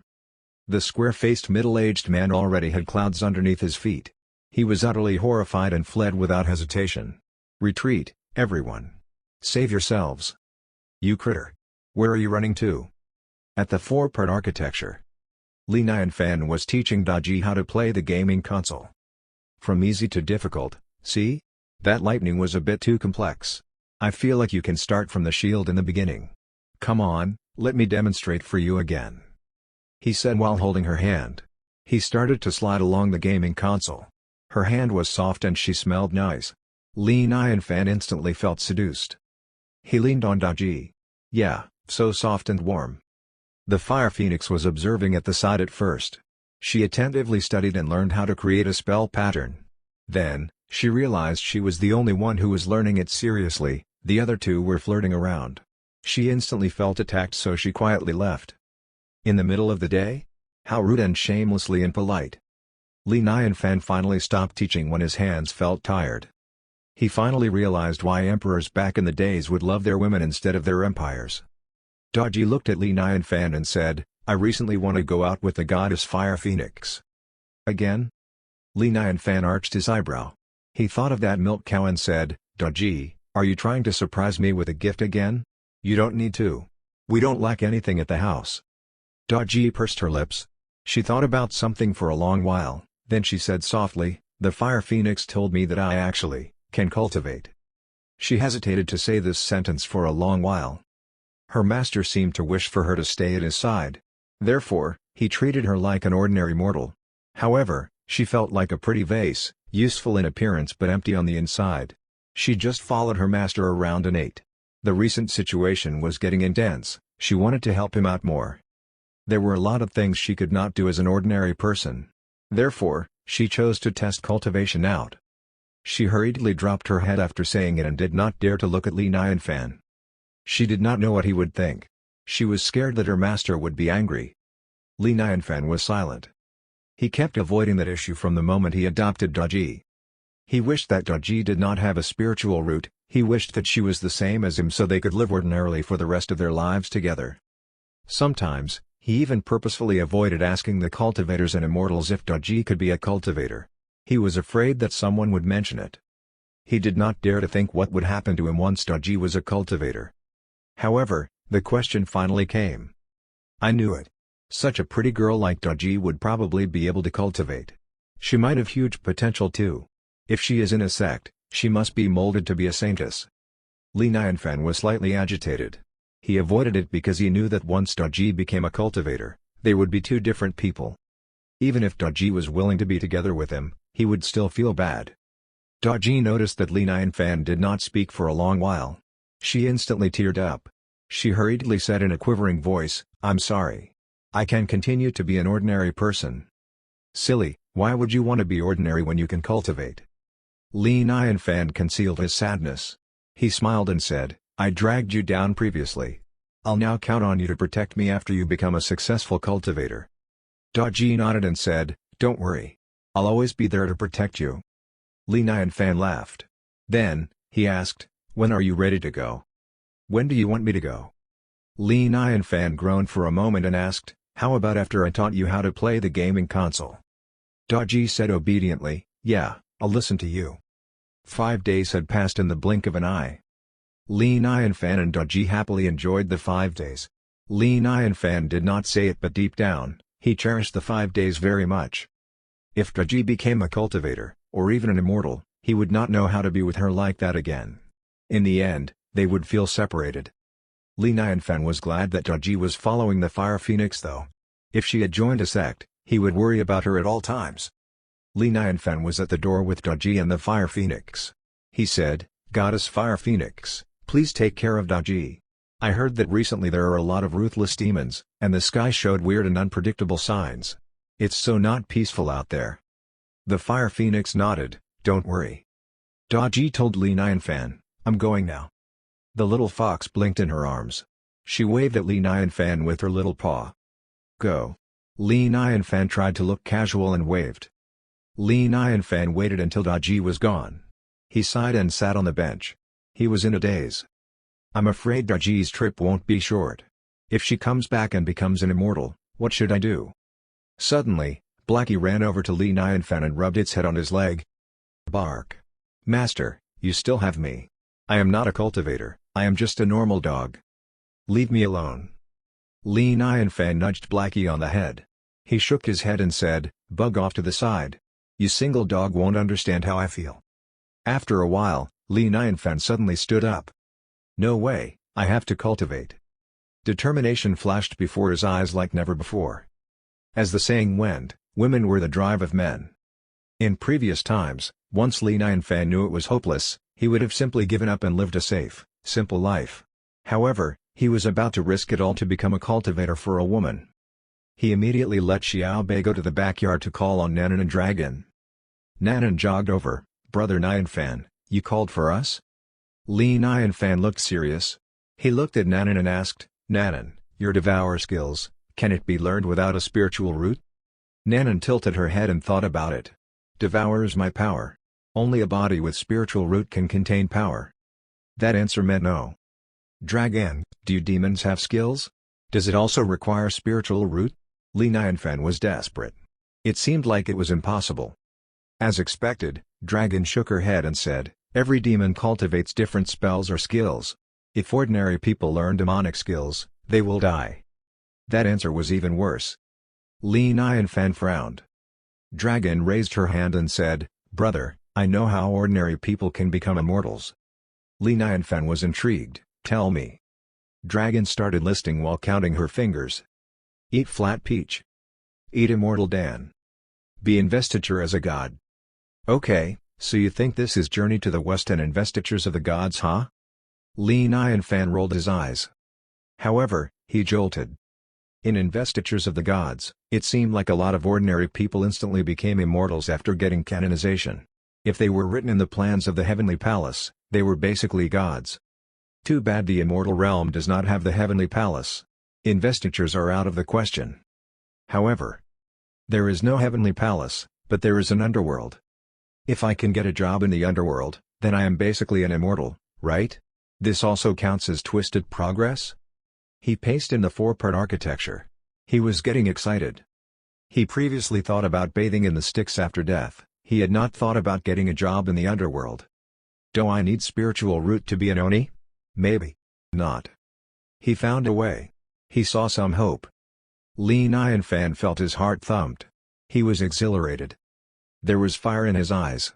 He looked at Nanan and Dragon. "Nanan, Dragon, how's your cultivation?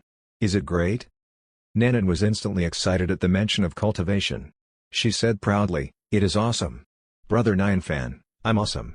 Even though I'm just an intermediate distraction cultivator, I can fight 10 cultivators from the combination realm.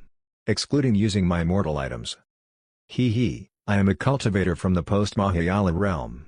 I'm stuck but I'm not afraid of the immortals I encounter," smiled Dragon. She looked at Nanan smugly. "So awesome!" Li Nianfan was thrilled. He would be safe with the two of them around. Nanan was able to devour. Dragon was a demon with a powerful carp demon family. They were also taught and advised by the Fire Phoenix and the Immortals. He did not expect them to improve so fast. However, it was good news. Li Nianfan did not wait. He immediately said, "Pack up, I'm bringing you out." Dragon and Nanan were exhilarated. "Really? Out to play? Okay." They did not wait for Li Nianfan to nod. They already went to pack their things. Blackie excitedly looked at Li Nianfan while wagging its tail. "Bark." Li Nianfan thought about it and looked at Blackie. "Fine, you too." Blackie was strong. If they ran into strong enemies, Blackie could delay them at crucial moments. Nanan suddenly walked out of the room and said, "Oh yeah, Brother Nianfan, the wine gourd vine in the backyard grew out a beautiful wine gourd." "It grew a wine gourd?" Li Nianfan immediately walked to the backyard. The wine gourd vine was long. It intertwined along the trunk of a small tree. A purplish golden wine gourd hung from there. It gleamed under the sunlight. It was extremely eye-catching. The wine gourd was about the size of 2 palms. The size was just right and it looked extremely beautiful. It was a high-end wine gourd. He wanted to go out to look for ways to become an immortal. He might socialize with Bigshots. The wine gourd was good enough to show off. Li Nianfan professionally plucked the wine gourd. He roughly cleaned it up and made it into a wine gourd bottle. After a deep thought, Li Nianfan chose to bring out the red wine because he was worried that drinking white wine would cause trouble. "Xiao Bei, guard the house. The hens and cows are your responsibilities." "No worries, my noble master." Everything was set. He closed the door of the four-part architecture. 3 people and a dog went on their journey. Li Nianfan had a clear target. He was going to look for ghosts. He was going with the Underworld route. He also wanted to look for ways to cultivate without spiritual root. Between the 2 choices, looking for an Oni seemed more reliable. Li Nianfan did not rush to his destination after he got off the Fallen Immortal Mountain. He headed toward Fallen Town to get information. Li Nianfan would naturally avoid being clueless. They arrived at Fallen Town. Li Nianfan said, "Nanan, do you want to catch up with Andy Zhang? We are going out for a long trip." "Oh, okay. Brother Nianfan, don't leave without me, you must bring me with you," said Nanan. Li Nianfan helplessly shook his head, "What kind of person do you think I am?" Then, they went to their familiar market. The fishmonger had good business as usual. He immediately smiled when he saw Li Nianfan. He asked, "Mr. Li, long time no see. Are you here to buy fish?" Li Nianfan shook his head and asked, "Nah, I'm going on a trip. I heard a lot of places were haunted." "I know, right?" The fishmonger instantly looked serious. "It's not a prank or anything. Our fallen town had ghosts recently. It's too scary. Thankfully, the immortals were there to help. Otherwise, we wouldn't know how to handle it." The fishmonger warned him, "Why are you going out on a trip? It's such bad timing." Li Nianfan smiled and said, "I had to. Do you know where the more seriously haunted places are? I'll try to avoid them." "Southwest area," said the fishmonger without hesitation. Li Nianfan asked, "Why?" "The war." The fishmonger looked uneasy. "Too many people died there. Ghosts would naturally like to be there. I heard that even an entire city's worth of people was dead. There were ghosts and demons everywhere. Even immortals did not dare to mess around. No merchant stared ahead in that direction anymore." Li Nianfan nodded. "I got it, thanks for informing. As expected, I came to ask at the right place. That's the place.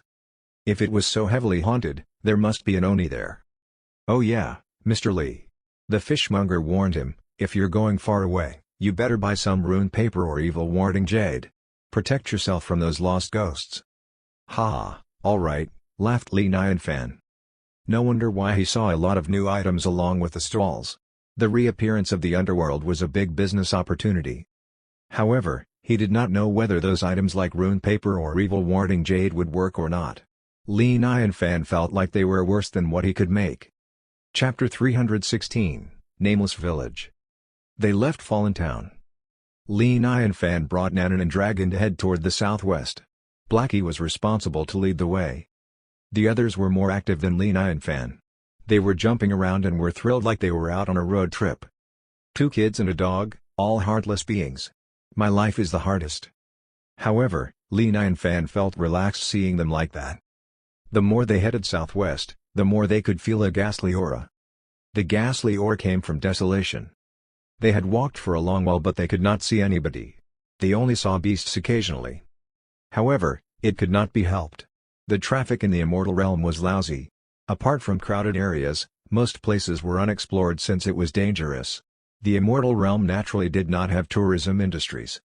Nanan suddenly sparked up and said, "Brother Nianfan, a bunch of wolves are staring at us. I'll go kill them." Li Nianfan could tell the little girl sounded excited. Maybe it was because of her past, but Nanan was a natural fighter. She was not scared of trouble at all. "Don't." Li Nianfan looked at the sky. "The sky wants us to be nice. Just get the leader of the wolves, it's time to eat." "Hee hee, alright." Nanan could not wait. She immediately flew away. Dragon jogged over with her short legs. She followed along with tap tap tap sounds. "Dragon!" Li Nianfan hurriedly called on her. Dragon stopped and said coquettishly, "Brother, I want to capture wolves too." "Wait until next time." Li Nianfan said, "Don't go together. Look out for me too." "Who would protect me if you two are gone? Do you want me to rely on my silly dog?" "Oh, I understand." Dragon nodded and smiled happily. "Brother is worried about us, he is scared that we will run into danger." Li Nianfan suddenly felt like the monk. He walked in the realm of ghosts and monsters and needed people to protect him because he was an ordinary man. His goal was also to go in a direction with a purpose. The monk relied on his students while Li Nianfan relied on 2 little girls. Nanan went off with the wolves. He wondered if there would be vixens to seduce him. "Oh yeah, He seemed to be missing a ride. Soon, Nanan came back with a big dead wolf. However, she had a huge black bear on her other hand. It was way bigger than her, but she was able to carry it. The black bear was not at peace. It was quivering in fear. When it dropped to the floor, it hurriedly covered its head with its paws. It cowered and trembled. Li Nianfan was taken aback. "What's going on with this bear?" Nanan sneered. "When I'm catching the wolf, it roared at me. You wanted me to only kill the wolf, but I was angry, so I captured it too." "What a good and powerful reason. All right, we even have a ride." It was a long journey, so relying on feet was unrealistic. Li Nianfan smiled and said, "Good, we can ride on it." Everyone had a meal and then they were on the road again. They were on the road for 3 days. Nanan and Dragon were busy because they kept being disturbed by demons on the way. However, they did not see any ghosts. It was in the afternoon on that day. Nanan suddenly flew in from afar. She said happily, "Brother Nianfan, there's a village up front." "Oh? Then we should hurry up. Let's be there before sunset." Li Nianfan had sparkles in his eyes. He sat on the big bear and yelled go. They immediately sped up. After half an hour, an old village peeked from the horizon. There were thin veils of smoke over there. They were out camping and eating in the middle of nowhere. They suddenly saw a village and felt familiarity. The village was mostly built with wood. It had simple fencing around it. There was a big door frame at the center. The entrance did not write the name of the village. It was the nameless village. The entrance was naturally not guarded. However, Dragon and Nanan were quite noisy. They attracted a lot of attention. "Bear! Bear!" Someone panicked inside the village. The villagers were frightened and on guard. "Don't worry, everyone. This bear won't hurt anyone." Li Nianfan smiled and leapt down from the bear. He patted its shoulder. "Thanks for accompanying us along the way, you can go now." The black bear growled. He lingered then left. Li Nianfan kept smiling as he saluted the villagers. "Hello everyone, we are siblings who passed by this area. It's getting dark. We wish to stay here for the night. I wonder if it's convenient?" Li Nianfan was with 2 little girls. The combination easily made the villagers relaxed. Suddenly, an elder walked out. He might be the chief. He carefully asked, "May I ask, are you 3 immortals?" They saw that Li Nianfan and the girls came here riding a bear. They must be extraordinary. Li Nianfan was too lazy to explain. He said, "Not immortals, but cultivators." Suddenly, he visibly felt that everyone looked at them differently. It was not out of respect. It was complex. Everyone looked at them with various emotions. The vibe was instantly weird. "Since you're cultivators, please, welcome in." The elder moved aside with a friendly attitude. He said, "My humble village does not have inns. I can only find somebody's place for your temporary stay." Li Nianfan said, "No worries, thanks." However, no surrounding villagers responded. A lot of them stepped backward. Li Nianfan felt awkward. "Humph." Nanan scrunched her nose and sneered. She did not look happy at all. She was about to jump on it. "I'll go find a place." A 30-year-old woman walked over to say, "I have rooms in my house. Why don't you all stay at my place?" "Thanks, lady." Li Nianfan immediately saluted. "Please follow me, cultivators." The lady walked to lead the way. Li Nianfan followed and asked quietly, "May I ask you something, lady? Is your village in trouble? My 2 sisters and I have been powerful cultivators since young, we can deal with some small demons." Li Nianfan felt more like the monk. The lady went pale. She shook her head and said, "No, don't overthink it." Li Nianfan did not say anything else. Soon, they were at a village house. The house was built from soil and wood. It was simply built, but it was nice. In comparison with the other houses in the village, the house was considered half a mansion. Creak. The door opened. It smelled like alcohol. A middle-aged man laid on the floor, pouring alcohol into his mouth with his face flushed. He was quite drunk. He saw that the lady had returned. He stared at her and asked, "Did you bring the stuff back?" The lady passed over a small package to him. Li Nianfan noticed that it had a small ginseng in it. "Why so little?" The middle-aged man instantly looked displeased. He then noticed the outsiders. He frowned and asked, "Who are they?" The lady looked uncomfortable. She hurriedly replied, "Passerby, they are here to stay for the night." "Stay for the night? Are they going to pay?" Li Nianfan took out a crushed piece of silver without saying anything. Silver money was nothing to him. There were too many ways to get it. That's better. The middle-aged man was instantly pleased. He took the money, held the alcohol jar, and could not wait to get out. Chapter 317, Encounter, Brothel Female Ghosts. Cultivators, I really am sorry. The lady hurriedly apologized to Li Nianfan and the girls. Then, she said softly, I wasn't trying to hide the truth on purpose. It would be bad if my husband knew that you guys are cultivators. Li Nianfan asked curiously, why? Perhaps your village is discriminative against cultivators? Ha, nothing like that. Please feel free to stay. The lady avoided the topic. She helped Li Nianfan tidy the room. Soon, a bedroom was ready for them. I won't be disturbing you all anymore. The lady closed the door.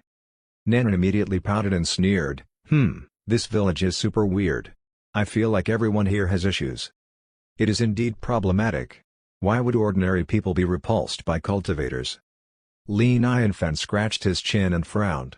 Also, on our way here, everyone looks like they had something on their minds. That guy was weak and fragile too. It is indeed abnormal. He had medical skills, so he knew the villagers were weak. Some men were weaker than the ladies. That guy is weak and wanted to eat ginseng to make up for it? Li Nianfan could not understand it. Was the guy trying to rely on ginseng to look better? Nanan glanced at something. She suddenly said, Brother Nianfan, wait for me. Then, she energetically went out the door. Li Nianfan could only remind her at the back. Don't go anywhere too far. Soon, Nanan was back. She could not stop smiling. She had a package in her hand. She gave it to Li Nianfan. Brother Nianfan, look. He opened the package. There was a palm-sized ginseng inside the package. Where did you get this? Li Nianfan arched his eyebrow. He already guessed it. That fella took the silver and went to buy ginseng instantly. I saw that he went into the alleyway. I easily took it. No worries, I'm a professional. Nanan joyfully said, I'm not going to let him spend our silver. He's not a good fella. Li Nianfan asked, you didn't hurt anyone, right? No. Good. Be civilized. Li Nianfan nodded. He thought it was weird. He took the silver to instantly buy ginseng? Did he like to eat ginseng that much? It was unusual. Creak. The door opened. Then, they heard the middle-aged man in a scolding voice, damn unlucky, I'm so pissed off. My ginseng was gone just like that. He was not sober yet. He could not walk straight, he did not know what happened. The lady held a cup of tea. Drink some tea to sober up first. Move, it's all your fault, you unlucky lady. Stop bothering me. The middle-aged man did not even look at her. He held the alcohol jar again and laid on the floor, living a wasted life. That bastard. Nanan rolled up her sleeves. She was going to punish him, but she was stopped by Li Nianfan. Mind your business, we are just overnight stayers. It was soon dark. The lady came over and knocked on the door. Cultivators, do you need to eat? No, thanks, lady. The lady left. They were about to eat in the yard. The food was simple, it was mainly steamed bread. The middle-aged man crawled up from the ground and simply ate some steamed bread. His drunken face suddenly became shocked. It was as if he was expecting something. Slowly, it was night time. Layers of dark clouds covered the sky like a curtain, engulfing the small village. The bright moon was high up in the sky with decorative stars around it. It was as if it became the only light source of the realm. The night was chilly. Li Nianfan was feeling slightly troubled in the room. He was thinking of where to head next.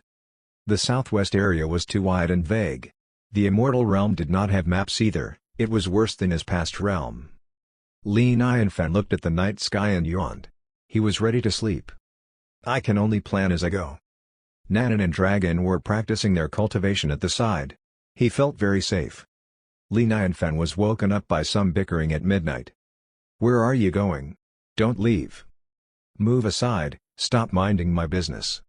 Don't go. Are you crazy? I forbid you to go. Then, it ended with a slap. They heard the sound of the door being opened and footsteps leaving. Li Nianfan was not sleepy anymore. Nanan looked livid. Brother Nianfan, that guy is so horrible. He hit a lady.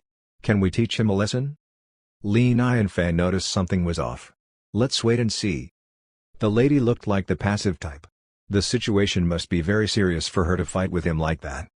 Easy, check this out. Dragon smiled, exposing her two pointy canine teeth. She pointed with her two fingers and created two thin veils of ripple waves. Then, she drew in the air. A circular water ring was formed in thin air. She cast a spell and pointed at the water ring. Look at my water mirror spell. A thin layer of bubble covered the top of the water ring. It gleamed and became a mirror. Images started to appear in the mirror. The middle-aged man was in the mirror. Fuck, that is awesome. Li Nianfan was astounded. His first reaction was of the legendary skill, the Otaku Gospel. He could see anything at any angle. Wait, ew. He was being perverted, he had to snap out of it. Dragon tilted her head. She was waiting to be complimented. Brother, am I awesome? Awesome, super awesome. Li Nianfan was super envious. It was too nice to be a cultivator. He wanted to become a cultivator more than ever. He focused on the water mirror. The middle-aged man hurriedly walked on the village roads. He looked like he was anticipating something. He went to a place where a lot of men gathered. They were all chased out from their houses. They all looked pale and scrawny. They were lethargic in the daytime but they were energetic at night. Everyone is here, right? Let's go. Let's not be late. Yeah, don't keep the beautiful ladies waiting. Hurry up, I can't wait any longer. Oh yeah, Dashan. Your house has 3 cultivators, do you know that? Dashan was the name of that middle-aged man.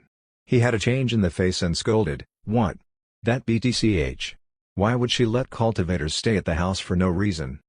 Everyone was slightly concerned. You didn't attract the attention of cultivators, right? Dashan brushed it off. Don't worry. I didn't. Also, those 3 don't look all that to me. They won't pay attention to us.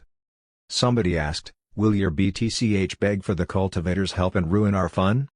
If she dares to, I'll rip her skin off, Dashan sneered. Stop talking. Let's go. Wait for us. They heard someone calling them from behind. An old man and a youngster walked over. Chief? Everyone was stunned. Then, they all smirked perversely. You're an old man, won't you be shocked to death over there? The old chief replied, I'm old, but I got a son to help me out. What a good son. Having a son is nice, like father like son. Everyone hurriedly walked out of the village. The visuals suddenly stopped after they walked out. Li Nianfan was enjoying the show.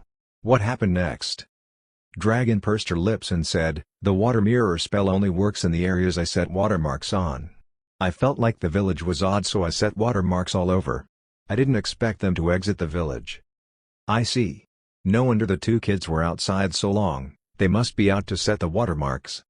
Li Nianfan realized that the 2 kids could be playful at times but they were still alert and careful. They would not be easily tricked. The Fire Phoenix was such a good mentor. Nanan excitedly said, those guys are up to no good. Brother Nianfan, let's follow them. Li Nianfan groaned. Even if they wanted to meddle, they had to ask that lady first. They needed to understand what was happening. Knock knock. Meanwhile, they heard a knock outside their room. I humbly request to see the cultivators. What a coincidence. Nanan immediately ran over to open the door. The lady immediately wept when she saw the 3 cultivators. She cried and sobbed. Her face had a red slap mark, she looked pitiful. Please help me, cultivators. She knelt on the floor to beg. Li Nianfan looked calm. He asked, what happened? The lady sobbed and took a deep breath. She said, in our village, the men will plant crops and the women will sow. We have houses and lands, and we are living happily. However, 5 female ghosts suddenly showed up and cursed the village. Every household was ruined. Female ghosts? Li Nianfan was intrigued. They finally encountered ghosts. The lady continued, those female ghosts feed on masculine energy. They entrance the entire village. Now, the men don't care about anything. They only waited until nighttime to let them feed on their masculine energy. Our village will soon be gone. Nanan frowned. She said in a cynical voice, the female ghost is so evil. Don't worry, we will help you get rid of them. The lady was overjoyed. She hurriedly kowtowed and thanked them. Thank you, little cultivator. Thank you.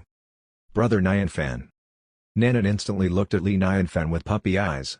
She was waiting for his order. Li Nianfan patted Nanan on the head. He smiled and said, "Let's go. Blackie, come along too." The three of them followed the directions of the lady. They walked out of the village and walked to the right. There was a forest at the side of the village. It was dark at midnight. It made the place more isolated and creepy. They could barely see the dark shadow figures of huge trees, swaying in the wind. They kept walking. They heard subtle zither sounds out of nowhere. The zither sounds were soft and tragically enchanting. The three people and a dog quickened their pace. They saw a white light when they entered the dark woods. However, it was hazy. All the men were there. There were also 5 other figures. There were 5 ladies. They were wearing white, long-hanging chiffon dresses. White ribbons blew in the wind. They were all beautiful ladies. One of the 5 ladies was playing the zither. Another one was playing the flute. The other 3 were dancing. They were elegant dancers. Their bodies looked as light as the wind, their feet did not touch the ground. They were floating in between a lot of men, enchanting them under the moonlight. The 3 dancers would circle the men. Then, they would suck their masculine energy out of them through their faces. A dancer went over to the chief. She sucked but soon realized the old man had no masculine energy left. She could not devour it. A youngster next to the chief chuckled and said, "Goddess, I'll help my father out. You can suck mine instead." Li Nianfan felt his skin crawl at that. This stuff can be considered a stand treat? The more you know. He also finally realized why the middle-aged man wanted to eat ginseng. It was to please these beaches. "Stop it." Nanan did not understand what was happening. She jumped out and said, "You all are a bunch of cheaters and SLTS. How dare you all gather here to do marriage stuff? Justice will be served." She looked honorable. Too bad her choice of words was poor, she ruined the moment. "Cultivators?" Zither music stopped. The 5 ghosts frantically shrieked. They alarmingly looked at Nanan. The men suddenly snapped out of it. Their dazed state was interrupted. They were immediately angry from embarrassment. "Mind your own business. Scram, don't ruin our fun. Don't be scared, goddesses. We will protect you." "Yes, unless we're dead." "So what if they are cultivators? What's so good about cultivators?" Those men were determined to protect the female ghosts. "Scram!" Nanan yelled and punched a big tree at the side. Suddenly, a whole row of trees was flattened with a boom. About 10 trees were knocked down with shattered trunks. "All right, we'll scram." The men instantly fled without another word. They quivered in fear. The 5 ghosts floated in front of Nanan and knelt on the ground. They frantically kowtowed, "Spare our lives, cultivator. Please have mercy on us ladies." Nanan said, "You all messed with the ordinary villagers, it is unforgivable. Cultivator, we 5 sisters have never killed or harmed anyone." They all consented. "Please have mercy on us, cultivator." Li Nianfan shook his head and said, "Devouring masculine energy shortens their lives.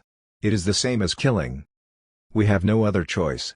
That's why we do this." One of them cried and said, "We're 5 lone ghosts. If we don't devour masculine energy, our souls will soon fade." Dragon said, "You can go back to the underworld."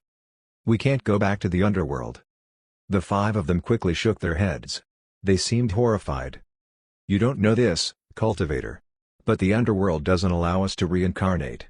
We will spend all year in the sticks without daylight. We were also tortured by the Ghost King.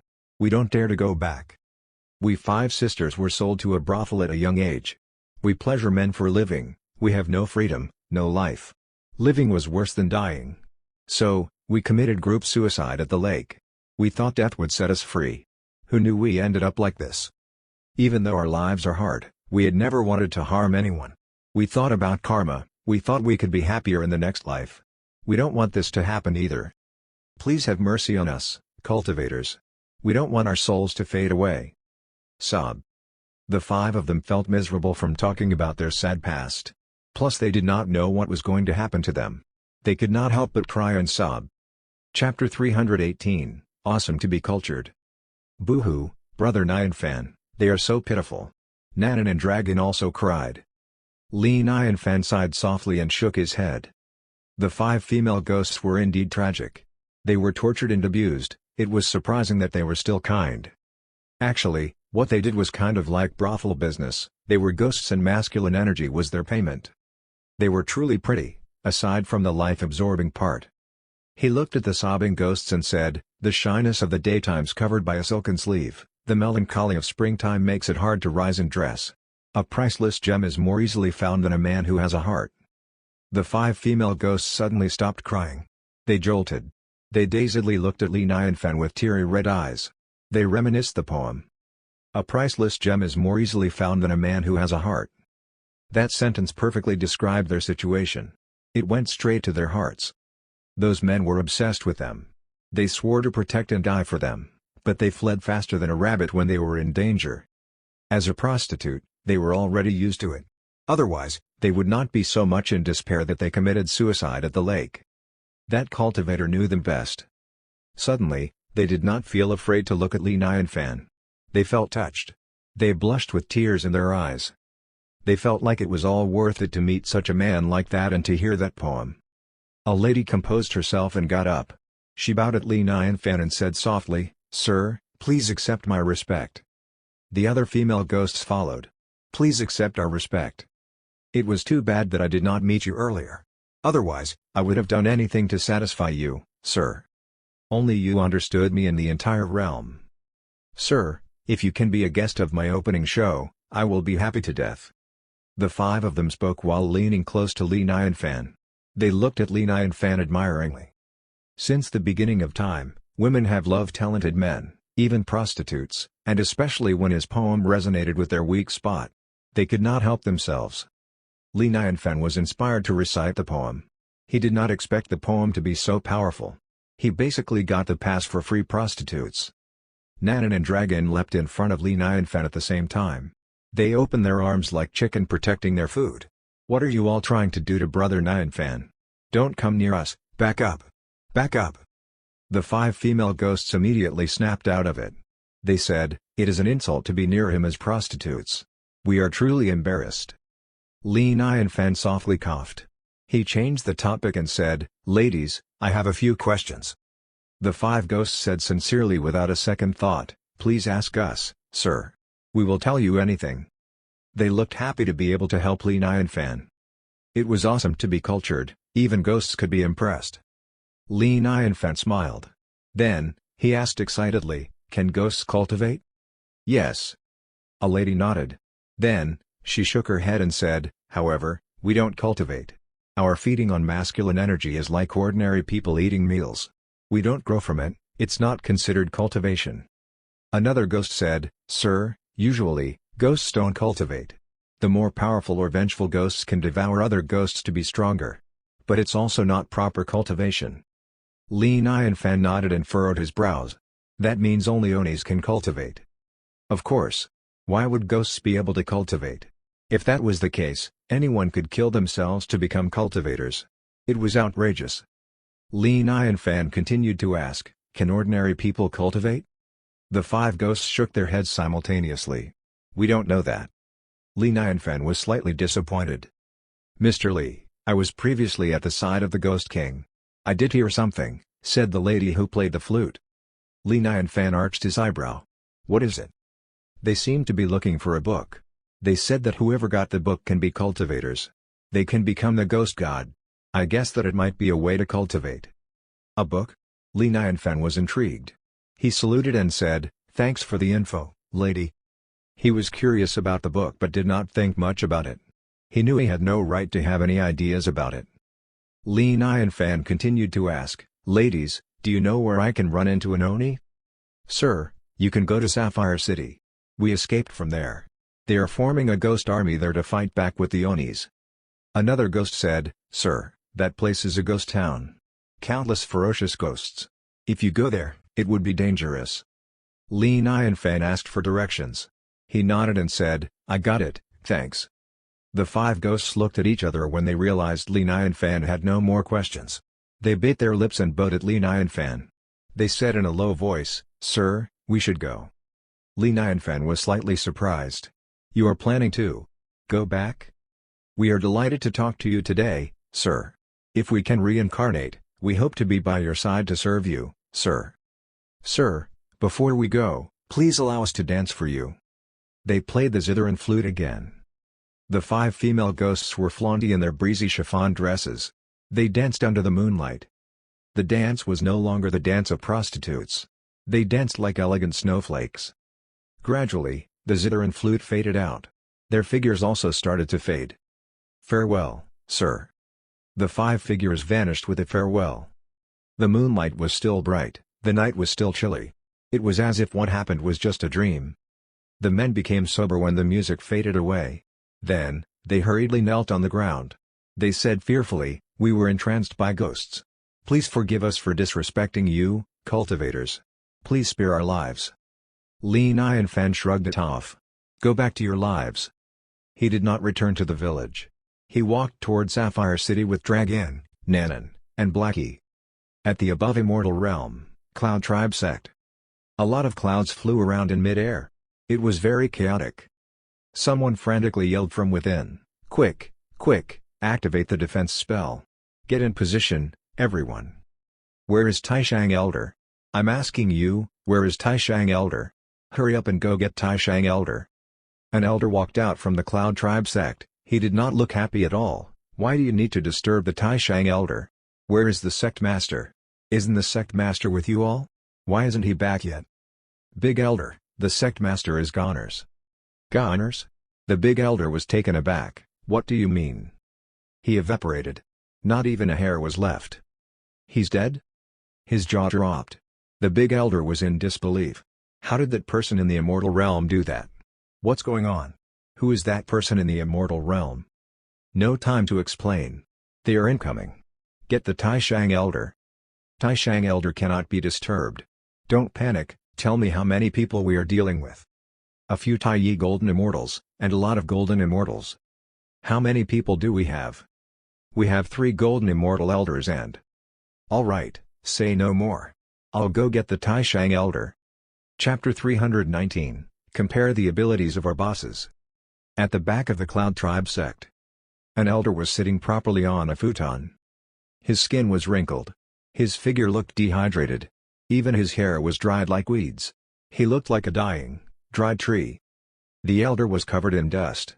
He was barely breathing. If you got closer, you would smell a decaying stench. Those were the symptoms of the 5 decays. Once they became an immortal, they would shed their old skin to have a clean one. Dust would naturally fall off their skin. Even if immortals walked barefoot in the dirt, their skin would not be dirty at all. However, once they have the 5 decays, they no longer have clean skin. The first sign of the 5 decays was old and torn clothes. The second sign was dried hair. The third sign was sweaty armpits. The fourth sign was a smelly and dirty body. The fifth sign was having no signs of life, as if it was a natural death. He had crossed legs. He was squinting. His mouth moved as if he was having a conversation with someone. On a closer look, there was a puny black dot in front of him. It was a tiny black mosquito. The mosquito flew around the elder. Then, it slowly landed on his neck. It easily pierced his skin with its mouth. Then, the wrinkly skin of the elder started to relax and tighten. The decaying stench was gone. He looked energetic again. The elder looked excited. He said, "Thank you, Immortal, for blessing me with a new life." The mosquito said, "We failed, but you did a great job. I just gave you 500 years. Next up is a new mission. If you also do it well, you can have another 500 years. The elder was overjoyed. He hurriedly said, "Yes, sir." Suddenly, the big elder hurriedly ran over. His confisat was crumbled. He said frantically, "Taishang Elder, it's bad, it's bad. The enemy is upon us." The big elder actually had a grudge against the Taishang Elder. He thought the behavior of the Taishang Elder was nonsense. Was it not nice to chat, brag, be cool and awesome? Isn't it nice to live for thousands of years? Why did he have to face the unknown? What is the purpose, man? The big elder thought that the Taishang Elder was out of his mind. However, the Cloud Tribe Sect was at the edge of damnation. They were under attack. Now that the Sect Master is gone, how can we fight them? "Why are you panicking?" sneered the Taishang Elder. He was very calm. He said in a calm voice, "I'm here. The Cloud Tribe Sect is going to be fine." "But the Sect Master is dead, The big elder did not finish his sentence. He looked at the Taishang Elder with extreme shock. He felt tongue-tied. "Taishang Elder, you. He became young. The Taishang Elder became younger. Although he still looked like an old man, his skin was flourishing and glowing. Taishang Elder smilingly looked at the big elder. He said coldly, "Ha, So the sect master dead. It's not a big deal. You should know, the Cloud Tribe sect relies on me. Let's go, take me to the enemies. Yes, yes. Outside of the Cloud Tribe sect. Cloud slowly flew in from afar. Dodgy looked calm. She looked forward with her pretty eyes. A creepy aura slowly covered the Cloud Tribe sect. Most of them rode on clouds. Only one of them rode on a flying sword. The sword was fast, and he was laughing maniacally. He could not wait to attack the Cloud Tribe sect. He was riding on a flying sword with black robes on. He was unstoppable. He was Xiao Changfeng. Kids of the Cloud Tribe sect, come out and meet me, Xiao Changfeng. Hurry up and bow down to me. His voice was loud, kind of like thunder. It matched his lightning-like sword. He was like a holy sword immortal. Kaboom! A literal thunder replied to him. Lightning struck down from the sky like a shiny silver snake and came down on Xiao Changfeng. Xiao Changfeng squared up and cast a spell. A long sword figure appeared in front of him. It was just as fast as the lightning. It swooshed through the sky. It clashed with the lightning when it was visible again. It created a loud boom. Xiao Changfeng was smug. That's it? Come on. A cold, old voice was heard within the Cloud Tribe sect. You foolish kid. When I ruled the above immortal realm, you weren't even born yet. Xiao Changfeng levitated in midair. He roasted, you're right, because at that time I was too busy being your daddy. What's up, now that you're a Taiyi Golden Immortal, you don't recognize your daddy anymore. Die. He yelled in the Cloud Tribe sect. A neon blue lightning dragon was formed in the sky with crackling noises. It was in front of Xiao Changfeng in a flash. Xiao Changfeng wanted to dodge it but the lightning dragon swiped its tail to whip him. The lightning hit the long sword. Xiao Changfeng spat out a mouthful of blood. His body was numb and charred. Then, the lightning dragon opened its mouth. It was about to devour Xiao Changfeng. Xiao Changfeng was reduced in speed. He fled while yelling, "Save me, brother Urchin." Sigh, I don't actually want to save you. Urchin sighed. He transformed into a dragon and protected Xiao Changfeng. He clashed with the lightning dragon. Then, he turned back into human form again. He frowned. He could feel that the lightning dragon was very powerful. Who gave you all the courage to mess with Cloud Tribe sect? Taishang Elder levitated on top of the Cloud Tribe sect. His demeanor was cool and his robes were flowing in the wind. He looked powerful. The disciples of the Cloud Tribe sect suddenly felt hopeful at that cool appearance. They stopped panicking and even felt excited. That's Taishang Elder? I've been in this sect for 5,000 years. I have only heard of him but never saw him before. Who knew he was so awesome? Our sect has such a secretive Bigshot. We will surely win. Urchin and Xiao Changfeng backed up at the same time. They looked at Taishang Elder with seriousness. Han Mofeng? Goddess Zhe furrowed her brows. She was mystified. You're not dead? Han Mofeng laughed. Goddess Zhe, you're older than I am. You're not dead too either, right? Zhe frowned. You know me? Han Mofeng replied, you're the 7th princess of the Heavenly Palace. Of course I'm familiar with you. Everyone looked at Zhe weirdly, including Xiao Changfeng. He knew she was from the Heavenly Palace, but he did not expect her to be a princess. Who told you so? Zhe had glints in her eyes. Since you knew who I am, you should know that you don't deserve to talk to me. Let me talk to your boss. If the Heavenly Palace still exists, I will agree with that statement. However, it's a new generation now. Han Mofeng smirked. Moreover, my boss is unimaginably powerful. You don't deserve to meet my boss. Ha, nonsense. Xiao Changfeng laughed. He proudly lifted his head. Do you know who our boss is? Our boss is a godly expert, he can scare you to death. Ridiculous, my boss is the best. Han Mofeng sneered, we should compare the abilities of our bosses. There's no point talking that much. Kill him. Daji pointed at Han Mofeng to attack him. Her Xuan water bracelet shined like a halo. It flew away from her hand and became a huge silver ring. It rolled toward Han Mofeng. Meanwhile, the Xuanyun immortal water came out from the Xuan water bracelet like wild ocean waves. As if it was an angry dragon, as if a tsunami, about to devour the Cloud Tribe sect. Be in spell formation. Han Mofeng cast a spell. A neon blue light appeared on top of the Cloud Tribe sect. Then, the light spread and covered the area. Electricity was suddenly at every corner. Sizzle. The lightning struck the Zhuan in immortal water. It splashed everywhere. At the same time, the lightning also continuously struck at everyone. Daji frowned and said, "Delay him. The Fire Phoenix and I will break the spell." One leaf blindfold. Immortal Linzu took her leaf out. It grew with the wind like a green ribbon. It wrapped up Han Mofeng. Urchin and Zhe went after Han Mofeng at the same time. Daji looked at the sky. She reached out and swiped on the Xuan water bracelet. Then, the Zhuan in immortal water became countless water snakes. They slithered toward all directions and gradually froze. From afar, it looked like a long, icy ribbon across the realm. It gleamed. It was extremely majestic. The ice kept growing with the Zhuan in immortal water. The lightning attacks were powerless. Suddenly, the surrounding temperature dropped. Snowflakes were floating in the sky. Even the immortals felt cold. The spell was half frozen. It slowed down like it was about to break. Watch this. The Fire Phoenix was on fire. A fire lotus quickly formed around her. The fire lotus spun fast with golden fire at its center. Then, it attacked the center of the spell. Kaboom! The fire lotus smashed the air. A layer of cracks started to appear. Then, it shattered like a mirror. This. The big elder who was battling Xiao Chengfeng was stunned. His eyes almost popped out of his skull. What's happening? The spell was activated for how long? It broke in seconds? That was the endless lightning spell that could trap a Taiyi Golden Immortal to death. It is known for having no weaknesses. How can the opponents break it in seconds? Losing focus while battling me? It seems like you are not a good opponent. Xiao Chengfeng sneered and pointed at the big elder.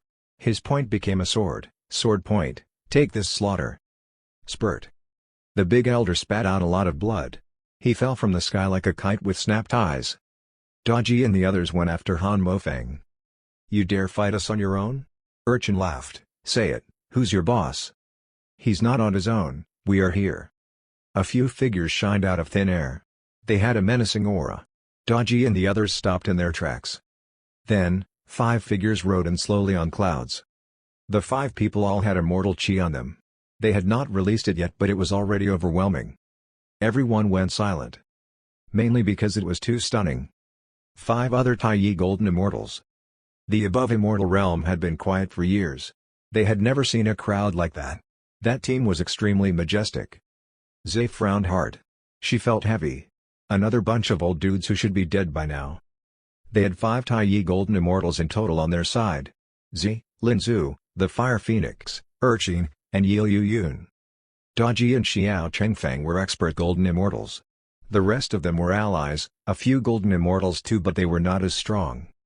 Most importantly, including Han Mofeng, the 6 Taiyi Golden Immortals on their side were made up of 3 experts and 3 intermediates. Their level was much higher than theirs. They thought they were sure to win. They did not expect the turn of events. Immortal Linzu flinched. She asked meekly, Sister Zhe, I won't pay with my life because of something I ate, right? She already took out a few oranges while talking. She stuffed them into her mouth. Chew. She mumbled, I have to eat all the delicious saved food. The worst thing in life is still having delicious food when you die. The 7th princess of the Heavenly Palace, the dragons, the Fire Phoenix, and the 9-tailed fox. Damn, the victims of the big tribulation. A tall and slim elder smiled and said in a hoarse voice, Our boss wants me to give you all a message. Hurry up and turn around, switch to our side. We can spare extinction of your species. Hey, aren't you missing someone? I'm here, the sword cultivator, Xiao Chengfeng. Xiao Chengfeng jumped out with an unhappy face. Are you guys ignoring me? The tall and slim elder glanced at Xiao Chengfeng. He did not acknowledge him. He said, If you all are trying to rebuild the Heavenly Palace, wanting to recreate the Eldritch eras, forget about it. It is common knowledge that once the balance is broken, you all cannot afford to bear the consequences. Zhe asked, Why? The elder smiled creepily. He replied, Our era right now is named the Absolute Era. A few saints opposed it and then they died. Is this a good enough reason for you? Zhe was shocked. However, she said through her teeth, I won't err in the past, however, now, I want to try it. The tall and slim elder looked at the others. What about you guys? Daji replied calmly, All I can say is your question is very dumb. The elder laughed. He said cruelly, Then die. Boom. Everyone attacked at the same time. The sky was covered by endless light. Powers were everywhere. The power of law was swaying in the air. The sky even started to crack. An endless strong wind blew. It was just the first wave of attack. But it erupted like a volcano. The surrounding area was destroyed. The Cloud Tribe sect was abolished like it was paper. Some lucky disciples that survived were scared out of their souls. They ran and fled with all their might. Ice, fire, lightning, wind, flying swords, immortal items. Everyone was doing their most. It was like fireworks in the sky. The huge crater beneath them kept expanding. The nearby mountains were obliterated. Everyone in the above immortal realm felt anxious. They were uneasy. However, their enemies were prepared. They had their items too. Their items were also better. Daji and the others were at a disadvantage. Clang. Xiao Changfang was suddenly flushed. He ran his hands across his longsword and spat a mouthful of blood on it. The longsword instantly shined. There was a sharp aura in the air. The area was surrounded by millions of swords. The swords would instantly be turned to ash once they were near any spells from the opponents. "Go, I got this!" Xiao Changfeng roared. His longsword was instantly turned to endless sword figures. It rained down on the opponents like a meteor shower. "No you don't, I'm with you," yelled Urchin. He transformed into a pale dragon. His huge body could protect 3 people. Xiao Changfeng said, "You don't get it, that fella ignored me just now. I naturally have to show him how powerful I am. I am going to go solo today and end 6 Taiyi Golden Immortals on my own. It will be legendary, don't ruin it for me. Hurry up and leave." Urchin chuckled, "Lady Daji has to be safe. I have to stay for extra safety. You can't take all the credit." "Leave? How naive." The tall and slim elder smirked coldly. "None of you are leaving today." He had a golden rope in his arm. He tossed it at Daji. Suddenly, the rope slithered like a snake. It went after Daji. The rope was not fast but it was odd. It seemed unstoppable. It ignored every incoming spell and went toward its target. Zhe realized and quickly said, "That's the immortal trap rope. Lady Daji, run." She tossed her hair accessory at the rope but it was blocked by someone else. Daji raised her eyebrows. She froze the immortal trap rope with her Zhuanyan immortal water from her Xuan water bracelet. However, the immortal trap rope broke free in 3 seconds. It continued swimming toward her like a parasite. Daji had a light shield around her. The immortal trap rope could not get close to her. However, the light shield was visibly fading. The immortal trap rope will not stop unless it traps its target. It also has power-binding properties. Once trapped, even Daluo Golden Immortals could not escape. The masterful elder chuckled, "Since the lady has a special status, she will be our best bargaining chip as our hostage." "Sister." The little fox was worried sick. She wanted to seduce the rope, but the ropes did not have any feelings at all. Daji was pale. She felt like she was in extreme danger. Her 9 tails swayed behind her. She showed her true form. She leapt away on all 4s. No one could visibly see her. However, the immortal trap rope chased after her. It was about to get Daji. Han Mofeng laughed. He mocked everyone, "It seems like your expert is not that big of a deal. You are all 1 step behind." Buzz. Suddenly, a powerful aura appeared out of thin air. The aura was not overwhelming, but they felt fearful respect. A light shined on Daji on her chest area. The shine was not blinding, it was quite subtle.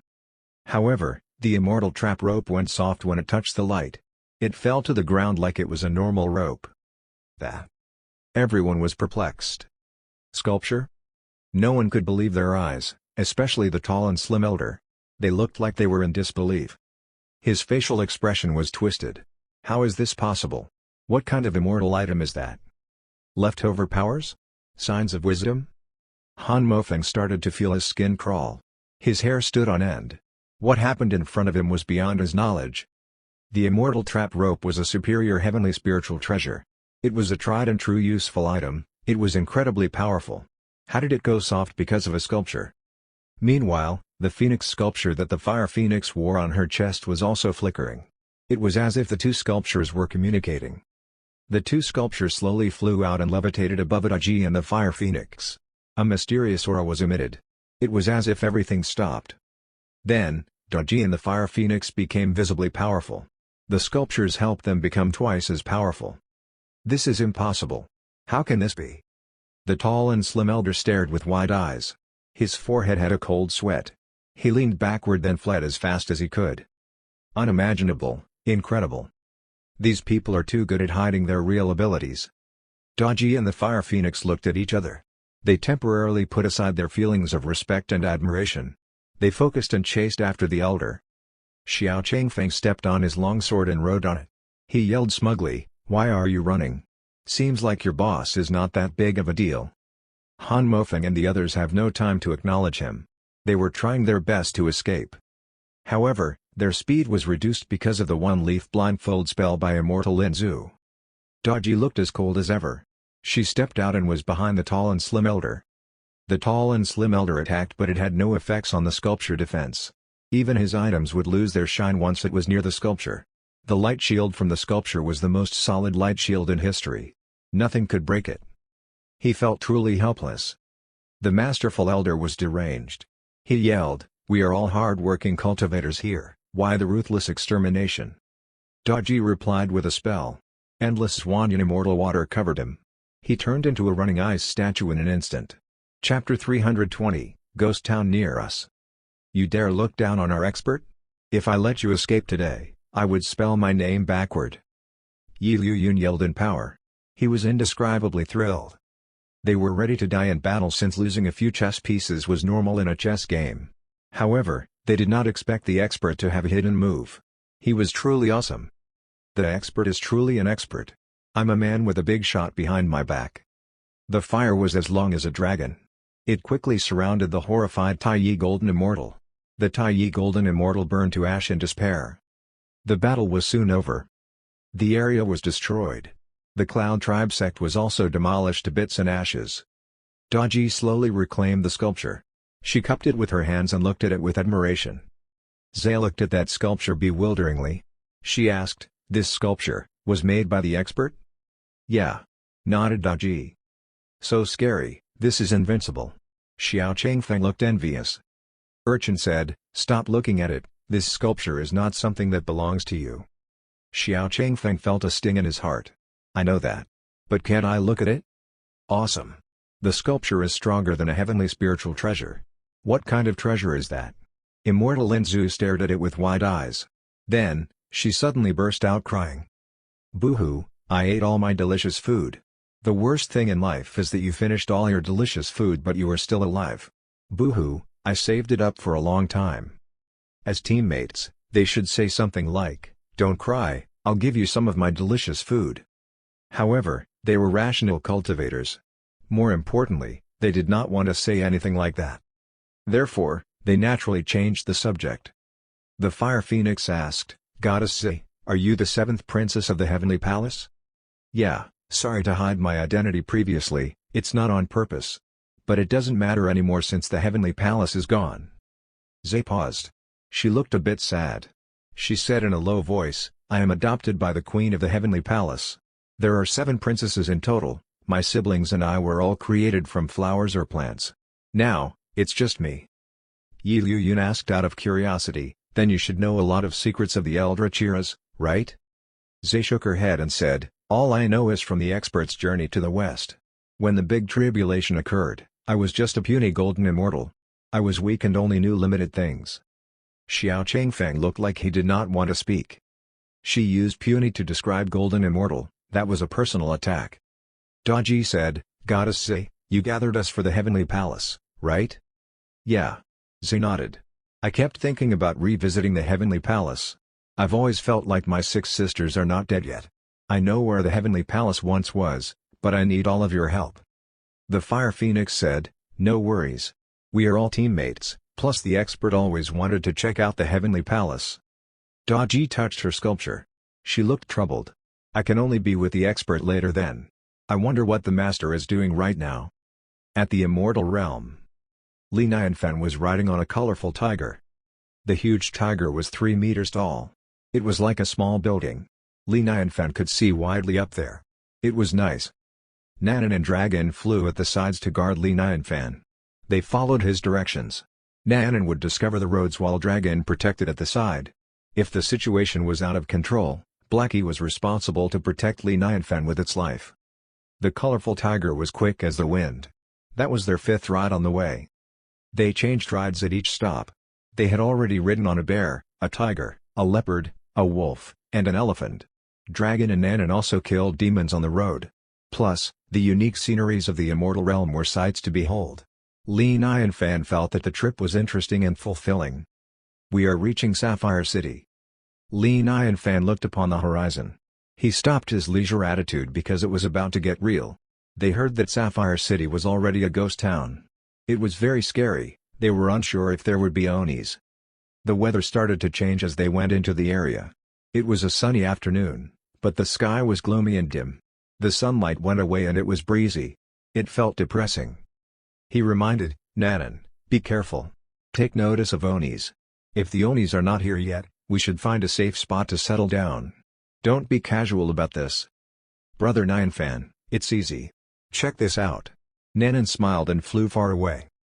Li Nianfan once again felt like he was the monk. He yelled, "Be careful. Also, don't hurt the innocent." Nanan was out for a long while. She returned after slightly over an hour. She was grabbing a female ghost with a white shirt. Nanan looked thrilled. She said, "Brother Nianfan, I'm back." The female ghost with a white shirt dropped to the ground. She looked like she was in despair. She cried, "Sir, please spare my life, Wu." Nanan lifted her and slapped her twice. The ghost was instantly quiet. "Why are you whining? Stop pretending to be pitiful, I'll hit you again if I have to." Li Nianfan suddenly felt a déjà vu. If he was the monk, that would be an excerpt story. "My evil student, how can you be so rude? My dear lady, are you all right?" Too bad he was not the monk. "Where did you get her?" asked Li Nianfan. Nanan smirked. She said in a smart voice, "Hee, I pretended to be a lost kid, crying loud on the streets. She took the bait. She was so evil, she tried to eat me." "Sir, I didn't. I wasn't. She is falsely blaming me. Woo. Ghostly nonsense. Nanan, shut her up." Slap. She was quiet. Li Nianfan would be a fool to trust the female ghost. Li Nianfan looked at her and said, "Answer our questions properly, we'll let you return to the underworld safely. You won't get your soul shattered." "Dragon, cast a spell." "All right, brother." Dragon smiled. She cast a spell on the female ghost, water smoke spell. "If you lie, the bubbly water on you will be very sensitive and hot." "What is your name?" "I am Ruby." "Where are you from?" Sapphire City." "How's the situation in Sapphire City?" "The ghosts are, mostly gone." Sizzle. Bubbly steam appeared on her. She was shaking from the burns. "Arg, I'm sorry." The ghost frantically screamed. She said, "Sapphire City is filled with ghosts. I heard that the Onis arrived. The Ghost King is forming an army. A lot of ghosts were scared so they escaped from there." "Can the Ghost King win against the Onis?" "That I don't know." Li Nianfan frowned. He felt that the situation was not good. It would be nice if the Fire Phoenix was with him. Safety first. Safety first. He reminded himself. "How far is the Sapphire City from here?" "Less than 10 miles. Li Nianfan waved. "All right, go back to the underworld." The ghost jolted. She seemed unwilling but she just bowed and left in the end. The immortal realm was too interesting, she did not want to leave. If a ghost was killed, that meant they were gone for good. They would not have a chance to reincarnate. Li Nianfan was naturally not that cruel. "Next up, stay beside me, you two. Don't go away." Li Nianfan was serious. Nanan and Dragon nodded. They continued forward. More ghosts started to appear after a few miles. Their surrounding aura was getting darker and creepier. Ghost fire appeared from time to time. They could hear howls and cries from afar. It was unsettling. Li Nianfan jumped down from the colorful tiger. "Big tiger, go." The colorful tiger was too huge. It was too eye-catching. They also did not need a ride anymore. Roar. It growled softly. It leaned down and rubbed its head on Li Nianfan. It did not want to go. Li Nianfan patted the tiger. "Go. Be careful on your own." The ride was quivering in fear when it was captured. However, after tasting the delicious food, it started to play its role obediently. Of course. They had never tasted food that delicious before. They must have thought they were in luck. Chapter 321, I Think I Ate Shit. At night. The dark sky became darker. The sky even concealed the moonlight. Dark clouds were all over Sapphire City. A black figure and a white figure slowly floated in the air. They had high hats on and they were holding two mourning staff that were in black and white. They looked cold and serious. A lot of Onis followed behind them. They were against the countless ghosts in Sapphire City. The ghosts at Sapphire City were totally different from the usual ghosts. They lost their human form, and looked twisted, odd, and creepy. They were deformed because they devoured other souls to become more powerful instead of cultivating, and that caused them to be terrifying to look at.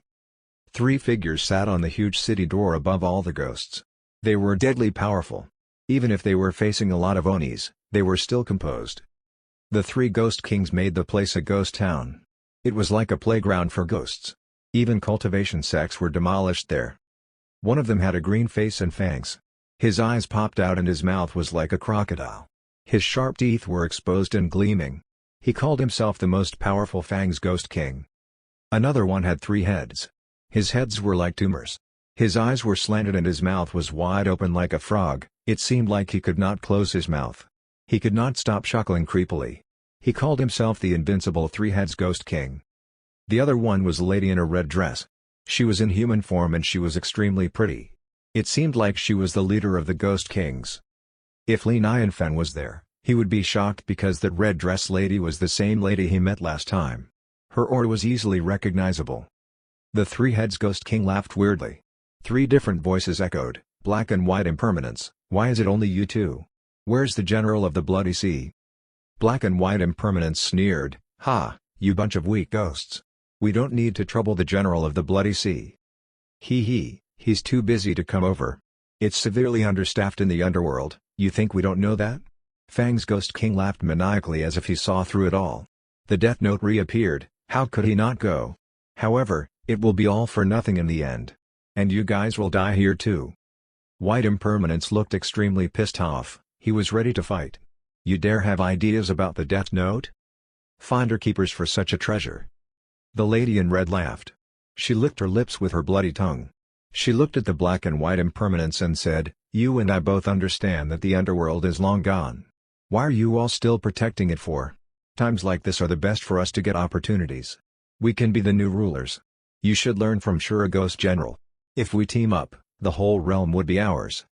Shura Ghost General has been banned from our underworld. He will be next after we deal with you all.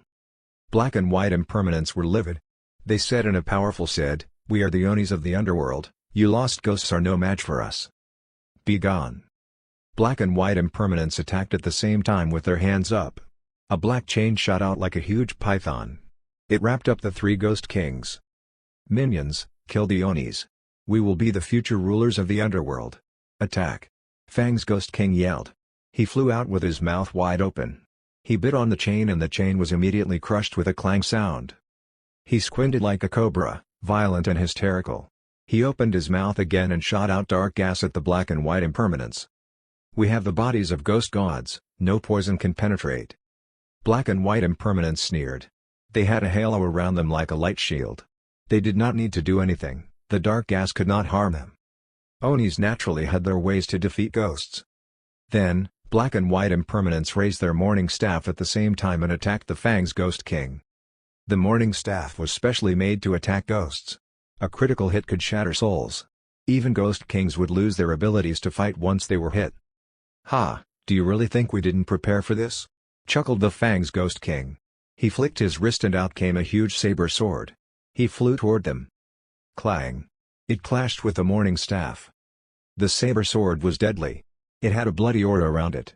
Innocent souls were trapped inside the sword, they cried and howled in agony. How dare you? Black and white impermanence looked as dark as ink. They roared like thunder, you murdered the people here and turned them into a ghost weapon. This sin calls for infinite time in the 18th level of hell. The 3-Heads Ghost King attacked them with a big hammer. He said smugly, we improve the immortal items of the immortal realm. What can the underworld do about it? The other ghosts of Sapphire City had their ghost weapons too. They started attacking the Onis. The Onis had weapons with defense properties against ghosts. So, their weapons were less effective.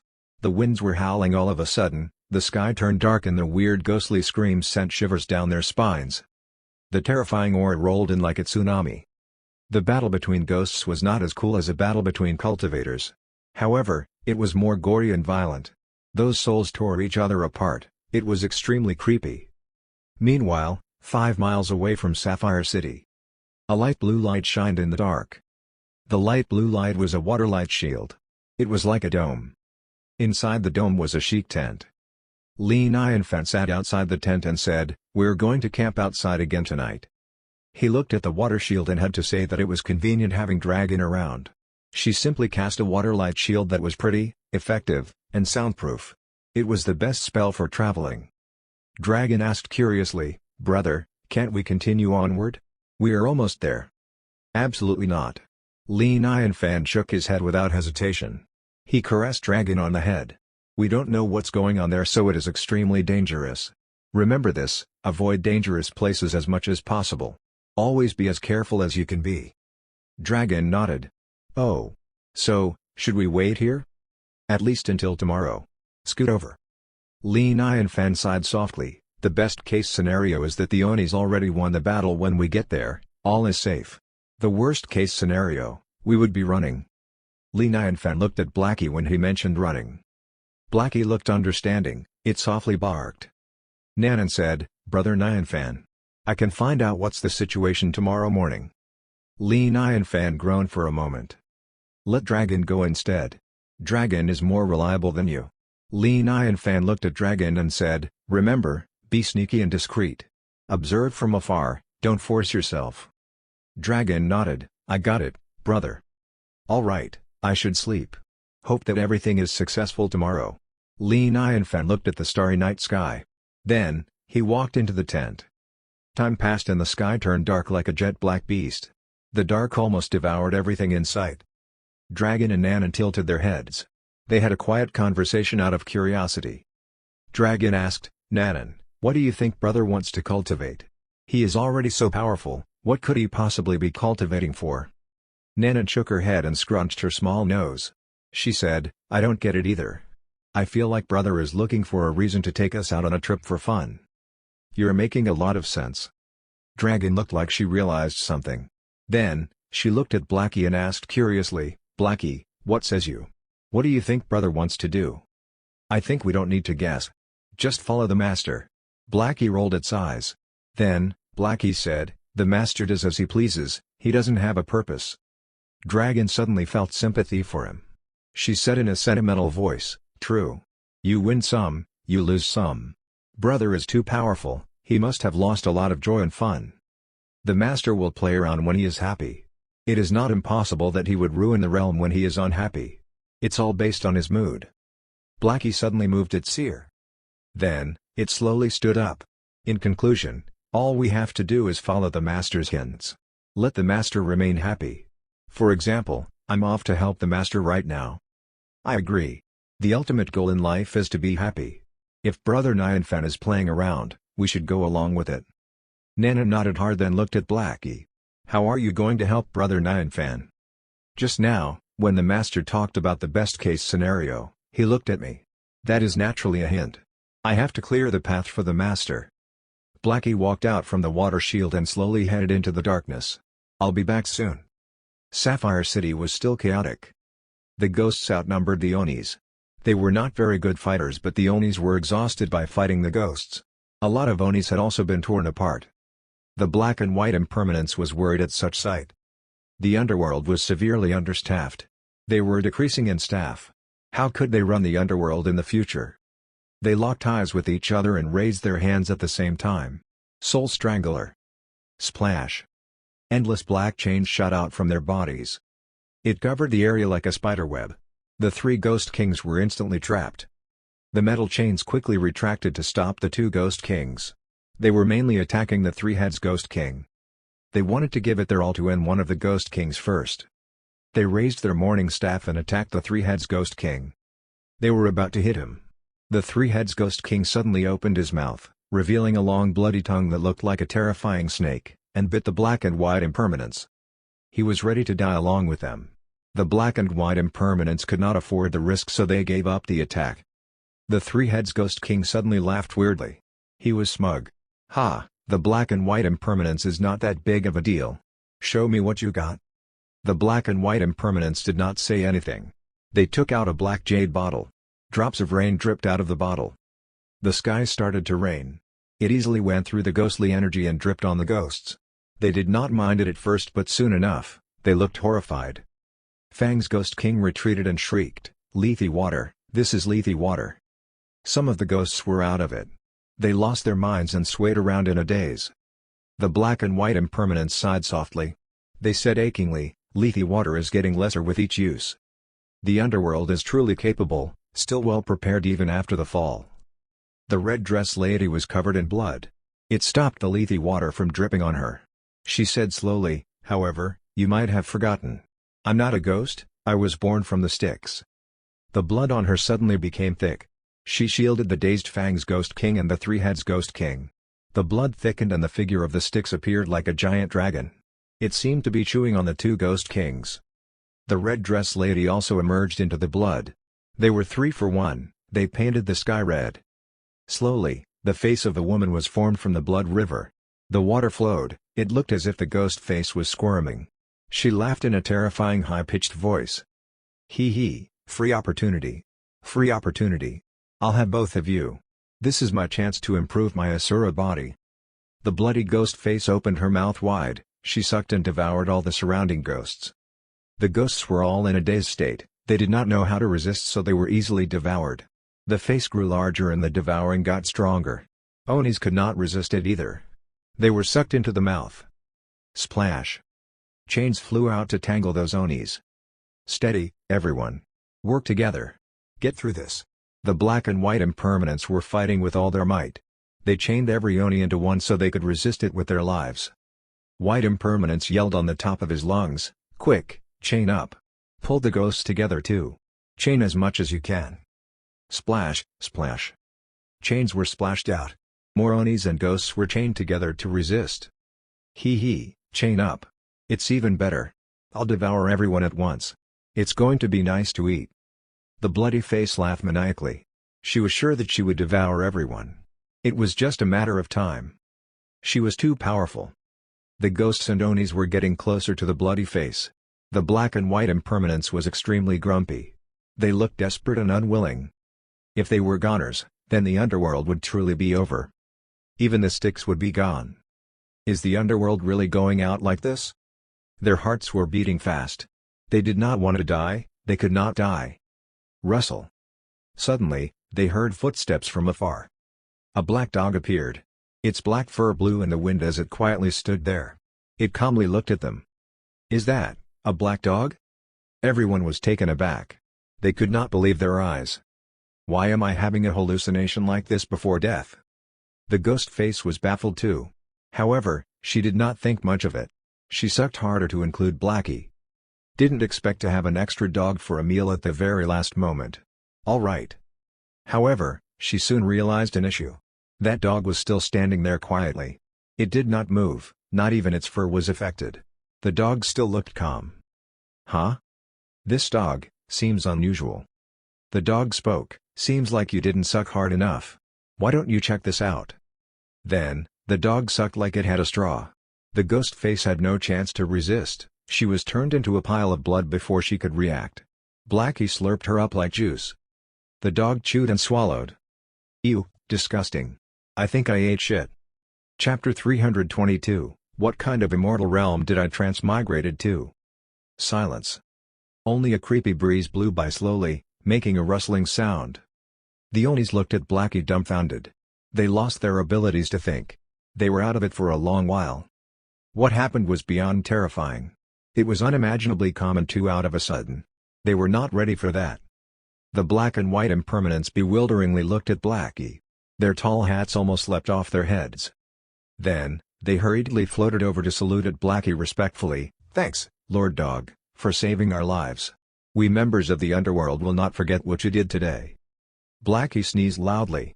It calmly said, "No need to thank me, you should thank my master." Moss. Master? They could not believe their ears. Such a powerful dog god had a master? How powerful would the master be? The white impermanence did not dare to imagine. He carefully asked, "Your master is?" "You will know in the morning," Blackie calmly replied.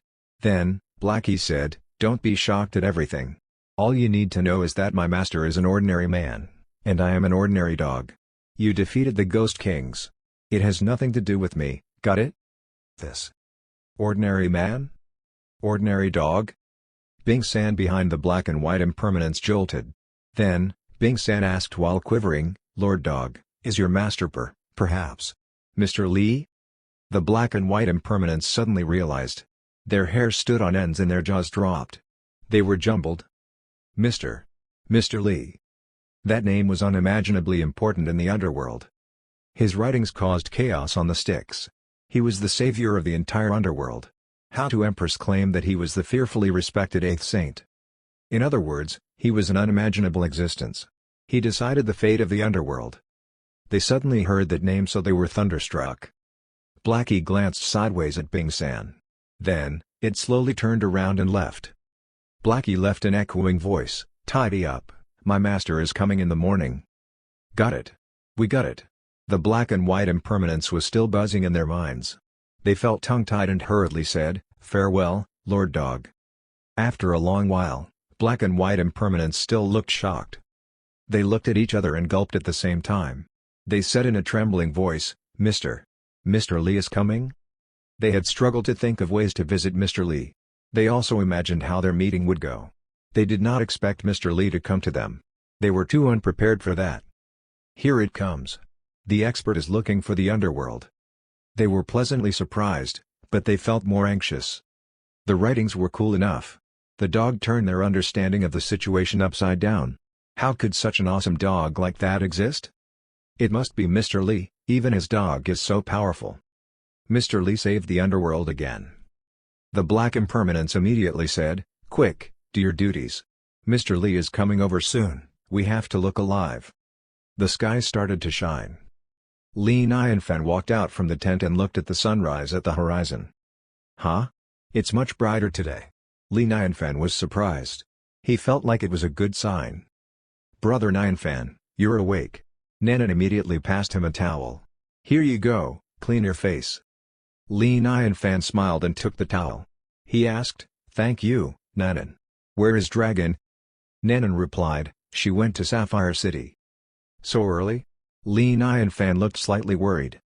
Thankfully, he did not have to wait for long. She flew in from afar soon. "Brother, I'm back." Dragon cheered before she landed. The ghosts were defeated by the underworld. A lot of Onis are cleaning up there.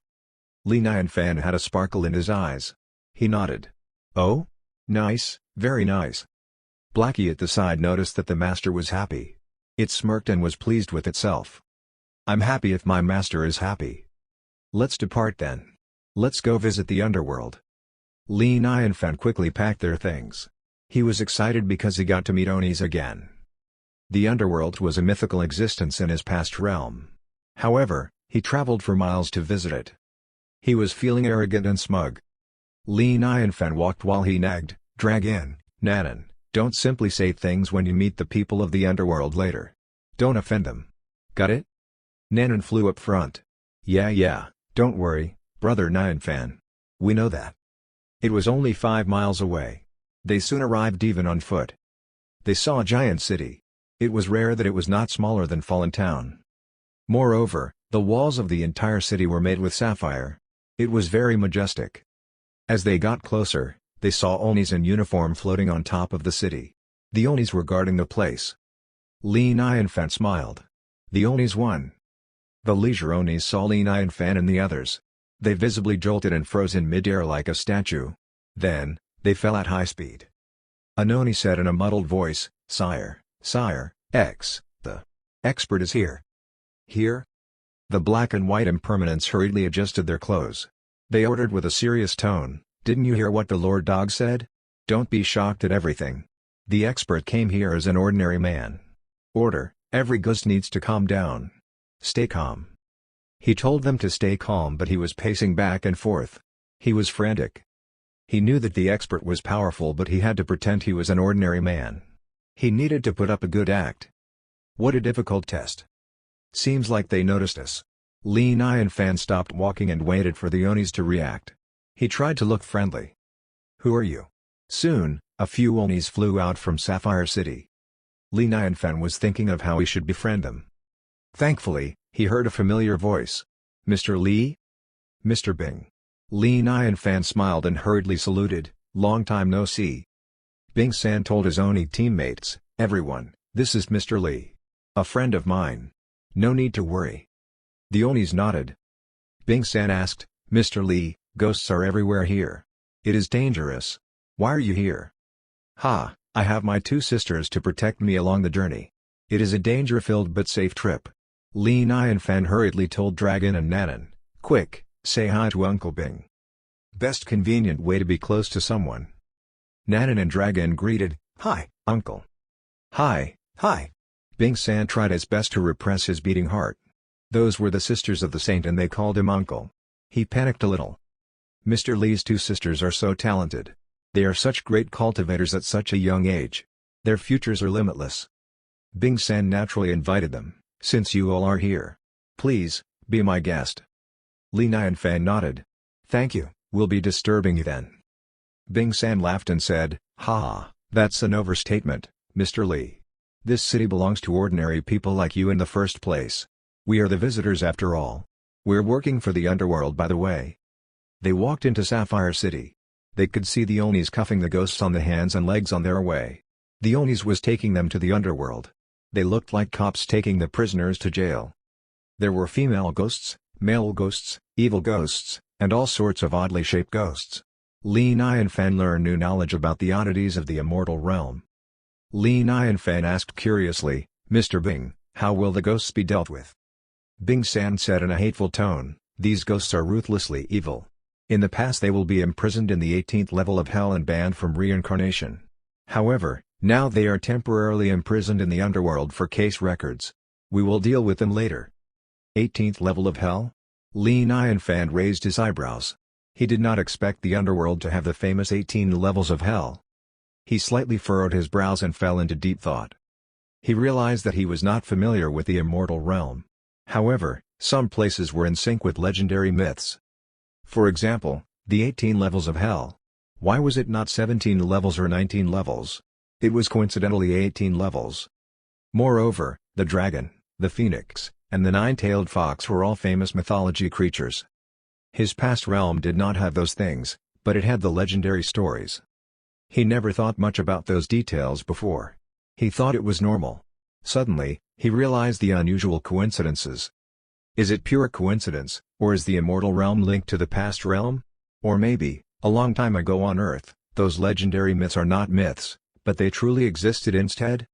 He had to ask out of curiosity, what do you mean in the past? Bing San sighed and said, now, the 18 levels of hells are corrupted. Plus, we're severely understaffed in the Underworld. We don't have the energy to deal with them. The 18 levels of hell can be corrupted? No wonder the Underworld was so lousy. They had huge issues. Mr. Li. Bing San interrupted his thoughts, our boss is over there. The two impermanent sires of the Underworld. Li Nian Fan looked at where he pointed and jolted. A black figure and a white figure were over there ordering the ghosts around. They looked serious like they were supervisors. They were very authoritative. Holy Sht, the black and white impermanence? The Underworld has the black and white impermanence. What kind of immortal realm did I transmigrate to? Chapter 323, Is my golden touch activated? Li Nian Fan felt like his mind started to race at the sudden overlapping coincidences. However, it was not the time to think about that because the black and white impermanence walked over. The two famous Death Knights. He would be lying if he said he was not nervous. Li Nian Fan hurriedly composed himself while observing the two impermanence sires. They were highly similar to what he imagined the black and white impermanence would look like. The two of them were black and white. They both had high hats and morning staff. However, they did not have a long bloody tongue that could touch the ground when rolled out. Black impermanence had a black birthmark in between his eyes. White impermanence was unusually pale with a white birthmark in between his eyes. They were not horrifying but they were prestigious.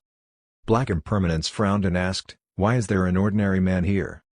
Bing San replied, Sire, this is Mr. Li. He is my friend. Li Nianfan hurriedly saluted, "My name is Li Nianfan. Greetings to the Black and White Impermanence sires." White Impermanence said, "This area belongs to the ghosts now. It is temporarily not safe for ordinary people. It will be better if you leave." Bing San softly told the Black and White Impermanence, "Sires, Mr. Li knew a lot of immortals as friends. Last time, his friends helped me to take down the Ghost King. Otherwise, my army would have lost." "Really?" The Black and White Impermanence instantly looked at Li Nianfan in a different light. They said, "If that's the case, welcome. You're a guest of the Underworld." Li Nianfan was relieved. He said humbly, "I befriended those immortals by luck." Black Impermanence smiled and said, "No need to be humble, Mr. Li. I think you must be extraordinary. The Underworld would not mistreat you." White Impermanence said, "Bing San, take Mr. Li to the lobby for a proper welcome. We are handling some things here, we'll be there later." "Yes, sires." Bing San immediately took Li Nianfan to the lobby. He waved and beautiful ghosts flew out to serve tea for everyone. According to Bing San, the tea was made from local tea leaves growing next to the Acheron. It was watered by Acheron water daily and had no sort of pollution. It was a rare quality tea. Li Nianfan was interested in drinking it at first. However, after what Bing San said, he immediately did not want to taste it. Li Nianfan asked out of curiosity, "Mr. Bing, do you mind if I ask? Can you tell me why the 18 levels of hell were corrupted?" Bing San sighed and answered, "Sigh, not only the 18th levels of hell collapsed, the entire underworld was in crumbles. The realm was unpeaceful for too long. Every once in a while, there would be a huge tribulation. The underworld was destroyed by the Big Tribulation." "Big Tribulation?" Li Nianfan arched his eyebrow. It was unimaginable that a tribulation could collapse the underworld. He continued to ask, "Then, does the underworld have Yama?" Bing San said, "Of course. The underworld is ruled by Lord Yama. Too bad Lord Yama also vanished after the Big Tribulation." Li Nianfan felt his heart rate start to increase. He continued to ask, "What about Mengpo, Hagen Flowers, and the Nihei Bridge?" Bing San nodded, "Yes. Mr. Li is quite familiar with our underworld." "I'm not quite familiar, I'm super familiar with it." Li Nianfan felt dizzy. Something incredible happened. It could be considered a coincidence for one or two things. However, it was not a coincidence when all of the things were the same. The immortal realm had an exact replica of the underworld. He transmigrated to a legendary mythical realm. Journey to the west? Investitures of the gods? It seemed unlikely. The fighters were weaker here. He had too little information. He could not rush to conclusions, he had to figure it out slowly. Li Nianfan took a deep breath. His voice was slightly coarse, he probed, "Mr. Bing, have you heard of Wukong?" "Wukong?" Bing San frowned. It seemed like he had not heard of it. However, they heard a voice from outside, "Mr. Li is talking about that monkey, right? Tell me about it." The Black and White Impermanence walked in at the same time. Li Nianfan immediately stood up. "Impermanence sires, you heard of Wukong?" White Impermanence sighed. He shook his head and said, "Not only have we heard of Wukong, but we also fought with that monkey. We have an alright relationship, too bad he sacrificed himself from what we last heard." "This is the sequel to Journey to the West?" Li Nianfan pursed his lips. He stood in place dumbfounded. His emotions were riled up and he felt extremely disturbed. His mind was filled with excitement, nervousness, confusion, and thrills. He had goosebumps from that. He thought he came to an ordinary immortal realm. In the end, he realized he was living in the legendary realm. Anyone would freak out. Since Wukong had already sacrificed himself, he must be living in the post-Journey to the West time period. No stories were recorded about that time period. Li Nianfan called it the blank story time period. It was just an instant, but he already pieced a lot of the information together. After Journey to the West ended, there was a big tribulation. It caused the Heavenly Palace to be gone, the underworld had collapsed, Buddhism was destroyed. The rising demons were highly likely the demons of that lawless. It also explained why the immortal realm was so weak. No wonder those immortals were so serious when he told the stories. He'd be telling stories to the same people in those stories. For the cultivators, those stories were not stories. They were history. I became a history teacher for the immortals. Mr. Li, White Impermanence pulled Li Nianfan back to reality. Perhaps Mr. Li knew that monkey? Cough. I heard of him. I heard of him. Li Nianfan softly coughed and hurriedly brushed it off. He felt more excited after the huge shock. After all, he was a huge fan of the mythical realm from a young age. Anyone would be excited. He got the chance to experience the world in his stories. At that moment, his unfamiliarity with the immortal realm vanished for good. He felt good about it. Maybe he would run into famous characters. Too bad I did not transmigrate to earlier periods. Maybe I could have run into the famous Wukong. Sigh, what a waste. Speaking of that monkey, he was quite respectable, sighed the Black Impermanence. White Impermanence also said, after that monkey died, the big tribulation came after thousands of years. I still feel anxious thinking about that day, my underworld. Sigh, forget it. Li Nianfan asked, was it that serious? White Impermanence forced a smile and said, you didn't know, Mr. Li. There are way too many ghosts that escaped. Most of them are hiding in discreet places. They are causing a lot of harm. On the other hand, Onis are getting lesser in the underworld. We are not capable of controlling the situation at all. Li Nianfan had an idea. He felt like it was a good opportunity. He said, I have an idea. Oh? The Black and White Impermanence felt their hearts raced. They hurriedly said, please tell us, Mr. Li. Li Nianfan smiled and said, the underworld can set up a spot at the immortal realm, name it as the city castle. It can protect the people, manage the ghosts, court cases, bless the people, and more. A spot at the immortal realm? City castle? The Black and White Impermanence had sparkles in their eyes the more they thought about it. Black Impermanence said, this might work. Why didn't we think of setting up a spot at the immortal realm before? White Impermanence slapped his thigh. Nice, it's a nice idea. If so, we not only fix the understaffing issue, we can also bond with the people of the immortal realm. It improves our dealings with emergencies too. It has a lot of benefits. They underestimated the benefits. The city castle would let the people think highly of the underworld. They could be powerful again. Even the pale White Impermanence was flushed from excitement. He said sincerely, Mr. Li, you are truly talented. Just with this plan alone, you are now the VIP of the underworld. Li Nianfan secretly felt good. He acted like it was no big deal. Hey, it was just a casual idea, don't mind it. Black Impermanence said, Mr. Li, in your opinion, who should run the city castle? Should be run by locals. Someone who is powerful and approved by the people. That way they can truly work for the people and protect the people with sincerity. Li Nianfan paused and gave an example, like that male ghost from last time that Mr. Bing brought back. He's suitable to play the role. The Black and White Impermanence nodded understandingly. They were thinking about all the possibilities of the plan. Finally, they found out that the plan was invincible. It was considered the best blessing of the underworld. If they did that earlier, the underworld would not end up so tragic even after the big tribulation. Is this the power of a saint? He simply thought of a plan that could create a new era. So exceedingly powerful. Li Nianfan smirked. The creation of the city castle was beneficial to him too. He was a VIP of the underworld. When he dies, he could ask for a job at the city castle. The underworld would naturally agree to give him a job, right? Therefore, he made a nice career path for his future. Black Impermanence saluted and said, Mr. Li, do you have any more suggestions for the city castle? Li Nianfan groaned for a moment and spoke, I think that the city castle can be an office at the immortal realm. Responsible for managing ordinary people or the recently dead. As for the evil ghosts cases, set up the city castle deity, the soul bringer, the god of daywalkers, and the god of nightwalkers at the bottom of the city castle. They should come with their decisions and report the cases in detail to the underworld. The underworld will take it from there. Nice. That is quite nice. The Black and White Impermanence nodded with excitement. They could picture it. Awesome.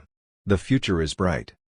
And with that, the job description is clear, everything is in order, everyone will have easier tasks, and we will no longer be understaffed. It's all good. Absolutely perfect. They would have voted Li Nianfan if they forgot about the role that he was cosplaying. After all, it was the advice of a saint. Black Impermanence said with a straight face, your words are our breakthroughs, Mr. Li. If you ever need anything, the underworld will be glad to help. Li Nianfan hesitated and said, I do have something to ask.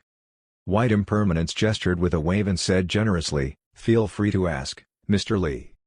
Mr. Lee asked, if an ordinary man has no spiritual root, are there any methods to cultivate?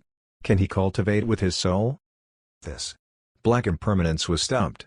He shook his head and said, men are different from ghosts. Soul cultivation is another variation of reincarnation. The purpose is to gain new flesh. Ordinary people cannot cultivate with their souls. Oh. Li Nianfan disappointingly shook his head. He could not kill himself to cultivate as a ghost. Wait, actually, he could, but, never mind. Suddenly, White Impermanence said, Mr. Lee, there is a way. You can cultivate with your flesh. Li Nianfan jolted. Why didn't I think of something so simple? White Impermanence noticed that Li Nianfan looked happy. He hurriedly added, the Underworld has a flesh cultivation method. I'll go get it for you, Mr. Lee. Really? Thanks. Li Nianfan did not reject his offer. He could not wait. Black and White Impermanence looked at each other. They did not dare to delay. They immediately said, yeah. Please wait for a while, Mr. Lee. We'll be back as soon as we can. Then, they flew out. Dragon asked curiously, brother, you don't want to be an ordinary man anymore? Li Nianfan replied, being an ordinary man is indeed nice, but it is inconvenient. I don't wish for much, I don't need to be all that, I don't need to be powerful. I want to fly and be able to protect myself so I don't be a burden for others. He was surrounded by immortals while he was just an ordinary man. Although they did not mind it, Li Nianfan secretly did. He did not show it but he cared. Especially when Daji went off to cultivate. Blackie nodded and noted that.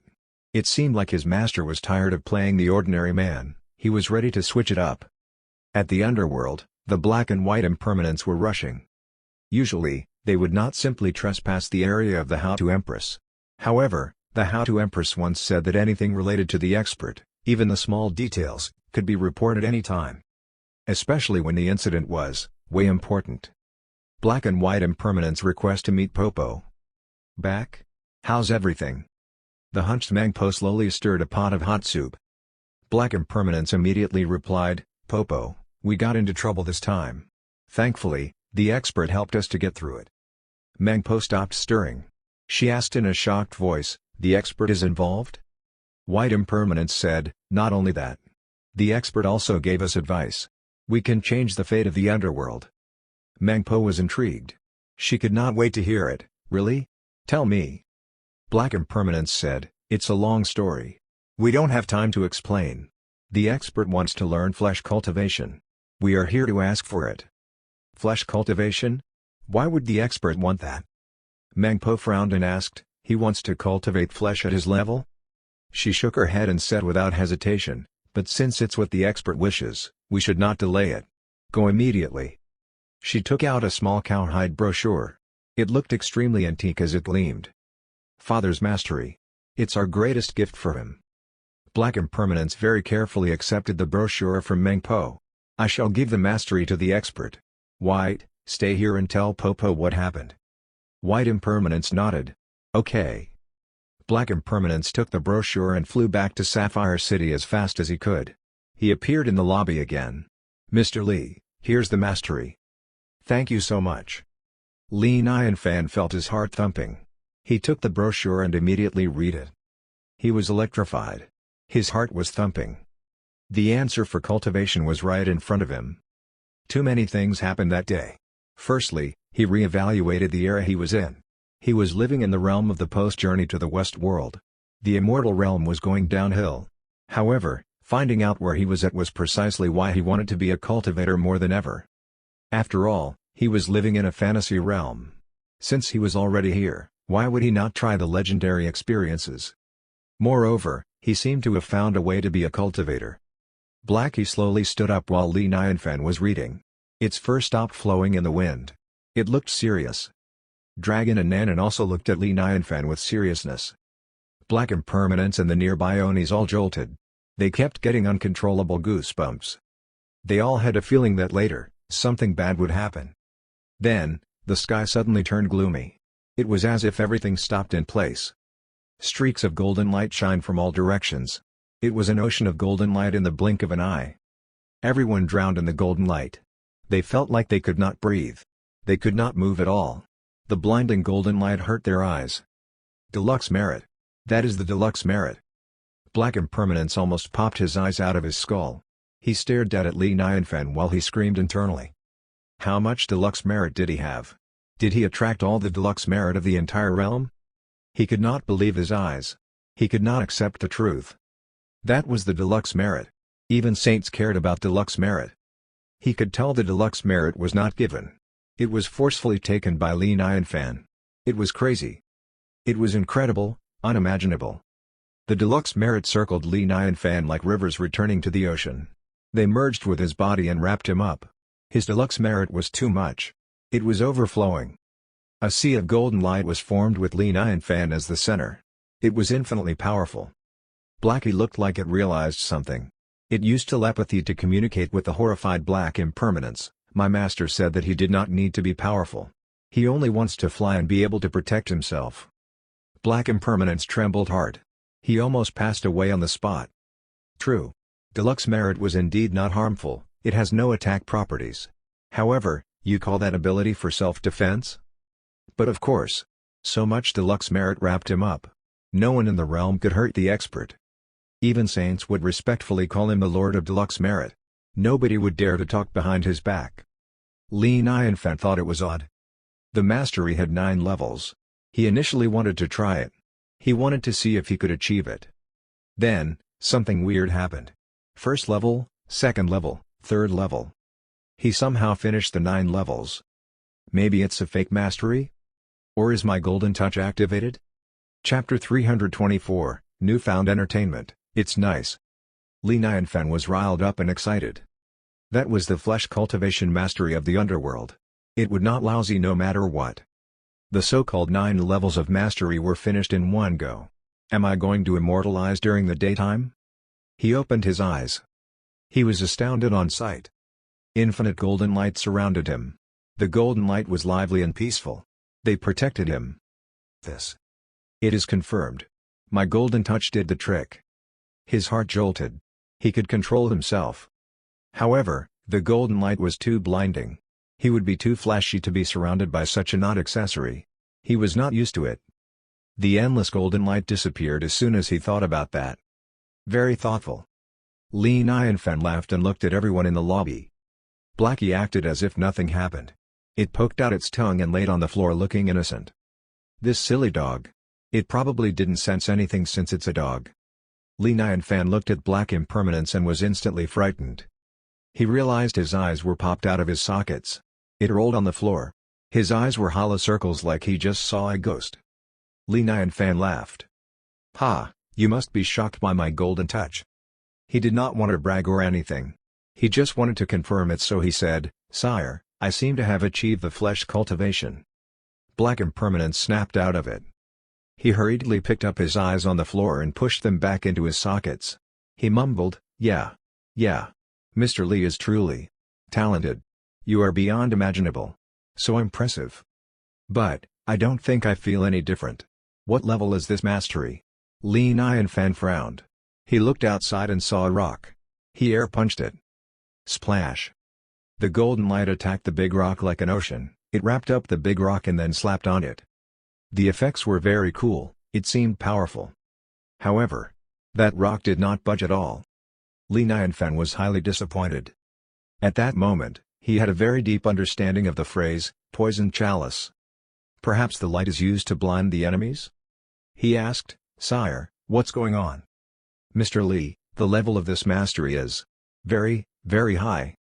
Black Impermanence tried very hard to form his sentence. Then, he said, it's just that your cultivation method is slightly unique, Mr. Li. Li Nianfan raised his eyebrows. He asked uncomfortably, something went wrong? Black Impermanence hurriedly shook his head, no problems. It's just that you cultivated the deluxe merit flesh. Deluxe merit has no attacks. Deluxe merit? Li Nianfan fell into deep thought. He was naturally familiar with the phrase. Even saints would fight for deluxe merit. The new woman to the sky concocted a man out of clay, and created a religion to gain deluxe merit. It was to become a saint. Since he transmigrated to the legendary fantasy realm, he would not be wrong about it. Deluxe merit became my golden touch? No wonder the Black Impermanence was so shocked. Deluxe merit flesh. Li Nianfan looked at his arm and pinched it. Yeah, still soft. I don't feel anything. Maybe I can't tell? He looked at Black Impermanence and said, "Sire, how about you try pinching me?" Gasp. Black Impermanence went pale with his dark face. He gasped, rolled, and crawled away. His high hat dropped on the ground. He looked troubled. He quivered and said, Mr. Lee, stop joking around. How would I dare to touch your body? If I mess up one of your body hair, that would be merits on me. It will be enough to make my life a living hell." "I see." Li Nianfan laughed. He was overjoyed. In the end, he did not hold it in, he burst out laughing. "Invincible. I am invincible." Although he could not hurt others, others could not hurt him either. He was a deluxe merit saint. That was a very cool title. He could talk to the immortals as equals. Immortals would not dare to offend him. Therefore, he could travel around the world fearlessly. Li Nianfan double confirmed, "Sire, is my deluxe merit enough to prevent anyone from harming me?" "What do you mean enough? It is more than plenty." Black Impermanence forced a difficult smile. He said, "Unless they are crazy, no one would dare touch you, Mr. Li." Li Nianfan highlighted an important word in his sentence. "Crazy. Of course. I might have a deluxe merit flesh. However, I have nothing else." It seemed unstable. If he ran into an idiot, said idiot could easily die with him. Don't be too arrogant. Be friendly, make more friends. Li Nianfan reminded himself. He suddenly recalled something very important. He mumbled, "Can I fly?" He gave it a thought. Endless deluxe merit golden light started to form into a cloud underneath his feet. It slowly lifted him. The cloud was different from the other clouds. It was golden and blinding as if it was a small sun. It was definitely cool and unique. Li Nianfan stumbled at first. He soon learned how to balance his body. He smiled widely. He was riding on a cloud, a golden cloud. Awesome. I can finally fly. He once again could not hold it in. He laughed, "Nice, it's nice. Ha ha." Blackie excitedly looked at Li Nianfan. Blackie also laughed. It seemed like the master was very satisfied with his new settings. He was tired of playing the ordinary man and had Newfound Entertainment. Blackie was very glad. It was worried that the master would lose interest. After all, it was very hard to find a good toy that could satisfy the master. Metaphorically speaking, when a kid had a new toy, they could play with it happily. However, if they were bored with the toy, they would simply crush it. His master was the same case.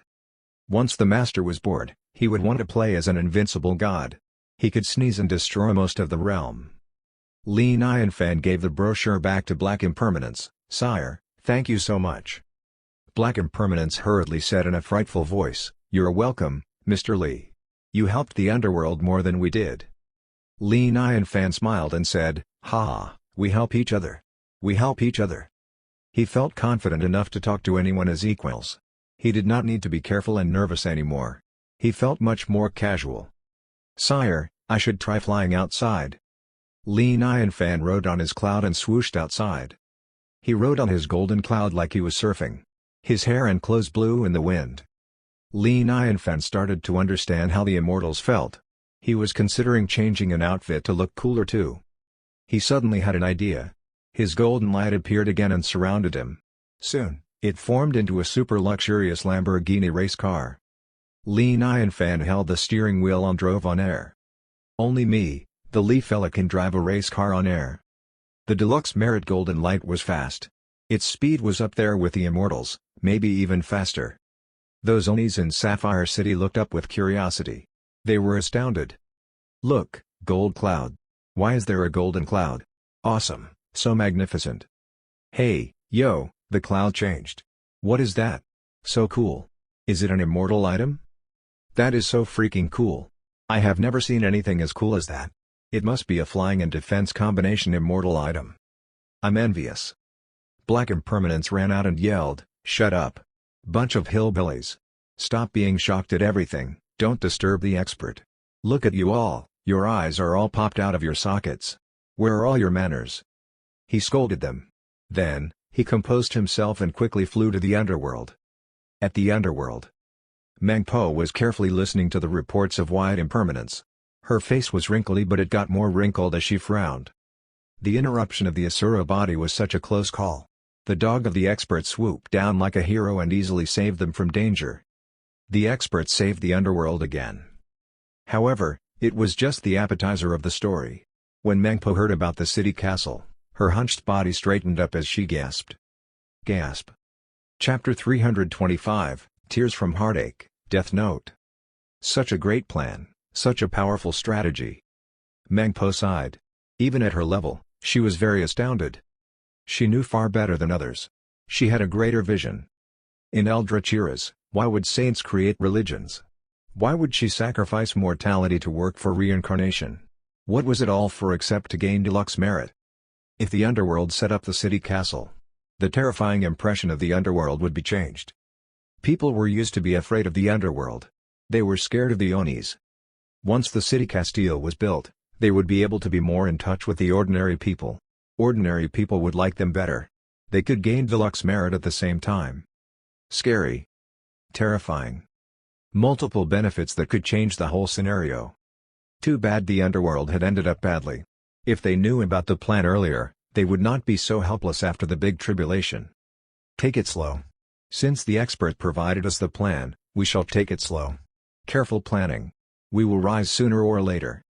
Mengpo sighed. The expert is unbelievably nice to the underworld. We can't repay for our gratitude.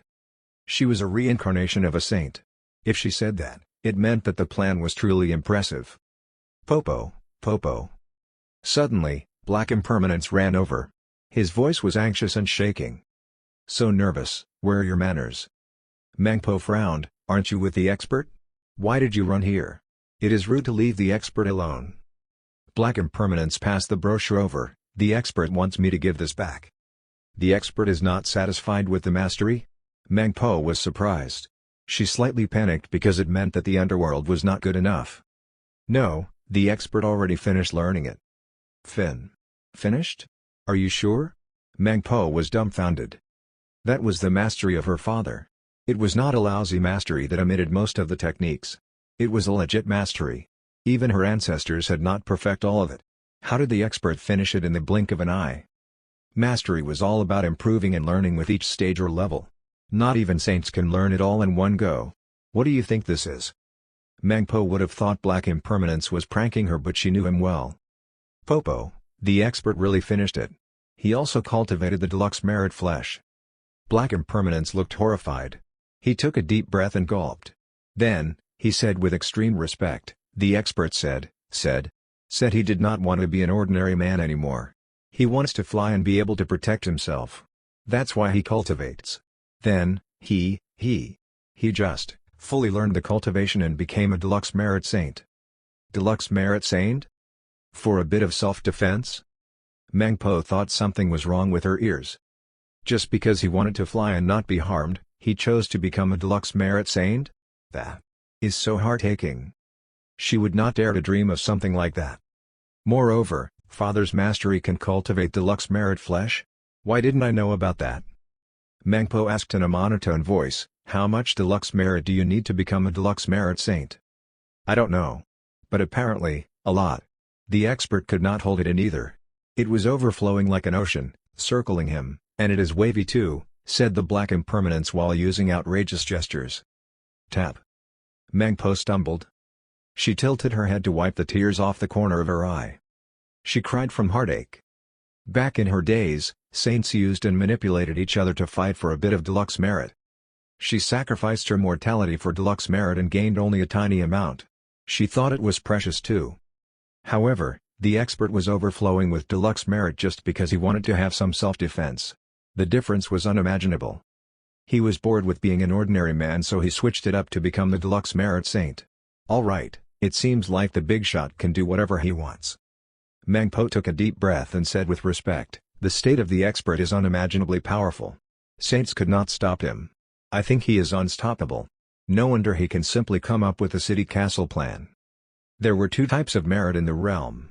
One was the deluxe merit. You would gain deluxe merit when you did something incredible that affected the fate of the realm. For example, when Goddess Nuwa mended the sky. Another type was the faith merit. The faith merit was earned from sincere worship by the public. Faith merit was not as powerful as deluxe merit, but it was still precious. Of course, the two types of merit did not apply to the expert. He simply took the deluxe merit like it was a toy. Black and white impermanents were slightly disorientated. They wanted to cry. They said in a trembling voice, "Popo, the expert is too scary. Careful with your words." Mengpo glared at them and yelled, "It's not scary.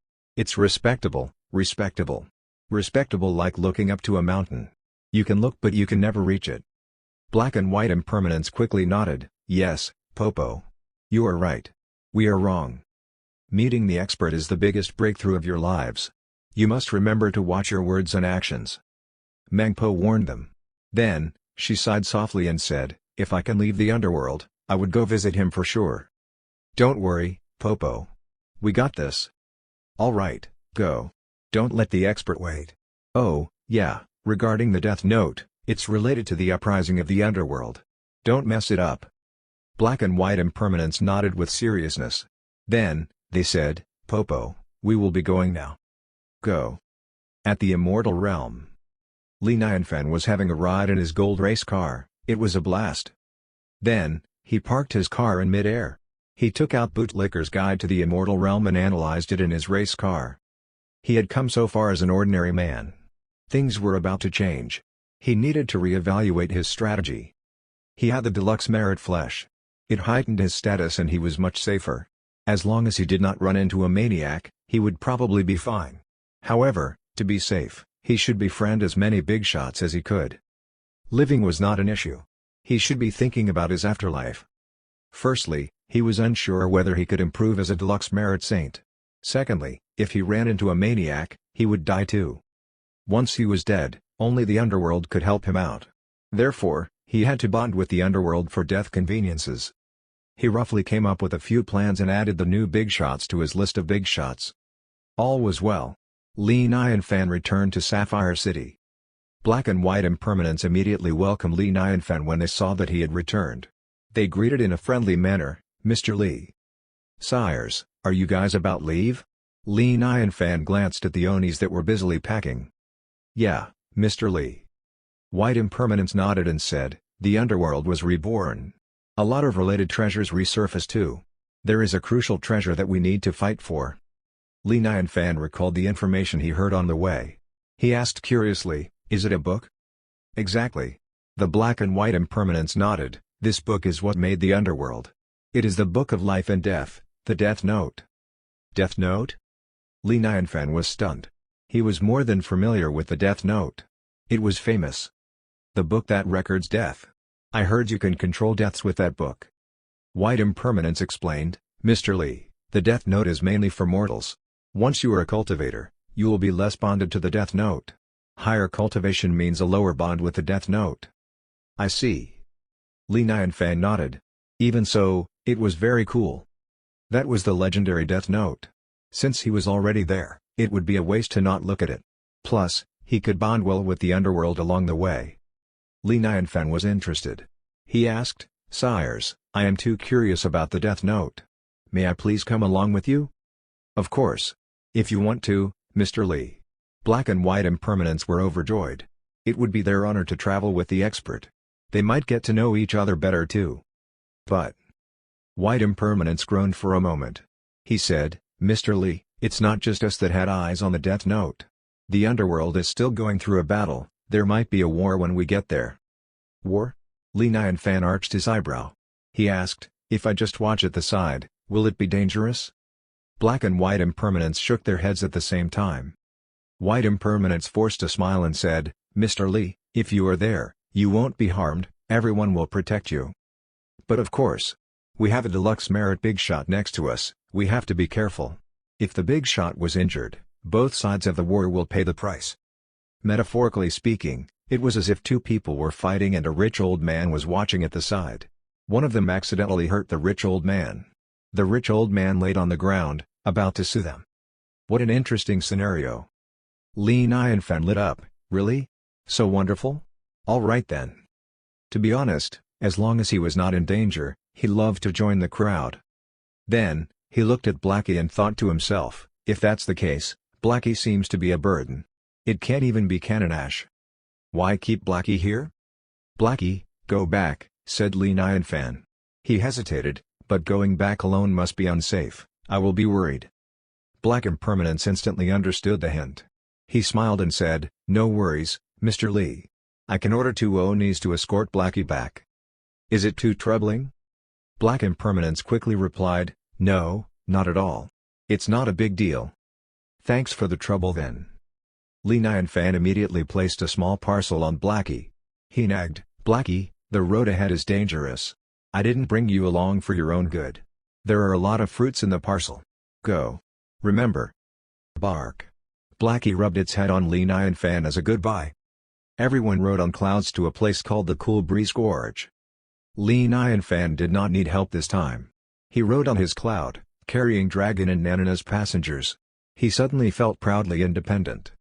Especially when he heard Nanan and Dragon sincerely said, "Brother, you are so awesome." Li Nianfan was secretly pleased. Clouds were the signs of a successful man in the immortal realm. Li Nianfan followed the Black and White Impermanence. He gradually realized an issue. His deluxe merit cloud was too flashy and shiny. The clouds that the Black and White Impermanence rode on were dull in comparison. As if a luxurious car was alongside 2 second-hand cars. The difference was huge. Quality was accentuated with comparison. Black and White Impermanence realized that too. They looked slightly uncomfortable. They felt like they were too cheap. It bruised their egos. They felt like they did not deserve to fly with the expert. Li Nianfan felt bad. He suggested, "Sires, how about we cloud pool? My cloud is bigger anyway." His cloud grew larger as he spoke. It became a huge golden round disc that levitated in the sky. It was blindingly golden. Although they were mentally prepared for it, Black and White Impermanence still felt like it was hard to accept. They hesitated at his generosity. "This." Li Nianfan smiled and said, "Come on, don't be a stranger. Come on up, it's nice to sit together." Black and White Impermanence did not dare to reject his offer. They carefully stepped onto the deluxe merit cloud. Even their organs were trembling when they stepped on the deluxe merit cloud. They tried their best to compose themselves and control their footsteps. "Light, be soft and light. Don't hurt the cloud." That was probably the most glorious moment of their lifetimes. That was the closest they had been to deluxe merit. Li Nianfan waved. Suddenly, 5 golden lotuses appeared on the cloud. They were temporary chairs. At the center of the chairs was a round table. "Sit, everyone. It's quite far from our destination. It will be a boring ride, how about we drink for fun?" Li Nianfan laughed. He took out the wine gourd. "I made this wine myself. You have to try it." The wine gourd had a purplish golden sheen on it. It looked eye-catching. Black and White Impermanence were stunned on sight. Purple golden gourd? They twitched. They repressed their shock with all their might. He used the deluxe merit cloud as chairs and he used the ultimate heavenly spiritual treasure as a wine bottle. The wine must be extraordinary too. Of course. Only these things match up with the expert. As long as we follow the expert, our expectations can always be improved. They would probably be too smug to recognize their family members if they followed the expert. White Impermanence suggested, "You are right, Mr. Lee. The journey will be boring. We should call on a few female ghost dancers to perform for us while we drink." Li Nianfan nodded, "Nice idea." Black and White Impermanence immediately moved. They handpicked the best female ghost dancers. Their expectations and requirements were high and strict. It had to be perfect. At the same time, they chose 2 beautiful servants to accompany Li Nianfan. They would pour and serve him. The 2 female ghosts did not dare to relax. They served carefully. They knew that it was an honor to work for the Black and White Impermanence and be able to step on a golden cloud. It was an honor to touch the purple golden gourd. Even big shots in the above immortal realm did not deserve that. Alcohol aroma filled the air once the purple golden gourd was opened. The 2 servants had no right to taste it. However, the aroma gave them a breakthrough in their souls. They were instantly energetic. They worked harder to serve them well. It was an opportunity of their lifetimes to be able to serve a magnificent character like that and be so close to him. Chapter 326, Whatever, Add-on Meal. The golden cloud was flashy. It blinded a lot of people on the way there. A lot of people thought it was a blessing from the gods. They knelt and worshipped on the spot. Dark clouds followed the golden cloud. It was eerie. A lot of Onis guarded around them. The journey was smooth and peaceful. The deluxe merit cloud had a stage on it when Li Nianfan manipulated. The female ghost dancers performed for everyone. The performance was not magnificent, but it was quite entertaining. Li Nianfan and the others chatted, drank wine, and enjoyed the performance. Previously, he could not cultivate, so he did not want to hear about cultivation. He did not know a lot about being a cultivator. That was the time for him to learn and study. Black and White Impermanents were almost as old as the Underworld. They would only speak on things they knew, and they knew a lot. Li Nianfan was indeed living in his familiar fantasy realm. All the famous characters existed. Li Nianfan was at the peak of excitement. He might be able to meet some of them. Something happened after Journey to the West ended. Li Nianfan did not know about it. The original ending was the Buddha being forced to reincarnate, Wukong sacrificed himself, and Buddhism suffered. However, they had a chance to start over again because Buddhism was all about karma. Reincarnation was a good ending. However, White Impermanence sighed and said, "Initially, we all thought Buddhism will make it through, that it was just a test. We stood by and watched." Yeah, after their journey to the West, Buddhism was more successful than ever. We all thought Buddhism facing a challenge would be fun to watch. Black Impermanence nodded. Then, he said, "Who knew that when Buddha reincarnated for the 9th time, which was the final reincarnation before Buddha return, the demons rise up again. They completely wiped out Buddhism. The entire religion was eliminated." Nanan and Dragon exclaimed, "How did that happen? Isn't Buddhism very powerful?" A black-robed cultivator attacked. White Impermanence looked extremely terrified. He lowered his voice. He had a black spear in his hand. "He is too powerful. He wiped out Buddhism with clean attacks." Everyone was shocked and frightened.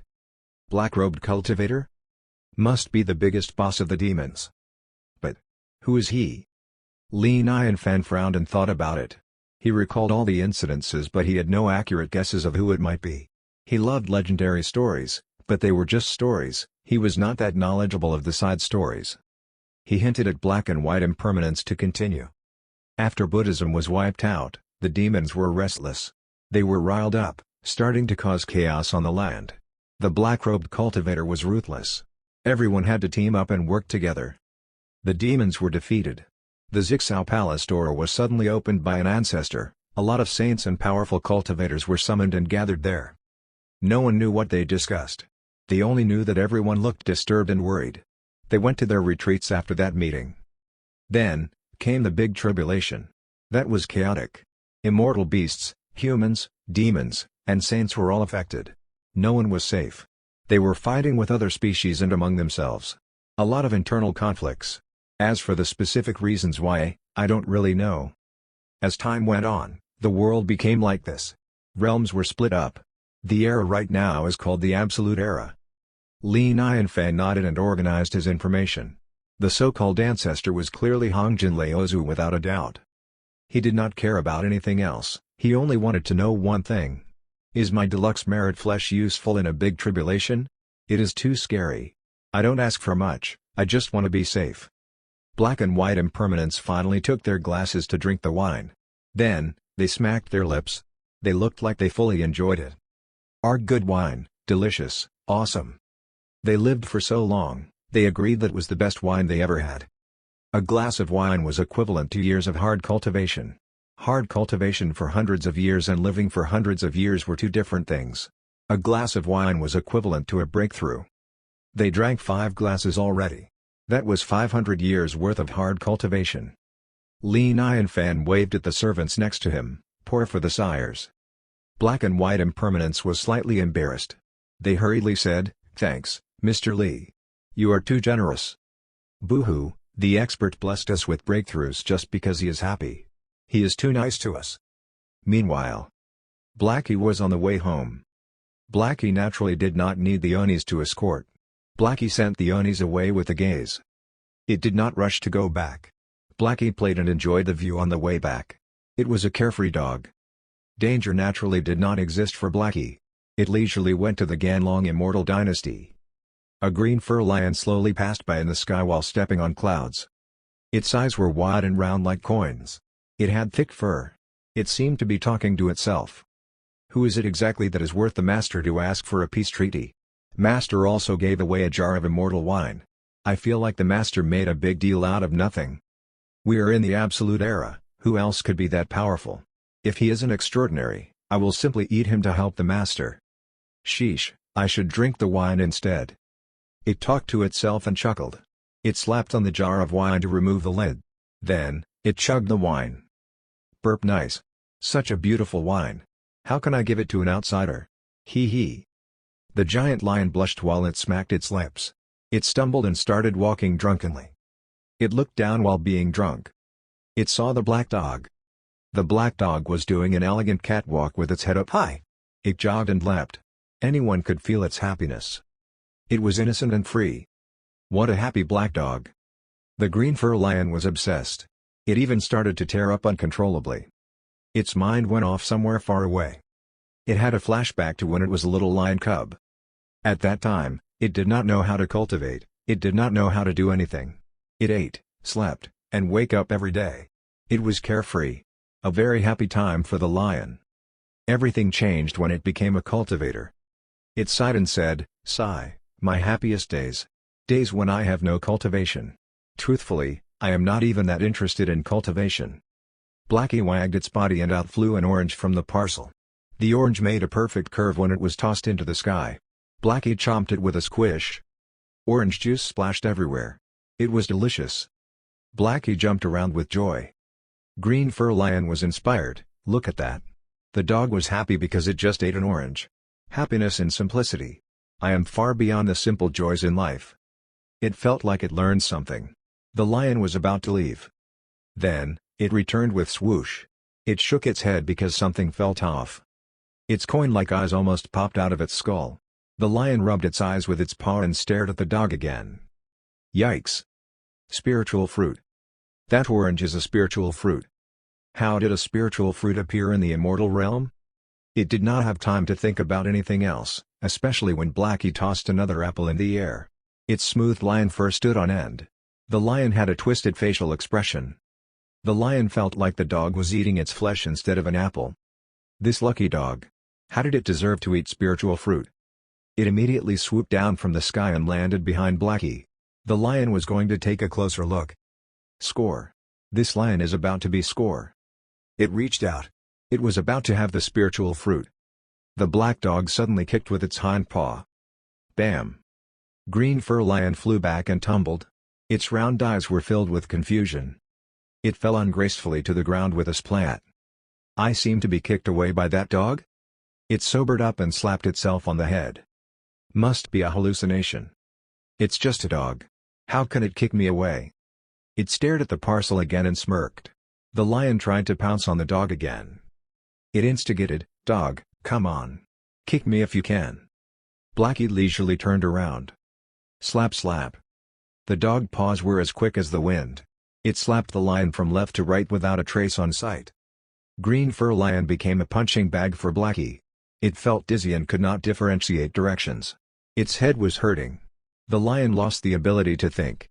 Where did this kitty cat come from? How dare you disturb my good mood? Blackie stopped. Green Fur Lion had its tongue out while it laid on the ground unconscious. The lion rolled its eyes and chuckled like a deranged person. It seemed like it was wasted. Whatever. I'm near home anyway. This will be my add-on meal. Blackie simply carried the Green Fur Lion and continued with its runway walk. Show by, start the fire. Please help me make braised meatball. Chapter 327, Deluxe Merit Saint, Super Scary. A day passed. It was early in the morning. Lee Nyan Fan woke up early. He looked at the sunrise on the horizon. White impermanence immediately floated over and pointed in a direction. He smiled and said, "Mr. Lee, we will soon arrive at the Cool Breeze Gorge." He looked over where he pointed. It was right where the sunrise was at. A red sun hung there. There was a hazy canyon in front of the red sun. The canyon was split in half into a gorge. The center of the sun was aligned with the middle of the gorge. There were a lot of halos caused by the sun. It looked majestic. The daybreak sunlight was not blinding. It was mellow and soft. Lee Nyan Fan smiled and said, "What a nice coincidence, this majestic view is worth the trip." The sunrise view was sufficient to make the place a tourist attraction spot. White impermanence hurriedly go along with him. "You are right, Mr. Lee. Look at that sun, it is so round and big. Beautiful, what a beautiful sight." Lee Nyan Fan felt inspired. When the clear sun shines, The clouds moved aside by themselves. Good poem. What a nice poem. Mr. Lee, you are truly talented. Look at that long and wide gorge, that. Black Impermanence also nodded. He was ready to go along with it, but he was not talented. He could have come up with a short poem, it might impress the expert. However, he was stumped mid-sentence. Then, he blinked and stared at the horizon for a while. He yelled anxiously, "White, look over there. Are they fighting over there?" Everyone hurriedly looked over. Figures were moving under the sunlight. Li Nianfan tried his best to look at it, but all he could see were moving figures. He could not focus with the sun halos. He looked at everyone around him and realized they were shocked. It seemed like he had to prepare a pair of binoculars next time. The others already cast zoom spell to watch. They looked serious. They are fighting. It's General of the Bloody Sea and the others. The opponent is sure a ghost general. That fella betrayed the underworld. Things do not look good. Quick, hurry, speed up, speed up. Black and White Impermanence were worried. Everyone went over there as fast as they could. Li Nianfan finally saw what was happening as they got closer. He saw two figures. They stood on both ends of the gorge. It was clear which side they were on. Li Nianfan suddenly realized something. He asked, "Betrayed the underworld?" "Mr. Li, look over there. That guy with the blood-red cape is our underworld's General of the Bloody Sea. He is responsible for managing the Bloody Sea. Look over there, the guy with the black armor. That's sure a ghost general. He is responsible for managing hell," said White Impermanence while he pointed. "Sorry, can't see them. But I can imagine." Li Nianfan pretended like he knew what was going on. He nodded and asked, "Sure a ghost general betrayed the underworld?" "Sigh, the bane of the underworld." Black Impermanence sighed. He shook his head and said, "We are not sure why, but we knew that he stopped listening to orders all of a sudden. He sneaked into the immortal realm when it was chaotic at the Bloody Sea. We finally run into him." Everyone continued onwards. Tension started to fill the air. Li Nianfan did not expect to run into a climatic incident when he just got there. He was nervous, but at the same time, he was kind of excited. At the Cool Breeze Gorge, figures flew around in the air, crossing each other with a deadly aura in the air. There was a huge amount of Onis and weird-looking ghosts. It seemed very non-human. The deep gorge was not a threat to them because they were all floating. At the center of the battlefield, General of the Bloody Sea held a bloody spear. He was battling Sure Ghost General. Sure Ghost General had a long black whip as his weapon. It was like a venomous snake. It could elongate and retract on will. It was also surrounded by a hazy black mist. The whip was hard to avoid. The General of the Bloody Sea had red sparks in his eyes. His bloody spear attacks were quick and violent. He stared straight at Shura Ghost General. He asked, "Shura, why? Didn't you say that we are going to protect the underworld together?" Shura Ghost General replied in a cold voice, "The underworld is gone. There is nothing worth protecting now." The General of the Bloody Sea said with agony, "We can rebuild what's gone. What is the reason for your depravity?" Shura Ghost General laughed. He sneered, "Rebuild the underworld? Why don't I build a new ghost realm that belongs to me? The new era is an opportunity. You and me. Let's work together, we can rule the ghost realm and the immortal realm. How about that?" You. The General of the Bloody Sea looked at Shura Ghost General with disbelief. He said in a pained voice, "You're not like this in the past." He lost focus for a moment. At that moment, the whip attacked like a snake. It was too sudden. It whipped his chest with a slap. "Humph!" The General of the Bloody Sea groaned. He quickly moved back. A whip wound appeared on his chest. His soul was injured. Black flames were burning on his chest. The General of the Bloody Sea looked at his wound and felt deep pain. His body was in pain, his heart was more pained. That was the soul whip. It was used to attack ghosts and evil souls in hell. He was attacked by the whip. The red sun was in the background. He instantly felt miserable. "You're not going to win," said the Shura Ghost General. He proudly levitated in midair with a lot of ghosts behind him. "I manage hell. I can easily control the evil ghosts. I only want the death note. I can spare your life this time." The General of the Bloody Sea wiped his bloody spear and yelled coldly, "Dream on. Then I can only say sorry about it." Shura Ghost General sounded emotionless. He moved aside and growled, "Attack." A buff, huge, fat, and extremely ugly evil ghost stepped out from behind. The evil ghost looked like a toad, but it only had one eye at the center of his forehead. It was covered in warts. A huge mouth under its eye. The mouth was puffed up. It kept expanding like a balloon. A terrifying aura emitted from its body. The general of the Bloody Sea looked frantic. He hurriedly yelled, "Watch out, everyone! It's the soul-shattering wind. Pull your soul together, don't be blown out by the wind." The Onis were not ready for that. They instantly freaked out. Sure, a ghost general stood by and watched calmly. Suddenly, he arched his eyebrow and looked over the horizon. Countless clouds were incoming. Among the clouds, the golden cloud was eye-catching. It was huge. Even during the daytime, it was blinding. His apathetic attitude changed when he saw the golden cloud. He even rubbed his eyes, he thought he was hallucinating. Is that deluxe merit cloud? What's going on? How did a deluxe merit cloud be among all those clouds? And it is a huge deluxe merit cloud. It is too fake. The evil ghost had expanded to its maximum capacity. Sure, a ghost general felt his heart thumped like crazy. It sent a shiver down his spine. He screamed without hesitation, "Stop! Stop it immediately!" However, it was too late. Whoosh! Fume! The evil ghost opened its mouth. The endless ghastly wind blew out. The canyon on the opposite side was moved back. It did not crumble because it was blown to ashes. The wind was black and powerful like an angry dragon. It formed into a black tornado. It was extremely horrifying. The Onis tried their best to resist it. The black wind was irresistibly powerful. It even spread to Li Nianfan. "Be careful, Mr. Li." Black and white impermanents hurriedly raised their hands and blocked the wind. Dragon and Nanan immediately cast spells to shield out the black wind. Li Nianfan looked at the dark tornado and exclaimed, "What a scary black wind. Yikes, it's over." Sure, a ghost general was petrified. He stumbled back and cowered. A minion next to him hurriedly asked, "Sire, what happened?" Sure, a ghost general said in a troubled voice, "Something bad happened. That fella blew the wind to that deluxe merit cloud." The minion looked at the deluxe merit cloud and exhaled, "Sire, thankfully, the deluxe merit cloud was shielded. It was protected." "Are you blind? What do you mean it was protected? Didn't you see? His hair was messy from the wind. This is bad." Sure, a ghost general was smart. He knew the evil ghost had no chance of surviving. He immediately made the decision, "Everyone, back up. Back up from that evil ghost. Quick." He was the first one to back up. The evil ghost looked lost. Its only eye was filled with confusion. It did not know what happened yet. Then, a thick bolt of purple lightning struck down from above.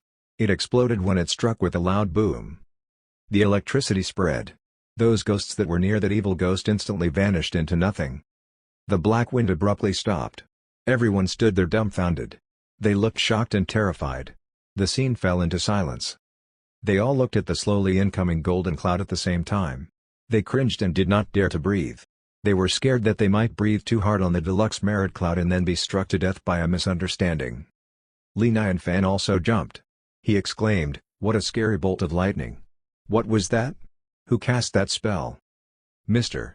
Li." White impermanent sculpted and forced a smile. He said softly, "That evil ghost did not hurt you from its attack, but it did touch you. It is considered an attack, so it was struck to death. A fair death." "I caused the lightning?" Li Nianfan was baffled. It was his first time witnessing the power of his deluxe merit flesh. He was pleasantly surprised. "I'm that powerful?" "Bigshot, please have some self-awareness. You are not just powerful, you are super-duper incredibly powerful, alright?" Black impermanence coughed softly. He said in a quivering voice, "Indeed powerful." That was their first time witnessing the greatness of a deluxe merit saint too. Li Nianfan should not be described as having a deluxe merit flesh. He was totally the lord of deluxe merit. In conclusion, the evil ghost died for good reason. Li Nianfan gasped. He was also shocked. "My golden touch is super scary. I should have known. Since I transmigrated, how would I only be given a useless system? My real power is my flesh." He instantly felt pleased when he noticed everyone was looking at him with respect. He smiled and waved, "Cultivators, don't worry. As long as you don't hurt me, I cannot hurt you either. Don't panic. Don't panic." Tap tap. Everyone near him unconsciously stepped back and kept a safe distance. "Fine. Continue. Ignore me." Li Nianfan rode on his golden cloud with Dragon and Nanan. He flew to the side. The general of the Bloody Sea looked serious. He looked at the black and white impermanence with shock. He said, "Impermanence, that is." White impermanence lowered his voice and said, "He is Mr. Li." The general of the Bloody Sea was once again shocked. He asked in a puzzled voice, "Didn't you say he wants to be an ordinary man? How did he become the deluxe merit saint?" White impermanence opened his mouth, "You are outdated. He is bored with being an ordinary man. So, he became the deluxe merit saint." The general of the Bloody Sea felt dizzy. He felt something was very wrong with that. "Stop trying to figure out the state of the expert. Just follow along," interrupted Black Impermanence. He said, "Oh yeah, for the battle later, make it more interesting. The expert likes a good show." "You want me to perform? You are insulting me." The general of the Bloody Sea did not look happy. Then, he announced, "I have to clear something up. I am not trying to perform, my battles themselves are entertaining and interesting." The other side, Ghost General kept looking away. He looked bewilderingly at Li Nianfan from time to time. He was kind of lost. In the end, he focused and said, "Screw it. Just remember this, for the battle later, try to avoid that man as much as possible. Don't even accidentally touch him. Don't ever attack him." "Got it. We got it," nodded the ghosts. They did not need his reminder. The general of the Bloody Sea picked up his bloody spear. He yelled, "Sure, Ghost General, are you ready? Bring it. Kill." Both sides fought again. The black and white impermanents joined the battle. The Onis were instantly at an advantage. The battle was more exciting and interesting. Li Nianfan watched from afar. He stood on his shiny golden cloud. It was the only area that was peaceful. He watched while he critiqued.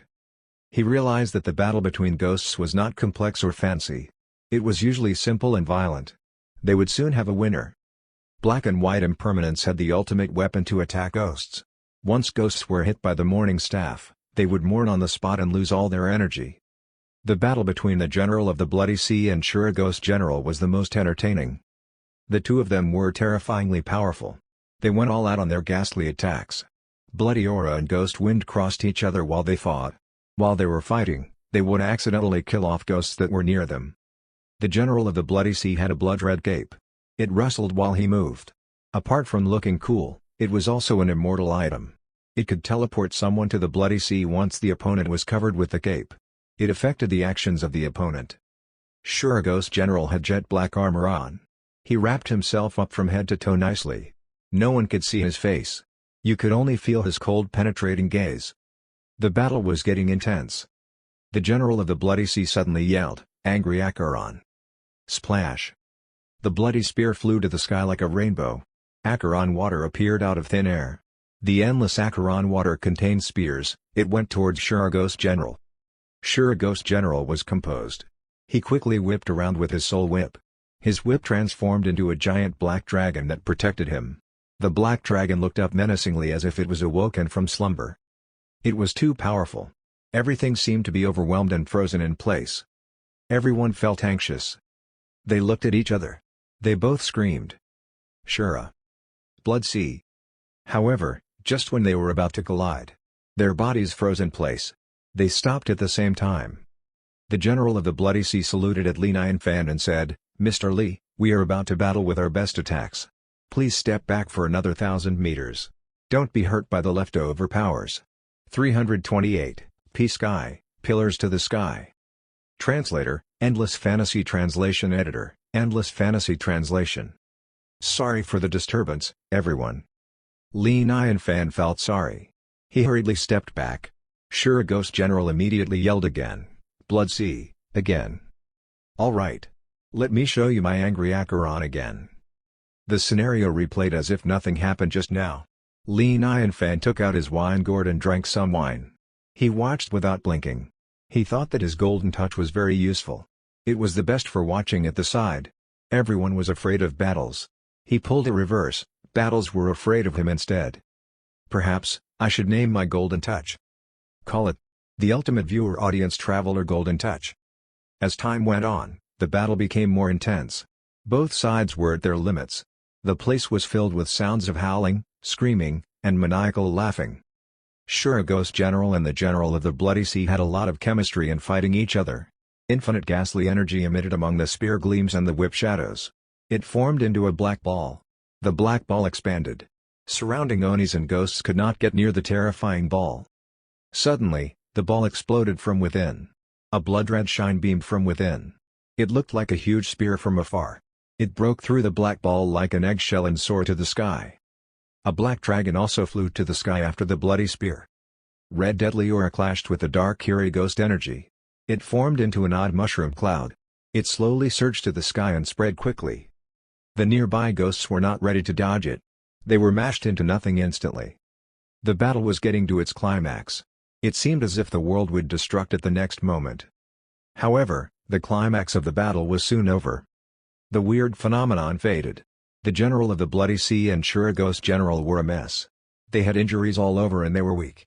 They were not bleeding. Ghost energy slipped out from their wounds instead. Both of them healed each other without talking.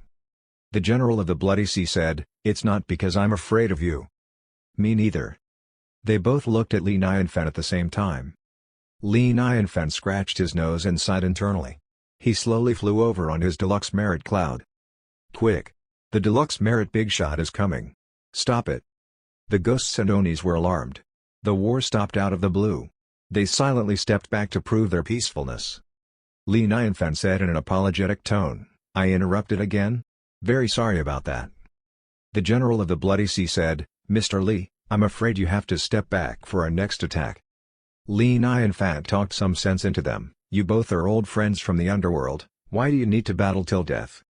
He was quite observant. If the two of them kept fighting, they would be badly injured. The General of the Bloody Sea and Shura Ghost General were interrupted twice. They did not have the desire to continue the battle. The General of the Bloody Sea looked at Shura Ghost General and sneered, "Fine. Let's stop today on behalf of Mr. Li."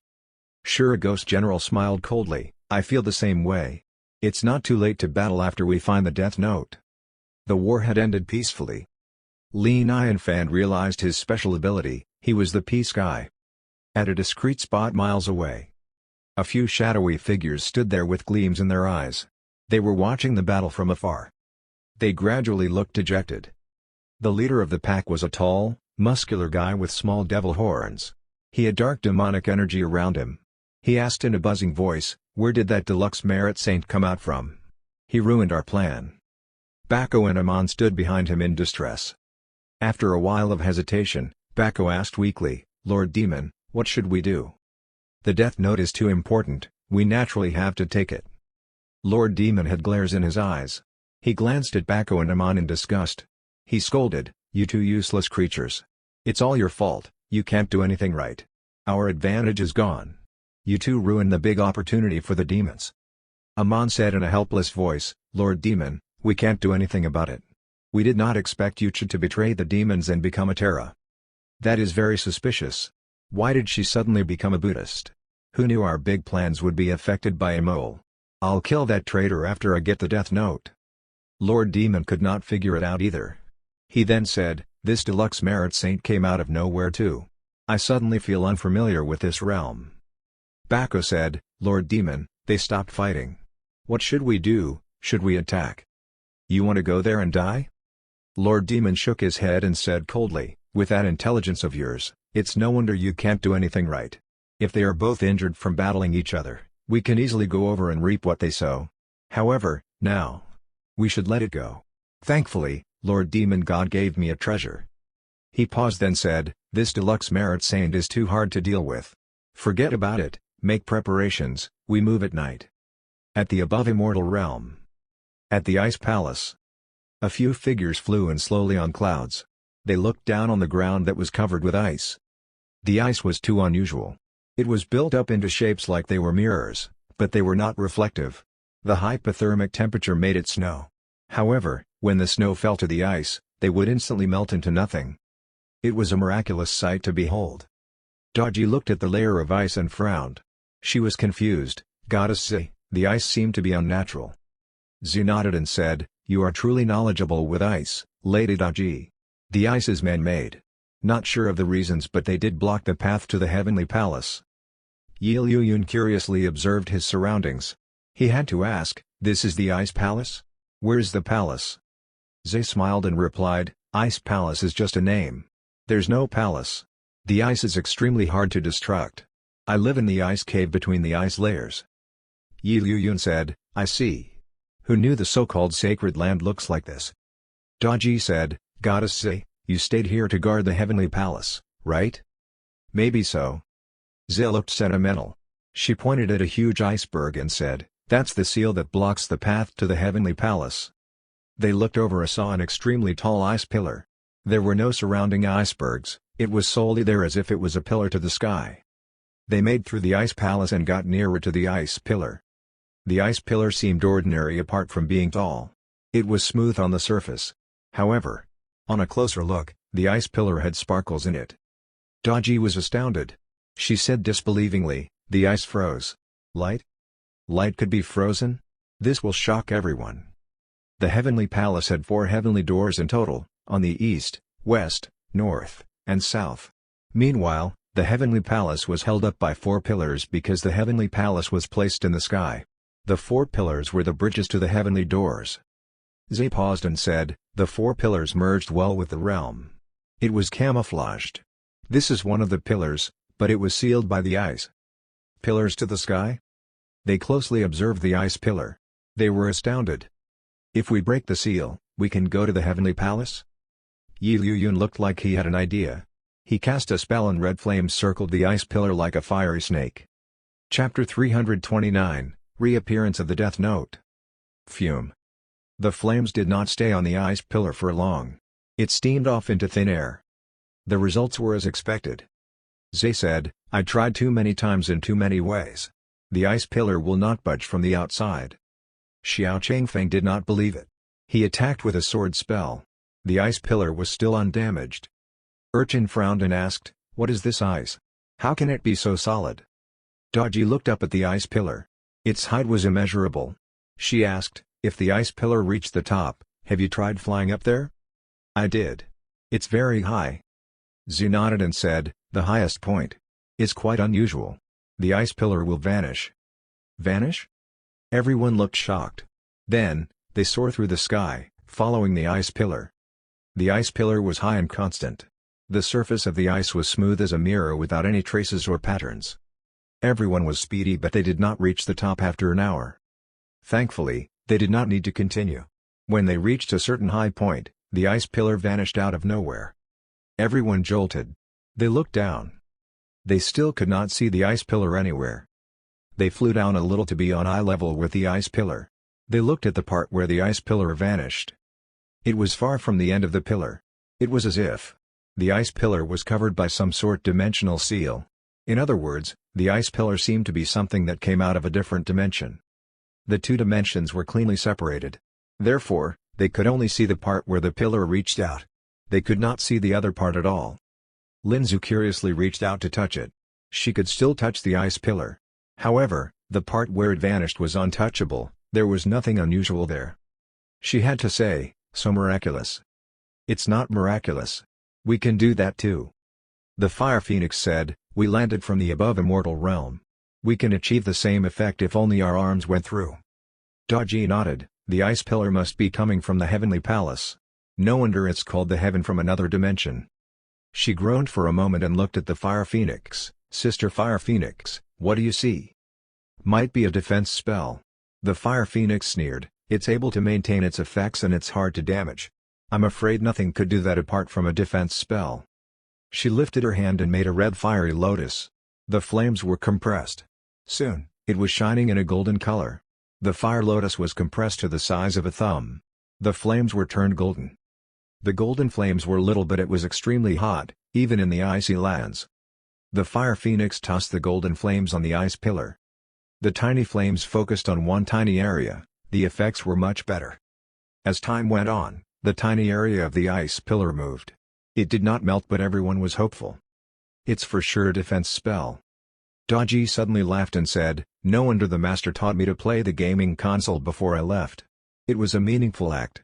This defense spell is also a fun game in the eyes of the master. They would be required to deal with defense spell no matter if it was going to the Cloud Tribe Sect or the Heavenly Palace.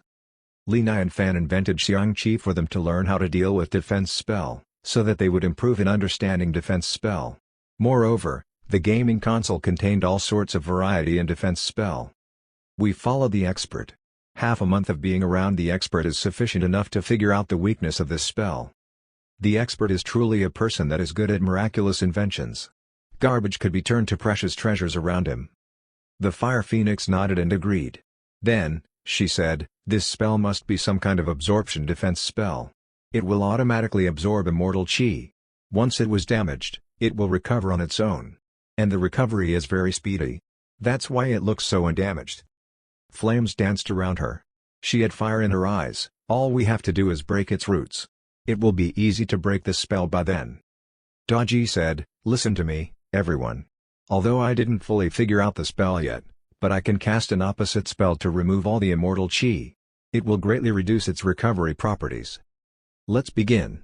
The master always wanted to visit the Heavenly Palace. We must try our best for the expert. At the Cool Breeze Gorge. Li Nianfan was traveling on his deluxe merit cloud with black and white impermanence on his side. They became temporary tour guides. The General of the Bloody Sea and Shuragos General were cautious of each other. They were resting, healing, and fighting with their eyes.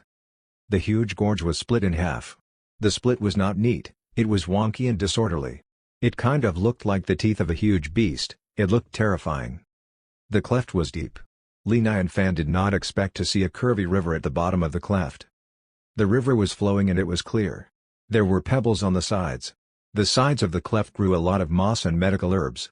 It was a beautiful oasis. Dragon saw the river and was instantly thrilled.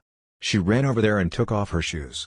She kicked and splashed the water. Ah, so nice and cool. The water must be from the icebergs. Black Impermanence nodded, that's right. It flowed from the Jade Snow Mountain on the north side. Truly a carp demon. So playful in the water. Li Nianfan laughed and looked around.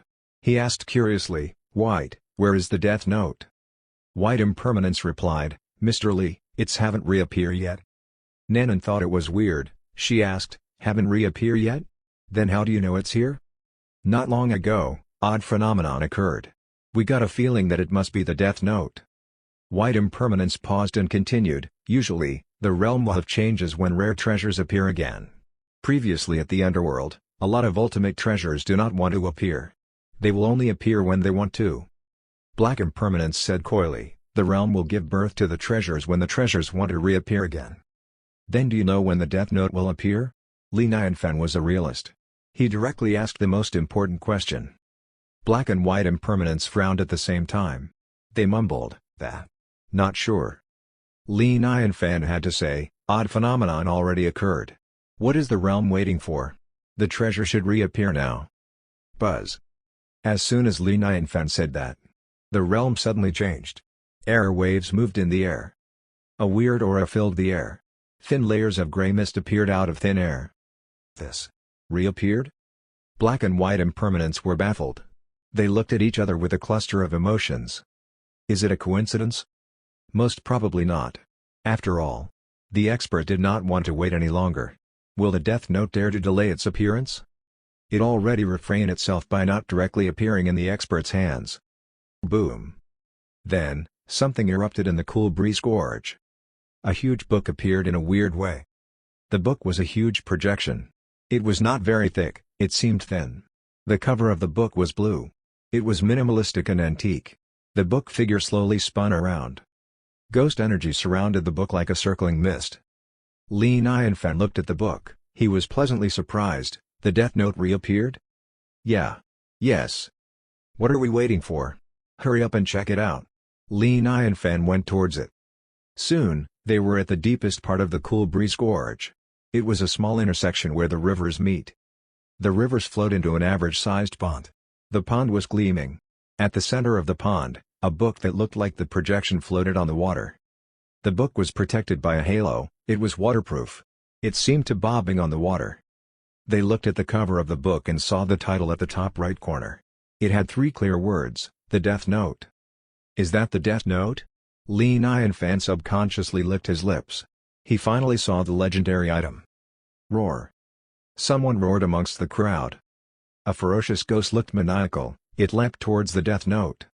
However, a black beam attacked the ghost before it could be near it. The ferocious ghost vanished with a poof in the blink of an eye. It was as if that did not happen at all. At that moment, all the ghosts who could not wait to go after it suddenly settled down. The general of the Bloody Sea burst out laughing and said, "Shura, it seems like your minions love to die for no reason." Shura Ghost General sounded calm, "Such an idiot. It died for good reason. It did not deserve to be my minion." White Impermanence became the temporary explainer. He smiled and said, "For an ultimate heavenly spiritual treasure like that to resurface, it is still connected to the powers of the realm. Thus, it is not stable yet. Going after it would be like a moth drawn to a flame." Li Nai and Fan nodded and silently stared at the death note. Suddenly, the death note slowly opened. It flipped its pages. A black swirl appeared in the sky, overwhelming everyone with its wild winds. They could hardly breathe. They saw visible thin threads shooting at the death note from all sides. The threads merged into the death note. A thread signified a life. There were too many names. Names flashed by. Li Nai and Fan could not see clearly. His eyes were hurting and he felt dizzy. It was as if looking at a computer working at high speed. He could not keep up. Obviously the death note reappeared. It needs to re-record all the information of the people to start working again. Fair enough. It would be unrealistic to rely on handwriting. Li Nai and Fan had to say, "It's so similar to a computer. Downloading and storing data." Black and White Impermanence looked like they did not understand a single word. They could only force a smile at the side and go along with it. There were too many lives in the realm. The death note collected information fast but it had no signs of slowing down. Information kept pouring in. It was endless. As time went on, the sky had turned dark. It would naturally be boring if they kept staring at the death note. Li Nai and Fan had ran out of patience. However, the Onis and the ghosts were still intrigued and interested. He did not know how they do it. Li Nai and Fan invited the Black and White Impermanence and a few Onis to drink some wine. Then, they also ate dinner. Li Nai and Fan yawned and picked a spot to rest for the night. Nanan roughly dug a hole in the canyon. Dragon made a water shield for Li Nai and Fan. That deluxe merit saint finally left. Bako was instantly overjoyed in his dark hiding spot. He exclaimed, "He is too scary. We cannot mess with him. Lord Demon, I'll knock him unconscious and drag him away so he doesn't get in our way. Come back here now." Lord Demon was livid. He dragged Bako and lifted him by the nape. He forcefully shook him. "What are you carrying in that brain of yours? How can you be so stupid? You knew he is a deluxe merit saint and you wanted to knock him unconscious? How badly do you want to die?" Bako reflected for a long while and finally realized. Then, he looked relieved. "You are right, Lord Demon." Lord Demon helplessly brushed it off. He was mentally exhausted. "All right. Say less. Move and plan. Remember, exclude that deluxe merit saint to ensure safety. We don't want to touch him." "Don't worry, Lord Demon." Chapter 330, Can you allow me to call your name? "Don't worry my SS." Lord Demon felt like his minion was unreliable. He decided to do it himself because he was doubtful. After all, the deluxe merit Bigshot was at the side. He had to be careful. If they accidentally hurt the deluxe merit Bigshot, it would be a huge problem. The worst-case scenario was that their future generations would be affected too. Can't be messed with. Lord Demon glanced at that cave. He immediately set up a defense shield over that area to avoid accidentally injuring the Bigshot. The story unfolds. Dragon and Nanan noticed that Li Nai and Fan fell asleep. They sneakily crawled out from the cave. They went back to the pond again. The ghosts and Onis were still there. Black and White Impermanence noticed them. They respectfully asked at the same time, "Ladies, is your brother asleep?" Nanan nodded and replied, "Yeah. Brother has a disciplined schedule. Mainly because it is too boring here. It's our fault." White Impermanence shook his head and smiled bitterly. Then, he said, "But it's kind of inappropriate to have a performance show here." Black Impermanence also said in a helpless voice, "Yeah, the vibe is not appropriate." "We know." Nanan and Dragon nodded and stared at the nearby wine gourd. They quickly ran over. "We can finally drink." They hurriedly poured themselves a small cup of wine and chugged it down. They blushed. "Ah, so wonderful. This is how it's supposed to be." "Bad brother, he keeps saying that little kids are not allowed to drink alcohol. We can only take tiny sips. So torturous." "We are not kids anymore. Dragon happily drank the wine. Her red tail poked out from behind, wagging with rhythm. She looked at Black and White Impermanence and asked, "Drinks?" "We." Black and White Impermanence gulped. In the end, they replied, "Never mind. We feel like it's not okay." They naturally wanted to drink. However, they already had plenty on the way here. Although Li and Fan purposefully left the wine gourd before he left and told them it was for them to drink, they did not dare to be so uncourteous. They knew they did not deserve it. It was also a respect for the expert. Moreover, the expert simply left his ultimate heavenly spiritual treasure. That signified his trust for the others. They wanted to cry from feeling touched. Nanan clumsy poured with the wine gourd that was as big as her head. She suddenly asked, "Sister Dragon, is this wine gourd the purple golden gourd in Journey to the West?" Dragon looked closer as if she discovered a whole new world. Might be. I remember that brother took extra care when he planted it. It must be extraordinary." Nanan picked up the gourd and pointed it at everyone. She seemed to be looking for a target. Yikes! Black and White Impermanence were petrified. Their hi-hats were stiffened. They almost knelt on the spot. They hurriedly begged, "Ladies, please. Don't play around with that stuff. Something bad will happen." Nanan asked curiously, "Black and White Uncles, is this really the purple golden gourd? The one that can entrap people inside?" "From its appearance, it most probably is. However, I heard that a lot of ultimate heavenly spiritual treasure no longer exist." Black Impermanence paused and continued, "But for someone like the expert, his actions were reasonably unpredictable." Nanan mumbled, "It's rare that brother left this gourd. We don't have a lot of chances. To him, it's just a wine bottle. We have to try this on someone now." "Ha! The Lord Demon had arrived." A strong voice recklessly yelled and laughed maniacally. "Demons?" The General of the Bloody Sea and Ghost General furrowed their brows at the same time. They glared over. It was apparently an unwelcome foe. Bako and Amon slowly walked out behind Lord Demon. They had a few demonic cultivators with them too. The General of the Bloody Sea asked in an unfriendly tone, "We defeated demons years ago, you all were forced to cower in your shells like a tortoise. Why are you all active again? Aren't you scared of death?" "Ha, you're so naive." Lord Demon scoffed and laughed. He mocked, "Do you really think we demons hid because we are afraid of you? Our Lord Demon God is invincible. We only hid to avoid the big tribulation." Black Impermanence frowned. He asked disbelievingly, "You all knew the big tribulation ahead of time?" "That's right. We are well prepared. Buddhism was at its peak at that time, they became the first ones to take the shot." Lord Demon sneered, "A lot of people knew that. However, the big tribulation is kind of unavoidable." The General of the Bloody Sea asked, "What do you want this time?" "We naturally want to be the majorities." Lord Demon had a red glare in his eyes. He said in a buzzing voice, "After the realm split, it's every species for themselves. Humans are the majority but they are getting weaker. Our demonic religion can replace Buddhism as the #1 religion. We can control the humans and become the leaders of a new era." "Ha, are you joking?"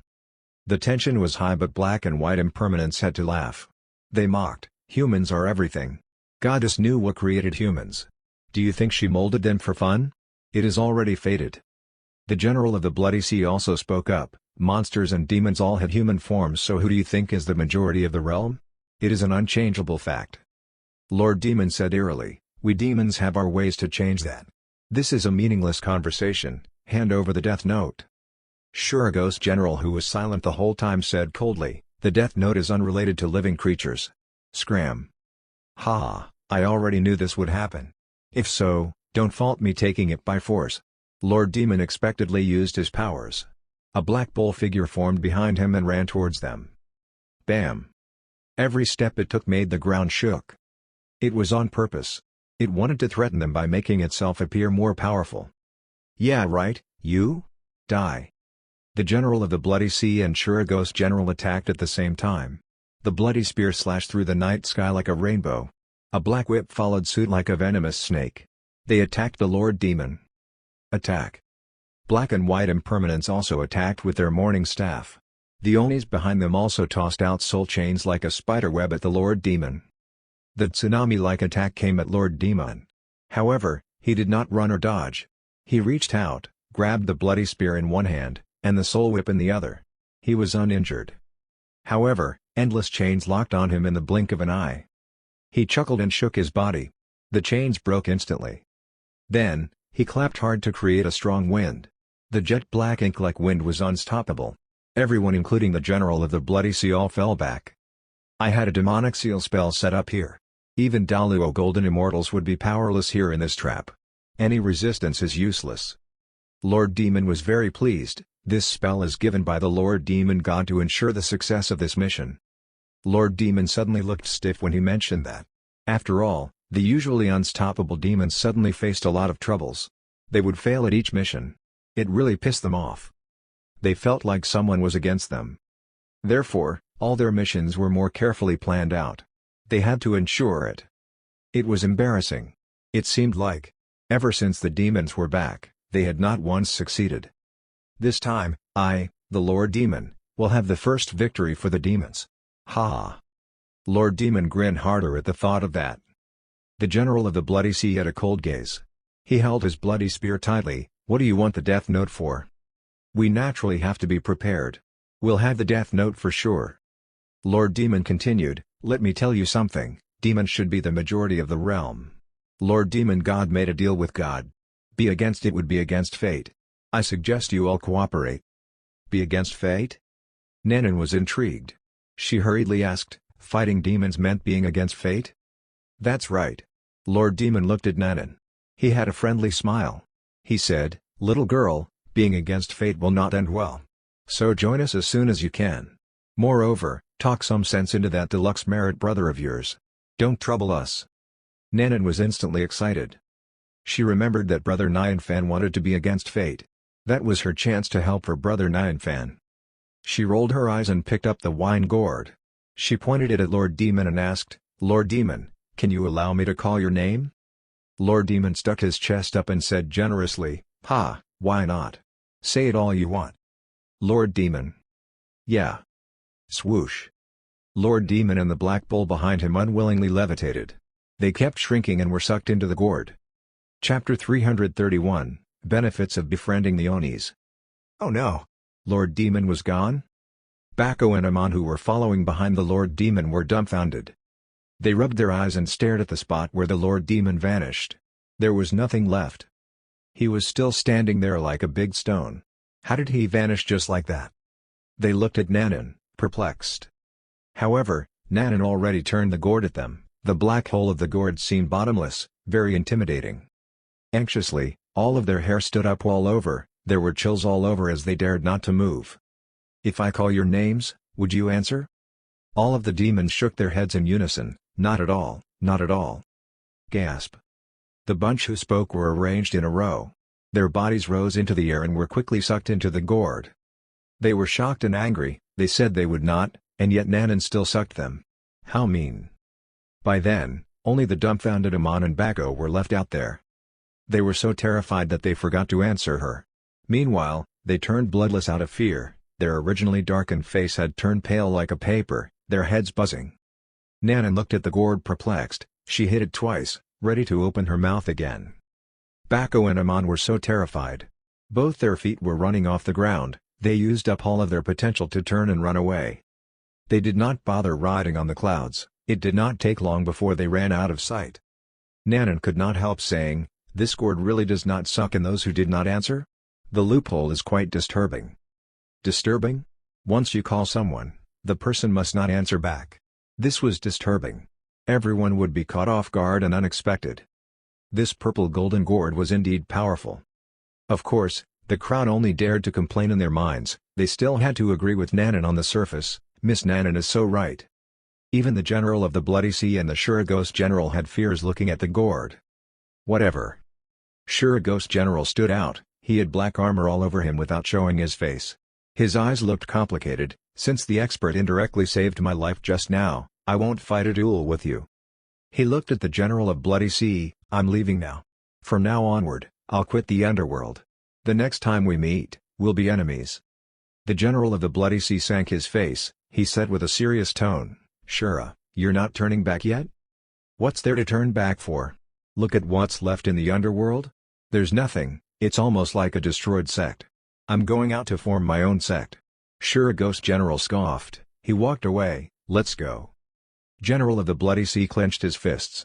He forced himself to repress his urge to fight him. He stared at the death note that was still retrieving information and went blank. With that, it was already the next morning. Li Nianfan woke up in the cave. Although the environment of this campsite was not too well, he did not have a high expectation either. Furthermore, he had a few glasses of wine before sleep, which should have helped in his sleep, and thus he had a good sleep. He woke up and walked out from the cave.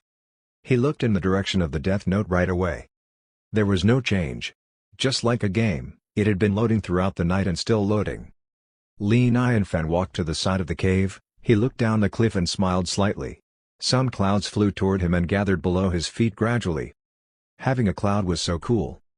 Gradually, he landed by the side of the pond. He raised an eyebrow and realized half the amount of people had gone missing. He asked suspiciously, "The enemy left?" White Impermanence said, "Something happened last night, they must have thought it through." Li Nianfan nodded, "Sigh, that's good. That saves us some troubles." He received the wine gourd from Nanan. He smiled, "Nanan, drag in, I hope you both did not drink from here secretly?" Nanan shook her head feeling rather scared, Nope. Ha ha ha. Li Nianfan smiled and shook his head. Instantly, he frowned and asked suspiciously, "Why is the wine so much stronger? Did you all add things into it?" Dragon's eyes were rather sad. "Is it? No way." Li Nianfan listed the wine gourd and looked into it. He smacked the wine gourd, "Whatever, it's much stronger, can't drink it in the morning, I'll have breakfast first." Meanwhile, a faint hint of black chi flew out from the wine gourd. It then flew outward rapidly. Black and White Impermanence's faces jolted. They were about to take action, but the General of the Bloody Sea pulled them back. He shook his head. He covered the wine gourd.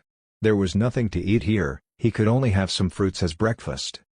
Li Nianfan picked up an apple. He looked at them. He hesitated for a while and then said, "Brothers, wanna have breakfast?" Black and White Impermanence rejected painfully, "Mr. Li, as the Onis, we haven't had breakfast for long." Of course Li Nianfan would not believe them.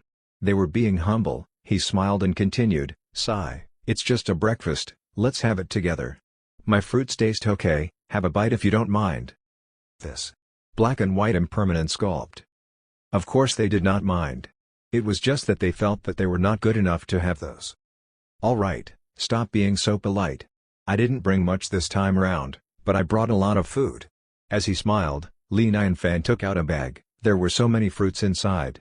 He handed the bag to them both. "Hand out the fruits in here to the fellow Onis. Try out my homegrown fruits." "Oh, thank you so much, Mr. Li." White Impermanence accepted them shamelessly. He carefully held on to the bag and started giving them out to the Onis. The Onis involuntarily surrounded them both. They all stared at the bag of fruits and cautiously received them from Black Impermanence. The fruits were different. Some had oranges and some had apples, but everyone had one. Li Nianfan saw it all and could not help smiling. As these little ghosts were the ones that might end up helping him, as long as he bribed them today, they might be able to return him favors in the future. In fact, they might even become colleagues in the future. There was no harm in becoming friends with them. However, the Onis did not think in this way at all. They held on the fruits. Not only their hands, their entire bodies were shaking. Spiritual root immortal fruits. These were the spiritual root immortal fruits. Let alone now, let alone eating, even in the past, people of their ranking were unable to even touch on these fruits. And yet, the expert was giving these out to them without asking for anything in return? What state of mind was that? How generous! What were we in front of the expert? We were not even like ants. Probably like the air. And yet he was willing to give us the spiritual root immortal fruits? How did we deserve that? We dared not to take them. So touched. Wah, so touching. Some emotional Onis had already started to secretly wipe off their tears. On the other side, Amon and Bako turned back to have a look, feeling terrified. They let out a long relief and wiped off their cold sweat as they continued to escape in clouds. Bako said suddenly, "Amon, I want to quit. I'm quite scared." Amon did not speak. After staying quiet for a while, he said bitterly, "I didn't expect that after all these years, the ordinary realm now has become so scary." Thinking back, since their arrival, they had been through too many unbelievable things. First the appearance of a human sovereign. It was as if a miracle, they somehow won a victory in the battlefield. With difficulty, They finally saved Yucha, and yet little did they expect her to have become a spy. She even established Buddhism, which worked against the underworld. Swiftly later, they pulled out the Lord Demon. Just as they were about to win, they still failed. Know that the Lord Demon was out. Just as he was about to act cool, he responded to the little girl and was then sucked into a gourd. So strange, so illogical. Unknowingly, they had become the witness of the fall of the demons. How sad. It was just like a dream. Thinking deeper, this was such a dangerous world, hiding away would be the safest bet. Finally, Amon suggested, "Why don't we go home for now?" Bako corrected him, "Do you have any misunderstanding? This is called, go home for good." Meanwhile, there was a black figure chasing after them rapidly from the back. It had turned into a black shadow without turning back. It was escaping from something, as if the back of its buttock was giving off smoke. When this figure saw Bako and Amon, it braked abruptly. It quickly recomposed itself and gently coughed. It then said calmly, "Amon and Bako, stay there." Amon and Bako jolted. They looked back and called out strangely, Lord Demon?" Amon almost could not believe his own eyes. "Lord Demon, why do you look like this?" The Lord Demon was so strong in the past, just like a bull. Yet, now he was skinny like the skeleton, his body way smaller. If it was not for the horns on his head, they would not have recognized him. Ha! Although the gourd is an ultimate heavenly spiritual treasure, so scary that it would suck in the world, it's still not powerful enough to tie me down. The Lord Demon laughed wildly. He then sighed, "Since it's powerful, in order to escape, I paid a price. It took away all of my essence, I lost a lot."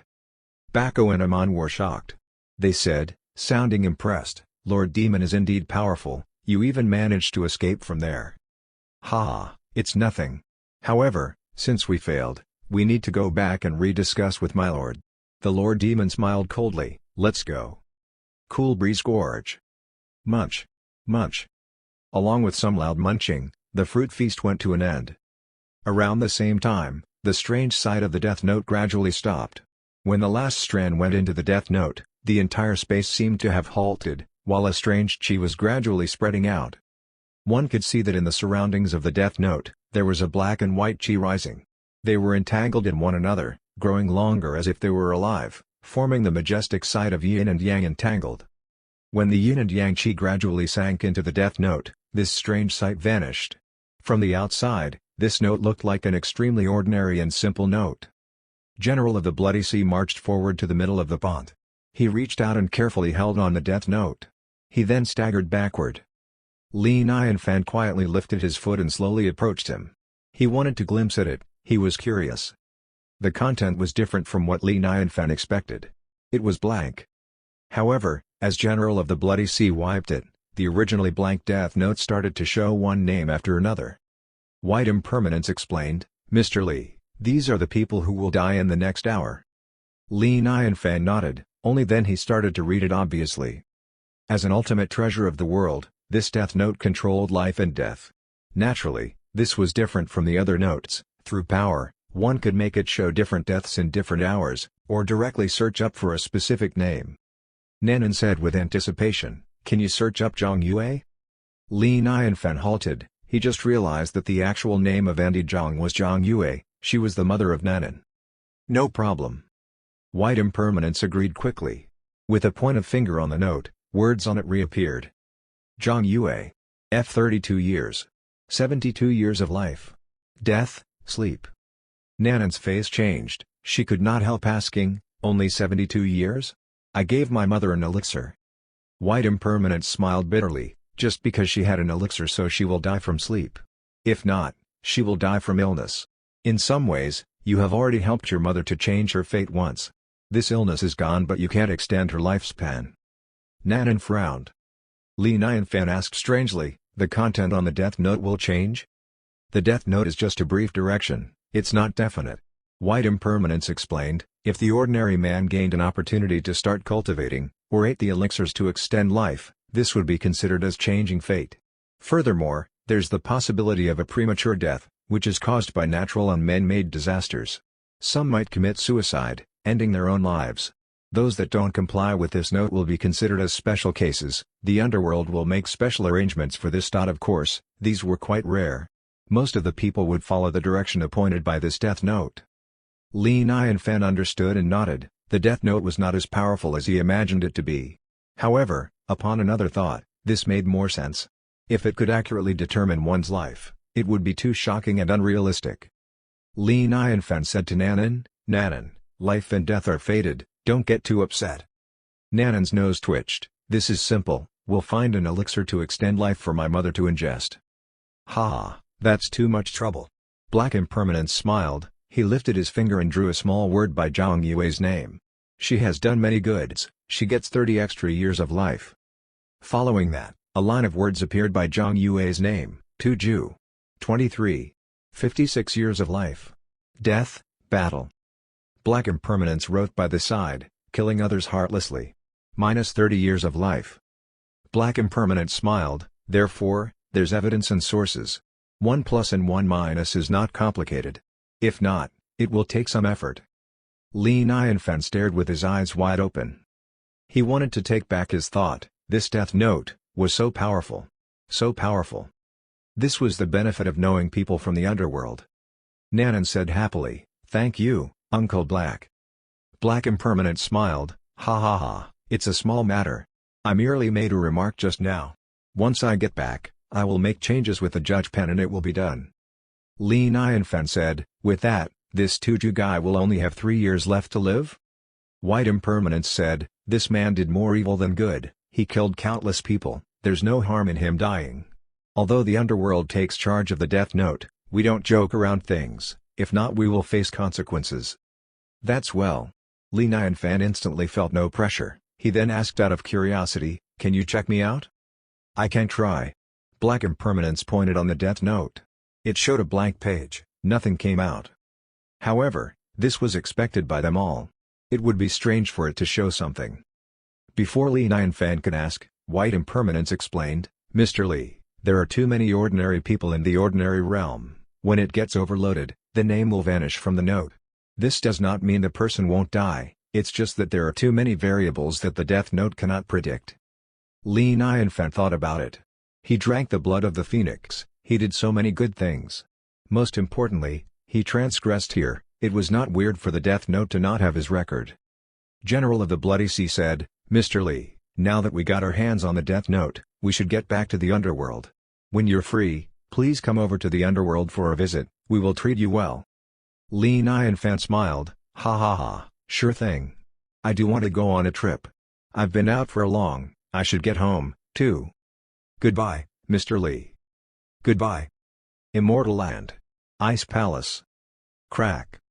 Under the unstoppable attack of the crowd, the ice pillar finally showed a crack. Swiftly after, the crack grew bigger with a terrifying speed. Crack. Suddenly, with a loud crack, the ice pillar collapsed like a snow slide. Zhe showed a look of delight. She said in awe, "Immortal Daji and Immortal Phoenix are so powerful. It actually cracked." Xiao Changfeng stroked his beard, he said proudly, "Ha ha ha, this shell can withstand my 108 swords, it finally broke." However, before everyone could feel the joy, the glow sealed by the ice pillar lashed down all over, engulfing everyone. Covered in brilliance, everyone vanished on the spot. Chapter 332, Heavenly Temple. Daluo. This felt like immortalizing from the ordinary realm to the immortal land, transgressing to another dimension. Of course, that was only an example. The truth was that the Heavenly Temple was located way above, higher than the sky. It was the so-called above the sky. When they reappeared, the crowd came before the main gate. The gate was heavy and ancient. However, it was broken. Almost half of it had turned into broken stones, fallen onto the ground. The other half was still hanging up there. There were 2 words showing, Southern Sky. Zhe was instantly very emotional. She seemed nostalgic as she quickly marched forward. She said with a trembling voice, "Southern Sky Gate." Lin Zhu, the immortal who only cared about the food, finally showed some sadness.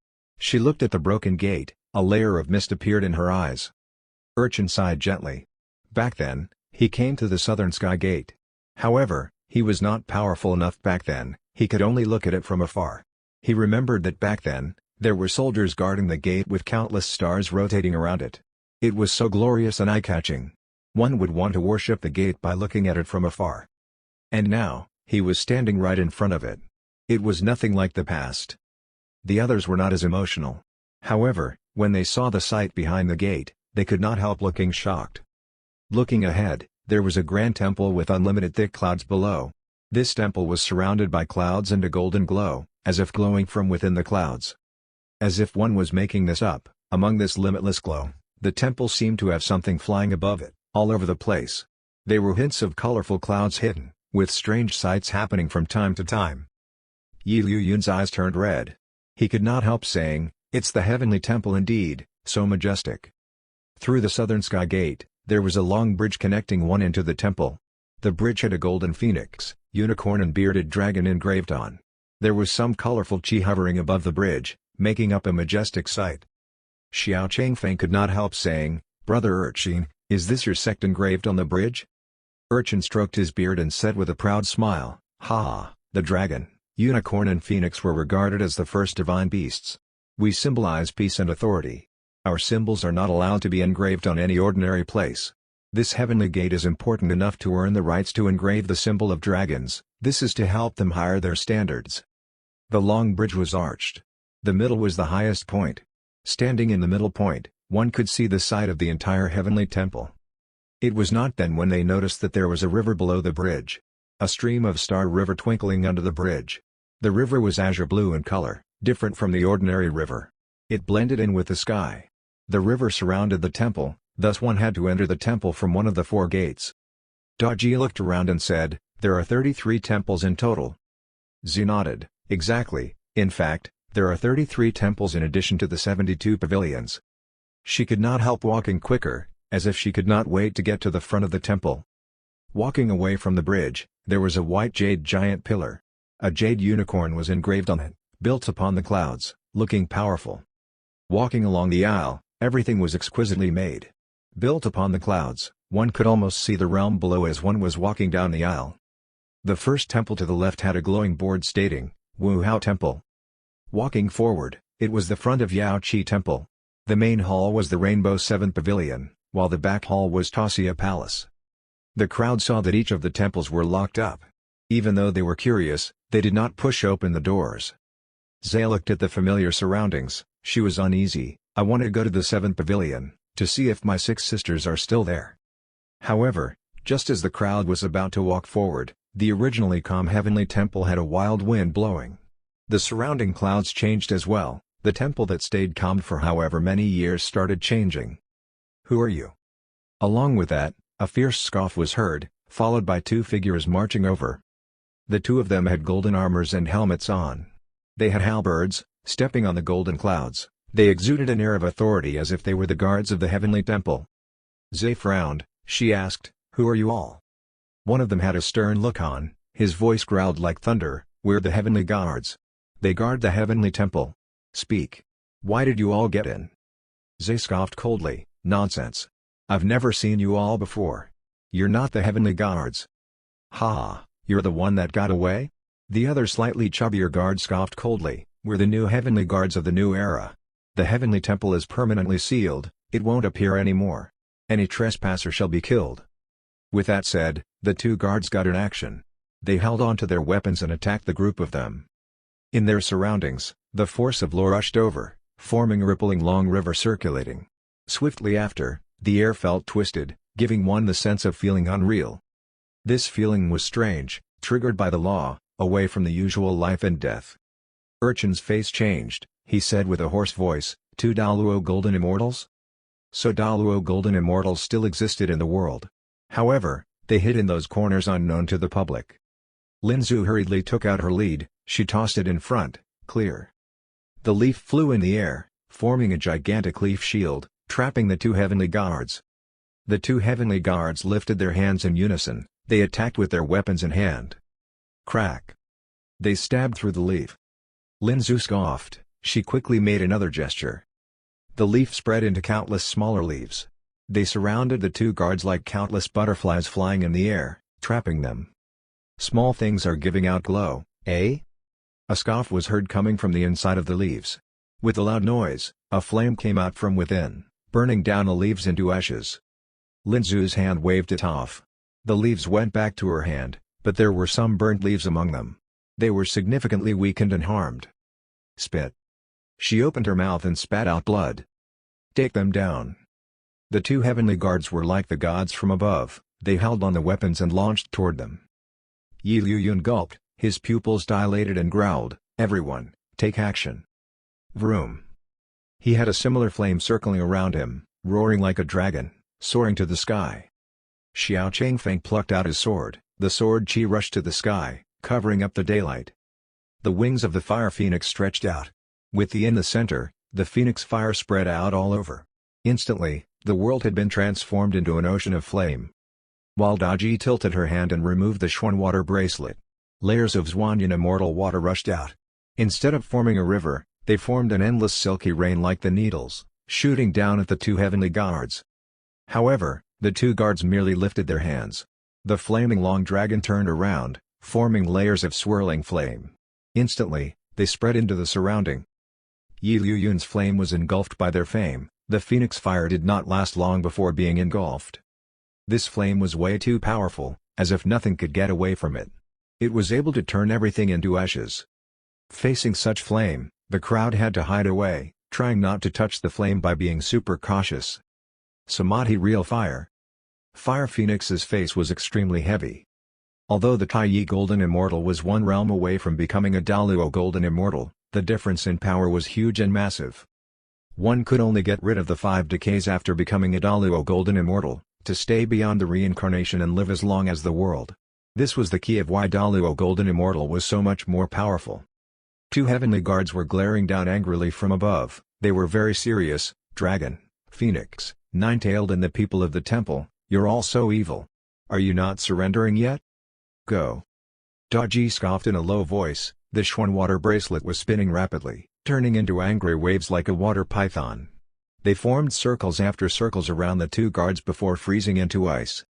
The crowd did not hesitate, they flew toward the southern sky gate. Facing the Daluo Golden Immortal, and there were two of them. There was no way they could fight them. In the heavenly temple, there were actually two Daluo Golden Immortals guarding? This was way beyond their imagination. Ping! The ice suddenly cracked open. Samadhi real fire lashed out. Upon touching the Xuanyuan water, it lost its colors and fell onto the ground. "Where are you all going?" The two heavenly guards scoffed and flew after them. They were flying so rapidly, they broke the law of speed and chased after them. Their flame lashed out like a dragon after the crowd. Fire Phoenix and Daji gritted their teeth and touched on the amulets in front of their chests. Instantly, a layer of shield appeared. When the Samadhi fire touched on the shield, a sizzling sound was heard. The jade amulet vibrated and gradually rose up in the air. They got out of the necklace and hung in the air. What a powerful treasure amulet! The power of defense is beyond the superior heavenly spiritual treasure. The two heavenly guards were surprised. The flame was becoming more aggressive, it circled around their weapons and attacked the amulets. Go! The crowd did not stop, they had arrived at the southern sky gate. The amulets turned dull abruptly, they vibrated in the air but still perfectly slowed down the two Daluo Golden Immortals. The crowd took a look back in fear. They jumped down from the southern sky gate all at once. Chapter 333, Better Than Newlyweds. The crowd followed the pillar and crossed the river at the quickest speed. It did not take long before they arrived back on the ground. Fire Phoenix retrieved the wings on her back. It seems that the two could only stay in the heavenly temple, they did not come out. Xiao Changfeng could not help smiling. Daluo Golden Immortals can be held back? What a joke! Meanwhile, two rays of light gradually landed from the sky. They fell in front of Daji and Fire Phoenix. Those were the two amulets. Daji raised her hand to receive the amulet. Crack! A crack appeared on the amulet, it was broken. Her beautiful eyes showed a hint of shock. She caressed the crack and her eyes were filled with pain. This was a gift handmade to her by her master, she even touched it cautiously. Now that it was cracked, her heart was bleeding. There was a layer of mist in her eyes, her delicate hand held on the amulet, as she exuded an air of frost. Linzu shrunk her neck, she said in a low voice, "Miss Daji, calm down." Daji looked at the sky, she sighed, "I just feel sorry for my master." Yi Liyun smiled, "Now that the heavenly temple is open, Mr. Li must be very pleased." "Exactly," Urchin nodded, he said with terror. "It's just that we didn't expect the heavenly temple to be guarded by the Daluo Golden Immortals. This is too terrifying." Those were the Daluo Golden Immortals, they lived beyond death. Even in the past, there were only a few Daluo Golden Immortals guarding the Heavenly Temple. Xiao Changfeng could not help saying, they sealed the Heavenly Temple for the Absolute Era. Is there an aim to make sure there's no God? This is a difficult matter. Zhe frowned deeply, she sighed, what's the goal of achieving an Absolute Era? To make the cultivating realm go downhill? Who benefits from this? The more they tried to understand, the more they realized how intimidating the opponent was. Originally, everyone thought the last catastrophe was a predetermined disaster. However, after what happened, they suddenly had a feeling that there was a very scary power controlling and causing the catastrophe. This was so terrifying. After all, the destruction of the previous catastrophe was too powerful. The number of gods killed were too many, the entire world was affected. A plot, a chess plot. Urchin shook his head, this is the actual play of the world like a chessboard. Luckily I have the experts supporting me as I fight, if not, I won't even know how I died. Yi Liyun could not help nodding, yes, if it wasn't for the expert, we would never have touched on this chessboard. We'll have to see what experts do next, we must act the best chess pieces. Daji caressed the little fox in his chest, she said, I should go home. The crowd said instantly, Miss Daji, Miss Fire Phoenix, goodbye. Goodbye. Ordinary realm. A golden cloud was floating nonchalantly in the sky. On top of the cloud, two children were sitting cross-legged, playing the gaming console prepared by Li Nianfan. Li Nianfan stood on the cloud, looking down the side of the immortal realm from above. Meanwhile, he flinched as he changed the direction of the cloud and went in another direction. If he was riding on someone else's cloud, it would not have been as convenient. However, now that he had his own cloud, he could go anywhere as he pleased, and stopped anywhere as he pleased. How great! He landed on a tall mountain. There was a massive hole on the mountain like a chimney, there was a heated smoke coming out. There were many burnt black stones around the hope. This mountain was different from the rest. This land was desolated with no living plants. So, there's a volcano in the immortal realm. That's normal. Li Nianfan smiled, he stood by the hole and looked down. Inside, there was a layer of red magma flowing slowly. There were some bubbles from time to time, giving out smoke and steam. This volcano should be calm in the short term and would not erupt. Li Nianfan observed and stated. Even though it was calm for now, standing by the entrance of the volcano was still very dangerous. Since there was powder by the entrance, it was slippery. One could accidentally trip into the entrance and lose his precious life. However, this danger was nothing to Li Nianfan.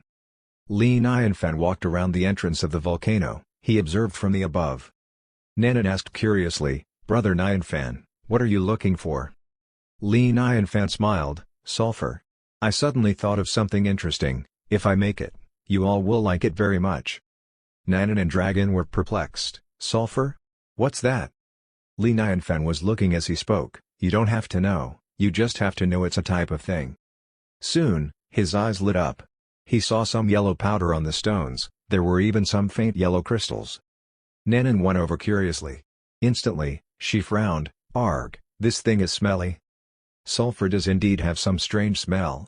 Li Nianfan nodded, alright, it's about time. Let's go back, you all will be impressed in no time. Li Nianfan drove the cloud, he continued his journey home with Nanan and Dragon. As for sulfur, the familiar usage was either medicine or to make gunpowder. Li Nianfan did not intend to make gunpowder in the immortal realm, he wanted to make some fireworks.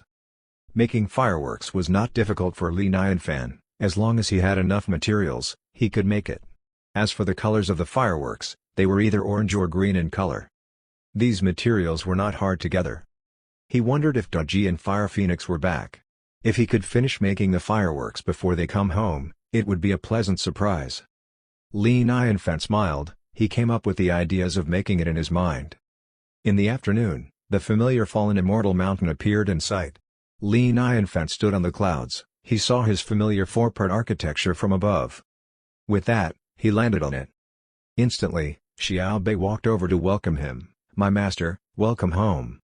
Li Nianfan smiled, Xiao Bei, long time no see. How's home? Everything is well at home, it's the same familiar scent. Xiao Bei said as it displayed the result, my master, look, here are the eggs produced by the chicken recently. The number and quality are not bad. Li Nianfan looked over and nodded with satisfaction. Wow, it's not bad. The few firefinch by the corner instantly raised up their heads. Cheap. My master, have a look. Xiao Bei came to another wooden bucket. The milk in here is freshly squeezed recently. I'm using them to make yogurt. Li Nianfan laughed. Can. Xiao Bei is really my golden butler. Right, are Daji all back? Xiao Bei shook its head. Not yet. I see. Li Nianfan nodded, he could not help feeling worried. In the road of cultivation, dangers were everywhere. Although Daji was led by Fire Phoenix, Li Nianfan knew that this place was the world after the journey to the west. In the mythology, the phoenix was not as powerful. How unsteady. After all, he had an undefeatable golden touch, the one and only in the world. Whatever, not going to think about it anymore. Li Nianfan shook his head, he continued, Nanan, drag in, we have been out for a long, it's time to cultivate. I'm going to start making fireworks, don't disturb me. Xiao Bei, fry a few dishes and some peanuts. Let's have some wine for dinner. Originally, Li Nianfan still wanted to make some fireworks. However, he felt somehow lazy. He then decided to lay on the chair, shaking nonchalantly. He might as well take a rest first. After going on a trip, he realized that his home was the most comforting. Time gradually passed. 3 days had gone by. Today, Li Nianfan was sitting in the yard, sipping his tea. He was thoroughly relaxed. Meanwhile, there was knocking coming from the door. Mr. Li, we're back. Click. The door was opened. Xiao Bei opened the door. When Daji walked inside, she saw Li Nianfan standing by the door. He was looking at her with a smile. Her eyes had a layer of mist, she was emotional. She half jogged toward him and launched into his arms. Mr. Li, long time no see. Li Nianfan hugged on Daji, he snuggled his head in between her neck and hair, sniffing her scent. Instantly, he felt so refreshed and cooling. Other than her scent, her touch was even more ideal. As if it was softer than the little fox. Daji, long time no see. As they said, a little parting was better than the newlywed. This was the perfect scenario. Humph. A slight scoff came from the side. Fire Phoenix coldly turned over, she walked away from the two of them and sat alone on the stone stool in the yard. Li Nianfan looked at Daji from head to bottom, he smiled, Daji has become prettier. What did you learn? Mr. Li, look. Daji raised her hand and opened her palm. With that, a crystal ice lotus gradually appeared. It was spinning on top of the palm, very beautiful. Clever. Li Nianfan's lips curled up. He also opened up his palm. Daji, look at what is this? On top of his palm, a golden lotus gradually appeared. It was similar to Daji's but in an eye-catching gold. It had golden light spinning on it, overwhelming the snow lotus of Daji's. This is... Daji's pupils dilated. She could not help covering her mouth with her hand. Her beautiful eyes widened. She was so adorable. Fire Phoenix was stunned. She was originally sitting but now she stood up. She stared at the golden lotus in shock, her flaming lips could not help gasping. Me, merit? This was her first time seeing merit. This was the merits. Something that even a saint would chase after. Once they were powerful enough, merits was something not to be missed. One could even say that the merits were the ultimate goal of the gods.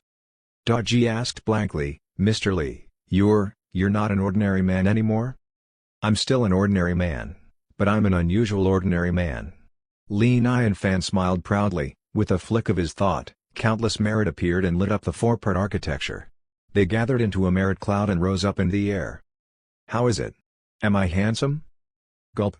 Daji and Fire Phoenix gulped at the same time. Although they knew how powerful Li Nianfan was, suddenly seeing this sight was still very shocking. Fire Phoenix could not help asking, Mr. Li, what happened? It's a long story, but my golden finger, I'm lucky. It's not bad. Of course Li Nianfan could not say that he cultivated in order to catch up to Daji, he could only simply conclude, after you all left, I went on a trip. I met some friends from the underworld, I was going to cultivate in order self-defense. Little did I expect to have cultivated this. I heard them say, this is Deluxe Merit Saint, it sounds impressive.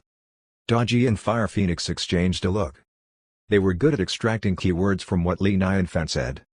Self-defense, to defend himself. It seemed that the expert did not like to be attacked or targeted, so he gave himself a deluxe merit saint title to live in peace. So powerful, so in the style of the expert. As for how this merit came, it was unimportant. The expert could easily make a gesture and the merit would come voluntarily. Daji narrowed her eyes, she praised sincerely, "Mr. Li, you're so powerful." "Yeah, and now I have my cloud." Li Nianfan was in a great mood. He asked, "What about you two? How's the trip?" Daji pursed her lips, her eyes became duller. Li Nianfan raised his eyebrows, "What is it?" Daji took out the amulet, she said with guilt, "Mr. Li, I was unable to keep the amulet you made me safe. I thought it was something more." Li Nianfan let out a sigh, he looked at the broken amulet. "You accidentally broke it during a fight, yeah? It's a small matter, I'll make you a new one." "Thank you, Mr. Li." Daji was still not quite pleased, she was full of guilt. She felt that the meaning of it would be different. After all, the first would always be different. Li Nianfan said, "All right, be happy. At night, I'll show you a big treasure. I can guarantee that you will be happy." "The master's big treasure?" As expected, Daji was interested. She sniffed, "Mr. Li, what is it?" Li Nianfan smiled mysteriously, "Secret." Time passed like water, the slightly chilly autumn wind came with the night. In the sky, the clear and arched moon hung on top, the surrounding stars were packed all over. Li Nianfan took out the prepared fireworks and placed them on the empty ground in the yard. The outside of the fireworks was a big wooden box. Li Nianfan did not make the effort to wrap it up, one could see one after another empty tubes facing the sky, it was a unique sight. Nanan, Dragon, Daji, Fire Phoenix and even Blackie gathered around. In fact, even the Firefinch and the five-color Sacred Cow heard about it, they were ready to witness the so-called big treasure. In the pond of the backyard, the golden old dragon gradually came out to the surface of the water. Li Nianfan met the curious eyes of the crowd. He said, "Daji, you're about to witness the miracle." With that, he swung his hand, "Lighter, light on." The dragon fire pearl that was put by the fire wire spat out a ring of fire.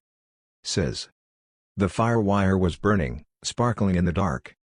The spark was stretching into the box. Ping. The sudden loud ring scared everyone. They saw a light source shooting up into the sky, it was getting higher. Out of the blue, another ping exploded. As if the flower was blooming, it opened up into countless sparkles in the sky. The sparkles were huge, almost covering up the entire sky. It was as if many flowers were blooming in the sky. However, it only lasted for a second, the darkness returned swiftly. Ping. Swiftly after, another explosion. Ping. Ping. Ping. The fireworks rushed up the sky, picking up the rhythm. They exploded in the sky one after another, lighting up the night sky beautifully, completely covering up the stars and the moon. No matter it was the ordinary men or the cultivators, even the demons all looked up at the sky. They stared at the exploding fireworks in the sky blankly, they were all shocked and in awe. Heavenly Temple. The two Heavenly Guard were guarding the southern sky gate, their eyes cold and suspicious. Didn't expect someone to be able to unseal the Heavenly Temple. It's unexpected.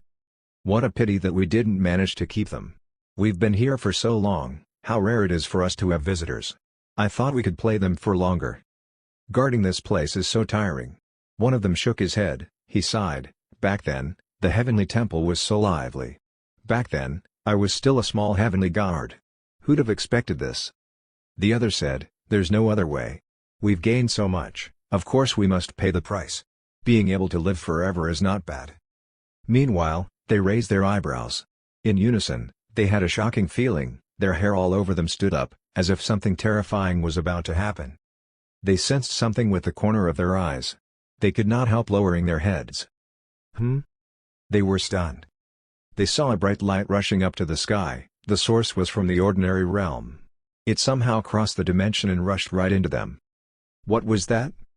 As they were shocked, the light source came at a nearly rapid speed. It rushed into here and targeted one of their buttocks. Bam! Following a loud ping, it exploded. Chapter 334, The Seal Melted. New Era. A2. The Heavenly Guard jumped up instantly. His face had gone green with a grimace, howling out loud. He wanted to cover his buttock, but as his hands touched on it, he felt a sharp pain so painful that he could not do anything about it. The other Heavenly Guard watched blankly, He was perplexed as he watched his colleague's buttock crack open. The flesh exploded so shockingly, even he felt his pain. That was the body of a Daluo golden immortal. Once they reached the Daluo realm, they lived past the reincarnation. Their bodies blended in with the law and would not die or vanish. And now, his buttock was cracked open? If he did not see with his own eyes, he would not have believed it. The firelight was such a terrifying existence. He could not help shivering, his hands and feet were chilly. This was not the place to stay for any longer. With that thought, he felt a sharp pain coming from his buttock, swiftly after. Ping. A woo. The powerful and high above Daluo golden immortal, left behind a pool of blood. The other heavenly guard was more calm, but he still growled angrily, "Who's it? Who attacked us? How shameless! So evil and insidious! Come out if you dare!" Phew! Along with a long pulling sound, 10 or so firelights instantly shot up from the ordinary realm. The firelights lit up the night sky beautifully, dazzling the eyes of the two heavenly guards. Gasso, me. The two heavenly guards were terrified.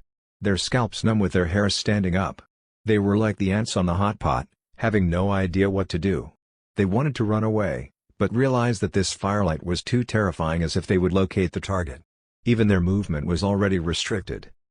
Watching that the firelight was getting closer, targeting their buttocks, they felt despair. They covered their buttocks with both hands. I'm sorry, please let me go." Ping. The heavy and beautiful fireworks exploded in the sky, the colorful sparkles overlapping one another. They formed countless blooming flowers, adding beautiful lights to this single-colored night sky. Li Nianfan looked at the fireworks and said instantly, "Daji, how's it? Beautiful?" "Mr. Li, beautiful. Too beautiful." Daji looked up at the sky, her beautiful eyes dazzled by the sparkling fireworks above. She could clearly see that there were two suffering figures jumping away from the fireworks like the clowns. Mr. Li knew everything. He is helping me. Tears rolled down from her eyes to her cheeks. Daji blinked away her tears, she was dazzled by the show. Beautiful, so beautiful. This was definitely the most beautiful sight in the world. Not only beautiful, it was even more touching. By the side, Fire Phoenix looked at the sky without blinking. She secretly touched on her amulet that was also cracked, and she then secretly looked at Li Nianfan with Daji. Her flaming red eyes looked complicated. Suddenly, her thoughts fluttered. Now that the Phoenix family was doing so bad, she was the only Phoenix left. Since the expert had lived past the ordinary, everything on his was the essence of heaven. If only she could make a child with him. Instantly, her face flushed so red, even redder than her hair. She quickly slapped her cheeks and cautiously looked at Li Nianfan. Her eyes were flickering. She must not think this way, no way. The expert was so powerful, he might be able to read minds. This was blasphemy. At the Ice Palace, Zhe stood on the glacier. She was watching this majestic view from the immortal land, she had tears rolling down. The expert was using his own way to open up the access to the gate of the heavenly temple. Layers of fireworks almost exploded in front of her. The dazzling beauty made her feel as if she had gone back to the very far away. Back then, she liked to go to the roof of the 7th pavilion, to watch the beautiful sisters Ixia like an ocean while talking to her. She always thought that the most beautiful sight in the world was Ixia in that moment. However, she now had seen another beautiful sight, a more beautiful sight than the one in her memory. 7th Princess, Ice, Glacier. Xing stood behind Zhe. Meanwhile, his face changed, his long beard shaking vigorously below his mouth. His entire body had stiffened while his soul was wildly trembling as if every cell of his were moving. He was unable to speak. He pointed in a direction, showing that the glacier had signs of melting. As the fireworks exploded, some cracks were seen on the glacier. Swiftly after, the entire ice palace started to shake up vigorously. Clack. Clack. Clack. The crack was getting bigger, the ice melted into water. Some even vaporized in the air instantly. Bam! Suddenly, the ice palace that Zhe was standing on collapsed, leaving behind the crusted ice all over. Zhe floated in the air, her face was filled with excitement. Ping! Ping! Ping! The fireworks continued with a loud cracking sound. The ice was melting, showing the original land covered by the glacier. When the sun rises tomorrow, the ice palace will be completely melted. This showed that the seal was melted. Tonight was meant to be an extraordinary night. The fireworks lit up the end of the sky, attracting the attention of many. The lively and beautiful fireworks seemed to be celebrating the arrival of a new era. In the Dragon Palace, Urchin was located on the East Sea. There were many prawn knights behind him. They were all looking up and worshipping the fireworks. Heavenly Palace is now coming back, Urchin said in awe. The dragon family did not have a good relationship with the Heavenly Temple. However, now that his old friends and old enemies were coming back, he felt delighted. This symbolized the arrival of a new era. Urchin straightened his face. He said solemnly, "Follow me, worship the expert." Behind him, the prawn knights followed him. They all bowed deeply at the direction of the fireworks. Prawn soldiers, go get lobsters. Crab soldiers, go pick some big crabs, the best ones. Train their meat well. I'll bring them over to the expert one day. Immortal land. Juicy. This was also a sacred land, but this was not a sect. Lin Zhu was sitting on a pillar. She was shaking her legs in the air happily as she watched the fireworks from afar. She was also munching on the orange one petal at a time, her eyes squinting from the smile. Yeah. I get to play in the Heavenly Temple soon. Underworld. Black and white impermanents stuck out their heads. Similarly, they were looking at the direction of the fireworks and bowed deeply. They should pick a day to visit the Heavenly Palace. The fireworks gradually ended. The world soon regained its peace while the night sky returned. However, the majestic sight was already deeply implanted into the heads of the people. It even went in their souls, making it impossible to remember forever. Under the quiet night sky, a small dot suddenly appeared. It fell from the sky slowly. It was a snowflake. A white snowflake. Soon it filled up the night sky. It started snowing. Few snowflakes landed on Li Nianfan's cheeks. The coldness made him realize, it's winter already. The snow came earlier this year. He looked at Daji and halted. "Daji, why did you cry?" Daji quickly wiped off her tears. She went in the arms of Li Nianfan and closed her eyes. She said sincerely, "The fireworks are too beautiful, I can't help." "Wah, Mr. Li, you're too kind to me." "Don't be silly, if I'm not kind to you, who would I be kind to?" Li Nianfan smiled and ruffled her head. As expected, any woman would be swept off their feet by this romantic gesture. "All right, don't cry. It's snowing, hurry up and go in for a rest." Daji bit her lips. She was so touched that she had to say embarrassingly, "Mr. Li, why not, tonight, let me please." Suddenly, Fire Phoenix said, "Sister Daji, we'll sleep together tonight." Right away, she pulled Daji away and into her room. Li Nianfan stood on the same spot, looking at the two women walking into the room blankly. He felt that he had missed something. Chapter 335, I'm Worse Than a Snowman. On the next day, the sky turned bright earlier than usual. Li Nianfan opened the door. He could not help from squinting. It was too bright. The snow was not only earlier, it came at a large amount, too. Throughout the night, the pile of snow had gathered outside. The sunlight reflected off the large surface of snow, making the day even brighter than usual. The ground, wall and trees were covered in silver. "Good morning, my master." Xiao Bei was clearing up the accumulated snow diligently. It said to Li Nianfan, "Breakfast is ready, it's soy milk with dough sticks." "Good job, Xiao Bei." Li Nianfan smiled and nodded. Soy milk and dough sticks was a combination that he liked. On the winter morning, having a sip of hot soy milk was so enjoyable. Xiao Bei remembered it, thus whenever it snowed, Xiao Bei would prepare this combination. After spending so long in the immortal realm, Li Nianfan had been through quite a lot of snowy days. Xiao Bei said like a human, "You're too kind, being able to serve my master is Xiao Bei's blessing." Li Nianfan had a thought. He could not help riding on the cloud and rose up. He gazed at the land in the air. It was a world covered in snow. The peaks of the mountains were covered in white, while the rest of the world had a white carpet on. What a sight! After admiring the snow sight for a while, Li Nianfan landed from the air. Meanwhile, Daji and Fire Phoenix walked out from the room. Daji's eyes seemed rather angry. She did not want to speak to Fire Phoenix. After all, her plan was ruined by the Phoenix last night, resulting in her missing out so much. How frustrating! Li Nianfan asked, "Daji, good morning. Why do you look tired? Did you not have a good sleep?" "Mr. Li, good morning." Daji pursed her lips. "It's so difficult to sleep with Sister Phoenix, I won't sleep with her anymore." Fire Phoenix could not help talking back, "Humph. I'm the victim. You like to scratch me when sleeping. Daji said instantly, no. You bite. Ha ha ha. Li Nianfan was entertained. The two of them sleeping together last night must have been interesting. He called out to the room, drag in, Nanan, wake up for breakfast. Okay, brother. Coming. Dragon and Nanan quickly put on their clothes and walked out from the bedroom. When they saw the sight of snow outside, their eyes sparkled as they cried in joy. How much they wished to jump into the snow and roll around.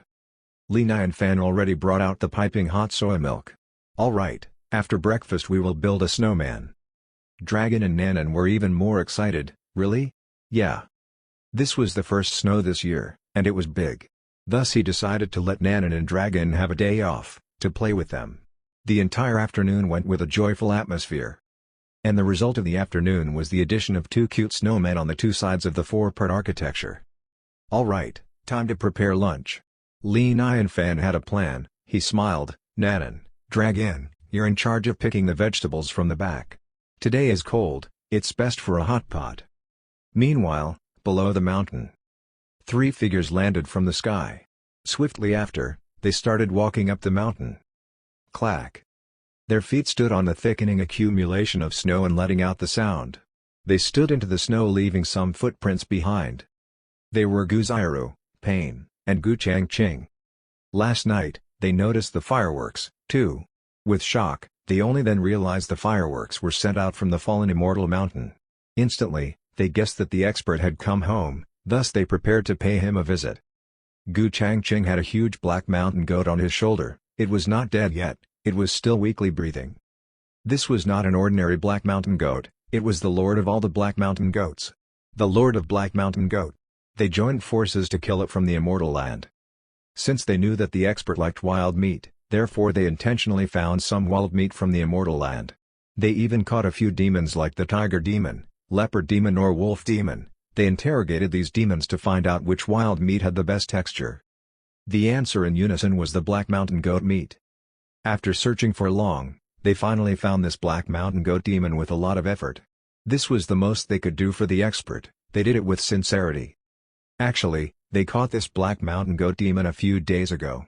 However, when they visited the expert, they realized that he was not home. Thus they had been growing it until now, feeding it and keeping it fit. Gu Xiaoru said, giving this to the expert seems not good enough, but we don't have any other way. Gu Changqing nodded. Unfortunately the treasures on us are limited, if not we can bring them all out to exchange some treasures for the expert in the black market. Pain said, anyhow, we need to think of more ideas.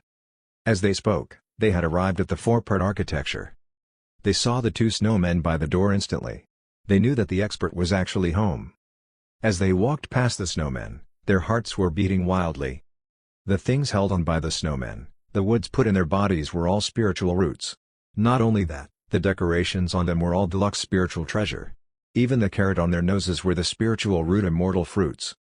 In fact, one of the snowmen had a handkerchief on its head. It was a heavenly spiritual treasure. To state it bluntly, the worth of this snowman was higher than the 3 of them added on. Who would have believed them if they said that the snowmen were luckier than them? How embarrassing. Pain and the other 2 felt bitterly embarrassed. However, in the next moment, they were captivated by the golden light on the snowman's hand. Their pupils dilated as they let out a look of disbelief. Me, merit? Pain opened his eyes wide, his lips chapped. His throat went dry, he was unable to speak from shock. On the other hand of the snowman, there was a golden lotus. It was so enchanting with a golden glow circulating.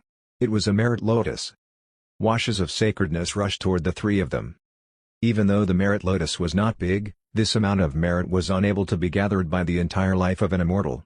In fact, most of them did not even have the rights to come close to the merit. Showing off wealth was suddenly so insignificant here. The expert was showing off merit. Who else could do such a thing other than the expert? Luckily the 3 of them were well trained. They were able to regain their composure quickly, pressing down their shock. Gu Changqing walked forward and politely knocked on the door 3 times. May I know if Mr. Li is home? Click. The door was opened. Xiao Bei looked out from the inside. Hello, please come in. Thank you. Pain and the other 2 gradually walked out.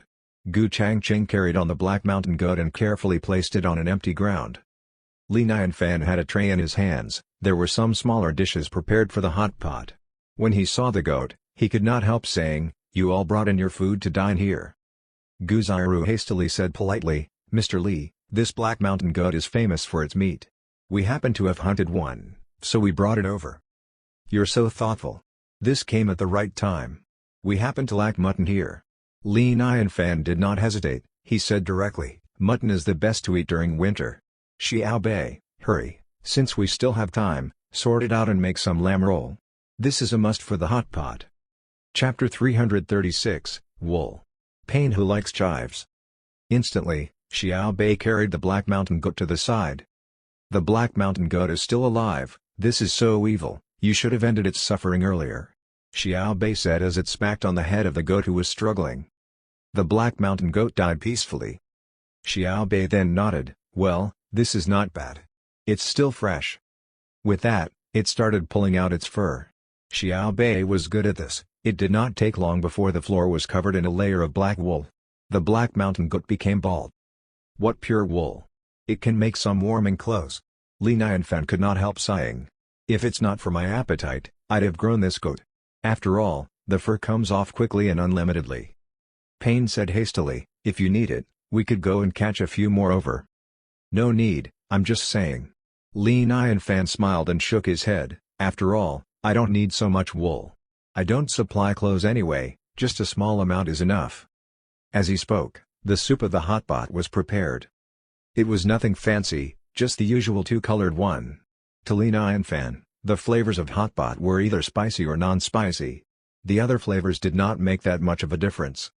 The two contrasting soup bases made Pain and the group look rather intrigued. There were two different soup bases in there with a clear and curved line.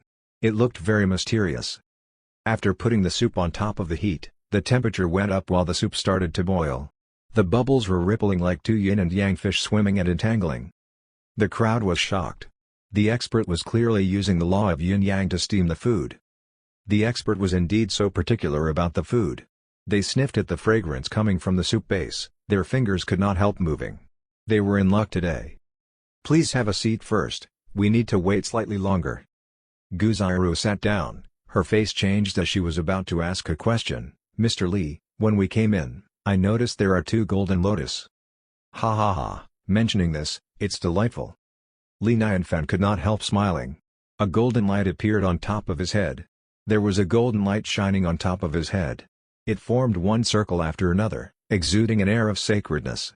It made Li Nianfan appear in a very majestic light, making it hard for one to look at him in the eye. Pain and the group were just about to sit, instantly they jumped up. How they wished to remove their jaws. This merit. So much merits. During the trip, I was lucky enough to have learned to cultivate the deluxe merit. I can call you all brothers now. Li Nianfan showed off with satisfaction.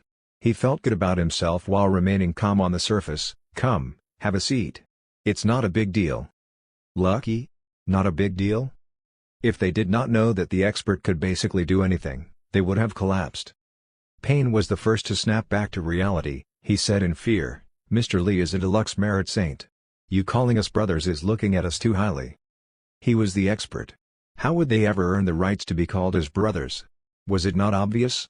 The expert could simply give out the deluxe merit so effortlessly. Guziru and Gu Changqing greeted, "Congratulations to Mr. Lee."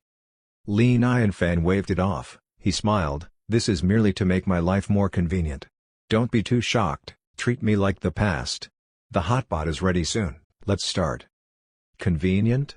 How could a deluxe merit saint not be convenient? "Oh, okay." Pain and the two nodded. They looked at the hot pot but felt as if they did not know how to start. This thing, how shall they eat it?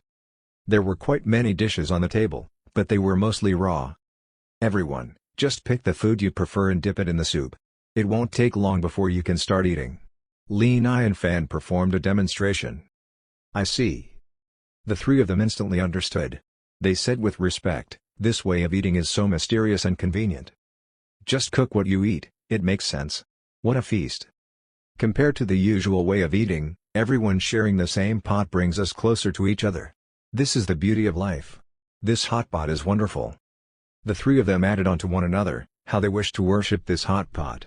The final conclusion, Mr. Lee was indeed a genius, he even invented the hot pot. Li Nianfan could not help smiling. He said, "These are unimportant. The key is that it's delicious. It warms us up." All three of them nodded. Mr. Li is right. During the meal, everyone gathered around it. They were indeed happily blended in, especially with the mist coming up from the pot, and the sense of anticipation given off by the pot. They had a different dining experience. Having hot pot was not merely the delicious taste, it was the ambient. If not, why would they call it a tragedy when someone had hot pot all by himself? Gulp. There were bubbles coming out from the bottom of the pot. In the spicy half, the red chili oil was boiling. It looked scary but made one want to taste it. Compared to the ordinary half of the other side, the spicy side was more tempting. What Li Nianfan did not expect was that after tasting the spicy side, Gu Xiaoru and the two fell in love with the spicy base. The heat and the spice blended in, resulting in them making a sizzling sound due to the heat and spice. Her mouth opened and closed, her face flushing bright red. However, they were the immortals. They were unafraid of having spicy food and thus they could eat all they wanted. How admirable. As they were enjoying the feast, Xiao Bei walked out with the tray. It called out, "Lamb roll is coming." Wow! The meat is here. Nanan was instantly happy. She cried out happily, "Put it here, put it here." The red and white lamb meat was thinly and equally cut into rolls. They were neatly placed on the plate. The way Xiao Bei cut the meat was so professional. They looked clean and refreshing. Even if it was raw, it made one want to eat it right away. Since the hot pot was used to cook raw ingredients, therefore the raw ingredients had to be carefully chosen. Especially the colors, they had to be particular about the colors, they had to be neatly presented, looking clean and clear. Lamb rolls are the best and most nutritious food to have in the winter. One meal of lamb keeps you warm for 3 days. Li Nianfan reached out his chopsticks and picked up a roll. He then placed it into the spicy base and boiled it. He said, "The lamb roll goes best with the spicy sauce. Furthermore, the roll is thinly cut, you only have to count to 7 in your heart and then it's ready to eat. If not, it'll be too old, affecting its texture." However, what Li Nianfan found strange was that he noticed Pain was not interested in the meat. In fact, he was more interested in the vegetables. His main target seemed to be put on the chives. Although he was subtle about it, he would pick up some other vegetables, but he would not miss out the plate of chives. The chives were finishing, and they were all eaten by Pain alone. It was hard not to notice. Li Nianfan did not ask, seeing that Xiao Bei was making more lamb rolls, he had to attend to him personally. He smiled, "Brother Pain likes to eat chives, please wait for a moment. I'll harvest some more." Pain stood up hurriedly, he said sounding embarrassed, "Mr. Li, no need. I feel bad." Li Nianfan smiled, "You're my guest, there's nothing to feel bad about. Furthermore, these chives don't cost anything. They grow so rapidly, coming off one batch after another." With that said, he stood up and walked to the backyard. Gu Changqing looked at Pain strangely. Why did he not know that his sect master liked to eat chives? There were so many vegetables in there, why did he only have the chives? Seeing that there was a chive floating in the pot, out of curiosity, he reached out his chopsticks and picked it up. He wanted to try it. As the chive went into his mouth, the taste was indeed good. Of course, that was not the key. Every food prepared by the expert was nothing ordinary. They all had shocking benefits. Gu Changqing was tasting it carefully, he gradually let out a shocking look. He could feel his stomach burning, making his body warm. This sense of warmth was different from the warmth of a hot spring. It was coming from within, especially the lower stomach which felt like burning. Instantly, he understood. His eyes widened as if he had discovered a new land. He stared at his sect master, "Sect master, you. Pain's old face flushed red. He straightened his face and scoffed, "What? Do you think the expert is harvesting the chives for me? Didn't you catch on the deeper meanings in his words?" Pain not only perfectly changed the topic, he even spoke with a hint of anger and accusation. Deeper meanings? What deeper meanings? Not only Gu Changqing, the others looked at Pain, too. Daji said, "What deeper meanings did my master have?" "Miss Daji, you don't know." Pain stood up hastily and said with a polite tone, "The gourd seed that Immortal Gu gave to the expert, and the gaming console, we got them from a black shop." "Black shop?" Daji raised an eyebrow, she seemed interested. "The gourd seed gave out an ultimate heavenly spiritual gourd. While that gaming console had many powers in it. They were very helpful, who would have thought that they came from such a place?" Pain nodded, "Yeah, this black shop is to trade items. 2 of these were exchanged with the fruits given to us by the expert. What's there to do with what my master is implying? Immortal G, when I came in, the expert talked about wool. He said how it can grow more after shaving.